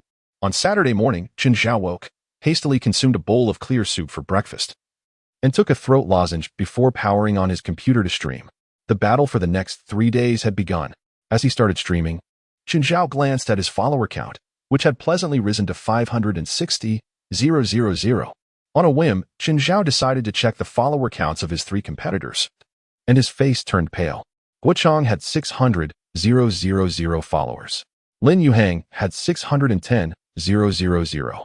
Air Pang had 650,000. Each had several thousand more than him. Chen Zhao felt an overwhelming pressure. When everyone signed contracts with the platform, they all had 500,000 followers. Yet they were gaining followers at an alarming rate, while his own growth had stagnated. He needed to make an effort. He aimed to reverse the situation within 3 days. Even if he couldn't become the top contender in the upcoming competition, he at least wanted to avoid being last. Being in last place would be disastrous, leading to diminished support from the live streaming platform and a scarcity of opportunities to gain followers. Chen Zhao addressed the audience in his live stream. In these 3 days, I will engage in a crucial competition, so I will increase my streaming hours to over 10 hours a day. I encourage everyone to introduce my live stream to their friends and welcome each of you to join our big family. Despite the early hour, many viewers had already tuned into Chen Zhao's broadcast. Upon hearing his words, his fans became excited. One fan exclaimed, "I'll create a secondary account to help the streamer gain followers." Another added, "I'll make sure all my roommates follow the streamer to help him win the competition." A third cheered, "Go, Zhaogu. Secure that first place." Another fan noted, "It seems that if we give more gifts, we can climb the daily gift leaderboard and increase popularity, so I'll chip in." When Chen Zhao saw the donation notification, he was astonished. Universe Heart is the highest tier gift on the Douxiongmao live streaming platform, priced at an astounding 666 yuan. The fan known as Tablet Crushing Instant Noodles sent 10 Universe Hearts in one go, totaling over 26,000 yuan. Chen Zhao instantly earned over 10,000 yuan. He quickly expressed his gratitude, thanks to the generous Tablet Crushing Instant Noodles for the donations. The audience was equally astonished, erupting in excitement. "Rich person. I want to be friends with the rich. Hey, rich person. Need any accessories for your leg? Rich person. Let us go hiking together." Tablet Crushing Instant Noodles remarked, "I've been following the streamer for 2 weeks now, enjoying watching him play, but I'm starting to feel a bit of aesthetic fatigue. Could you try something more challenging?" Chen Zhao welcomed the suggestion from the wealthy fan, especially considering the substantial amount they had donated. It was reasonable to attempt a more difficult challenge. However, how could he increase the difficulty? Typically, for streamers, a high difficulty level means attempting consecutive victories in games. A regular streamer might aim for 3 wins in a row, a veteran for 5, and a professional for 10. Yet, Chen Zhao is different. He rarely fell victim to other players, mostly succumbing to accidental deaths from the bombing zone or teammates. As long as he steered clear of teammates and avoided the bombing zone, he could effortlessly secure 2 or even 30 consecutive victories. What should he do to elevate the challenge? While waiting for his stream to start, Chen Zhao pondered and decided to open the solo mode, selecting the island map. A fan had just mentioned wanting to see a more challenging gameplay style. "Let us try a pistol-only chicken dinner," he declared. "I will exclusively use a pistol and melee weapons to see if I can secure a victory. I can't guarantee success, so let us see how it goes." As soon as Chen Zhao made this announcement, the chat exploded with excitement. "Pistol chicken dinner? That seems unrealistic. Not all juice is cola." Sure, the streamer is skilled, but a pistol against submachine guns and assault rifles is a recipe for disaster. I doubt he can even make it to the final circle. A wave of skepticism washed over the viewers, most believing Chen Zhao's goal of achieving a pistol-only victory was fanciful and unattainable. Chen Zhao quickly contemplated how to execute a pistol chicken dinner. After much thought, he decided to play it safe, essentially to survive. Boarding the plane, he checked the flight path, which stretched from the military base to City S. He marked a point near River R and jumped when the plane was still 500 meters away. As he glided down and landed in the water, he swam to a central position in the river, keeping just his head above the surface. This position allowed him to monitor for any approaching enemies while being submerged to evade bullets. Should he be discovered, he could swim away to safety. It was indeed a sanctuary for survival. And so, the thrilling pistol chicken dinner battle commenced. Chen Zhao spoke into the mic, and the viewers collectively gasped. So this was the strategy, immersing himself in the river instead of engaging in direct combat. The fans chimed in, expressing their disbelief. What a way to skirt the challenge. "I'm unfollowing. Unfollowing. Unfollowing." Panic set in for Chen Zhao as he pleaded, Wait. I'll play properly now." He had no choice but to abandon the river and headed to the 3-story building on the edge of City R to scavenge for supplies. The building was exceptionally bountiful, with an M416 and a UMP on the first floor, but since he had promised to use only pistols, he reluctantly moved on. On the second floor, He found an M1911 and 30 rounds of 45 caliber ammunition.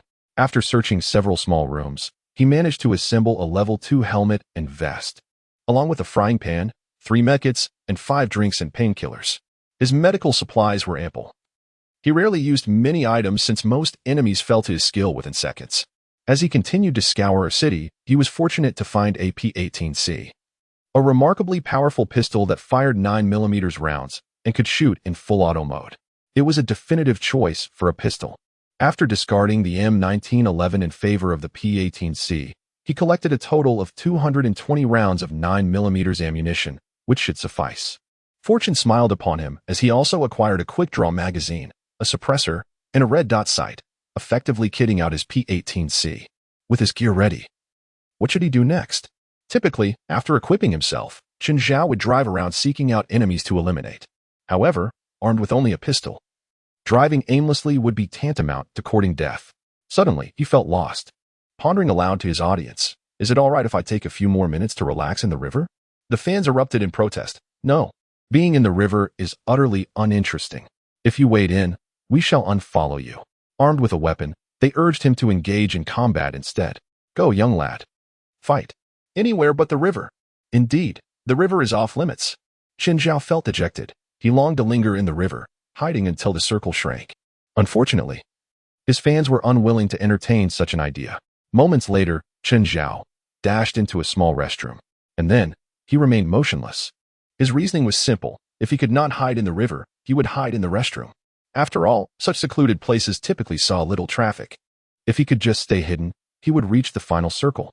The viewers in the live stream were greatly disappointed. Hiding is so dull. We want to see the streamer engage in combat. Seriously, is there any difference between hiding in a restroom and in a river? Stop hiding and bravely seek out your enemies. Chen Zhao's expression was one of bitterness. They urged him to fight, yet how could he with merely a small pistol? Wasn't that akin to a tortoise impatiently awaiting its fate? They seemed to revel in the chaos while he bore the burden of defeat. Chen Zhao began to employ reason and emotion to persuade his fans to allow him to remain hidden. Confucius once said, "To win the chicken dinner, one must hide." And Lu Xun also remarked, "If you can remain concealed, victory is assured." Just as he began to spin these tales, he abruptly halted. He heard footsteps. Clear and near, enemies were approaching. Startled, Chen Zhao snapped out of his banter with the fans, his demeanor shifting to one of focus and seriousness as he concentrated on the game. He raised the volume on his headphones, straining to discern the location of the enemies. They seemed to be lurking near the back of the restroom, possibly searching through a nearby 2-story building. Remaining motionless, Chen Zhao refrained from making any noise, hoping the enemies would not approach. The live stream chat fell silent as the fans held their breath, waiting for the imminent clash. Chen Zhao hoped the adversaries would leave, but they did not. After a tense wait, suddenly, the restroom door swung open, and an enemy rushed in. Chen Zhao brandished his P-18C, aiming for the enemy's head. In a split second, the enemy wielding an AKM also panically raised his weapon. In the blink of an eye, over 29mm bullets struck the enemy's head, while Chen Zhao sustained several hits himself, igniting a fierce gunfight within the cramped restroom. At last, a notification appeared on the screen. "You have eliminated Sanjin Aology with a headshot using the P-18C. A successful kill. First blood." Though the encounter was brief, the tension had left Chen Zhao drenched in cold sweat. Peering at his health bar, he noted that he had only a sliver of health remaining. One more shot, and he would be finished. Fortunately, it was his opponent who fell. A crate lay at the restroom's entrance. Chen Zhao quickly administered first aid and then crouched to loot the box. The enemy was rich, boasting a fully equipped SCAR, a 6x scope AKM, and an abundance of ammunition. However, Chen Zhao had pledged to only use a pistol, so he could not take the weapons or bullets. He merely looted a computer, humorously dubbed the all-purpose medical kit by many players due to its resemblance to a laptop. Before he could fully heal, he suddenly heard footsteps again. Chen Zhao inwardly cursed, thinking, "Is one not enough? Now a second one is coming." After a brief assessment, he concluded that he could not leave the toilet. The enemy was too close, and if he bolted out, he would likely be shot down. The only option was to remain concealed behind the open door, waiting for the enemy to approach the crate for a surprise headshot. Chen Zhao quickly positioned himself in the nook between the open door and the wall, affording him a perfect vantage point to observe the entrance while remaining hidden from the enemy looting the crate. As he waited in tense anticipation, moments later, an enemy approached, positioned himself atop the crate, and began to loot with carefree abandon, oblivious to the presence of another within the narrow gap. Now was his chance. Chen Zhao switched his pistol for a frying pan, swiftly closed the door, and struck the enemy's head with a forceful blow. You have eliminated Daiyuking Wenzi with a headshot using the frying pan. The kill notification flashed, marking his second kill, and another crate appeared at the restroom's entrance. The chat exploded with excitement. I can't believe it. Is he that strong? No one understands better than I do. Incredible. Toilet double kill. What a feat. A true master of the restroom. The streamer is indeed formidable. His attacks are always aimed at the enemy's head. Before the fans could finish their praises, Chen Zhao suddenly ducked back behind the door. The next instant, another enemy rushed in, glanced at the two crates, and cautiously scanned the area. He then tossed a smoke grenade between the crates, clearly suspecting an ambush yet still eager to loot. As the white smoke filled the restroom, the enemy believed he was safe, standing between the two crates, merrily looting. Suddenly, the restroom door burst open, and Chen Zhao emerged from behind the door, frying pan in hand, leaping into action with a thunderous crash. The sound echoed through the space as the frying pan met its mark, claiming his third kill. Chapter 64. Advancing to the final circle. Chen Zhao trembled with excitement. It was exhilarating. Who would have thought that hiding in a restroom could lead to such a bounty of enemies? Crates were strewn everywhere. However, amidst his thrill, he realized the restroom was no longer safe. The three crates lay conspicuously on the ground, and it was only a matter of time before passing enemies would be tempted to loot. While he had been fortunate to eliminate his foes previously, he knew luck could not be relied upon indefinitely. His goal was not merely to engage in combat, but to secure victory. There was no need to take unnecessary risks. Chen Zhao cautiously peeked outside. The coast seemed clear, and he hurriedly crouched and dashed out, distancing himself from the gruesome scene. The circle had shrunk. The next zone lay between the ruins and P City, devoid of substantial cover other than a scattering of trees and undulating terrain. This landscape was conducive to long-range skirmishes. In the past, faced with such terrain, Chen Zhao would have sought the circle's center, aiming for a high vantage point to eliminate foes with his sniper rifle, enjoying the thrill of it all. But this time, he possessed only a P-18C pistol. Chen Zhao felt on the verge of tears. How could his luck be so abysmal? With the final circle set in such an open area, how could he possibly maneuver without the advantage of cover? Yet, he had boasted about his skills. He had no choice but to see this through to the end. After a moment of contemplation, he dove into the nearby building. Frantically searching, his urgency suggested he was in pursuit of something vital he had overlooked. The fans in the live stream took notice of his frantic movements and began to speculate. Has the streamer finally reached his limit and is now seeking a proper weapon? It seems a mere pistol isn't enough to hold its ground. No, please, don't search for weapons. Just surviving into the final circle is victory enough. We're not asking for a chicken dinner. Observant fans quickly discerned that Chen Zhao was not in pursuit of firearms, but rather smoke grenades. His thought process was clear. In open combat, if one wished to ambush an enemy, cover was essential. Lacking buildings for protection, he needed to find bushes and large trees. And when those were insufficient, smoke grenades would serve as his shield. Thus, before entering the final circle, it is imperative to amass a sufficient stockpile of smoke grenades. The more, the better. As the saying goes, many hands make light work.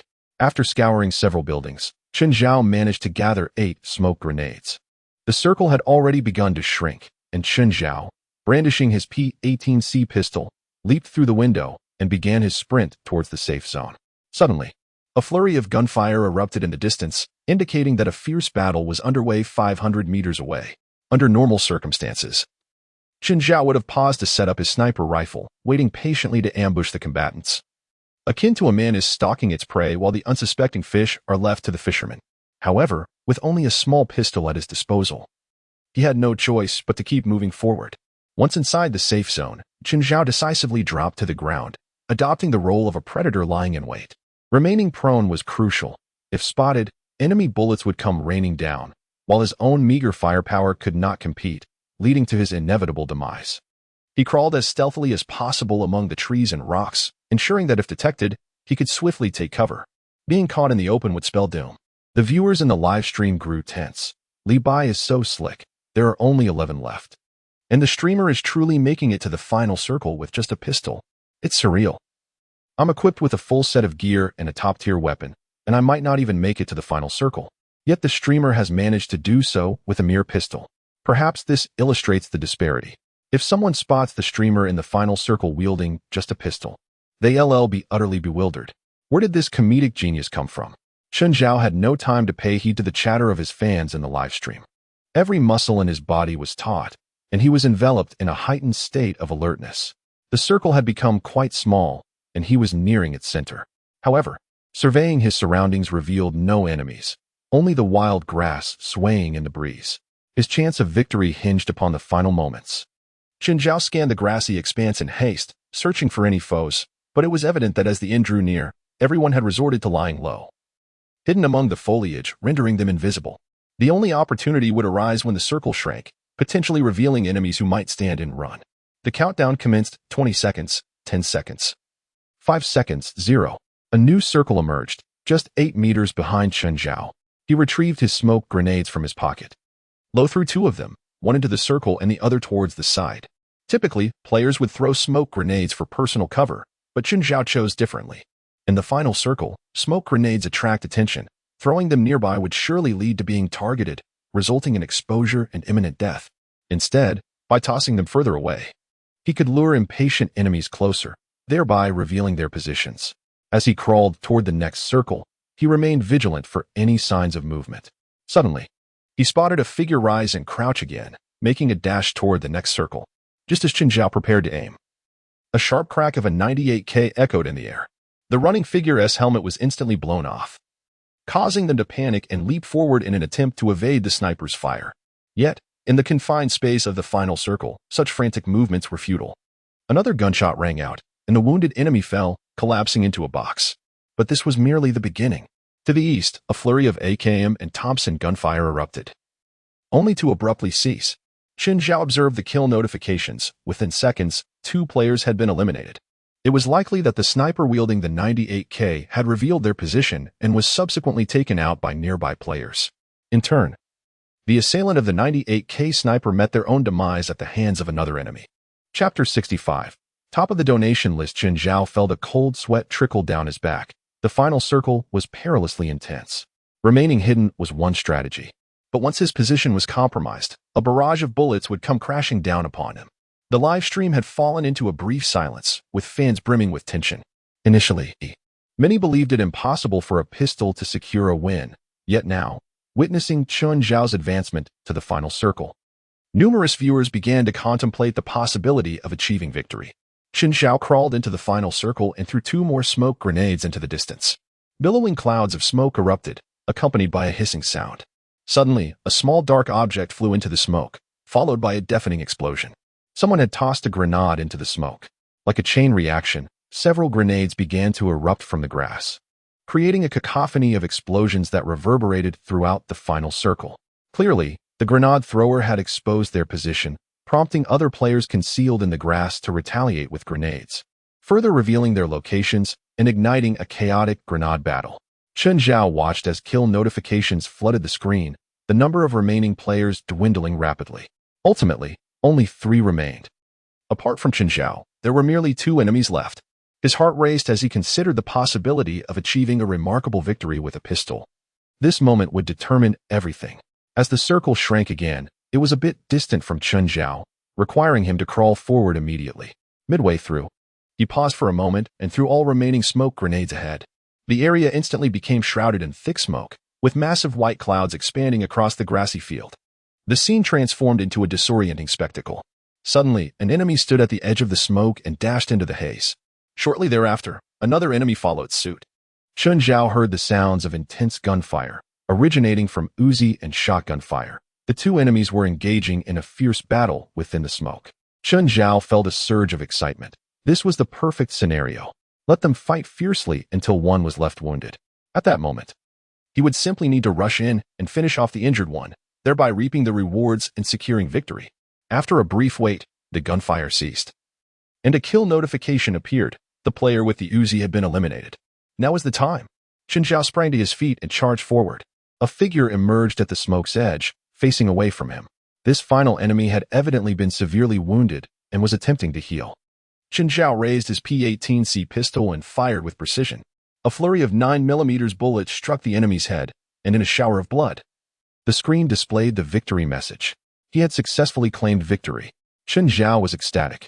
What began as mere bravado had transformed into reality as he achieved victory with a dilapidated pistol. The live stream erupted in excitement, with fans inundating the chat with 666 and showering him with gifts. Zhao Gu, I'm sending you a piglet. Handsome, are you coming to stay? Don't obsessively adore me. I'm just a legend. Sending a unicorn. Big streamer, climb for me. Chen Zhao continuously expressed gratitude to his fans for their generous donations. Overwhelmed with emotion, the wave of donations was incredibly fervent, almost terrifying. In mere minutes, his gift revenue approached 80,000. It was faster than robbing a bank. Suddenly, a fan shouted in the live stream, "Streamer, quick! You've topped the donation leaderboard for today, and it's South first place. You've made it to the top. Streamer, you're incredible! Donation leaderboard first place. Brothers, let us celebrate." Chen Zhao was momentarily taken aback, taking several seconds to process the news before hurriedly checking the leaderboard on the Douyin livestream platform. Indeed, today, my name prominently occupies the first position on the reward leaderboard. I am the top recipient across the entire platform today. Chen Zhao was elated, overwhelmed by the unwavering support of the fans. I never imagined that as a novice streamer, I could achieve such an accomplishment. Although this daily reward ranking may not hold significant weight, it merely reflects the total contributions from midnight to the present moment. It still stands as a tangible testament to my status as the top performer on the platform. Chen Zhao swiftly captured a screenshot of the leaderboard and then opened his microphone to express gratitude to his fans. I am deeply grateful for your generous contributions that have propelled me to the top of the daily rewards. I suspect I will soon be surpassed by a more prominent streamer, but I have captured this moment and will proudly share it with my friends later. Chen Zhao expressed joyfully. Meanwhile, in another city, a fair-skinned, exquisitely made-up beauty checked her reflection in the mirror, ensuring her makeup was flawless. With a smile, she opened her computer and began her broadcast. As soon as she started, a flurry of fans flooded into her live stream, indicating her popularity was still soaring. Sister Chang is radiating ethereal charm today. Ah, she's so beautiful, I can't take it. Quick, save me. You started streaming so early today, how wonderful. Sister Guo Chang, are you still playing PUBG today? Let's talk about makeup. Your look today is simply stunning. I want to learn. Indeed, she was one of Chen Zhao's competitors, Guo Chang. Today marks the first day of my PK challenge as a streamer, so I will be broadcasting until 10 o'clock tonight. I hope everyone will support me. Please introduce your friends to my stream. Guo Chang said with a charming smile. The fans responded in unison, and to her delight, the data from the backend began to show a significant increase. Within just a few minutes, her follower count surged by 10,000. A clear indication that many were sharing her stream with their friends and family. It demonstrated Guo Chang's strong appeal to her audience. Let us check on the other streamers I am competing against. Surely they haven't gone live yet, as it's still early in the morning, and many are likely still in bed. None could possibly match my diligence. Guo Chang mused, searching for the names of her fellow streamers on the platform. The first streamer, Air Pang, who was also in the same PK challenge, had yet to go live. The second, Lin Yuhang, was also absent. The third, Chen Zhao. Oh, he was already live, and moreover, Guo Chang's expression shifted as she noticed the golden emblem behind Chen Zhao's avatar. It signified his position as the top contributor. Hastily, Guo Chang navigated to the leaderboard section, aghast to discover that Chen Zhao's name indeed occupied the coveted first position on the daily rewards chart. He actually claimed the top spot? How impressive! The fans, noticing Guo Chang's sudden pallor, began to rally. Sister Chang, don't fret. We'll help you climb to the top. Start rewarding, let us push Sister Chang to first place. We must dethrone Chen Zhao. Chapter 66. The contest for contributions. A fervent group of fans immediately set to work, showering Guo Chang with gifts. Sister Chang is the most beautiful. Sent a unicorn worth 10 to the streamer. iPhone going to waste. Sent a heart of the universe worth 2. Bathing in gold coins daily. Sent a helicopter worth 10. Guo Chang was taken aback by the generosity, continuously thanking her affluent supporters. In merely a few minutes, her ranking on the daily rewards list climbed steadily, ultimately surpassing Chen Zhao to claim the first position. Her fans erupted with joy, flooding the comments with celebratory messages, praising their collective achievement in elevating Guo Chang to first place. The atmosphere was electric. Guo Chang, moved by the support, declared, "Thank you all for helping me reach the top. Now, let us get started." On the other side, Lin Yuhang and Air Pang had begun their broadcasts, and upon entering, Lin Yuhang was stunned to see Guo Chang at the top and Chen Zhao in second place on the daily rewards leaderboard. He had never anticipated that the streamers competing against him would be so formidable, both securing the top 2 spots.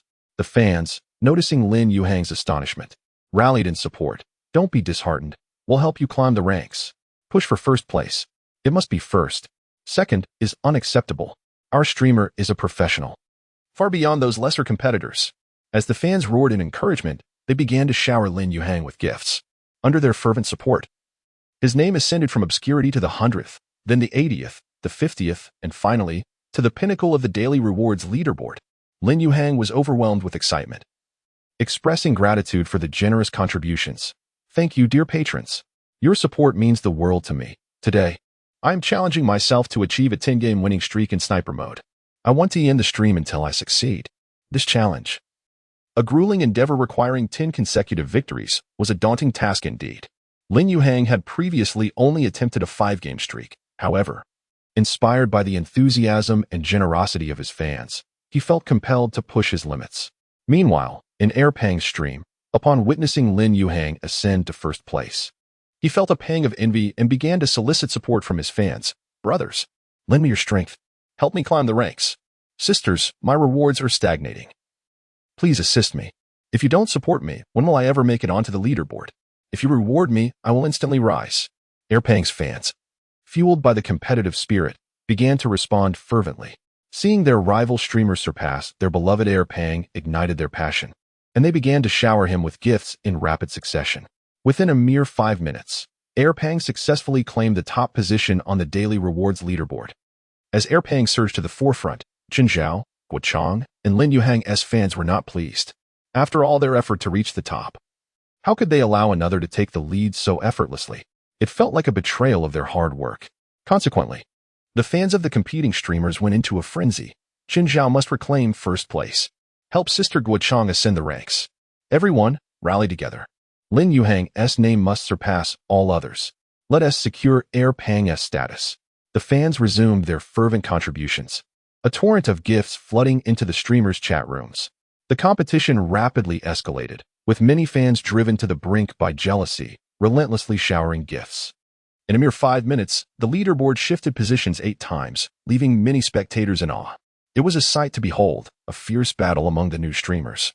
Unlike anything seen before, initially, Chen Zhao was caught up in the excitement, determined to maintain his lead. However, as the contributions exceeded 200,000, he quickly regained his composure. This level of support was staggering. Many fans had even gifted thousands, a clear deviation from normalcy. Chen Zhao perceived contributions as gestures of appreciation for remarkable performances, typically amounting to $3 or $5. Anything beyond that could disrupt the fans' daily lives. He felt a sense of guilt for the pressure this competition exerted on them. Thus, Chen Zhao took to the microphone, "I truly appreciate your kindness. But if you find yourself financially constrained, it would be best not to continue contributing.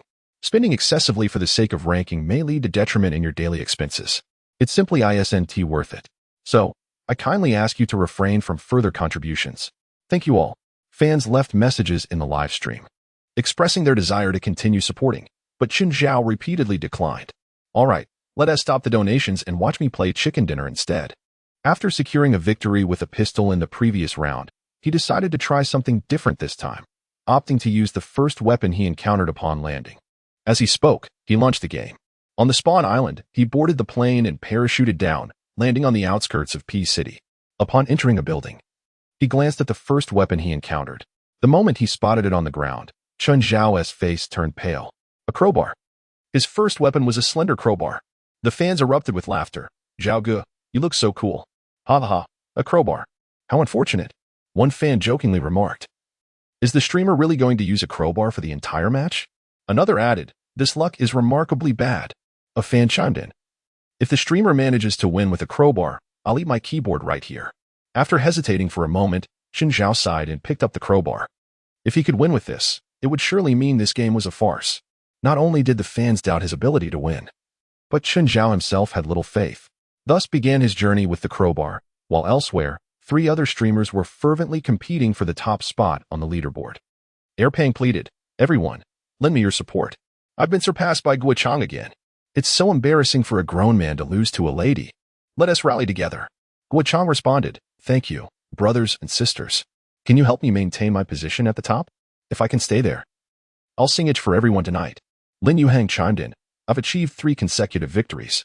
Do you want to see me go for 4? Let us see those gifts rolling in." Chapter 67. $1 Million Donations. The daily donation leaderboard had gone completely berserk, with the top position changing hands 4 to 5 times every minute. Initially, the 4 competing streamers took turns at the top. But after Chen Zhao announced he didn't want to compete for donations, his support gradually dwindled, ultimately coming to a standstill. The competition heated up between Lin Yuhang, Guo and Air Pang for the top spot. Chen Zhao, wielding the crowbar, had been lying low in the water, successfully making it to the final circle. He attempted to use smoke grenades for cover, hoping to strike while the enemies were distracted. However, he was caught off guard when an opponent suddenly turned, unleashing a barrage from an Uzi, reducing Chen Zhao to a mere sieve and leaving him in 3rd place. Subsequently, he encountered 2 more first weapons. One was an AKM, with which he effortlessly clinched another victory. The other was a frying pan, which once again led him to fall short at the final circle. Feeling fatigued, Chen Zhao exited the game and checked the donation leaderboard. He was taken aback by the astonishing amounts. First place, Guo today's donations, 418. 997. Second place, Air Pang, today's donations, 412. 300. Third place, Lin Yuhang, today's donations, 409. 800. The top 3 had each amassed over 400,000 in donations. It was astounding. In just a few hours, these 3 streamers had earned over 200,000. It felt quicker than robbing a bank. Looking at his own ranking, Chen Zhao noted he was in 4th place with a mere 125. 309, approximately a quarter of the amounts earned by the leaders. However, he had no regrets about halting the donations. A gentleman appreciates wealth but acquires it through rightful means. If fans were willing to contribute small amounts, he would graciously accept. But if the pursuit of meaningless rankings led fans to squander their living expenses, it would weigh heavily on his conscience.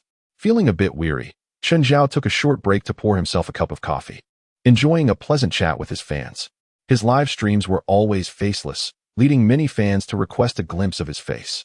Chen Zhao politely declined, joking, "If I show my face and you think I'm unattractive, you might unfollow me." Fans inquired about his age and profession. "I'm still a high school senior. My profession is that of a student and a gaming streamer," Chen Zhao responded candidly.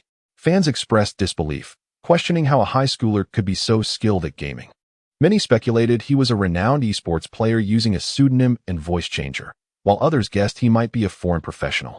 Chen Zhao dismissed these notions, affirming he was indeed just a high school student with a few weeks until the college entrance exams. Thanks to his strong academic performance, he didn't need to burn the midnight oil to study, allowing him to stream instead. Suddenly, a fan made a comment that silenced the entire chat. "Streamer, could you aim for a kill count? If you manage to eliminate over 30 opponents, I'll donate $1 million right away." Chen Zhao paused, glancing at the fan's username, which was simply a rather peculiar moniker. The platform was often graced by legendary figures who would lavish astronomical donations. And whenever these icons entered a stream, both the host and viewers would welcome them warmly. Although Chen Zhao had researched some of these renowned usernames, he had never heard of this particular one. Whether they were a true tycoon or merely boasting was impossible to ascertain. "I don't require such a lofty donation, but your challenge intrigues me. I've never attempted to see how many kills I can achieve in a match," Chen Zhao replied. "So for the next round, I will challenge myself to reach the highest kill count." The atmosphere in the live stream surged with excitement as fans cheered for Chen Zhao. They all knew his skills were formidable, but how many kills he could secure in a single match remained a mystery. Chen Zhao opted for solo mode on the island map, and the battle commenced. He landed in Peace City, the renowned battleground. Swiftly, he scavenged a PP-19 Bison and a Car 98K, racing towards the sounds of gunfire within the city. Within moments, he secured his first 3 kills without looting the bodies, decisively sprinting out of the building and hopping onto a 2-wheeled motorcycle, accelerating at breakneck speed. With skills akin to that of a hacker, Chen Zhao dispatched every enemy he encountered with remarkable swiftness, aiming to challenge the maximum number of kills in a single match. The only hurdle was finding more opponents in a short span of time, and the motorcycle was the key to that. The 2-wheeled motorcycle was one of the fastest vehicles in the game, agile and easy to maneuver, akin to a missile darting through the air. Going downhill, it could reach speeds of 140 miles per hour, making it difficult for many to land shots on such a rapidly moving target. While navigating the motorcycle, Chen Zhao repeatedly honked the horn, the purpose being simple: to draw fire and attract enemies, thereby uncovering more targets. The atmosphere in the live stream reached a fever pitch, riding and honking. What a show-off. I love it. So audacious. What a display. That horn is truly flamboyant. The streamer's prowess is unparalleled. Oh, someone foolishly tried to shoot the streamer. Headshot. Nice. As expected. Another one aiming for the streamer's demise. Impressive. Down they go. Chen Zhao sped across the map, weaving from one side to the other.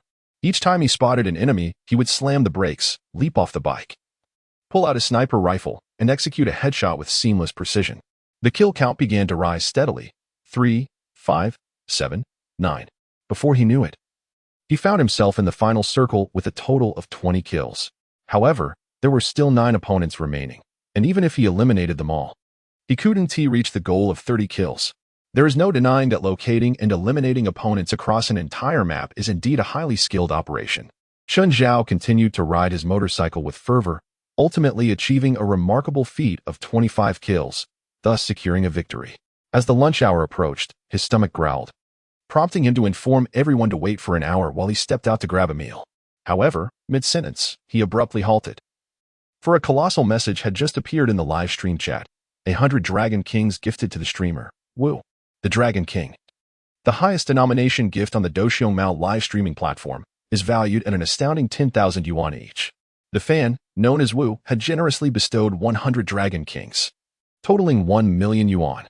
Chen Zhao could not contain his astonishment, his face flushed with disbelief.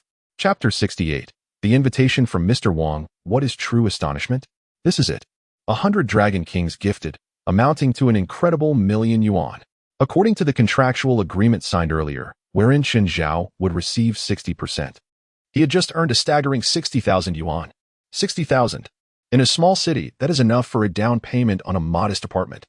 For someone like Chen Zhao, a student living in poverty for over a decade, the sudden influx of such wealth was overwhelming, nearly causing him to faint from joy. Simultaneously, on the daily donation leaderboard, Chen Zhao's name surged upward, surpassing Lin Yuhang, Pang, and Chang, claiming the top position with an impressive lead. Many fans, who were engaged in supporting their respective streamers, were taken aback by Chen Zhao's sudden rise to fame. Some initially thought it was a glitch in the system, refreshing the page multiple times only to realize that Chen Zhao had received an extraordinary donation, propelling him to the summit. The 3 competing streamers were equally astonished. They had previously observed Chen Zhao lagging behind and assumed he was out of contention, only to witness this unexpected resurgence. Upon examining the total donations over 1 million, Lin Yuhang was left speechless. Chang was stunned. Pang, who had been fervently rallying his fans for donations, was rendered utterly mute. A wealthy patron had gifted Chen Zhao 1 million yuan in one fell swoop. What could they possibly compare to that? The 3 streamers fell silent, abandoning their appeals for donations and promises of gratitude, transitioning directly to gameplay without uttering a word. It was not that they lacked the desire to compete, but rather that the disparity was insurmountable. After 2 hours of fervent pleas, they had managed to accumulate approximately 400,000 yuan in donations, while Chen Zhao had received over 1 million in a single transaction. The difference was staggering, a true landslide victory. Just as Chen Zhao was about to express his gratitude for the generous donation, he noticed a notification pop up in the background. Wu has added you as a friend. Douxiongmao has a regulation that allows fans who donate over 10,000 yuan to add the streamer as a friend. This mechanism serves to incentivize fan donations. Of course, after adding a fan, if the streamer finds them undesirable, they can easily remove them from their friend list, thereby protecting themselves from potential harassment by wealthy but troublesome fans. Chen Zhao had no intention of removing Wu, especially given the magnitude of the donation. What a wealthy benefactor, what a substantial ally. Wu sent a message. Hello. I am the one who just donated 1 million yuan. I have some private matters to discuss with you. When would you be available? Chen Zhao promptly informed his fans that he needed to attend to a matter and then closed the live stream interface to converse with Wu. Thank you for your generous donation. Please, feel free to share what you wish to discuss. Chen Zhao replied with courteous respect. Could you perhaps share a bit about your true situation? You mentioned you are a senior in high school. Is that accurate? Inquired Wu. Indeed, I am a science student and will soon be taking the college entrance examination. Chen Zhao responded. Your age is quite surprising. It is true that heroes emerge from youth. Allow me to introduce myself. My name is Wang Yingwu. and I am the owner of the Chaofeng Esports Club. Recently, our club has been looking to form a team for this year's global chicken eating competition. I have observed your impressive skills and hope you can join our team for a trial. The 1 million yuan donation serves as a token of my sincerity, Wu replied. Chen Zhao was momentarily taken aback, finally understanding the purpose behind the million yuan donation. The name Wu was derived from the last character of Wang Yingwu's name, and the substantial gift was intended to entice Chen Zhao to join their club.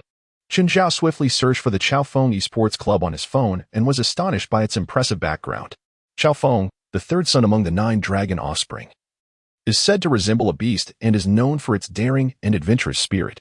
The club, established just 2 years prior, had already garnered notable achievements in smaller competitions, capturing the attention of many esports enthusiasts. The owner, Wang Yingwu, is a major shareholder in a prominent internet company, possessing both substantial financial resources and ambitious aspirations. I apologize, but while I am indeed excited by Mr. Wang's recognition, I must prioritize my studies as the college entrance examination is just weeks away, Chen Zhao replied. We could sign a long-term contract, spanning 5 or 10 years, with earnings sufficient to sustain you for a lifetime. Please consider it, Wang Yingwu continued to persuade. I truly appreciate your offer, Mr. Wang, but I do not intend to pursue esports as my main career. I aspire to work in the sciences in the future. Chen Zhao declined politely. The two continued their back and forth, with Chen Zhao consistently refusing. It was clear that Wang Yingwu was genuinely eager to recruit Chen Zhao for his team. Yet Chen Zhao remained resolute. Most would have jumped at such an opportunity with enthusiasm, but since Chen Zhao's intelligence had increased, so too had his aspirations and vision. He wished to make contributions in the scientific realm. Utilizing a mind of exceptional intelligence solely for esports, while it may yield success, would nonetheless feel like a waste. How about this? The global competition occurs during the summer. I will need a reliable substitute player then. Once your college entrance examination concludes and you have time, you could join as a substitute. However, the compensation for substitutes will certainly be significantly less than that of full-time players, Wang Yingwu ultimately conceded. That would be a great honor, Chen Zhao readily agreed. After all, once the examination was over, he would have little to occupy his time. Wang Yingwu shared his WeChat ID, and Chen Zhao added him, establishing a verbal agreement. They would reconnect after the examination. Chen Zhao ordered a delivery of fried chicken, devouring it in haste before resuming his livestream. He continued broadcasting throughout the afternoon and into the evening, utterly exhausted and struggling to focus on the screen. Being a game streamer was no easy task, and was hardly less challenging than memorizing textbooks in a classroom. After dinner, he glanced at the clock, realizing it was already 11 o'clock at night. The other 3 competing streamers, worn out, decided to end their broadcasts. Chen Zhao took a moment to check his follower count, astonished to see it had surged to 700,000. What an incredible leap! This was undoubtedly the fastest growth in followers he had ever experienced, yielding staggering results. In the past, it would have taken a week to amass such a number. The rapid increase in followers could be attributed not only to his extended streaming hours that day, but also to the significant visibility gained from being at the top of the daily donation leaderboard. However, in the realm of competition, one need not fear their own rapid growth, but rather the potential for others to surpass them. Chen Zhao checked the follower counts of the other 3 streamers, eager to see who had experienced the most growth. Chapter 69, The Explosive Follower Conversion Rate. Guo Chang's follower count, 668. 500 Erpang's follower count, 651. 403 Lin Yuhang's follower count, 652. 180 all were fewer than Chen Zhao. It is worth noting that prior to the competition, Chen Zhao had the least followers among the 4 streamers. Yet within a mere day of vigorous effort, he had achieved a remarkable turnaround, an astonishing feat indeed. Chen Zhao felt a surge of joy, believing that with the advantage of the first day, the following 2 days would be relatively easy. Perhaps by the end, his PK results would exceed his expectations, and consequently, his streaming revenue would rise as well. Suddenly, his phone chimed with a notification. Upon checking, he found himself added to a group chat named 266 PK Results Announcement Group. What on earth was that? The group owner promptly addressed the members. May I confirm if Chen Zhao, Wu Chang, Erpang, and Lin Yuhang are present? Chen Zhao quickly replied, I am Chen Zhao. A profile picture of a chubby little pig responded, I am Erpang. A profile featuring a beautiful woman chimed in, I am Guo Chang. A profile displaying a team logo stated, I am Lin Yuhang. The group owner sent an OK emoji followed by a smiley face. Greetings, esteemed streamers. I am a staff member from the Douxiong Mao live streaming platform. The group owner continued. Each group of PK streamers will have a results announcement chat. You are the 266th batch of PK streamers this year, hence the name of this group. Every evening after you finish your broadcasts, I will share your PK data here. Chen Zhao felt a jolt of apprehension. There were people who disclosed results every day. It felt akin to a teacher forming a group chat, announcing the entire class's scores after each exam, quite daunting. As the fans' numbers are visible in the back end, we will not disclose changes in fan counts. I will primarily announce the conversion rate of casual viewers into followers, the group owner elaborated. You all should be familiar with the conversion rate, which indicates how many viewers of your stream decided to follow you. If 100 people enter your stream and 80 follow you, your conversion rate is 80. The streamers acknowledged their understanding. As established streamers, such basic knowledge was certainly clear to them. Now, let us begin the announcements, the group owner declared. Chen Zhao's heart raced. While follower count was undoubtedly important, the conversion rate bore greater significance. It reflected how effectively he could attract new fans through his streams. Pang. Today's conversion rate is 45, the group owner announced. Thank you. Pang responded. One person enters my stream, splitting into two halves. One stays, the other leaves. Quite satisfactory. I am pleased. Guochan exclaimed. Wow, that is quite high. I know many streamers whose conversion rates barely reach 10, yet you've nearly hit half. Lin Yuhang added. Impressive. Brother Pang's eloquence is indeed commendable. This humorous and engaging style is currently in vogue. Xin Zhao chimed in. Incredible, incredible. After a brief exchange of pleasantries, the chat fell silent once more, awaiting the group owner to announce the next results.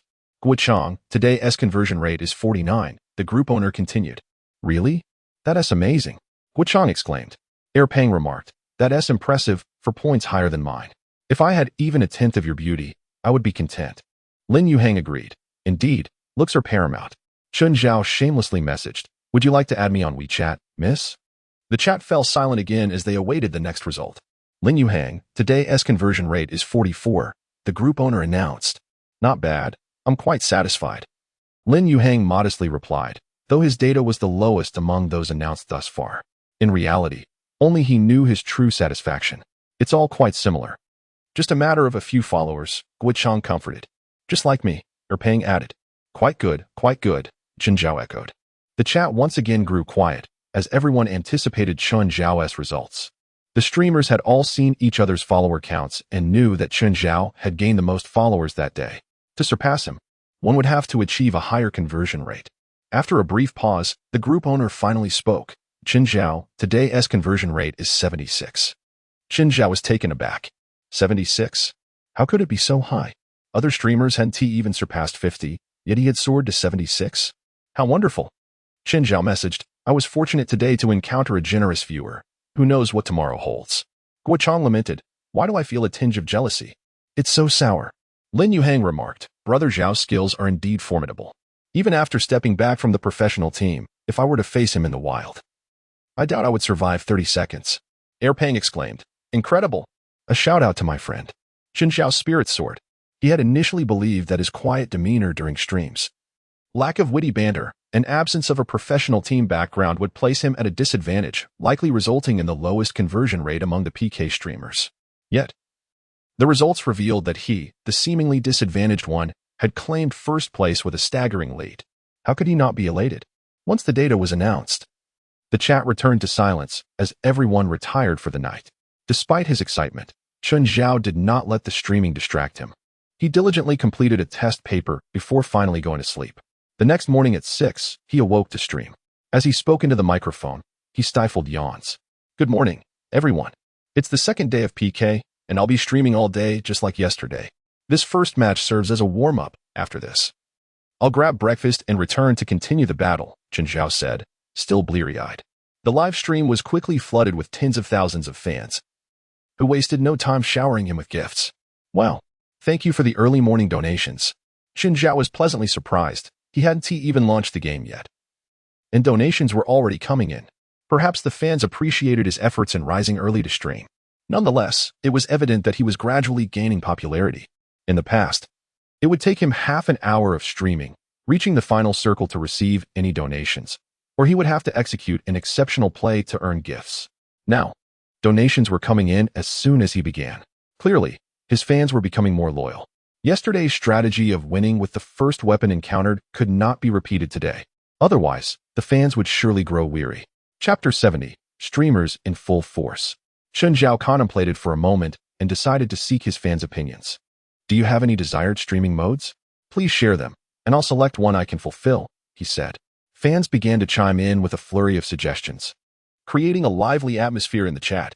Chen Zhao carefully monitored the rapid flow of messages, and despite their speed, his keen perception allowed him to catch every suggestion. Finally, one stood out. Dear streamer, let us play together and enjoy a chicken dinner. I want to win alongside you. Many streamers often invite fans to play with them, especially those who have made significant donations, effectively granting them the privilege to team up. However, Chen Zhao had yet to allow his fans to join him. Now, needing to attract more followers, he decided to randomly select lucky fans to team up with him, which could potentially draw even more attention. Thus, he began to invite fans to play alongside him, taking 3 at a time through a random selection process. The chosen fans cheered with delight, while those not selected eagerly awaited the next round. While other streamers faced the risk of mishaps when playing with fans, Chen Zhao's sessions were assured victories, barring encounters with hackers. Meanwhile, Guochang also began her stream. Today, she was determined to give it her all, starting with a zombie mode and inviting the top donors to team up with her.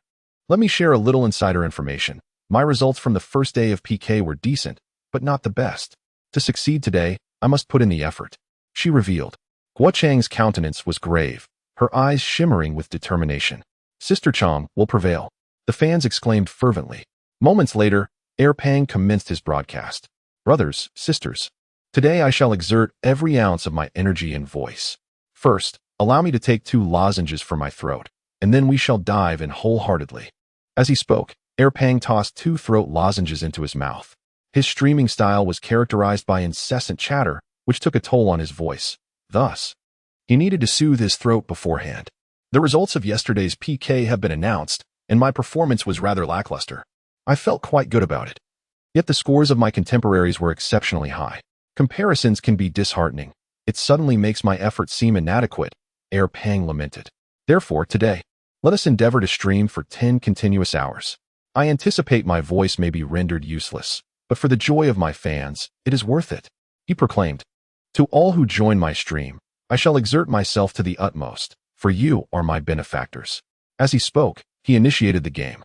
Lin Yuhang logged on and was immediately greeted with a party invitation. He accepted without hesitation.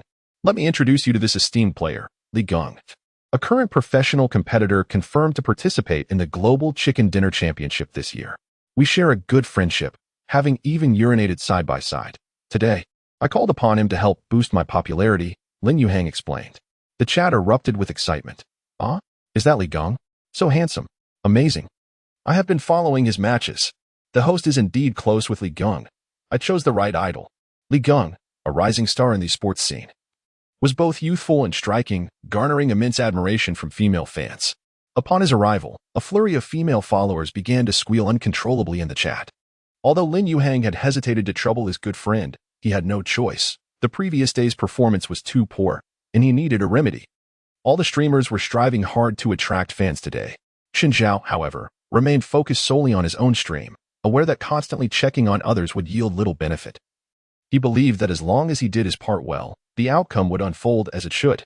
The day progressed with relentless streaming, and the PK participants persisted until nearly midnight, when they gradually signed off and bid their viewers good night. Chen Zhao settled down to a late-night snack of instant noodles while awaiting the announcement of the PK results in their group chat. Today had indeed been more competitive than yesterday, and he enjoyed the satisfaction of a large following. The fans were delighted, yet Chen Zhao felt utterly drained. Is everyone here? The group leader suddenly chimed in. Here. Guochang was the first to respond, deducing from the tone that the group leader was likely female.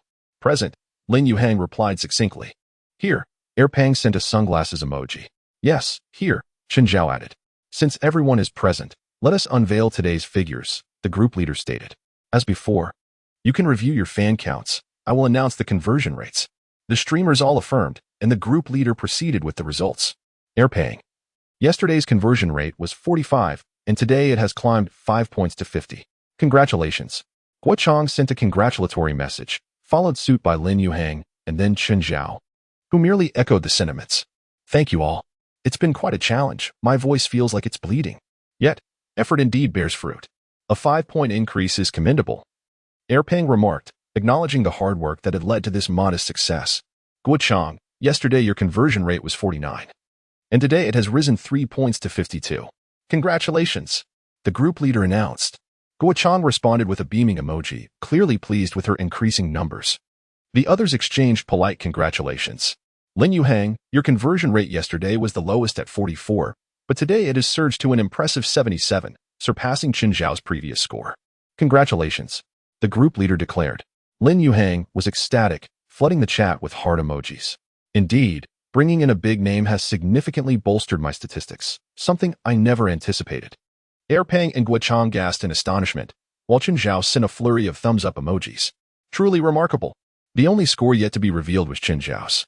If Lin Yuhang had already exceeded Qin Zhao's past performance, could Qin Zhao still claim the top spot today? Qin Zhao, yesterday your conversion rate was 76. And today it has increased by 10 points to 86. Congratulations, the group leader announced. The chat fell silent. 86%. This figure is simply astounding. Behind the screens, the three streamers felt their faces pale. They had believed that after a grueling day of streaming, they might at least narrow the gap, but instead, the distance had only widened. The harder they tried, the greater the chasm became. They were utterly despondent. Qin Zhao sent 2 smiling emojis. While the other streamers exchanged thumbs up but remained speechless, the group chat sinking into silence. After others shared their results, there was still some camaraderie. But Qin Zhao's overwhelming figures extinguished any inclination to converse further. Once Qin Zhao finished his late-night meal and drank a bowl of warm water, he collapsed into bed. Monday saw another full day of streaming, primarily alongside Xiao Zhuzhu. In the preceding days, Xiao Zhuzhu had been absent due to her sister's wedding preparations. Now, with some free time, she joined Qin Zhao in the PK. Xiao Zhuzhu was incredibly supportive, rallying her fans to follow Qin Zhao. Please help support Qin Zhao. Even if you're not a fan, just a click to follow is appreciated. The emerging superstar's PK results are crucial. You can unfollow after it's over. She urged her followers. Xiao Zhuzhu's influence was immense, and Qin Zhao watched in awe as his follower count skyrocketed to 3 million. Just this morning, it had barely reached 960,000. With her encouragement, in a mere 5 minutes, it surged by over 200,000. It was astonishing. Meanwhile, the 3 other PK participants, Guochang, Airpang, and Lin Yuhang, were astonished by Qin Zhao's meteoric rise in figures. His follower count exceeded the combined totals of the 3 of them. How do we even compete with this? This 266 PK group feels like a deathmatch. They lamented. The previous days had already shown Qin Zhao's extraordinary statistics, but today proved to be even more exceptional. The 3 streamers collectively sighed, losing all confidence in competing with Qin Zhao and adopting a more laid-back approach. Guochang ceased her singing, Airpang grew taciturn, and Lin Yuhang frequently made errors. Struggling to maintain composure, it appeared that all 3 streamers were somewhat indifferent, not out of a lack of dedication, but rather due to sheer exhaustion from their relentless efforts in recent days. Upon realizing that no amount of effort could allow him to catch up with Qin Zhao's achievements, he felt disheartened and fatigued.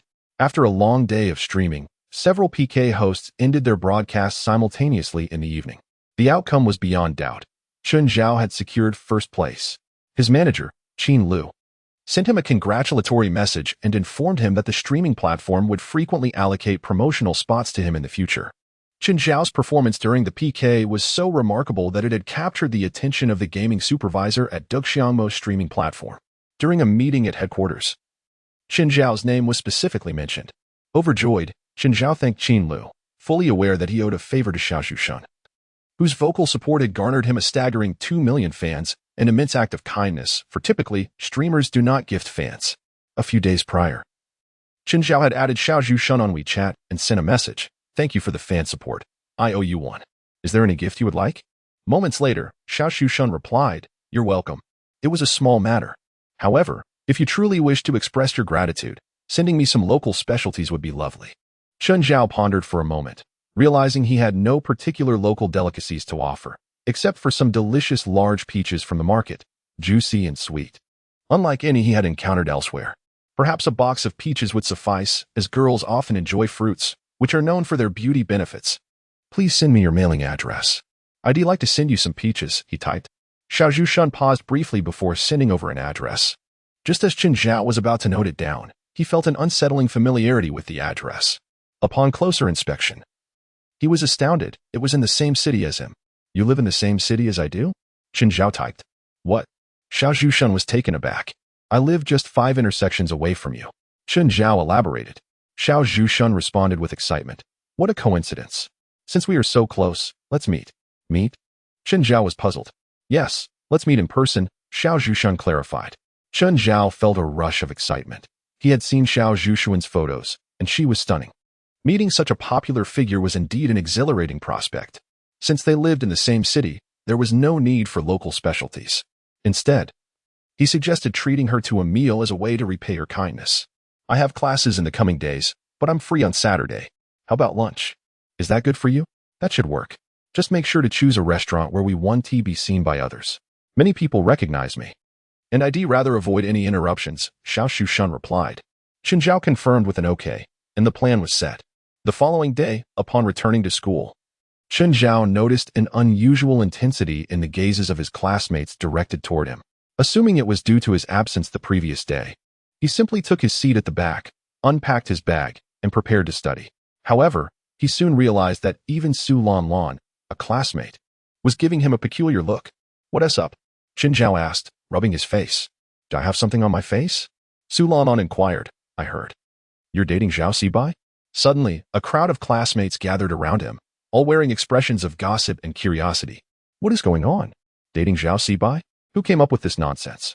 Chen Zhao was bewildered. Su Lanlan pulled out her phone and showed him a post from their school forum, which had garnered over 1,000 likes and was the hottest topic at school. On the screen was a photo of Chen Zhao conversing with Zhao Sibai, evidently taken by a passerby during their earlier encounter discussing an academic competition. Just because of one photo, you all jump to conclusions? Chen Zhao exclaimed, feeling exasperated. If photos are proof of a relationship, I could just as easily present one with the bald principal. Are we dating too? Here is another one, Su Lanlan insisted, swiping on her phone to reveal a picture of Chen Zhao and Zhao Xiaobai seated together at a milk tea shop, appearing like a couple enjoying a meal. How did someone manage to snap this? It was just a casual meal to thank her for her help. Chen Zhao defended himself. What about this one? Su Lanlan swiped again, revealing yet another photo of them by the school flower bed, the sunlight casting a beautiful glow, making Zhao Xiaobai look ethereal. Chen Zhao felt overwhelmed. Are there professional paparazzi at our school? I'm not a celebrity. He protested. What is the appeal here? I have nothing to show. You may not be a star. But Zhao Sibai is the goddess of our school. Wherever she goes, boys snap photos. Now that there's a boy beside her, shouldn't you clarify things? Su Lanlan urged, her eyes hinting at a playful accusation. Clarify? We are merely acquaintances, just someone I spoke to briefly. Why is everyone making such a fuss? Shouldn't we be focusing on studying for the upcoming exams? Chen Zhao felt exasperated as the crowd continued to chatter. As the morning reading bell rang, the students returned to their seats, and Chen Zhao sighed, feeling helpless against the rampant gossip. Yet he didn't feel compelled to vehemently defend himself. For one, he knew he was innocent, and two, there seemed to be no harm in being rumored to be associated with the school beauty. Opening his study guide, he immersed himself in preparation for the national academic competition, knowing the questions would only increase in difficulty. The day passed in a blur of diligent study, and as evening approached, Chen Zhao, weary from the day's efforts, made his way to the cafeteria for dinner. Ordering a bowl of knife-cut noodles, he found a quiet table to enjoy his meal. Midway through, he sensed that several students around him were stealing glances. Whenever he turned to look, they all quickly averted their eyes, feigning indifference. Chen Zhao was perplexed. What is so interesting about me? I have no money on my face, nor any intriguing topics to discuss. What could possibly captivate their attention? Was it due to the rumors with Zhao Xiaobai? Or perhaps because he recently ranked first in his grade? After pondering for a long time, he could not comprehend the reason and, feeling indifferent, continued to eat his noodles. Suddenly, he felt a jolt from the system ring on his hand. Chen Zhao was taken aback. Was there another new task? Lines of system text materialized before him, visible only to Chen Zhao. If the students nearby observed him, they would merely see him staring blankly while eating, unaware of any unusual occurrence.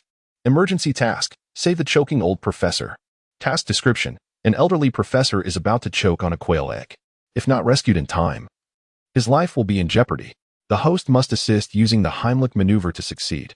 Task reward: Extension of the high IQ experience period by 2 days. Note: the Heimlich maneuver will be provided to the host. Before Chen Zhao could fully process this, he felt a peculiar sensation in his mind. As if someone had lifted his skull and poured something weightless into it. That something was knowledge.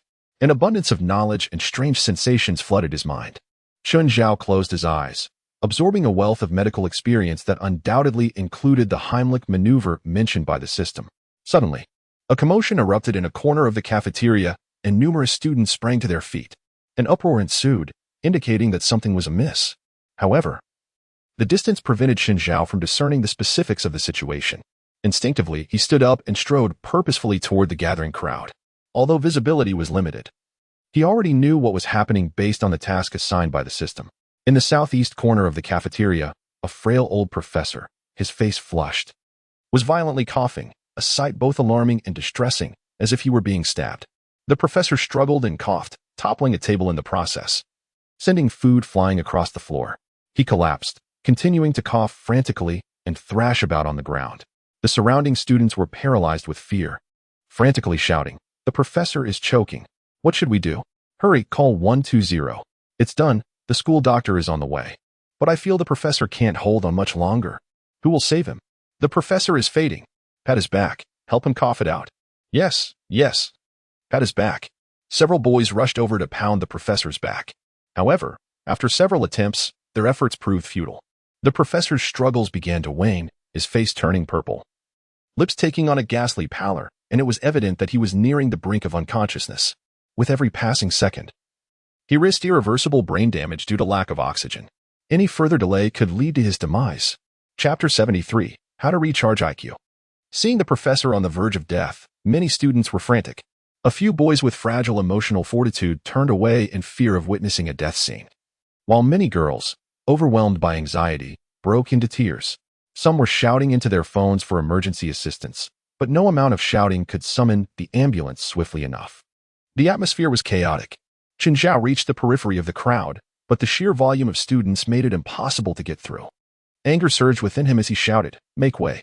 His voice resonated powerfully, akin to a lion's roar, startling the students in front of him, who quickly parted. The old professor continued to writhe on the ground in agony, unable to breathe, a sensation akin to being subjected to execution. He was on the verge of losing consciousness. In mere moments, he could succumb to oxygen deprivation.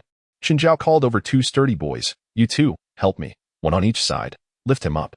His tone was resolute, his expression commanding. The urgency of the situation left no room for hesitation, and the selected boys immediately complied, supporting the professor's arms and helping him to his feet. Positioning himself behind the professor, Chen Zhao encircled his abdomen with his arms as the onlookers expressed their bewilderment. What is he doing? Is this going to help? Is he even capable of saving him? What's the point of hugging him? Just pat his back to help him expel it. If you can't save him, don't act like a hero. Ignoring the disparaging remarks, Chen Zhao focused solely on the task at hand. Time was of the essence. There was no room for debate. Firmly grasping the professor's abdomen, he interlocked his fingers, ensuring one hand was over the other, with his thumbs positioned downward. He located the upper abdomen, just beneath the scapula, and thrust upward and inward with vigor. 1 thrust, 2 thrusts, 3 thrusts, 4 thrusts. Finally, the professor gasped as he expelled a ruptured quail egg, followed by a frantic inhalation.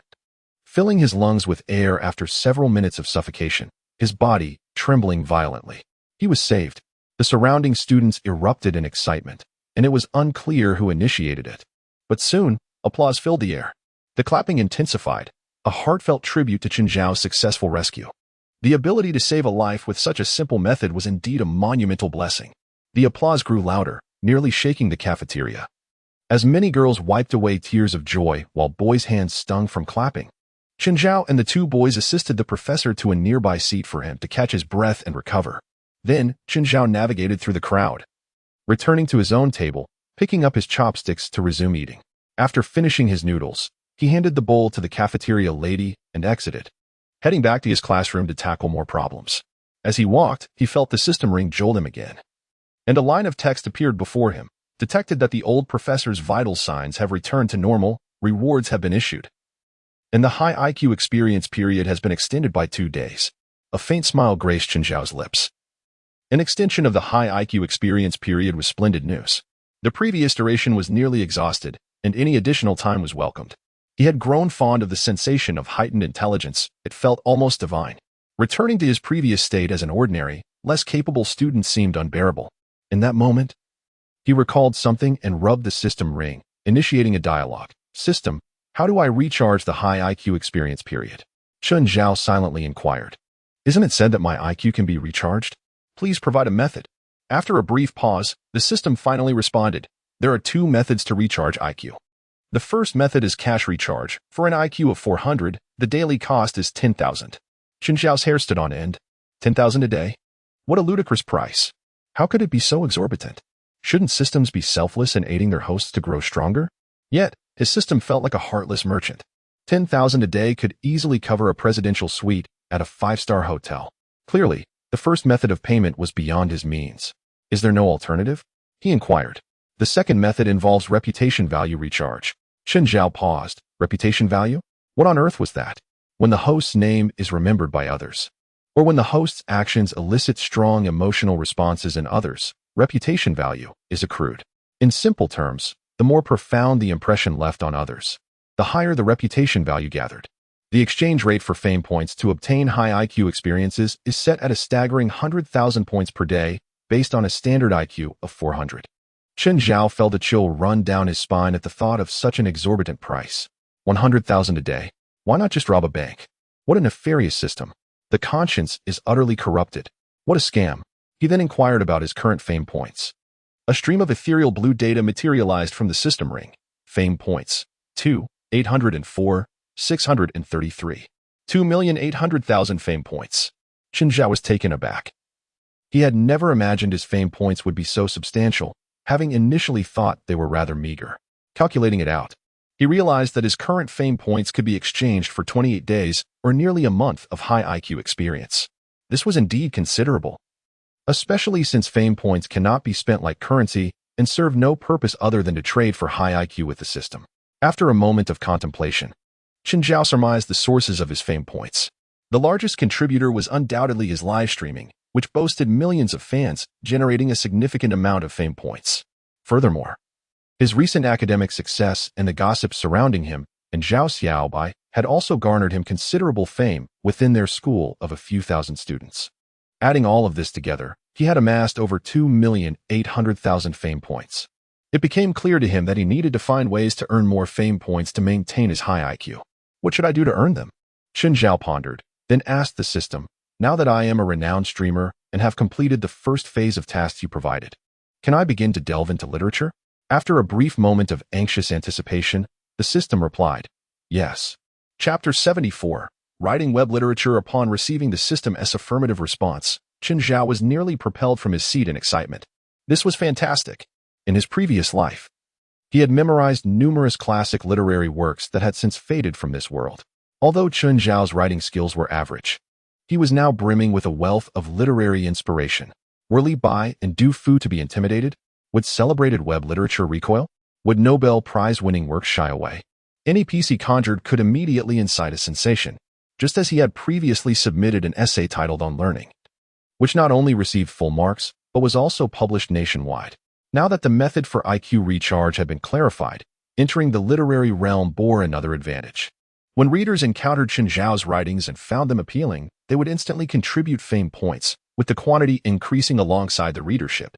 Moreover, literary works possess the unique ability to endure over time, thus producing a continuous stream of fame points for Chun Zhao. This would significantly prolong his ability to exchange for high IQ. Chun Zhao hurried to the campus convenience store and purchased a thick notebook along with a mechanical pencil. The notebook was intended for writing, while the mechanical pencil offered the convenience of easy erasure. With these tools at hand, he felt prepared to embark on his literary journey.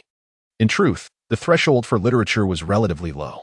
To become a racing driver, one might need to invest millions in a car, to engage in esports, thousands on a gaming setup, and to pursue a singing career, substantial sums for studio time and a band. Yet, to become a writer, one merely needed to spend a modest sum on a pen and notebook. Returning to class, he settled down, opened his pencil, and flipped to the first page of his notebook. Just as he was about to begin writing, he hesitated. His hand froze midair for several seconds before he ultimately placed the pencil down. The reason for his pause was simple. He was unsure of what to write. Despite the multitude of timeless masterpieces swirling in his mind, he found himself at a loss for a topic. "May I borrow your phone for a moment?" Chen Zhao suddenly turned to his deskmate, Su Lanlan. Su Lanlan was taken aback, but then retrieved a brand new phone from her desk, still in its box. "I just bought this foldable phone and Haven T even had the chance to switch the SIM card. Here, take it, but be careful, it's quite expensive," she said. Chen Zhao was astonished. Su Lanlan was indeed wealthy. She had quietly purchased a foldable phone? How much did such a device cost? 10,000? Or perhaps even 20,000? It was beyond what he could afford. This gadget was a luxury among personal items. Taking the foldable phone, Chen Zhao found it heavier than he had anticipated. Turning it on, he noted that the battery was fully charged, likely because it had not yet been used. He went online to browse literary news and discern what type of articles he should write. While scrolling, he inadvertently clicked on a web literature site, Tomato Novel Network. He had heard of it a few days prior. It was the largest novel platform in this world, boasting over 30 million active users daily.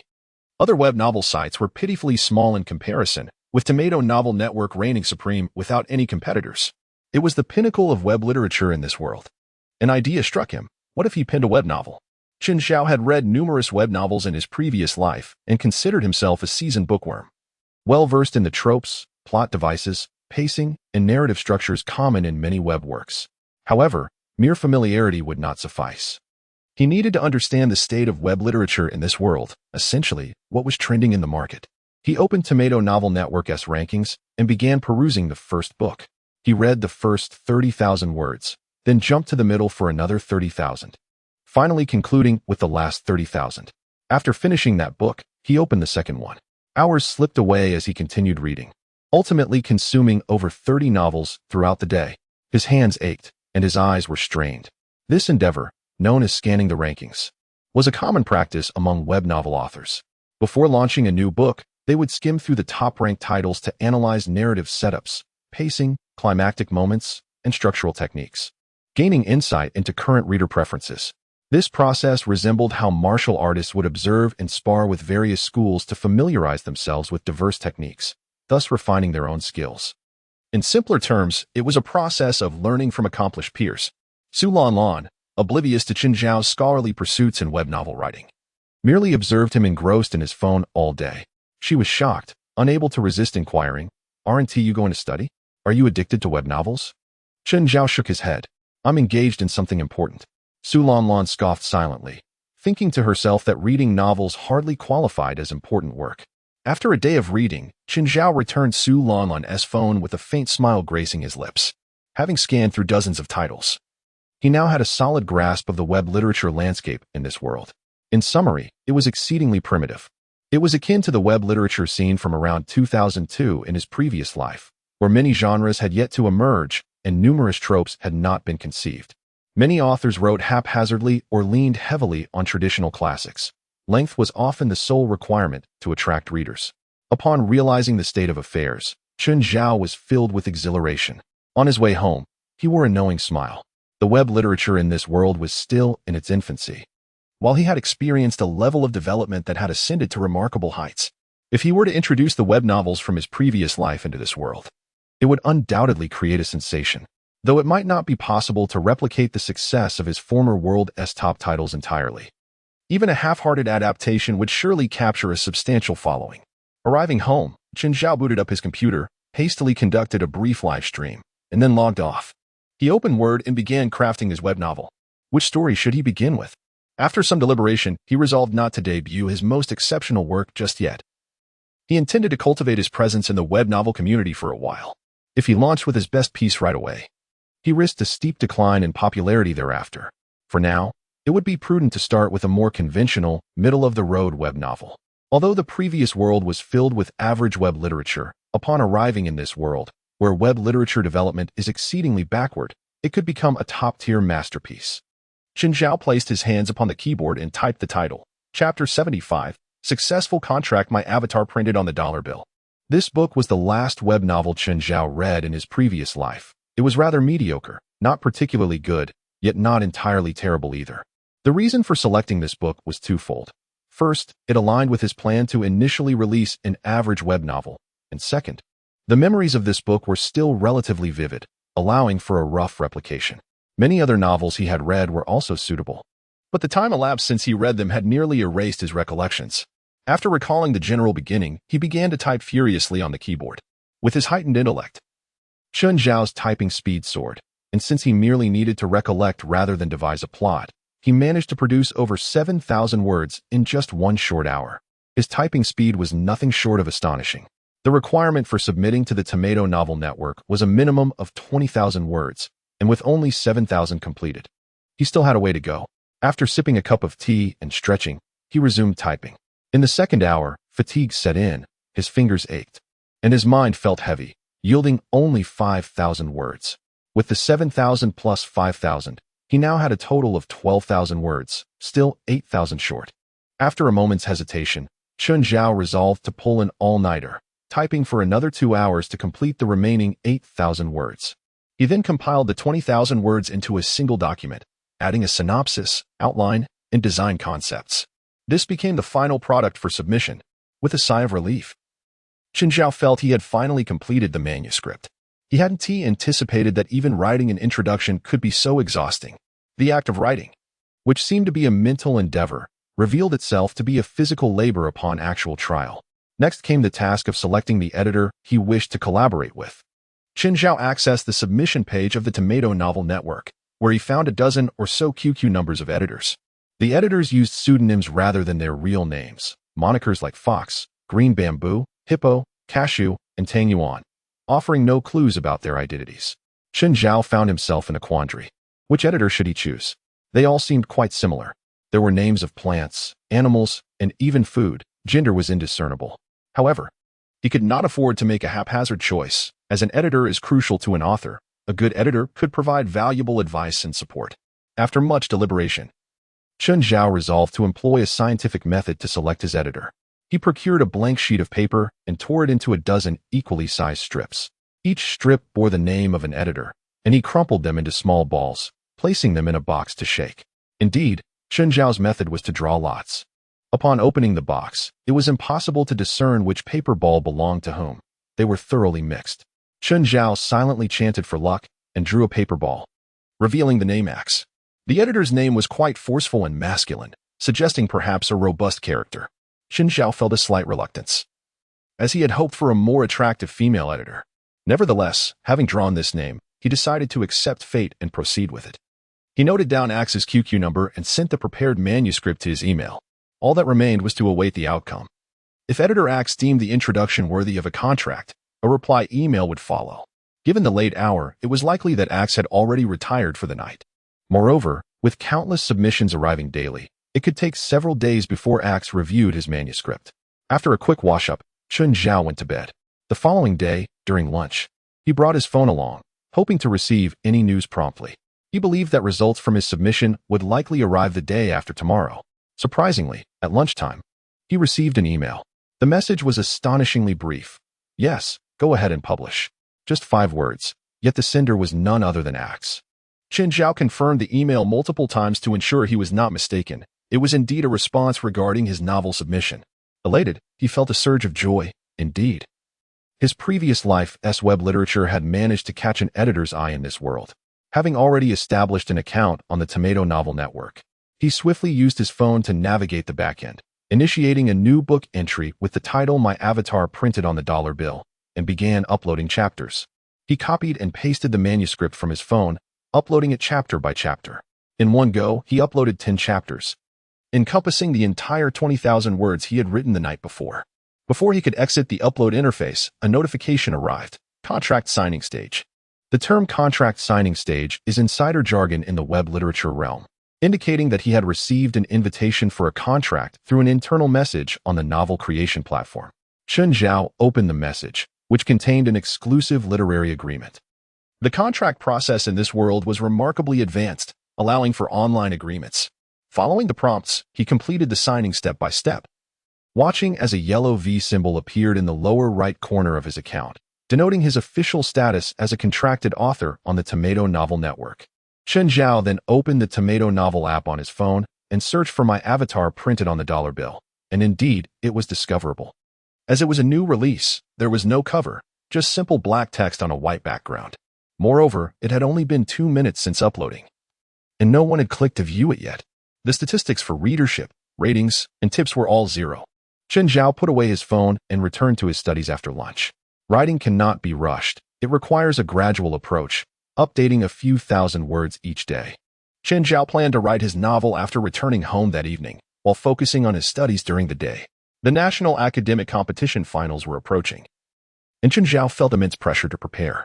He became so engrossed in his studies that he lost track of time, working through problems until evening dismissal. After school, as was customary, he powered on his computer and casually streamed a game. Chen Zhao's fans were quite vocal, expressing their disappointment that his streaming sessions were growing shorter and less engaging. He chuckled without offering any explanations. With competitions to prepare for and novels to write, where would he find the time to stream?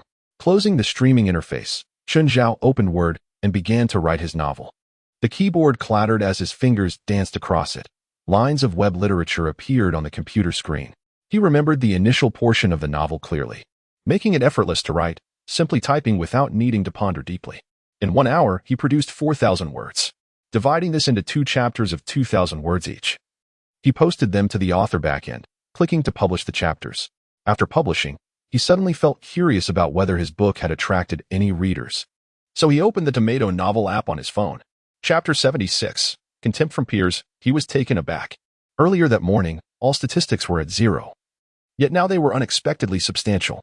Readership, 688 people. Rating count, 263. Book rating, 9 out of 10.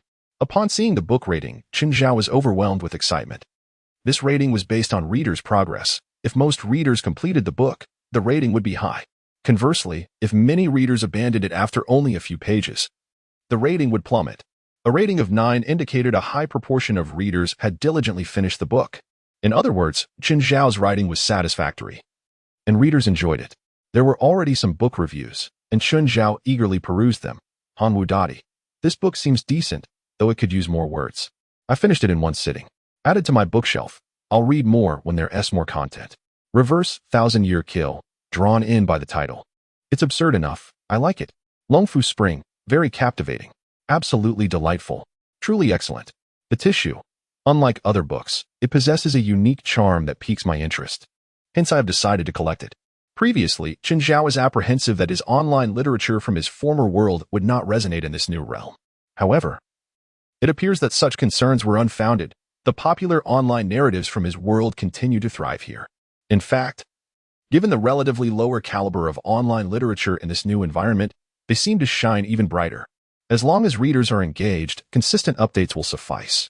Encouraged by the praise from readers, Chen Zhao felt invigorated and spent 40 minutes crafting another chapter before retiring for the night.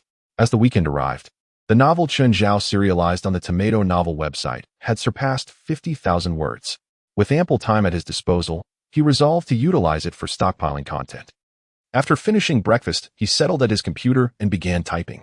For a continuous 5 hours, he immersed himself in a state of heightened concentration, neglecting to drink water, eat, or even take a restroom break, save for brief moments of reflection on the plot. By the end of this marathon session, fatigue enveloped him, his back ached. Fingers felt weak, and dizziness set in. Nevertheless, the outcome was commendable. 10 chapters and a total of 20,000 words composed in a single morning. Chen Zhao had been updating with 2 chapters and 4,000 words daily, so this new batch was sufficient to cover 5 days' worth of updates. This way, he would not have to worry from Monday to Friday and could focus on preparing for the national finals. At noon, he ordered a takeout of pot stickers and devoured the meal voraciously before returning to his writing. The afternoon saw another 5-hour session, yielding an additional 20,000 words. However, due to exhaustion, Chen Zhao discerned that the quality of his afternoon writing did not match that of the morning's work. To ensure reader satisfaction, he dedicated 2 hours post-dinner to revising his afternoon's writing. After a thorough read-through, he felt it was satisfactory. Why not release an additional update? With determination, he uploaded 5 chapters at once, simultaneously, in a certain author group on the Tomato novel site, which had been established for quite some time and comprised only 366 members, all top-tier authors who had achieved notable success on the platform. A discussion erupted. Suddenly, someone chimed in.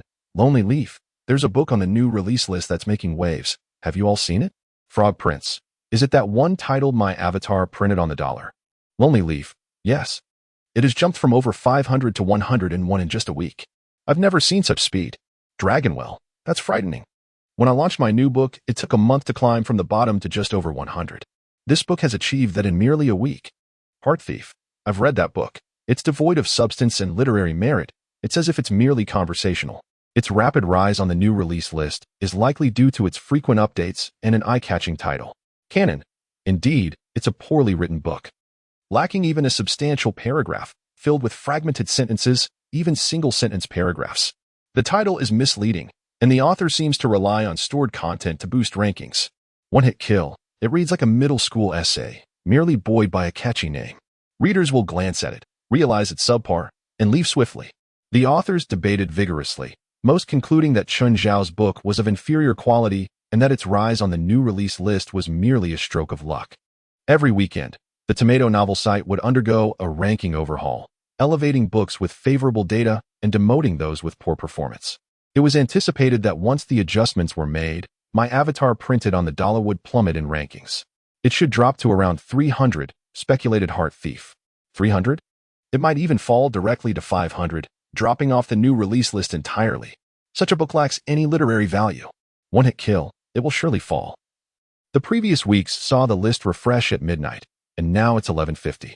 Let's wait and see what happens at midnight. Chun Zhao, too, was monitoring the new release list, aware that a significant adjustment was imminent. After uploading over 10,000 words today, he hoped to ascend further in the rankings. The higher he climbed, the more beneficial it would be for his work.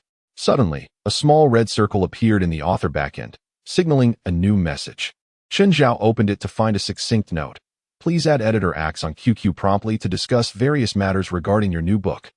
It dawned on him that he had yet to add the editor's QQ. He had only submitted his work via email, which was not suitable for regular communication. After locating Axe's QQ, he sent a friend request. The verification question was, please enter your pen name and book title. Chun Zhao input Chun Zhao my avatar printed on the dollar and clicked submit.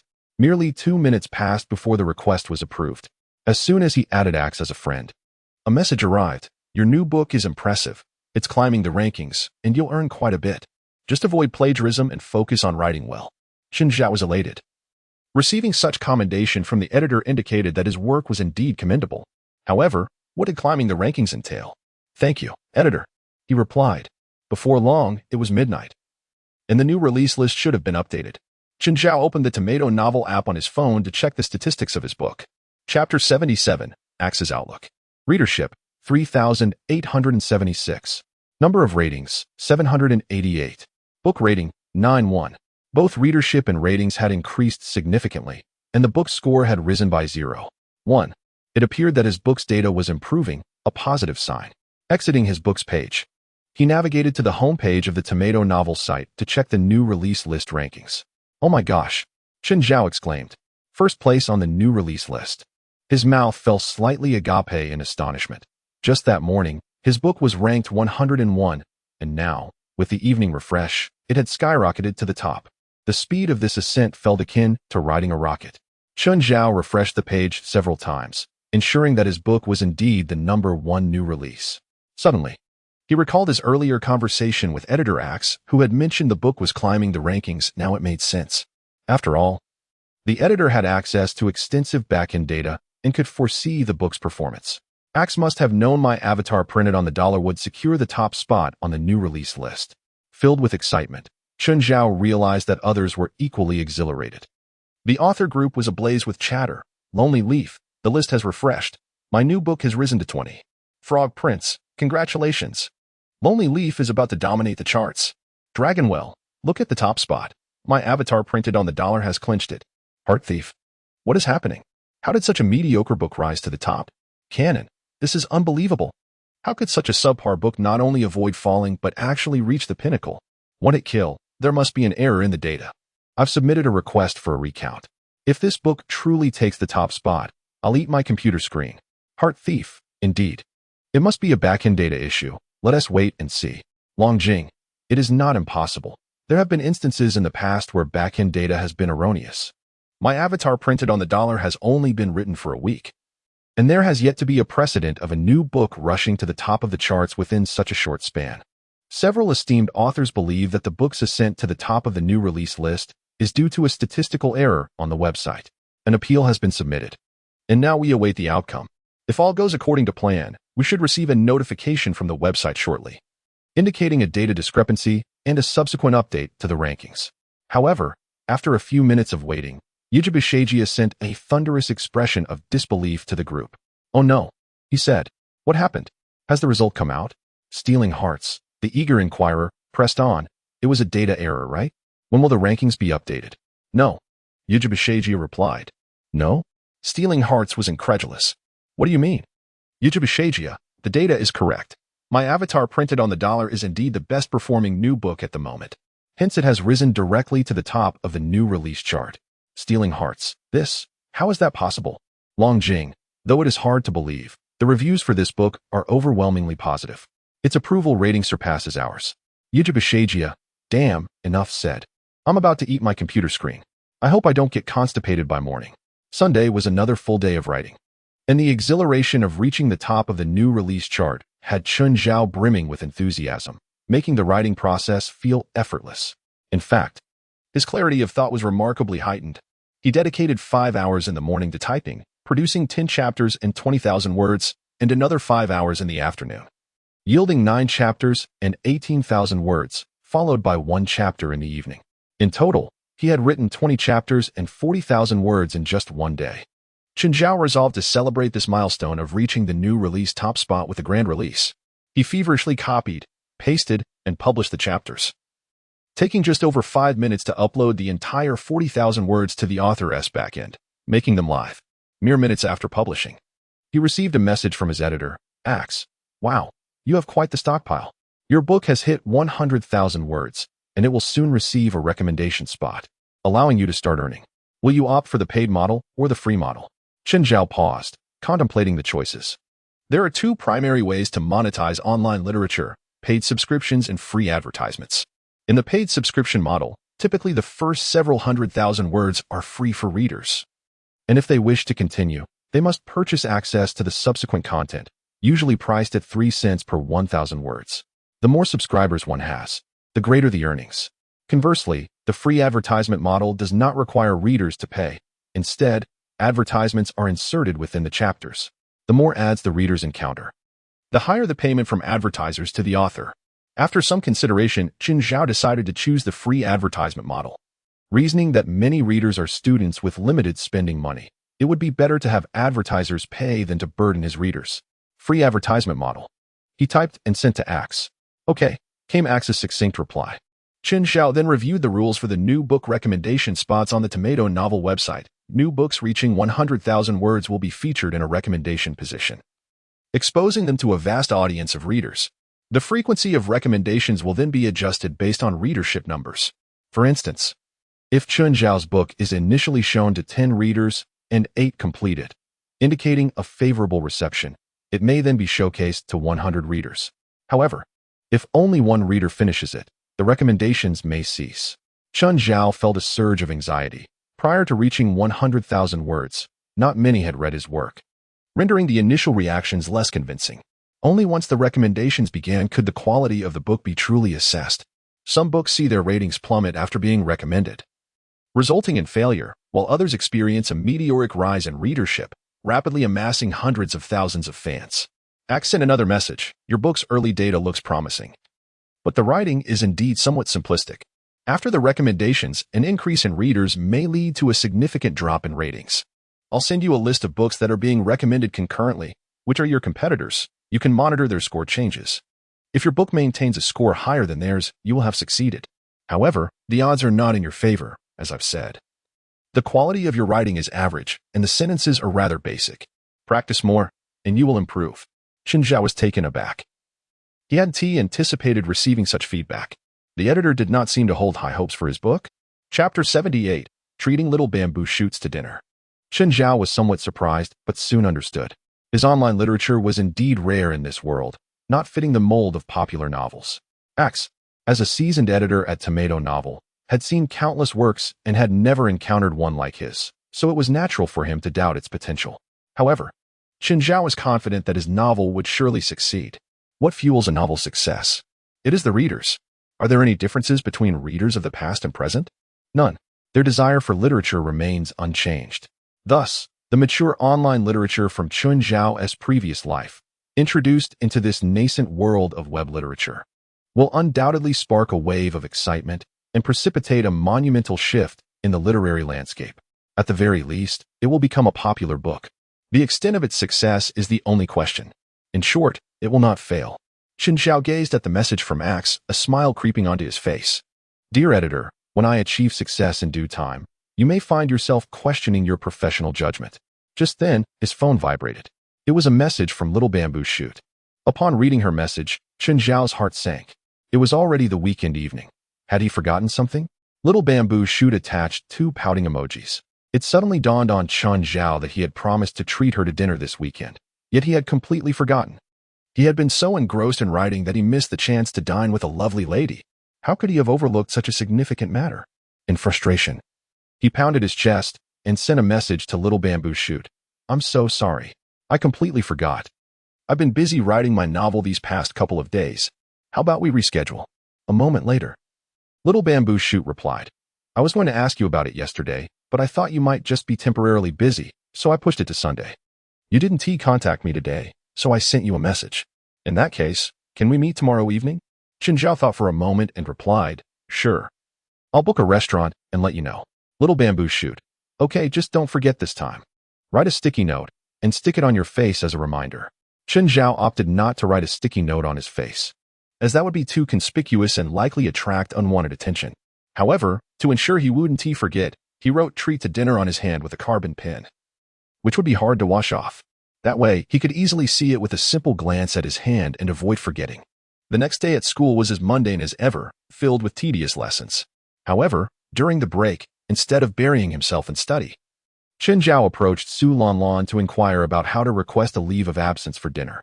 Su Lanlan was a master of skipping classes. She would attend when she felt like it and disappear when she didn't. She moved with such ease, almost like a mysterious enigma. The key was that the homeroom teacher never reprimanded her. Chun Zhao figured she must have considerable experience in the art of skipping classes, so he sought her advice. I have something to attend to this evening. I want to invite a classmate to dinner. How should I go about requesting a leave? Chun Zhao inquired of Su Lanlan. If I tell the homeroom teacher that I'm going out for dinner tonight and won't attend evening study, he will surely take off his leather shoes to spank me. Do you have any clever tricks? Su Lanlan cast a scornful glance at Chun Zhao and retorted, what nonsense. No need to ask for leave, just walk out. Chun Zhao was taken aback, not expecting such a response. How do you usually sneak out to play? He pressed on. Do you text the teacher? Su Lanlan replied. Texting is merely asking for leave. As I just said, what nonsense. Just walk out. With her chin held high, she proudly declared, that's how I do it. Just run out the back door of the classroom, sprint straight ahead, and once you reach the school gate, the vast world awaits. Go wherever you please. I have always done this. Have you ever seen me get punished? Chun Zhao was astonished. Is it really that wild? Are students nowadays so audacious?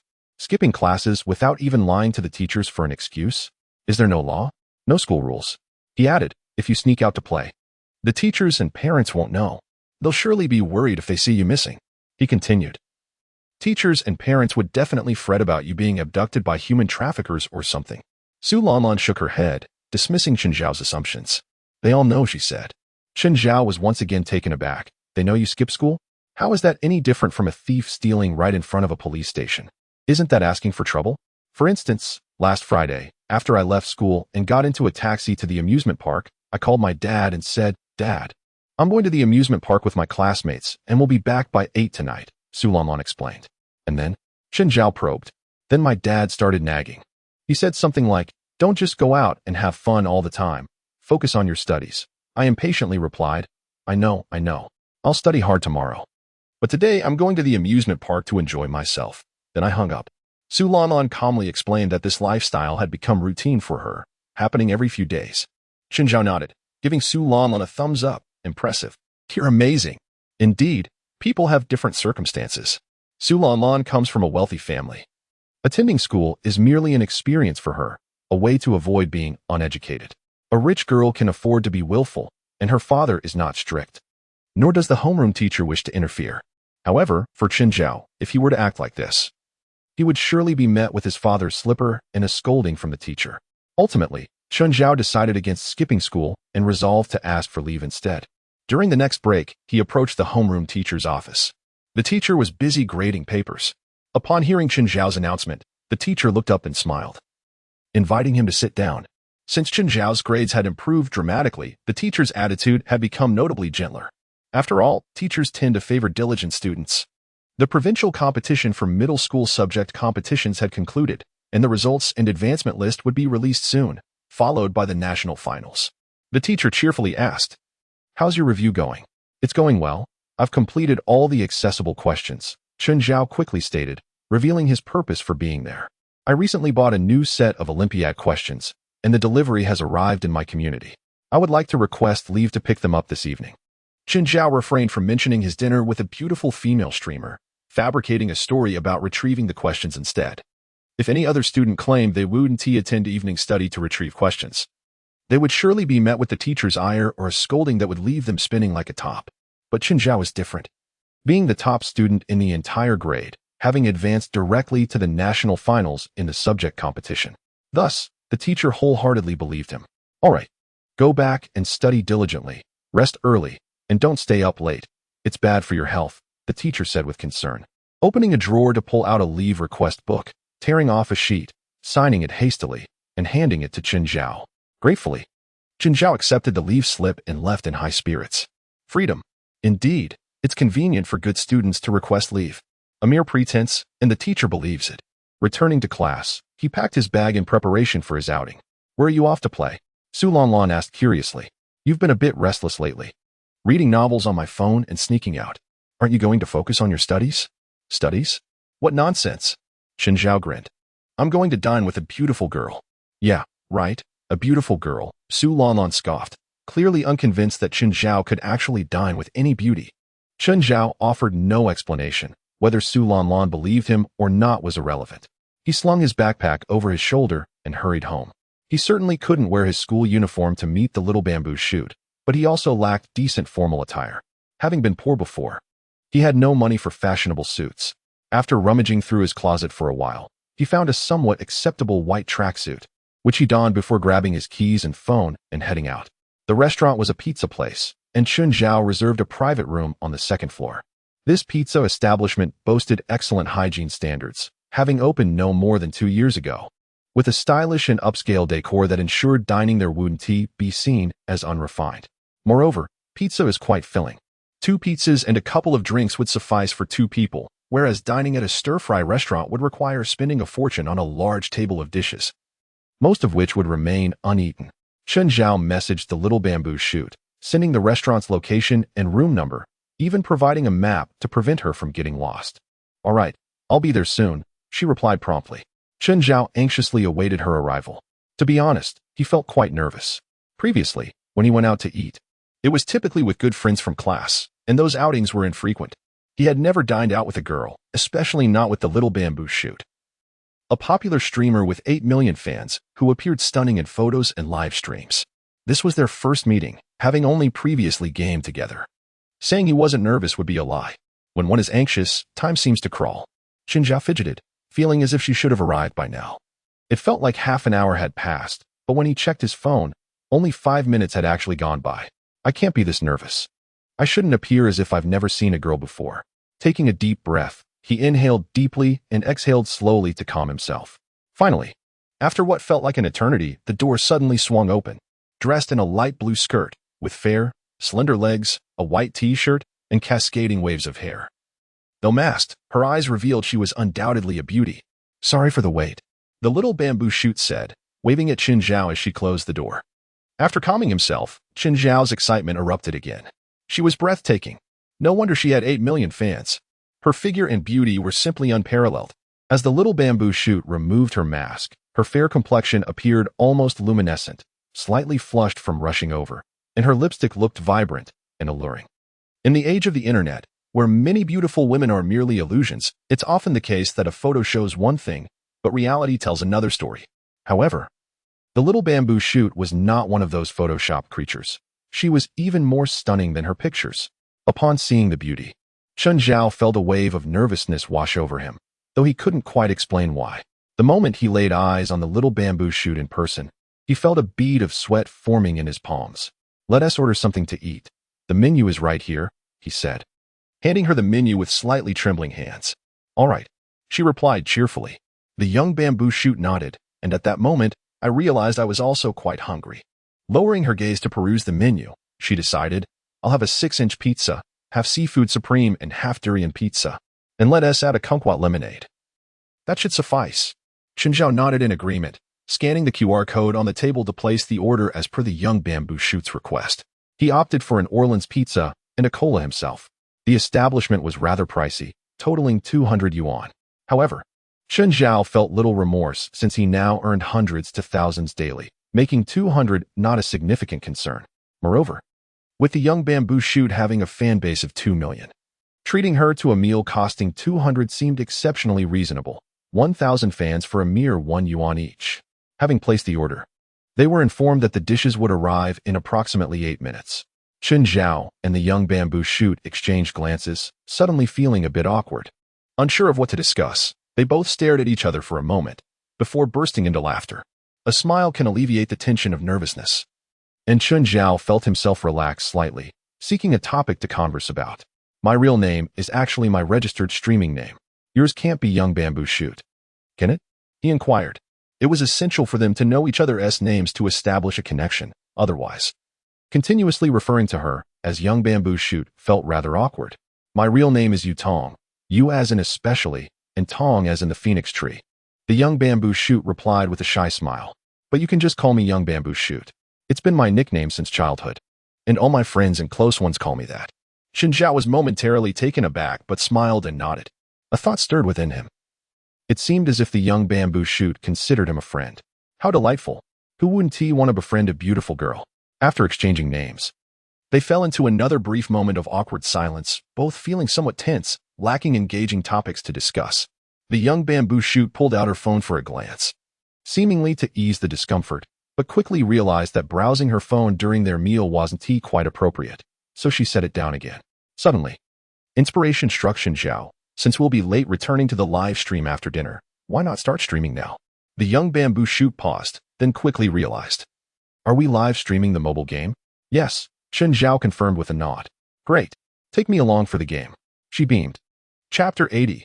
Firepower Showdown. The two had previously conducted a mobile gaming live stream together, so their friend requests were already exchanged. Once Chenjiao logged in and checked his friends list, he immediately sent a team invitation upon seeing the young bamboo shoot online. She quickly accepted, and they successfully formed a team. After teaming up, they simultaneously exited the game to start the live stream.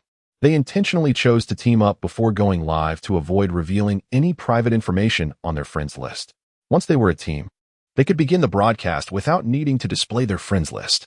Both were proficient streamers. Chenjiao had amassed a following of over 1 million, while the young bamboo shoot was on the path to reach 10 million. Thus, as soon as they started streaming, tens of thousands of viewers tuned in within seconds, creating an explosive buzz. In the young bamboo shoot stream, viewers flooded the chat with comments. "Did you switch to mobile games? Mobile games are quite enjoyable. I play them often." "Wow, the young bamboo shoot is really sticking with Chenjiao. Are they streaming mobile games together? And they're not even using voice chat. Could they be face-to-face? That can't be true. The young bamboo shoot wouldn't be that close to that guy. Absolutely, how could they possibly meet in person?" Seeing the viewers' comments, the young bamboo shoot chuckled shyly. Little did they know, the two streamers were indeed sitting face-to-face at that very moment. "What mode are we playing?" Chenjiao asked. The young bamboo shoot opened the mode list, contemplating. Since she usually played on a computer, she wasn't very familiar with mobile games. "How about Firepower Showdown? I haven't tried that mode yet." Chenjiao nodded. "I haven't either. It seems to be a new release. Let us give it a shot." He attempted to set up a duo mode but discovered that Firepower Showdown didn't support it. So he disabled the option for matched teammates and initiated the game. As soon as they entered, the mode's gameplay introduction popped up. Chenjiao browsed through it, slightly surprised to find various missiles and rocket launchers, along with vehicles equipped with machine guns. He finally understood that the so-called Firepower Showdown meant an all-out bombardment. Soon, they boarded the plane. The young bamboo shoot decisively chose to follow Chenjiao in parachuting down. Chenjiao glanced at the flight path and decided to play it safe, by landing near a small housing area in G-Town. This location typically had fewer players, with ample supplies to gather, allowing them to collect necessary items while familiarizing themselves with the mode. Jumping now. They descended. Upon landing, the young bamboo shoot exclaimed anxiously, "Someone is chasing me." Remaining calm, Qin Zhao instructed, "Run towards the house. I'll handle this guy." Having played countless games with Qin Zhao, the young bamboo shoot had developed complete trust in him. In most scenarios, as long as she followed his guidance, everything would turn out fine. In past instances where she was caught off guard by sudden gunfire while running in the wilderness, Qin Zhao would simply say, "Run behind that rock." By the time she reached safety, he had already taken down the enemy with a swift shot. Thus, upon hearing Qin Zhao's instructions, the young bamboo shoot sprinted towards the house without hesitation. An enemy was hot on her heels when suddenly another jumped out from the nearby bushes, leaping high and throwing a punch. Instantly, the enemy was knocked down. Qin Zhao ignored the downed foe, rushing into the house to scavenge for supplies. After all, a downed enemy posed no threat, and couldn't he escape? There was no need to waste time finishing him off. Upon entering the room, Qin Zhao's eyes lit up at the sight of an RPG rocket launcher. He swiftly picked it up, along with 10 rounds of ammunition. This weapon was formidable. One shot could obliterate a large area. Who could withstand that?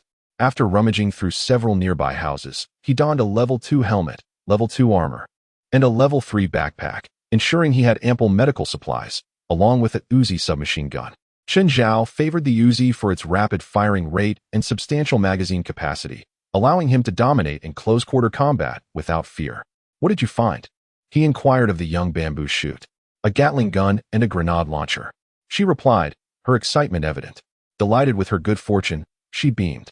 If they were playing together online on a computer, Qin Zhao would have surely teased her, saying, "No matter how good your gear is, you're just waiting to be delivered like a package, an automated delivery with a level 4 backpack." This would have prompted the young bamboo shoot to grumble for quite some time, insisting, "Don't underestimate me. I'm a skilled streamer too. I'm actually quite good. It's just my luck that isn't great." However, now that they were gaming face-to-face, Qin Zhao refrained from making any sarcastic remarks and was instead captivated by the young bamboo shoot's radiant smile, momentarily entranced. People often appear more charming when they smile. And when the young bamboo shoot smiled, she resembled a beautiful sprite from ancient folklore.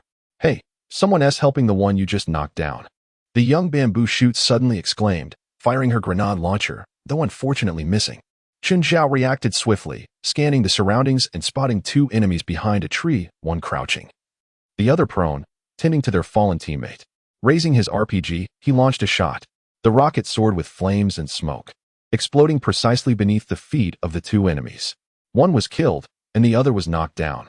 Conserving ammunition, Qin Zhao chose not to waste another rocket, but instead pulled out the Uzi, firing several rounds that struck the prone enemy's head. Impressive. Incredible. The young bamboo shoot was visibly excited, gazing at Qin Zhao with admiration. "Your shooting skills are phenomenal. How did you get so good?" "Practice makes perfect." Along with a bit of talent, Qin Zhao replied modestly. Qin Zhao smiled, feeling elated to receive compliments from a beautiful girl. The 2 of them approached the loot box, which was quite substantial, and they discovered a personal radar and an all-purpose medical kit. Qin Zhao placed the personal radar on the ground, and immediately a green radar display appeared on the mini-map, revealing the nearby vehicles. Following the radar's guidance, they located an armed helicopter and took to the skies for a patrol.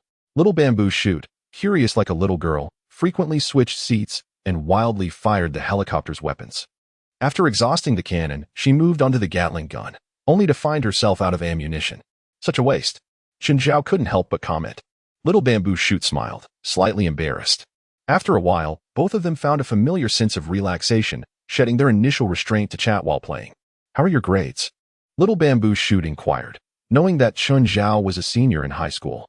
"My academic performance, exceptionally well," Qin Zhao replied unabashedly. He believed that before a beauty, humility was unnecessary and one must be flamboyant, like a peacock displaying its plumage. The peacock's tail is larger than itself, meant for ostentation. Little bamboo shoot pouted. "How well is that? Top 5 in your class? Or top 10? Top 5? Qin Zhao mused. That's not incorrect, but rather vague. He then shot down a robot with a rocket launcher and continued, "My grades are stable. I rank first in the entire school." Little bamboo shoot was momentarily taken aback, then burst into laughter. "Ha! You can't be serious." What is so funny? Do I look like I'm not a top student? Chen Zhao retorted, slightly annoyed. I truly am the top of my grade. I don't believe it. Isn't the top student supposed to be a bookworm? How could they be so good at gaming? Little Bamboo Shoot scoffed. You spend so much time gaming every night. Do you even have time to study? Let us find a restroom, Chen Zhao suggested. Little Bamboo Shoot was puzzled by the sudden request, but quickly found a restroom by the roadside and entered. Chen Zhao followed closely behind, shutting the door as he entered. He abruptly exited the game, paused the live stream, and opened an app to check his exam scores, entering his student ID and password. Here, take a look, he said, showing the screen to Little Bamboo Shoot. The screen displayed Chen Zhao's latest exam scores and rankings. Name, Chen Zhao Chinese, 139-150, excellent. Mathematics, 150-150, excellent. English, 130-150, excellent. Comprehensive Science, 290-300, excellent. Total, 709 class rank. 162 grade rank. 112-45-0. Impressive. Little Bamboo Shoot exclaimed, astonished by the figures displayed. Are you capable of getting into Tsinghua or Peking University? Chen Zhao resumed the live stream and returned to the game, exiting the restroom. Tsinghua and Peking University are great, but I aspire to attend the even more prestigious Robe Lake University. Wonderful. Then we shall be alumni. Little Bamboo Shoot nodded. Chen Zhao initially responded affirmatively, but then abruptly froze, slowly raising his head to stare at Little Bamboo Shoot. What did you just say? We shall be alumni? What does that mean? We will be alumni. I'm in my second year. If you can make it, we'll be schoolmates. Little Bamboo Shoot explained while scanning the surroundings for enemies. You are a student at Robe Lake University? Chen Zhao exclaimed, nearly dropping his phone. Yes, I'm a second-year student majoring in internet celebrity live streaming. Little Bamboo Shoot confirmed with a nod. Chen Zhao was taken aback, unable to comprehend the situation, and it took him a moment to register her words. Little Bamboo Shoot appeared quite innocent, not the type to indulge in lies or jokes, and she had no motive to deceive him. Thus, her claim of being a Robe Lake University student seemed entirely plausible. Wait, what did you say your major is? Internet celebrity live streaming? Chen Zhao questioned, filled with skepticism. The name of the major seemed rather fantastical. Is there really such a program? Our university offers a multitude of programs. Sometimes, they even create a new major for a single student. My major isn't even considered obscure. Many wealthy girls attend classes. Currently, several top million-follower streamers on the Duxianmo platform are from our school. However, no one has reached 10 million followers yet. If I work hard, I could become the first. Little Bamboo Shoot stated proudly. That's surprising, Chen Zhao remarked, his jaw nearly dropping. I thought Robe Lake University was an exceptionally prestigious institution focused on exploring the frontiers of science. How could it offer such a program? There are indeed programs focused on scientific advancements. Our university has many diverse majors, Little Bamboo Shoot explained. For instance, last year, a guy asked for my WeChat. He was researching the development of small nuclear weapons. A senior in the dorm opposite mine once created a star. Created a star? Chen Zhao was baffled, questioning the clarity of his hearing. What exactly is a star? Simply put, it's the sun. You created a sun? This is no longer a matter of science fiction. It's utterly absurd. It wasn't literally creating a star. She produced a superheated plasma using laser beams, akin to a miniature sun. When she was doing it, she had to hide behind a lead wall over 10 meters thick. Otherwise, she would have been vaporized by the intense heat, Little Bamboo Shoot elaborated. So it is quite impressive. After chatting for a while, Chen Zhao gradually understood the situation. As he had previously known, Robe Lake University was indeed a remarkable institution, offering an array of advanced courses and an abundance of peculiar subjects. However, it also had some seemingly less impressive majors, such as the Internet Celebrity Live Streaming program that Little Bamboo Shoot was enrolled in, which bore little relation to scientific inquiry. Little Bamboo Shoot performed well academically, though not exceptionally so, positioned at a level sufficient for admission to a first-tier institution. Her acceptance into Robe Lake University was due to her rapid rise to 1 million followers after starting her live streaming during the summer following her college entrance exams, fulfilling the university's unique admission criteria in certain fields. When the admission results were released, Little Bamboo Shoot was astonished to discover her acceptance into Robe Lake University. It was entirely unexpected. If you were admitted with 1 million followers, then with my current follower count of over 1 million, will I be accepted too? Chen Zhao asked anxiously. I don't know. Our university's admissions are quite enigmatic, lacking a definitive standard. It's possible that while I was accepted with 1 million followers last year, you may not be accepted this year despite having the same number, Little Bamboo Shoot explained. Chen Zhao nodded, signaling his understanding. He realized he could not rely on Robe Lake University to admit him simply due to his large follower count. Not only was there no guarantee of acceptance this year, but even if he were admitted, it would be to the internet celebrity live streaming program. Chen Zhao was not particularly keen on pursuing a career in that field. He preferred to engage in scholarly pursuits. Therefore, he resolved to focus on excelling in middle school academic competitions to secure some national awards.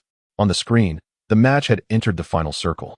Chen Zhao and Little Bamboo Shoot lay in wait among the lush trees, utterly still. Enemies surrounded them, armed with various rocket launchers and tracking missiles, while drones bombarded the area relentlessly, creating a scene more chaotic than a war zone. Let us wait for them to eliminate each other. And when only one or two remain, we can emerge to clean up the aftermath, Chen Zhao suggested. Little Bamboo Shoot nodded, feeling increasingly anxious. Her heart raced every time they reached the final circle, and she was too tense to speak. Chen Zhao kept his gaze fixed on the remaining number displayed in the upper left corner of the screen, observing as the count diminished amid the relentless bombardment. 14, 12, 10, 7, 5. The sound of gunfire suddenly ceased, leaving only 5 individuals in the final circle. Chen Zhao and Xiao Zhusun formed one team, while 3 adversaries remained. Eliminating these foes would lead them to victory. Chen Zhao surveyed his surroundings, keen to ascertain which teams the remaining 3 opponents belonged to. If they were from the same squad, the situation would become quite precarious, turning into a 2-against-3 scenario. Considering Xiao Zhusun's lack of experience, one could almost disregard him, perceiving it as Chen Zhao against 3 enemies. The odds of triumph would diminish significantly. However, if the remaining adversaries hailed from different teams, the situation would be far more manageable, allowing them to hide and let the enemies engage in combat amongst themselves. They could confront the last 1 or 2 enemies in a final showdown. Were this a PC game, Chen Zhao would have leapt into the fray without hesitation, ready to gun down anyone who dared to fire at him. Yet, in this mobile game, he was more cautious. The controls were less responsive, often preventing him from showcasing his skills. Thus, maintaining a level of caution was paramount for achieving victory. At last, Chen Zhao spotted the enemies, 2 of them, bouncing around a hillside to the southeast, searching for foes. Given their proximity, their failure to engage each other indicated they were indeed teammates. However, the 3rd adversary was nowhere to be seen. Chen Zhao swiftly deduced the situation. 2 of the 3 enemies were from the same team, while the other remained uncertain. Let us hold our position and wait for them to finish their skirmish before we open fire, he instructed. Xiao Zhusun nodded, unconditionally adhering to Chen Zhao's guidance. Suddenly, the door swung open, startling both Chen Zhao and Xiao Zhusun. A waitress entered, carrying a tray.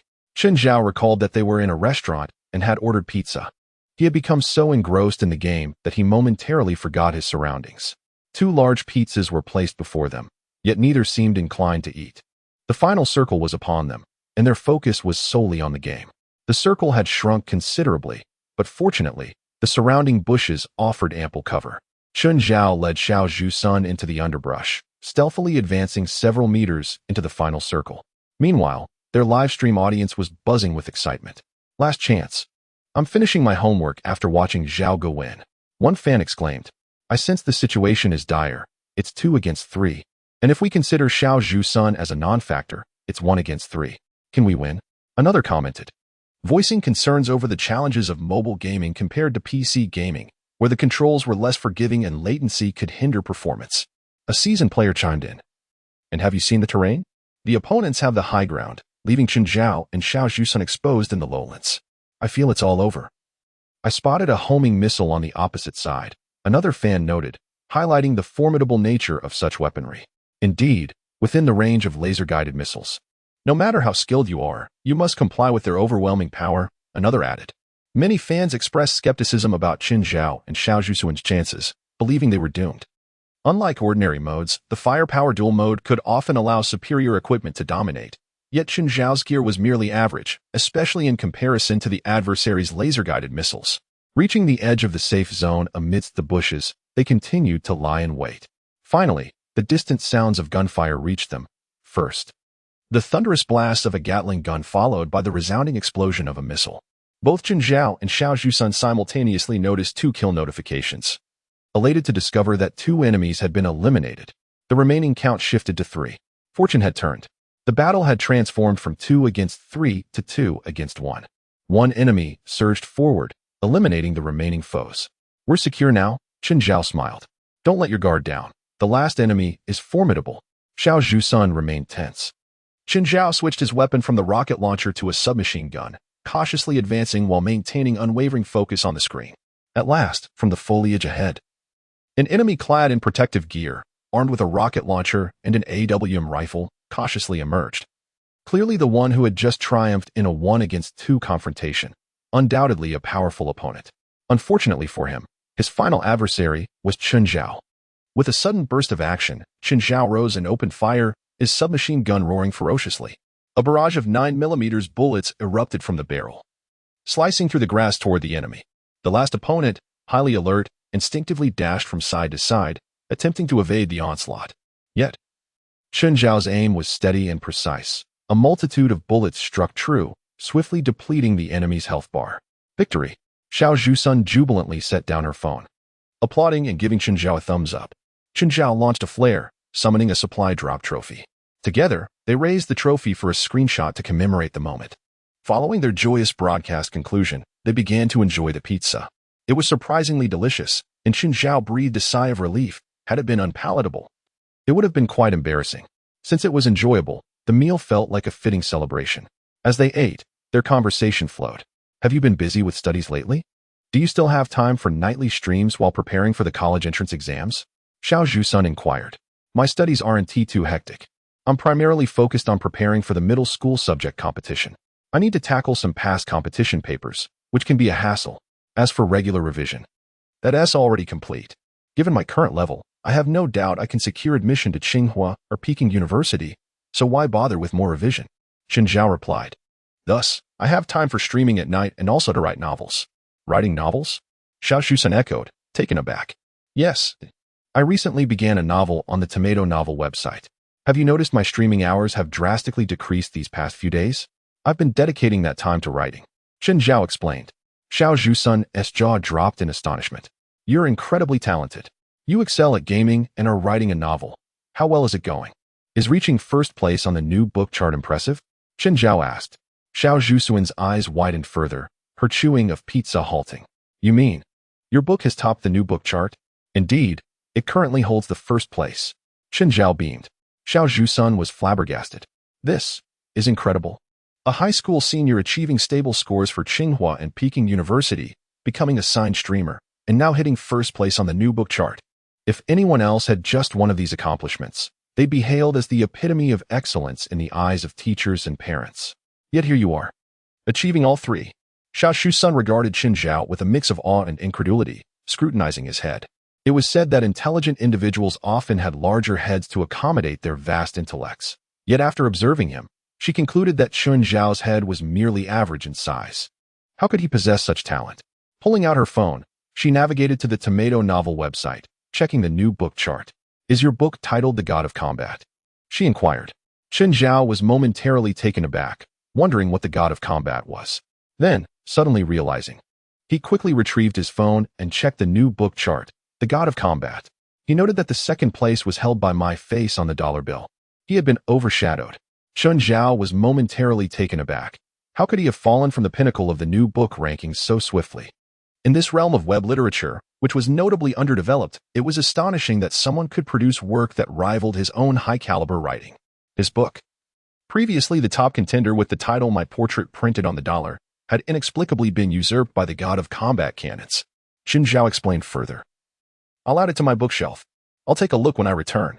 Xiao Zhusun clicked on My Portrait Printed on the Dollar, added it to her bookshelf, and offered encouragement. The new book rankings fluctuate frequently. Perhaps tomorrow you'll reclaim the top spot. Keep writing and don't lose heart. Chen Zhao nodded. Xiao Zhusun's words echoed his own sentiments. Having once held the title of number one, he was determined not to relinquish it easily. He had to devise a strategy to dethrone the God of Combat cannons and regain his rightful place atop the rankings. Simultaneously, within a certain authors group on the Tomato Novel website, a flurry of messages erupted. Xiaoyu, Canon God, congratulations. The God of Combat cannons has soared to the top of the new book rankings. Guangguan, Canon God, The God of Combat Cannons is a hit. Shall we celebrate with a red envelope? Shoning Mountain's Car God, Cannon God, send us a red envelope. A chorus of authors clamored for Cannon God to distribute red envelopes. Suddenly, a vibrant red packet appeared in the chat, sent by Cannon God. The authors eagerly clicked their screens, vying to claim the envelopes. Moments later, someone exclaimed, "I can't believe it, just a penny. Apple Smash, how stingy. Cannon God, don't you earn 7 figures a month? And you send us a penny? Big Fish Osmanthus, is this what they call a penny is also love? Cannon God, how can you be so shameless? Bookworm, a miser who drops a few coins.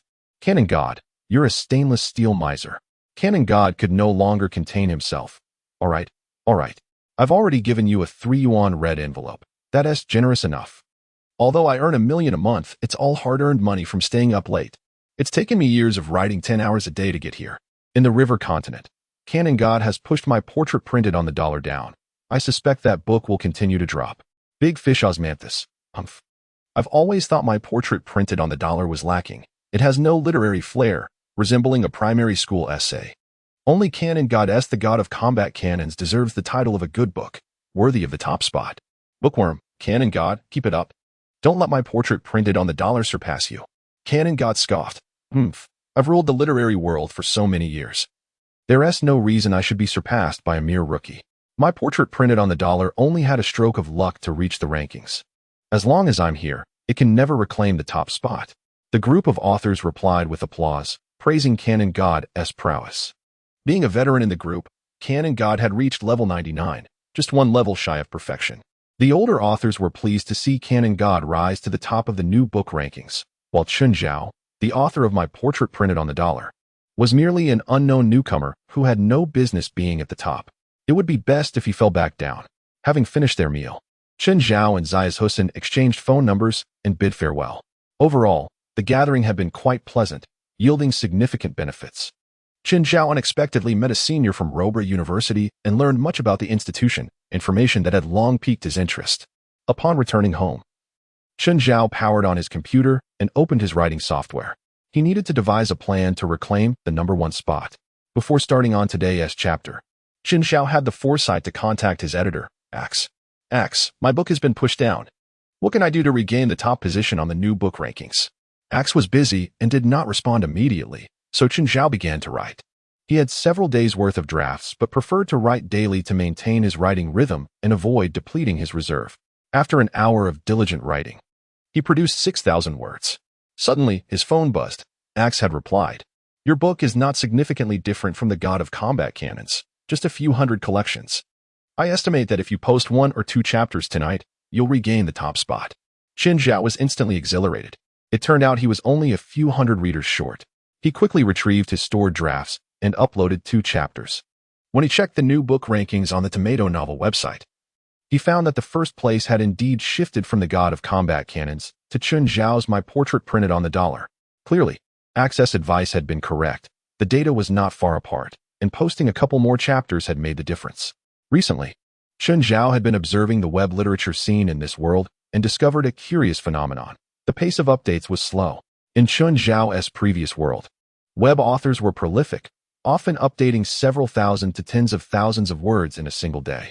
However, in this world, the average web author produced only about 1,000 words daily, with those who managed to churn out 2,000 to 3,000 words considered fast. Yet, while other authors updated a mere 1,000 to 1,800 words daily, Chun Zhao's output was a refreshing torrent. No, a mudslide. He consistently wrote at least 4,000 words a day, and on particularly productive days, he could reach 8,000 to 10,000 words. Even on weekends, he could sometimes unleash a staggering 20,000 words in one go. In other words, Chun Zhao's update speed was typically 4 times that of his peers, occasionally reaching 8 to 10 times, and at his fastest, he could be 20 times quicker than other authors. His readers gradually began to notice this phenomenon and began leaving comments below his book, Little Tiger Cat. This author updates so quickly, more than 2 chapters a day, while other books take 2 days for a chapter or just 1 a day. Tiansure, does the author have a lot of stored drafts? Did he write hundreds of thousands of words before starting to publish? Liaojia, this is exhilarating. The author updates so quickly. Keep it up. Here's a $10 tip. Flower Dew. I really want to bring the other authors here to see what a true example looks like. Essential oil. This update volume is just like a prolific sow. Ever since Chun Zhao dethroned Canon God as the god of combat cannons from the #1 position on the new book rankings, Canon God had become increasingly anxious. He had boasted in the authors group that as long as he was around, my portrait printed on the dollar would never reclaim the top spot. Now, he found himself embarrassedly contradicted. The god of combat cannons had barely held the #1 position for a few hours before being overtaken by my portrait printed on the dollar. Canon God was frantic. This was unacceptable. How could it be that he, a seasoned and renowned author, was outdone by an obscure newcomer? He had made such bold claims in front of so many peers, and now he was stuck in second place, unable to move. If this continued, where would he hide his face? How could he continue to navigate the web literature scene? Canon God sought out his editor, inquiring about the data disparity between his book and my portrait printed on the dollar and how he could surpass it. The editor responded promptly, the data difference is minimal. But due to the rapid update speed of my portrait printed on the dollar, the gap is gradually widening. In the past week, You're the God of Combat Cannons has only updated 7 chapters, while my portrait printed on the dollar has released a full 28 chapters, 4 times your output. Therefore, if you wish to surpass my portrait printed on the dollar and reclaim the top spot on the new book rankings, the only solution is to increase your update speed. Canon God replied eagerly, Understood, understood. I'll start burning the midnight oil to write. Editor, good luck. With unwavering confidence, the Canon God began to write. The update frequency of Avatar Dollar was more than 2 chapters a day, prompting the Canon God to resolve to publish 3 chapters daily. On the first day, he rose at 6 in the morning, had breakfast, and sat down at the computer to commence his novel. After a morning of writing, he found himself weary, with aching back and a dizzy head.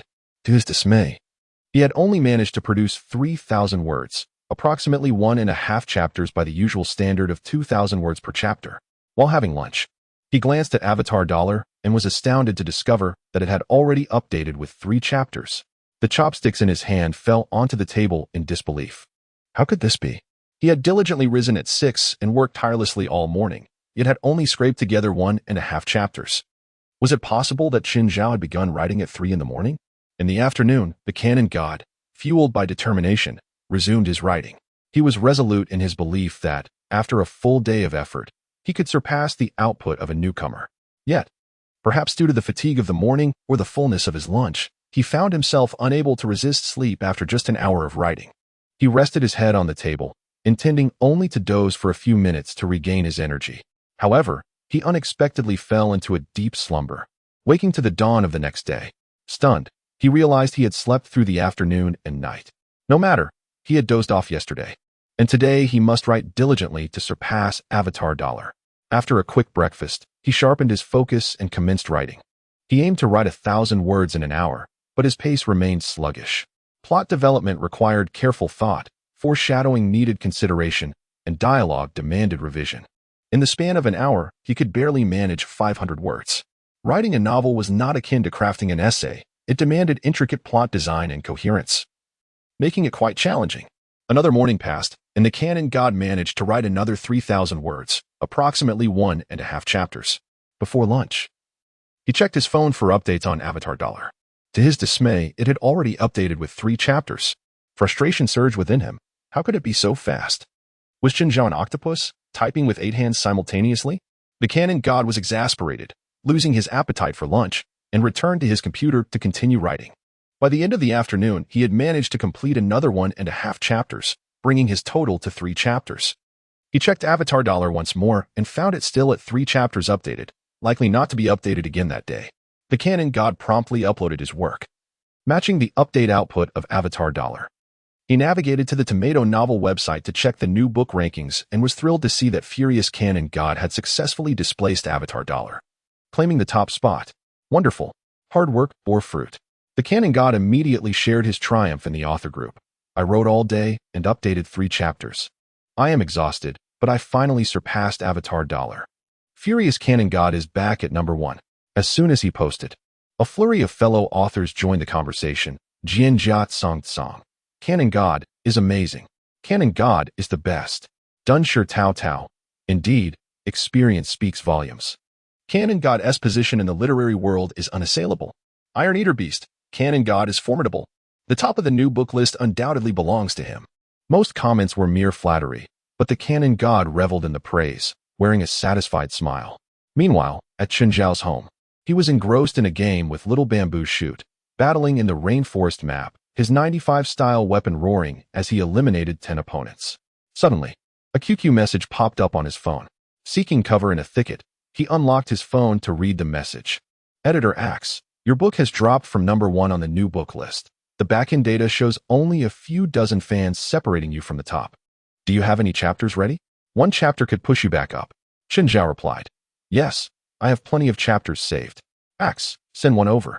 Chen Zhao spoke to Little Bamboo Shoot. Hold on a moment. I've dropped from #1 and need to climb back up. Just give me about 30 seconds. He then logged off, exited the live stream, opened his saved chapters, copied a new chapter, and accessed the Tomato Novel author backend, inputting the chapter title and pasting the content before hitting publish. After a few moments, he refreshed the page and saw the new chapter's status had changed to published. Success. Chen Zhao reopened the Tomato Novel website on his phone to check the new book rankings. First place, Furious Canon God. Chen Zhao exclaimed. What is going on? How is Furious Canon God still in first place? Wasn't it said that the difference in data between the two books was minor, and that simply updating a chapter would be enough to reclaim the top spot? Why has Tia changed? Suddenly, a thought struck him. Could there be a delay in the data? Refreshing the page again, he saw that my avatar as imprinted on the dollar had regained the top spot. Thrilled, he resumed his live stream. Returning to the game, he continued to battle alongside Little Bamboo Shoot. Meanwhile, in a certain author group on the Tomato Novel website, the canon god was enjoying a lively chat, providing writing advice to many novice authors eager to learn. In a good mood after his successful climb back up the rankings, he generously shared writing tips. After absorbing his wisdom, the novice authors showered him with praise, declaring him the greatest writer of all time, a saint, and insisting that the Nobel Prize was owed to him. Flattered by the admiration, the canon god basked in the compliments. However, suddenly, a startling message appeared. Golden Cicada Prince, canon god, your book has been pushed down again. A moment of stunned silence followed. Then the group erupted. No way. Canon God's book has dropped again. The new book ranking had changed. My avatar as imprinted on the dollar had taken first place, while Furious Canon God slipped to second. How could this happen so quickly? That book, Avatar Dollar, seemed unshakable, persistently clinging to the top despite its mediocrity. It was utterly baffling. How could readers favor such a lackluster book over the brilliance of the Canon God's narrative? The Canon God was equally perplexed. He checked the new book rankings on the Tomato Novel website and confirmed that his book had indeed fallen to second place. Confounded, he pondered how Chen Zhao's work could be so tenacious, like glue, refusing to relinquish its hold on the top position. Upon closer inspection of the book information, the canon god finally grasped the reason for Avatar Dollar reclaiming the top spot. It had just updated a new chapter. The canon god's expression darkened, fury igniting in his eyes. He could not allow this to continue. He must crush Chen Zhao's book beneath his heel. First place must belong to Furious Canon God. Being overshadowed by a fledgling author was intolerable. Such a thing would be an embarrassment for an established writer like him. The canon god was enraged. Provoking the canon god had grave consequences. Initially feeling a bit sleepy and planning to rest, the recent turn of events invigorated him instead. He opened his computer and began to write furiously. He wrote through the night, determined to outpace Chen Zhao. The sound of his fingers striking the keyboard echoed through his room, a symphony of determination that lasted well into the night. By 3 in the morning, the canon god had completed 2 more chapters and uploaded them to the Tomato Novel website. Without a doubt, Furious Canon God reclaimed the top spot from My Avatar is imprinted on the dollar, once again becoming the #1 new book. Exhausted yet triumphant, the canon god smiled broadly as he collapsed onto his bed, falling into a deep sleep. In the midst of slumber, the esteemed author, known as the canon god, found himself ensnared in a dream, a vision where his work, the canon god of combat, steadfastly held the coveted first position on the new book rankings. Not only did it reign supreme there, but it also ascended to the pinnacle of various other lists, claiming the top spots in the fan rankings, update rankings, and rating rankings. Meanwhile, his rival, My Avatar imprinted on the dollar, experienced a steady decline, plummeting from second place to 10th, then to 100th, and eventually 300th, until it vanished from the new book rankings entirely. The canon god laughed heartily in his sleep. Upon awakening the next morning, Chun Zhao discovered a message from the editor. X, your book has been pushed down again. The canon God of Combat released 2 chapters at midnight, and its data has now surpassed yours. If you have any manuscripts, consider releasing 3 or 4 chapters to boost your rankings. Chun Zhao was taken aback. Pushed down again? 2 chapters released at midnight? Was this a strategy to update while he slept? The canon God was indeed as cunning as a fox. Such indignation was intolerable. Chun Zhao immediately leapt from his bed, turned on his computer, located his manuscripts, and began to copy and paste, updating chapter after chapter. 1, 2, 3, 4, 5. He unleashed 5 chapters in one breath, totaling over 10,000 words. Chun Zhao's determination was crystal clear. If he was to engage in this contest, he would do so with utmost resolve. The canon God thought he could rely on updates to secure his position. Little did he know, Chun Zhao had manuscripts aplenty. He was intent on triumphing. After this flurry of updates, Chun Zhao once again checked the new book rankings on the Tomato Novel website, and without surprise, my avatar imprinted on the dollar reclaimed the top spot. Satisfied and ready, he had a modest breakfast before heading to school. Meanwhile, the canon God stirred awake at 10 in the morning. Upon rising, his stomach began to grumble. He ventured to the kitchen, toasted some bread, fried an egg, and poured himself a glass of milk. As he sipped his milk, he habitually opened the Tomato Novel website to check the new book rankings. However, his actions halted abruptly upon seeing the results. First place had once again shifted to my avatar imprinted on the dollar. Logically, after updating 2 chapters last night, he should have remained at the top. Yet, here he was, pushed aside. Nevertheless, the canon God felt invigorated, ready to fight. For every chapter his opponent released, he would counter with 2. For every 2, he would respond with 3. He was determined to outpace them. It was a battle of word count and update frequency. But, as he pondered, how many chapters had my avatar imprinted on the dollar updated this morning? The canon God navigated to the book's page to check the updates. Today, it had released 5 chapters. Shock coursed through him, causing his glass to slip from his hand and crash to the floor. Milk splattering everywhere. Chapter 86. A plane ticket. Chun Zhao's book remained firmly entrenched in first place on the new book rankings. The canon God, undeterred, persistently challenged this position, writing day and night in an effort to match Chun Zhao's update volume. According to data from the editor's backend, the gap between the canon God of Combat and my avatar imprinted on the dollar was negligible, with the former even slightly outperforming in terms of fan engagement. Thus, if he could equal the update frequency, the canon God of Combat would surely claim the top rank. To achieve victory, the canon God sat tirelessly at his computer, pouring all his energy into his writing. When hunger struck, he hastily consumed meager leftovers before resuming his battle. When fatigue set in, he rubbed some menthol on his eyelids. Tearing up as he typed, he would hold off on bathroom breaks until absolutely necessary. For the sake of triumph, he devoted every ounce of his being to his craft, displaying a commendable spirit and remarkable perseverance. However, despite his relentless efforts, he failed to succeed. Though the canon God exerted himself to the utmost, the updates from my avatar imprinted on the dollar consistently outpaced his own. It was as if every word written throughout the day merely contributed to Chun Zhao's success. For over a week, my avatar imprinted on the dollar maintained an overwhelming lead over the canon God of Combat, leaving the canon God in a state of dread and despair as he realized that the more he updated, the greater the word count disparity grew between their works. It felt as though his labor was merely bolstering Chun Zhao's book. On a weekend evening, the authors group chat buzzed with activity as usual. Recently, the literary circle had seen no significant events, with the most notable topic being the rivalry between the canon God and Chun Zhao. Thus, the conversation naturally gravitated toward this very contest. Withered reads, the new book rankings still have my avatar imprinted on the dollar at the top. The canon God of Combat just can't seem to break through. Long and winding road. It's terrifying. I had never heard of Chun Zhao before. He must be a newcomer. Are all new authors this formidable? To dethrone established writers right off the bat?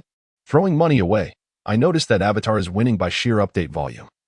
Its updates are roughly 2 to 3 times that of the canon God, God of Annihilation. Indeed, speaking of which, the update frequency of Avatar is astonishing. 3 to 4 chapters a day. In one day, it surpasses my entire week's worth of updates. How is this even possible? Fiery Phoenix. It's frightening. That update rate is truly astonishing. Many of my readers have messaged me, urging me to check out Avatar's update speed. Celestial Sword of Cultivation. Yes. My fans have also encouraged me to learn from Chun Zhao's update frequency. but it's simply impossible to keep up. His pace is unreal.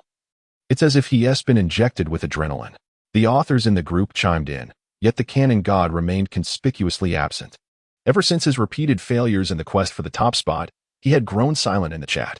The reason was simple: shame, embarrassment, humiliation.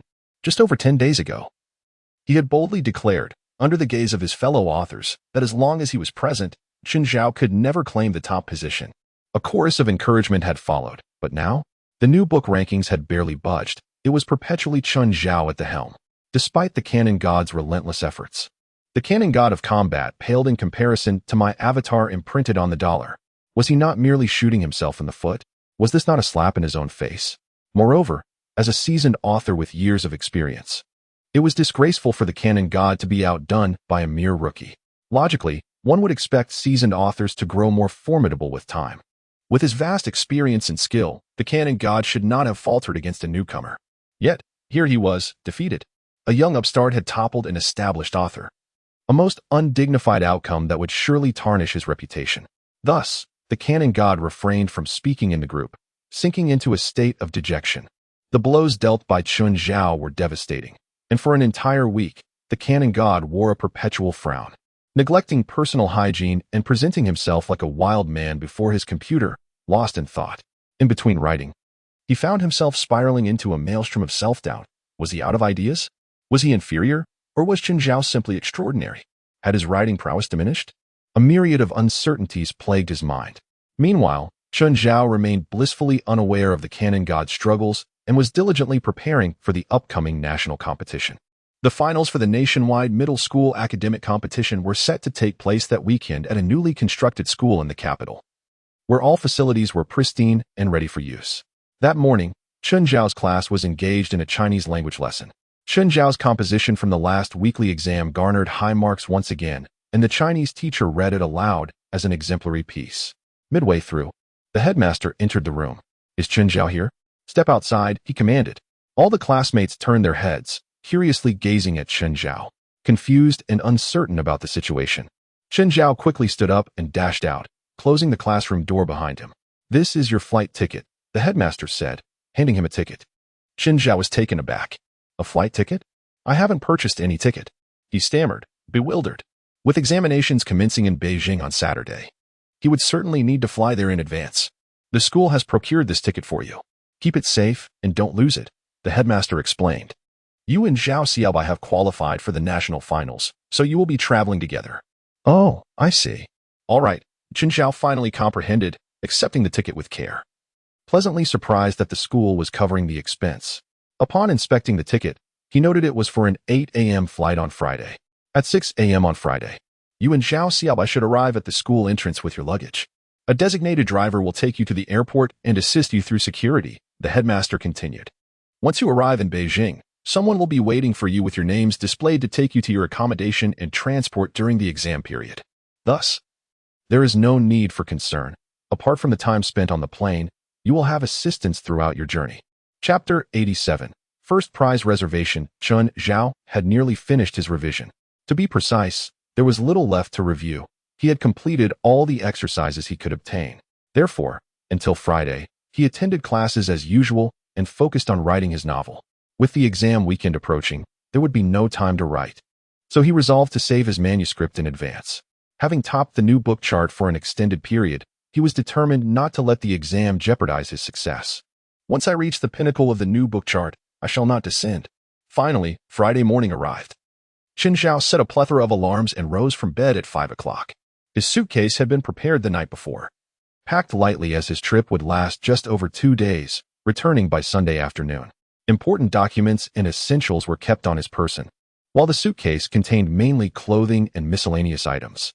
As he descended the stairs with his suitcase, he spotted a stunning woman in white hot pants, her long legs on display, washing a bright red Ferrari. Recognizing the long legs and the car, he immediately knew who it was. "Sister," Chen Zhao called out sweetly, as she was his landlady. "Waking up early to wash the car?" Deng Zixing turned around in surprise. "Why are you up so early? Where are you headed with that suitcase?" "I'm off to Beijing for an exam," Chen Zhao explained. "I registered for a national student subject competition, and tomorrow is the final round. My flight is this morning. Would you like me to drive you to the airport?" Deng Zixin offered, gesturing toward her damp red Ferrari. No, no, thank you. Chen Zhao waved his hand, feeling warm inside. Our school has hired a driver to take the students to the airport. I just need to go to the school entrance. All right then, hurry along, Deng Zixin nodded, continuing to wash the car while giving Chen Zhao a thumbs up. Wishing him success, Chen Zhao waved goodbye to his landlady and headed toward the morning light. After about 10 minutes, he arrived at the school entrance. It was still too early. The gates were not yet open, and he saw no sign of Zhao Xiaobai or the driver, so he opted to wait. Feeling a bit fatigued, he sat on his suitcase. The security guard, who had been dozing, was startled to find a student sitting on a suitcase at the entrance. Why are you here so early? He asked, yawning and blinking in disbelief. I need to head to the airport shortly, waiting for the driver. Chen Zhao explained with a smile. Come inside and wait. The morning breeze is quite chilly, the guard said, sneezing. Chen Zhao felt a slight chill as well. So he brought his suitcase inside to chat with the guard. He shared his excitement about participating in the national finals, which thrilled the guard, who praised Chen Zhao's achievements and encouraged him to do well and bring back a prize. Just as they were conversing, Zhao Xiaobai arrived, dressed in a fluffy white cotton dress, pushing a pink suitcase. Chen Zhao peeked out from the guard station, waving at her, and she joined him inside. How's your revision going? Zhao Xiaobai inquired, then waved her hand dismissively. Forget I asked. You must be doing better than I am. And you? Chen Zhao asked. Do you feel confident? No, Zhao Xiaobai shook her head. I barely qualified for the provincial exam. My ranking was at the bottom. The chances of winning a prize this time are quite slim. I'd be satisfied with even the lowest encouragement prize. Don't lose heart. You might excel in the finals. Chen Zhao encouraged her. Exams can be unpredictable. Perhaps you'll find the questions align perfectly with your strengths. I hope so, Zhao Xiaobai shrugged, appearing somewhat disheartened. It was evident she lacked confidence about the upcoming exam. The two continued chatting with the guard until a black car pulled up at the school entrance, ready to take them to the airport. Once inside the vehicle and en route to the airport, they noted that there were few flights operating at this hour, resulting in a sparse crowd of travelers. They quickly navigated through security and checked their luggage without any delays. Chen Zhao and Zhao Xiaobai located Gate 3, as indicated on their tickets, where they settled into nearby seats for a half-hour wait before boarding. After a while, more passengers began to arrive and occupy the surrounding seats. Among them were two young men who appeared to be around Chen Zhao's age, seated directly in front of him. Once seated, they began discussing exam questions. With his heightened intellect, Chen Zhao found he could easily overhear their conversation. To his astonishment, he realized they were discussing problems from the previous year's national mathematics competition. These two were also headed to the finals. They're going for the math competition, Chen Zhao whispered to Zhao Xiaobai. Really? She replied, taken aback. Yes. I heard them discussing last year's questions, Chen Zhao affirmed. Competition problems are notoriously difficult and complex. Regular high school students wouldn't be revising for such advanced material. Since they're discussing competition questions, they must be going to compete. Should we say hello? Zhao Xiaobai asked, her eyes filled with curiosity. Why not? It could be nice to have someone to look out for us, Chen Zhao suggested, standing up to approach the two young men. Hey, I overheard you discussing competition questions. Are you both going to the national finals? He asked with a polite smile. Yes, we're competing in mathematics. Are you? One of the young men, with slightly darker skin, responded, momentarily surprised. I'm with her, Chen Zhao gestured to Zhao Xiaobai. She's also competing in mathematics. I'm participating in mathematics as well, along with a few other subjects. The two young men exchanged glances and suddenly broke into smirks. Well, I'm afraid you may not stand a chance for first prize, the darker-skinned young man said with a hint of disdain. We've already reserved first prize. Chen Zhao was taken aback, while Zhao Xiaobai looked equally bewildered. What do you mean you've reserved first prize? Chen Zhao inquired, a sense of unease creeping in. Could there be some hidden agenda or manipulation behind the competition's rankings? Last year, the two of us participated in this competition and had already secured a first prize. Since we entered high school, our mathematics scores have never been less than perfect. Therefore, this year, we are destined to win the first prize again. The dark-faced young man chuckled, pride radiating from his smile. Chapter 88. Provoking me? Chen Zhao realized that these two believed they were virtually guaranteed to win first place. What audacity! What arrogance! Even with an astonishing IQ of 400, Chen Zhao would not dare to claim he would win the first prize. He merely aspired to achieve an award. After all, this is a national competition, with talented individuals from across the country competing on the same stage. How could these two be so certain of their victory? Even if they genuinely believed they would win, was it necessary to speak so boastfully? How presumptuous! Chen Zhao's expression darkened, and he pulled Zhao Xiaobai away without uttering a word. He was furious, genuinely incensed by the offense of their words. The more he thought about it, the angrier he became. Was it customary to speak in such a manner?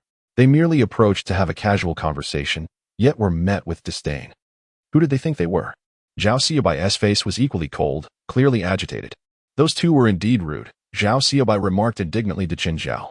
Is it possible to look up last year's national first prize winners? Chen Zhao inquired. I'm not sure, but perhaps, Zhao Xiaobai replied, pulling out her phone.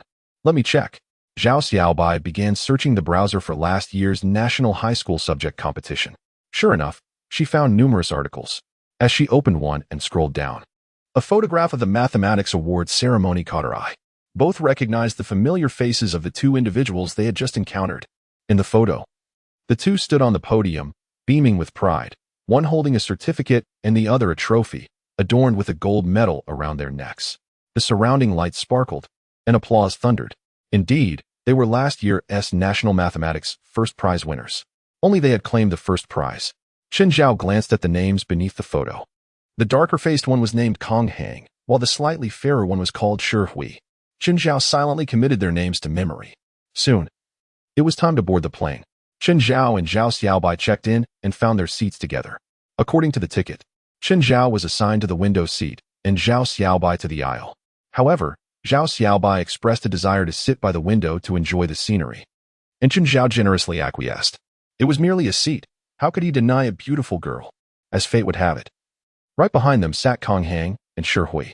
Once the plane took off, Chen Zhao could overhear their conversation. Kong Hang, after we win the award this time, what do you plan to do with the prize money? Shi Hui, I'm going to a concert. The singer's concert starts on the 1st of next month. What about you? Kong Hang, not sure yet. I'll probably save it for now. The first prize scholarship is a whopping 100,000. Even before reaching the examination venue, they had begun discussing the scholarship. Chen Zhao felt a wave of contempt. He wanted to turn around and ask, are you so sure you will win an award? However, from their conversation, Chen Zhao gleaned a crucial piece of information. The first prize scholarship was indeed 100,000. Although Chen Zhao earned a substantial amount, 100,000 was still no small sum. He sincerely hoped to secure the scholarship, even if he didn't attain the first prize. The second or third prizes would surely also offer monetary rewards. Money was good. However, the subsequent dialogue between Shi Hui and Kong Hang began to irk Chen Zhao. Shi Hui, do you think we can win an award this year? Kong Hang, what kind of question is that? Hui, first prize won't be awarded to anyone else. Do you think it would go to the girl and boy we just met? Look at them. They seem utterly clueless, as if they could win an award. Shi Hui, that is true. Chen Zhao was incensed. Do Zhao Xiaobai and I look clueless? I think you two are the ones who appear foolish. What sort of people are they? Their words were condescending, and it was utterly absurd. Did I provoke you, or did you provoke me? This was on an airplane, where many passengers were asleep, and Chen Zhao felt it inappropriate to turn around and scold them. Furthermore, to engage in a public altercation would tarnish his dignity. Now signed with a prominent streamer, he considered himself somewhat of an elite. He could not stoop to such undignified behavior. Yet, hearing their insults without retaliating felt increasingly irksome. An idea struck him. He pulled out a pen, opened the small tray table, and laid out a piece of tissue. Then, he wrote, "This year's mathematics first prize is mine. Do not harbor delusions." Having finished, he tossed it back to them. Shi Hui and Kong Hang opened the tissue, read its contents, and were infuriated. They hastily scribbled several sentences in response and threw it back to Chen Zhao, without even glancing at it. Chen Zhao tore it apart and discarded it into the aircraft's designated trash bag. Seeing that Chen Zhao had not even bothered to read their response before shredding it, Shi Hui and Kong Hang were seething with indignation. They quickly grabbed another tissue and furiously wrote more words before passing it back to Chen Zhao. Once again, Chen Zhao received it without looking, tearing it into pieces and discarding it. Shi Hui and Kong Hang were left staring in disbelief, their frustration mounting.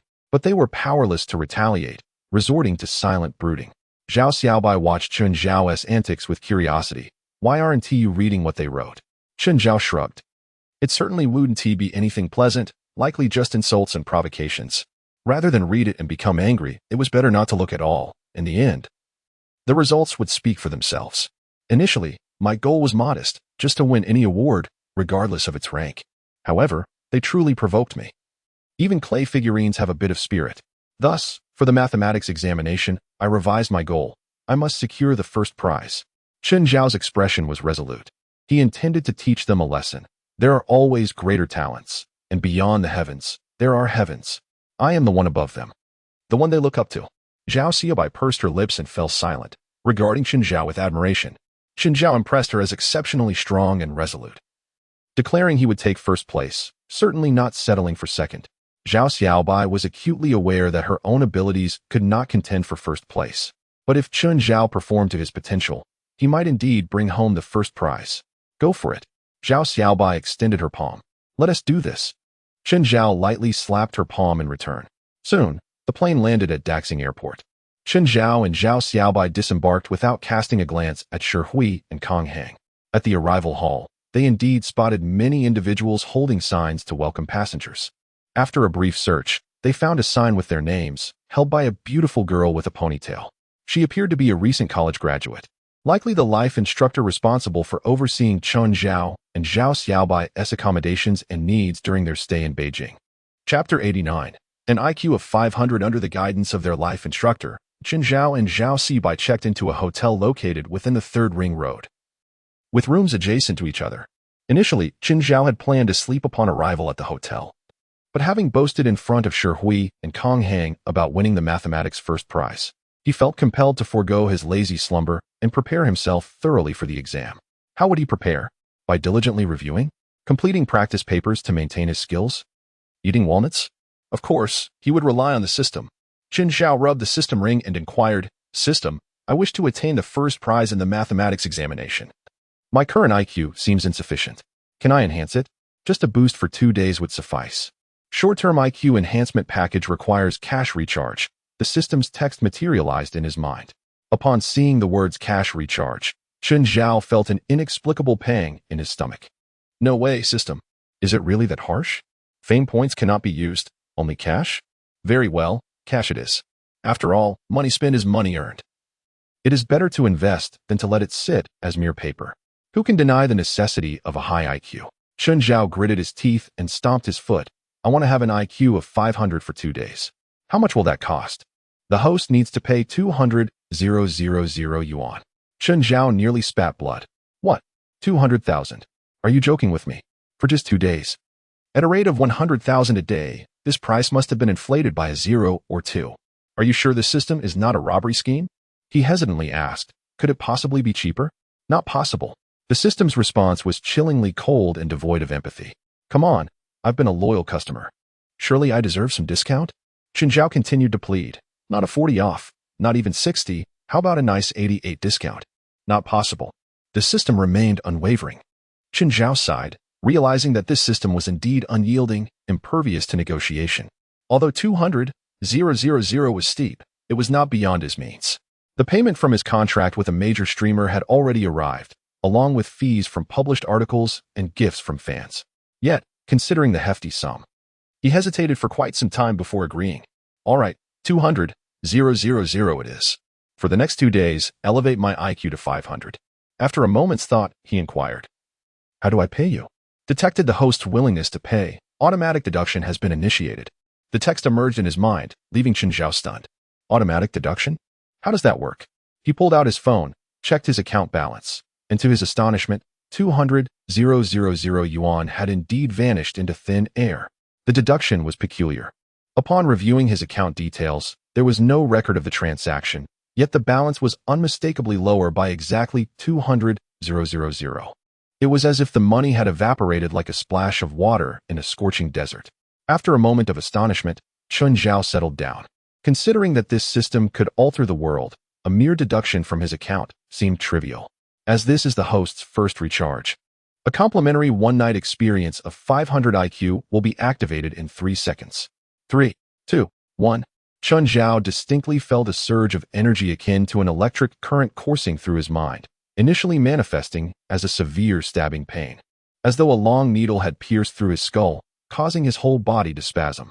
However, before he could cry out in pain, the sharp sensation dissipated, replaced by a delightful numbness throughout his head, akin to a gentle massage, warm and soft, utterly comfortable. What Chen Zhao could neither see nor comprehend was the intense transformation occurring in his brain. Countless neurons were sprouting new synapses, connecting with one another, while useless brain cells rapidly perished. Both the birth and death of cells transpired at an astonishing speed, thousands of times faster than usual, gradually forming more efficient neural connections. His IQ began to rise. 400, 420, 450, 480, 500. In merely 2 minutes, Chen Zhao had undergone a metamorphosis from an IQ of 400 to 500. His cognitive abilities ascended to a new echelon, entering an entirely new realm. The first thing Chen Zhao did after elevating his IQ was to open his suitcase. At the edge of the suitcase lay a large notebook filled with Olympiad problems that he had been unable to solve. The majority were mathematical and physical conundrums. Chen Zhao flipped to the first page and began tackling the first problem. Difficult. Still quite challenging. Yet, it was different from the previous insurmountable difficulties. After reading the problem a few times, he gradually gleaned some insight. He fetched paper and a pen, leaned over the small desk in his room, and began to calculate. 3 minutes later, Chen Zhao suddenly slammed his pen onto the desk, his face alight with excitement. I did it. The problems he had once been unable to solve were now within his grasp. A promising start, the first problem brought a breakthrough. He quickly turned to the next page, diving into the second problem. Indeed, the second problem was swiftly resolved as well. Just a week prior, Chen Zhao had been utterly stumped by the problems in this notebook. But now he was able to solve them. His spirits soared. Initially feeling somewhat drowsy, he suddenly found himself wide awake, methodically working through each problem in the notebook. After an hour, he completed them all. The sensation of heightened intelligence was exhilarating. Suddenly, Chen Zhao remembered that the problems in this notebook were beyond Zhao Xiaobai's capabilities. He hurriedly grabbed the notebook and ran next door, knocking on Zhao Xiaobai's door. "Who's there?" Zhao Xiaobai called from within. "It's me, Chen Zhao," he replied. Moments later, the door opened, revealing Zhao Xiaobai clad in a pink dinosaur-themed pajama set, her face flushed with embarrassment as she timidly regarded Chen Zhao. "I warn you, don't think of anything inappropriate. If you have something to say it quickly. If not, hurry back." Chen Zhao was momentarily taken aback, then realized Zhao Xiaobai's misunderstanding. Feeling somewhat embarrassed himself. "What are you thinking? I mean no such thing." He waved the notebook in front of her. "I suddenly had an epiphany. I can solve the problems in this notebook now. Tomorrow, we have math and physics exams. Would you like to hear me explain?" Zhao Xiaobai paused, recalling the notebook in Chen Zhao's hands. Over the past few weeks, he had frequently approached her with questions from it. Yet he had been unable to solve even one problem, and when he did, it was always incorrect. "All right, if you can solve them, do share," she said, opening the door wider for him to enter. The hotel room contained merely a small desk and a stool, so Chen Zhao insisted that Zhao Xiaobai take a seat while he stood to explain. However, Zhao Xiaobai insisted on standing as well, urging Chen Zhao to sit. After a while, Zhao Xiaobai began to yawn, feeling drowsy. "All right, although there are still many problems left unsolved, you need to get your rest tonight. I'm leaving now. Sleep well," Chen Zhao said as he stood up. As Chen Zhao stepped outside and was about to head back to his room, Zhao Xiaobai suddenly called out to him. "Good luck." She raised her fist in encouragement. Chen Zhao was taken aback, smiled, and waved goodbye as he returned to his room to wash up and sleep. The exam commenced at 9 in the morning. He needed to ensure adequate rest. If he felt drowsy during the exam, his IQ would plummet. The benefits of last-minute cramming were minimal. It was far better to conserve energy. Before he knew it, morning arrived. Chen Zhao set 6 alarms, worried he might oversleep. However, thanks to a good night's rest, he woke up as soon as the first alarm rang. He quickly washed his face, brushed his teeth, dressed, and headed out. In the hotel restaurant, he had breakfast and, halfway through, spotted Zhao Xiaobai entering with their teacher. Zhao Xiaobai appeared slightly groggy, yet her eyes sparkled, indicating she had rested well. After breakfast, they traveled to the exam venue. Zhao Xiaobai's complexion was pale, and she remained silent. "Are you nervous?" Chen Zhao inquired. "Yes." She nodded, extending her delicate hand, which felt somewhat numb. Chen Zhao grasped her fingers reassuringly. "Why is your hand numb? Don't be nervous. You must believe you can do well, and you will." He released her hand, gazing out the window at the bustling streets of the capital. Oblivious to the fact that Zhao Xiaobai's face had turned crimson, her cheeks flushed all the way to her ears. Soon, they arrived at the exam hall. Chen Zhao was in examination room 0013, while Zhao Xiaobai was in room 0027. Consequently, they parted ways, proceeding to their respective exam entrances. Gradually, many candidates arrived, filling the hallway. Most students were engrossed in their notebooks, reviewing, while a small group gathered to chat. Chen Zhao was drawn into a corner conversation with several candidates. They began by exchanging names and regions, a form of introduction, before discussing the exam. I feel like I'm going to fail. 2 days ago, I did some past finals, and I couldn't solve a single one. Same here. I'm just here to take up space. Studying? What a joke. Haha. As long as everyone else is in the same boat, it's all good. Listening to the banter, Chen Zhao wore an expression of understanding, as if he saw through it all. Indeed, it appears that the top scholars of the world are all remarkably similar. As the ancients proclaimed, when the mediocre prepares to take an exam, they boast. When the exceptional prepares, they feign ignorance. What does this signify? By eavesdropping on students' conversations prior to an examination, one can accurately predict their final scores based on their utterances. The predictive method, graded on a 100-point scale, is as follows. I know absolutely nothing. 90 points. I haven't reviewed at all. I'm doomed. 95 points. This exam is incredibly difficult. 98 points. I've completely flunked. 100 points. I feel I've done reasonably well. 50 points. This time, I'm secure. 40 points. Very good. Very good. Not the slightest bit anxious. 30 points. I've been studying diligently lately. 20 points. One should never trust a scholar's proclamations. They all claim to know nothing and are bound to perform poorly. Yet can one truly believe that someone who knows nothing could reach the national finals? How can one excel amidst tens of thousands of competitors if they are incapable? They are all deceivers. Chen Zhao listened with a smirk as the scholars conversed. If there were a death penalty for feigning ignorance, all the candidates present could be sentenced to execution. Soon, the invigilator arrived. The scholars set aside their notebooks and entered the examination hall with pens in hand. Before entering, they were thoroughly scanned from head to toe with a metal detector by the teacher to prevent the entry of mobile phones and other devices used for cheating. The classroom was equipped with high-definition cameras at both the front and back. How clear were these cameras? The one at the front could discern the writing on the exam papers of students seated in the last row, while the one at the back could even detect dandruff on the students in the front row.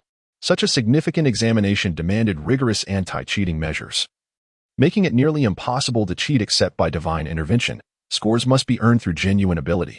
The atmosphere was thick with tension. Chen Zhao located his seat at the front of the second row and settled in to await the proceedings. Soon, all the students were prepared. The announcements began. Open the exam packets and distribute the answer sheets. Begin. The first subject was Chinese literature, predominantly content requiring rote memorization, which was Chen Zhao's forte, as he had an exceptional memory. The most critical aspect, however, was the final essay question. Although he had memorized several essay books, composing an essay requires talent and inspirations. If the topic was too obscure, attaining a high score would be challenging. Thus, upon receiving the exam paper, Chen Zhao flipped to the last page to examine the essay prompt. The question was refreshingly simple. Merely a single line. Please discuss your views on the relationship between youth and the motherland. Chen Zhao was momentarily taken aback, then elated. This essay topic was a divine boon. How should he write? Naturally, he would directly transcribe a certain renowned essay. Chen Zhao immediately determined the content he would write. In his previous life, there existed a magnificent essay penned by a well-known figure from the late Qing dynasty, which, upon its release, created a tremendous stir in both the literary world and society, inspiring generations. The essay was so grand and uplifting that even a century later, it remained timeless, frequently appearing in students' compositions. If he could reference this work, there was no doubt that his essay score would soar to the highest possible mark. If it did not, it would only reflect the judge's lack of discernment. With the essay concerns alleviated, Chen Zhao turned to the front of the exam paper and began tackling the first question.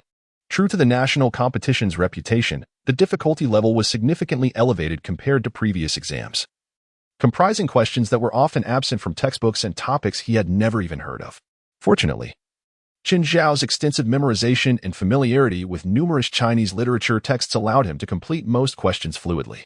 Occasionally, he encountered a few he found perplexing, but after a brief contemplation, he could generally arrive at a reasonable conclusion.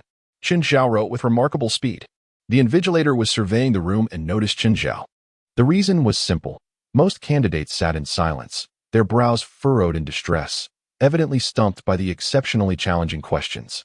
Yet here was Chen Zhao, his pen racing across the page as if he were in a realm of his own.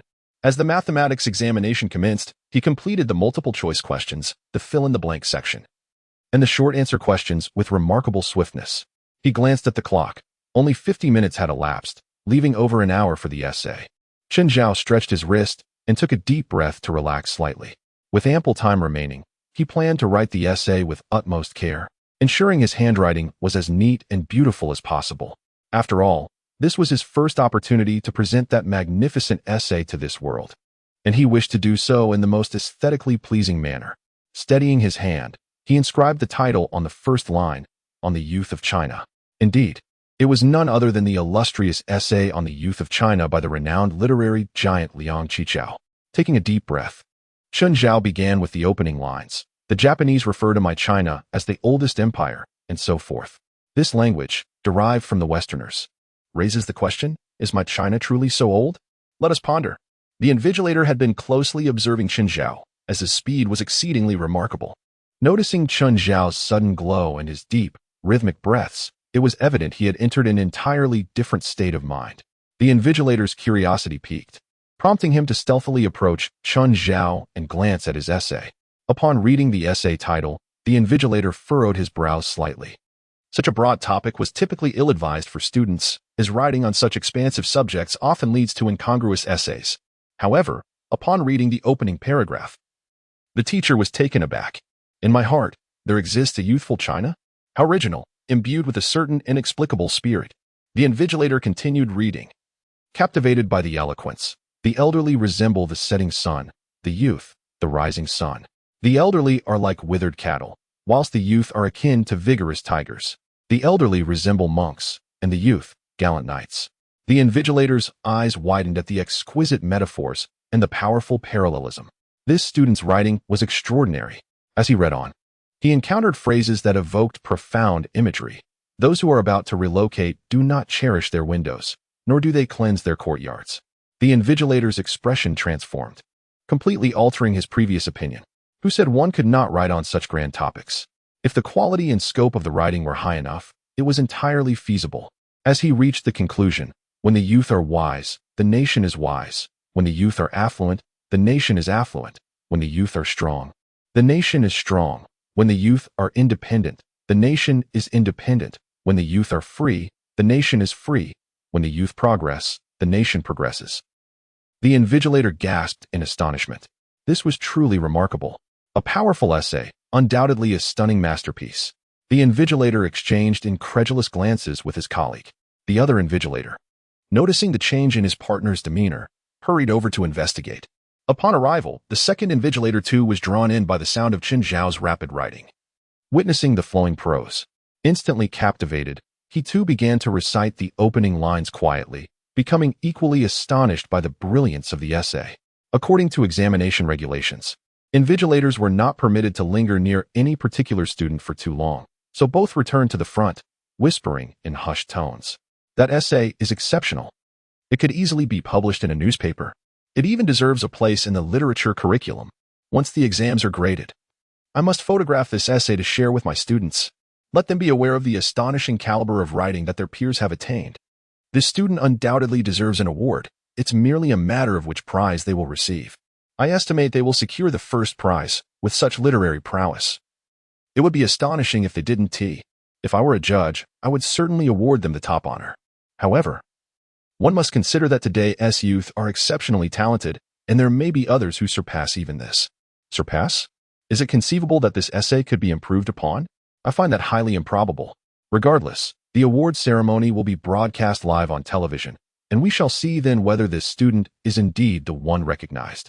After Chen Zhao completed his essay, 20 minutes passed before the examination bell rang, signaling the end of the test. There was a half-hour break. Chen Zhao hurried to Zhao Xiaobai's testing room to inquire about her performance. He spotted her by the window in the corridor, memorizing her notes. Approaching her, he tapped her shoulder and asked how she had fared. I haven't taken the exam yet. Zhao Xiaobai replied, surprised. Did you forget? I'm taking the mathematics test. My turn is next. I've been reviewing all this time. Chen Zhao suddenly recalled that Zhao Xiaobai was only taking mathematics. And you? She asked. How did you do? Very well. Chen Zhao asserted with unyielding confidence. It was arrogance, after all, having reference to classic work like On the Youth of China. How could his score be anything but high? If his score were low, it would imply that grading teachers and competition judges were blind in their assessments. Typically, when Zhao Xiaobai asked her friends about their test performance, the responses were mostly disheartening, filled with expressions of failure and despair. But Chen Zhao's confident declaration left her momentarily speechless, unsure whether to admire or scorn him, to believe or doubt. She could only mechanically nod. That's great. That's great. After a brief chat with Zhao Xiaobai, Chen Zhao excused himself to use the restroom and returned to the entrance of the examination hall just as the proctor for the next session arrived. Preparing to scan the entering students with a metal detector, many examinees were still poring over their notes, reluctant to enter. As if those last few minutes of study would prove invaluable. Chen Zhao, however, was unperturbed. He confidently accepted the examination check and found his seat. The surrounding examinees had changed, as most students only took 1 or 2 subjects. Only Chen Zhao remained in the examination hall. Soon enough, the papers were distributed. Upon receiving his exam paper, Chen Zhao immediately began to solve the problems with his eyes. After surveying a few questions, he began to feel a sense of delight. The questions this time were relatively simple, or perhaps, after elevating his intellect to new heights, he found them rather easy. As the teacher announced the start of the exam, Chen Zhao promptly began to write. The sound of his pen was a flurry of activity. Chapter 92, the predicted first prize this time, a different proctor was present. Not the same 2 as before. Yet, like the previous proctors, this one quickly focused their attention on Chen Zhao. His performance was so remarkable that while other students were sluggishly grappling with the questions, Chen Zhao was fervently scribbling away, hardly pausing for breath. His steps flowed seamlessly, akin to a graceful stream. The proctor, holding a copy of the exam, became curious upon observing Chen Zhao's rapid pace. Could it be that this year's questions were indeed easier?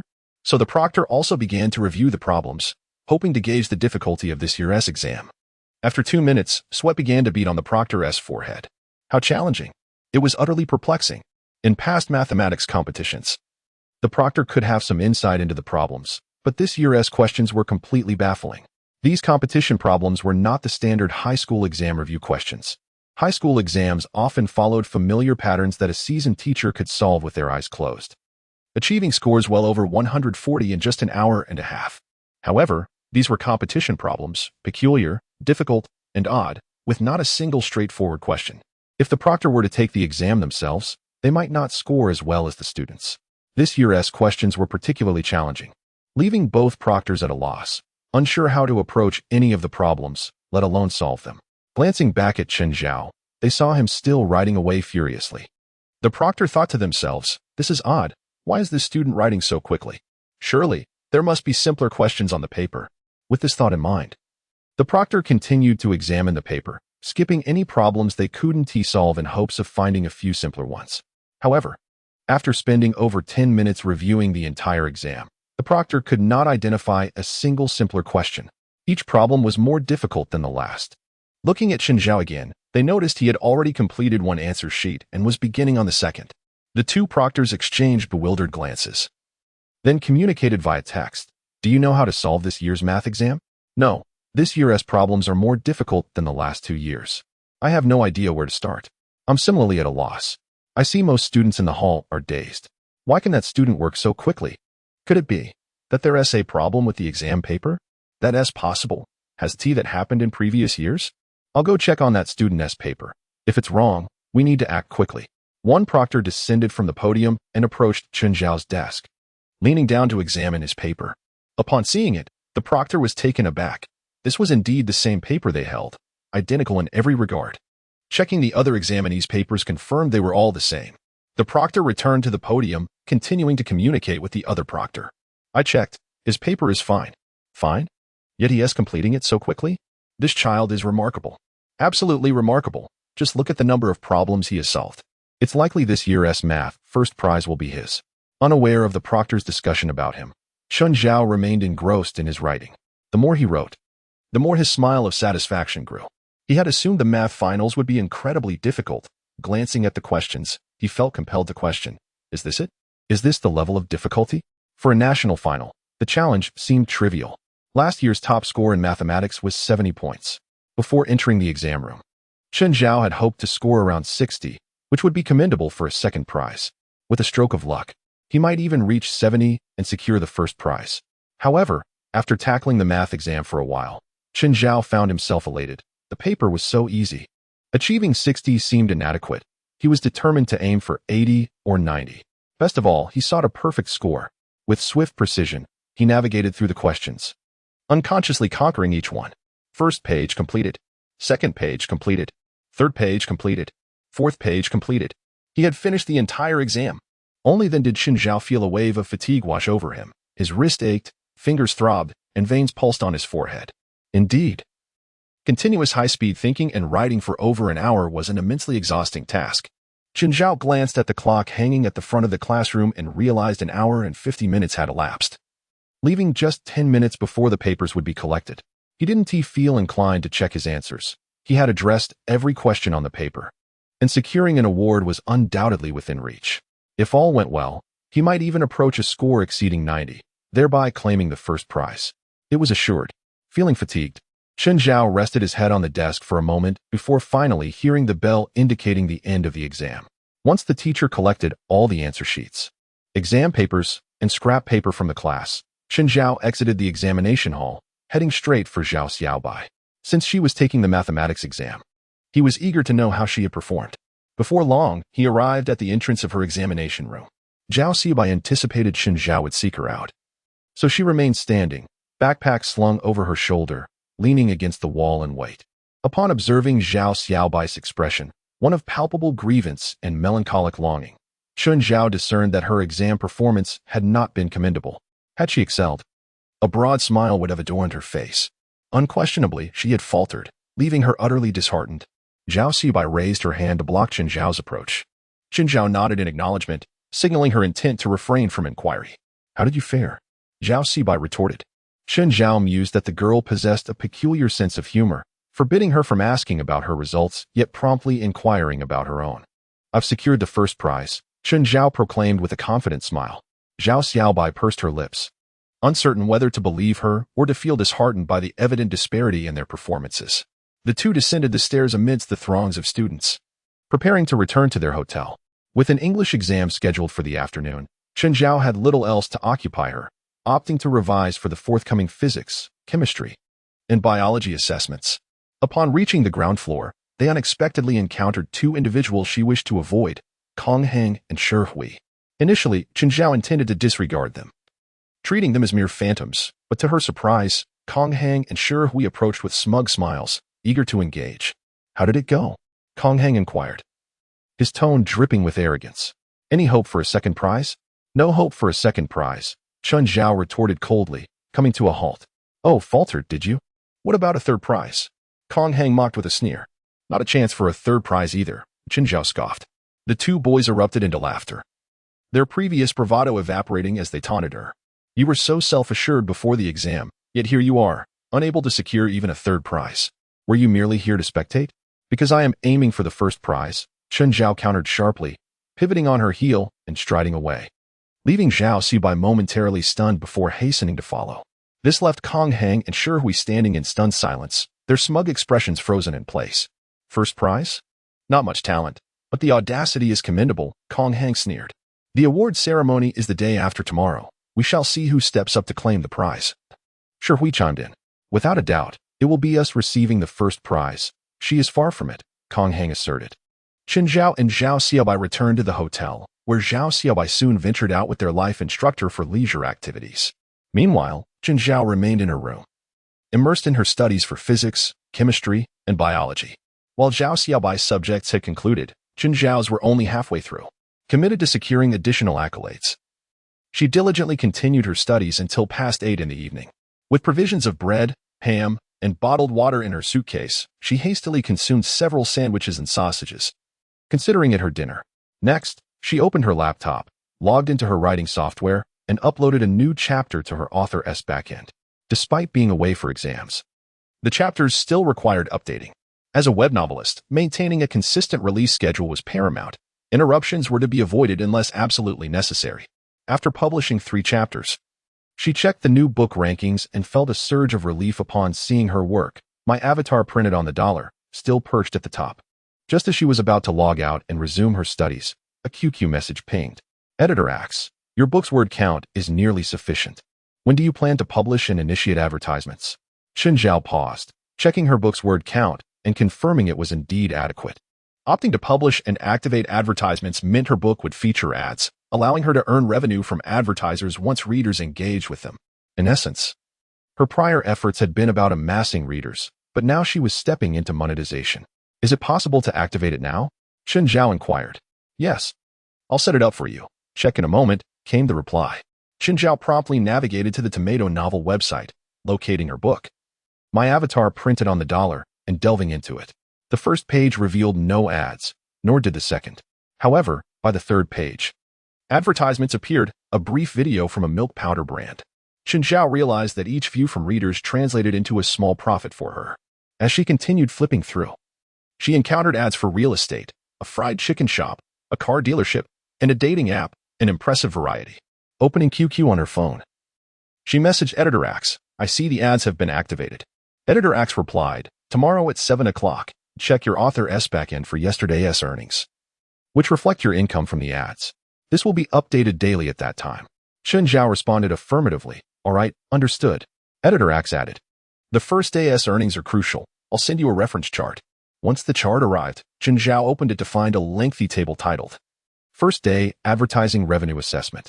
The categories included, less than 1 yuan, garbage book, 38 share, 1 to 10 yuan, flop book, 21 share, 11 to 50 yuan, acceptable book, 19 share, 51 to 100 yuan, normal book, 8 share, 101 to 200 yuan, quality book, 10 share, 201 to 400 yuan, small hit book, 3 share, and over 400 yuan, blockbuster book, 1 share. As Chen Zhao perused the table, she felt a bit overwhelmed. Judging the quality of a book by its daily earnings was indeed a rather blunt approach. After all, well-written books typically attracted more readers, leading to higher profits. However, she noted the alarming percentages. 38 of books earned less than 1 yuan. Moreover, the higher the earnings, the smaller the proportion. What level would her book attain? After a moment of contemplation, she dismissed the thought, knowing that the results would not be revealed until tomorrow at 7. Speculating was futile. Being at the top of the new book rankings should ideally correlate with decent earnings. Perhaps, with a stroke of luck, she might meet the criteria for a blockbuster book with daily earnings exceeding 400 yuan. Resuming her studies, physics, chemistry, biology, she reviewed her mistake notebook thoroughly. Time slipped away unnoticed until she glanced at the clock, noting it was 10:30, prompting her to wash up and retire for the night. The following day, Chen Zhao was transported to the examination center to undertake the remaining 3 subjects. Physics proved slightly more challenging than expected, presenting a few questions she struggled with. While she felt confident about the biology exam, estimating her score to be above 90. Chemistry was of moderate difficulty, and she believed she performed adequately. After completing each exam, she lingered in the hallway, overhearing fellow students lamenting about the difficulty of the papers, expressing frustration over their inability to answer questions or even comprehend the prompts. Though she had managed to complete the papers, their complaints should have brought her joy. However, given that all present were top-tier students, their claims of poor performance seemed dubious. Consequently, Chen Zhao found it difficult to ascertain whether this year's exams were genuinely challenging or not. Regardless, the exams were over, and she chose not to dwell on them. Results would be announced the day after tomorrow, so she and Zhao Xiaobai opted to remain at the hotel, awaiting the outcome. That evening, Chen Zhao finished her dinner early, returned to her room, and logged into her author backend, eagerly awaiting the revenue data from the previous day. The first day's earnings were critical, directly reflecting the quality of her book. She started checking 10 minutes early, her heart racing with anticipation. How much could she earn from her arduous efforts in crafting a novel spanning hundreds of thousands of words? As tension mounted, time dragged on interminably. 6:55, 6:56, 6:57, 6:58, 6:59, 7 o'clock. Time was up. Chapter 94. The Axe's signed author group, Chen Zhao, filled with a sense of trepidation, clicked on the earnings section from the previous day. Upon viewing the displayed figures, he was momentarily stunned. Holy smokes! His exclamation reverberated throughout the room. Chen had anticipated a considerable amount for his first day's remuneration, yet he had never imagined it would be this astounding. The sum was almost frightening. It felt surreal. The computer screen boldly proclaimed, yesterday's earnings, 2643. 66 yuan over 2,600 yuan. In just one day, his earnings from advertising had soared to such heights. Chen was momentarily dazed, counting the figures repeatedly to confirm he had not miscalculated. The evidence lay plainly before him. Yet he remained in a state of shock and disbelief. Could it truly be this much? Before Chen could fully process this revelation, the editor Axe sent a message. Congratulations. Your book has exploded in popularity. Before Chen could muster a humble response, he suddenly found himself added to a new group chat, the Axe's signed author group. As he tried to grasp the situation, a flood of messages from various individuals welcomed him. Yongtu, Chen Zhao, welcome newcomer. Come join us. Pigeon, Chen Zhao, welcome esteemed author. We bow to you. Mayu, another esteemed author has arrived. Our group status drops by 1. Xiangbo, handing fire to the esteemed author. Li Si, another esteemed author has joined. Do you require any trinkets? As Chen read these welcoming messages, he felt a wave of confusion wash over him. Each of these individuals was a renowned author. Prior to embarking on his writing journey, Chen had extensively researched the web literature market of this world, studying the works of many celebrated authors. The names he now saw were those of literary giants, the kind that dominated the charts. The first to welcome him, Yang Tu, was the pioneer of post-apocalyptic web literature. A veritable trailblazer. The second and third, Pigeon and Mayu, were illustrious female authors who had long held the top spots in the female readership charts. The fourth, Xiangbo, was a literary heavyweight with several published novels gracing bookstores, recently transitioning to web literature. Lastly, Li Si was a master of martial arts novels, with 3 of his works adapted into films and 2 into television series. Yet now, this assembly of literary titans was referring to him, a newcomer, as esteemed author? Chen felt a bit lightheaded, akin to being addressed as brother by men in their 40s or 50s. However, he quickly realized that their use of the term esteemed was likely a gesture of humility and goodwill, prompting him to lower his own posture in response. Chen typed into the group chat, a humble newcomer reporting for duty. I bow to all the esteemed authors. Upon glancing at the member list, he noted there were over 160 individuals, with Axe as the group leader. It appeared to be a collective of writers under Axe's guidance. Among the members were many familiar names, prominent figures in the web literature industry. Chen suddenly felt a sense of euphoria, realizing he, a mere novice, was now part of a chat with so many literary luminaries. Axe sent another message. This group is for authors who have achieved earnings exceeding 1,000 on their first day. I will post announcements here for any matters. You can also check the group files, which contain a wealth of useful information, including details on film adaptations, audiobook adaptations, and traditional publishing. This may prove beneficial in the future. Chen replied, Thank you. I will take a look right away. As he opened the Axe's signed author group files, he discovered a treasure trove of resources. There were guides on transforming one's book into an audiobook, adapting scripts, publishing, and invitations for various web author events, along with notifications regarding changes in remuneration rules. Just as Axe had indicated, these materials were indeed invaluable, providing opportunities for greater earnings. After spending half an hour reviewing the entire group file, Chen learned a great deal. Meanwhile, the established authors had begun to overlook the presence of the new entrant. Delving into discussions about an upcoming forum summit organized by the Web Authors Association. Observing quietly, Chen realized that this summit was exclusive to top-tier authors and had little relevance to his novice status, leading him to disengage from the conversation. Yet, Chen felt a profound sense of gratitude. He had seamlessly integrated into the web literature community at such a rapid pace. Every industry possesses its own circles, where peers congregate to exchange experiences and seek assistance. Only by immersing oneself in such a circle, familiarizing with the majority of its members, can one be deemed successful in their field. For instance, individuals in the entertainment industry have their own chats, often gathering for social activities. The same applies to calligraphers who exchange their masterpieces as tokens of friendship. The benefits of belonging to such a circle are manifold, the most significant being the mutual assistance and sharing of information. For instance, if a star in the entertainment realm is cast in a film and the director seeks additional supporting roles, they may recommend promising newcomers they know. Likewise, industry news can be disseminated swiftly, allowing collective brainstorming and strategizing.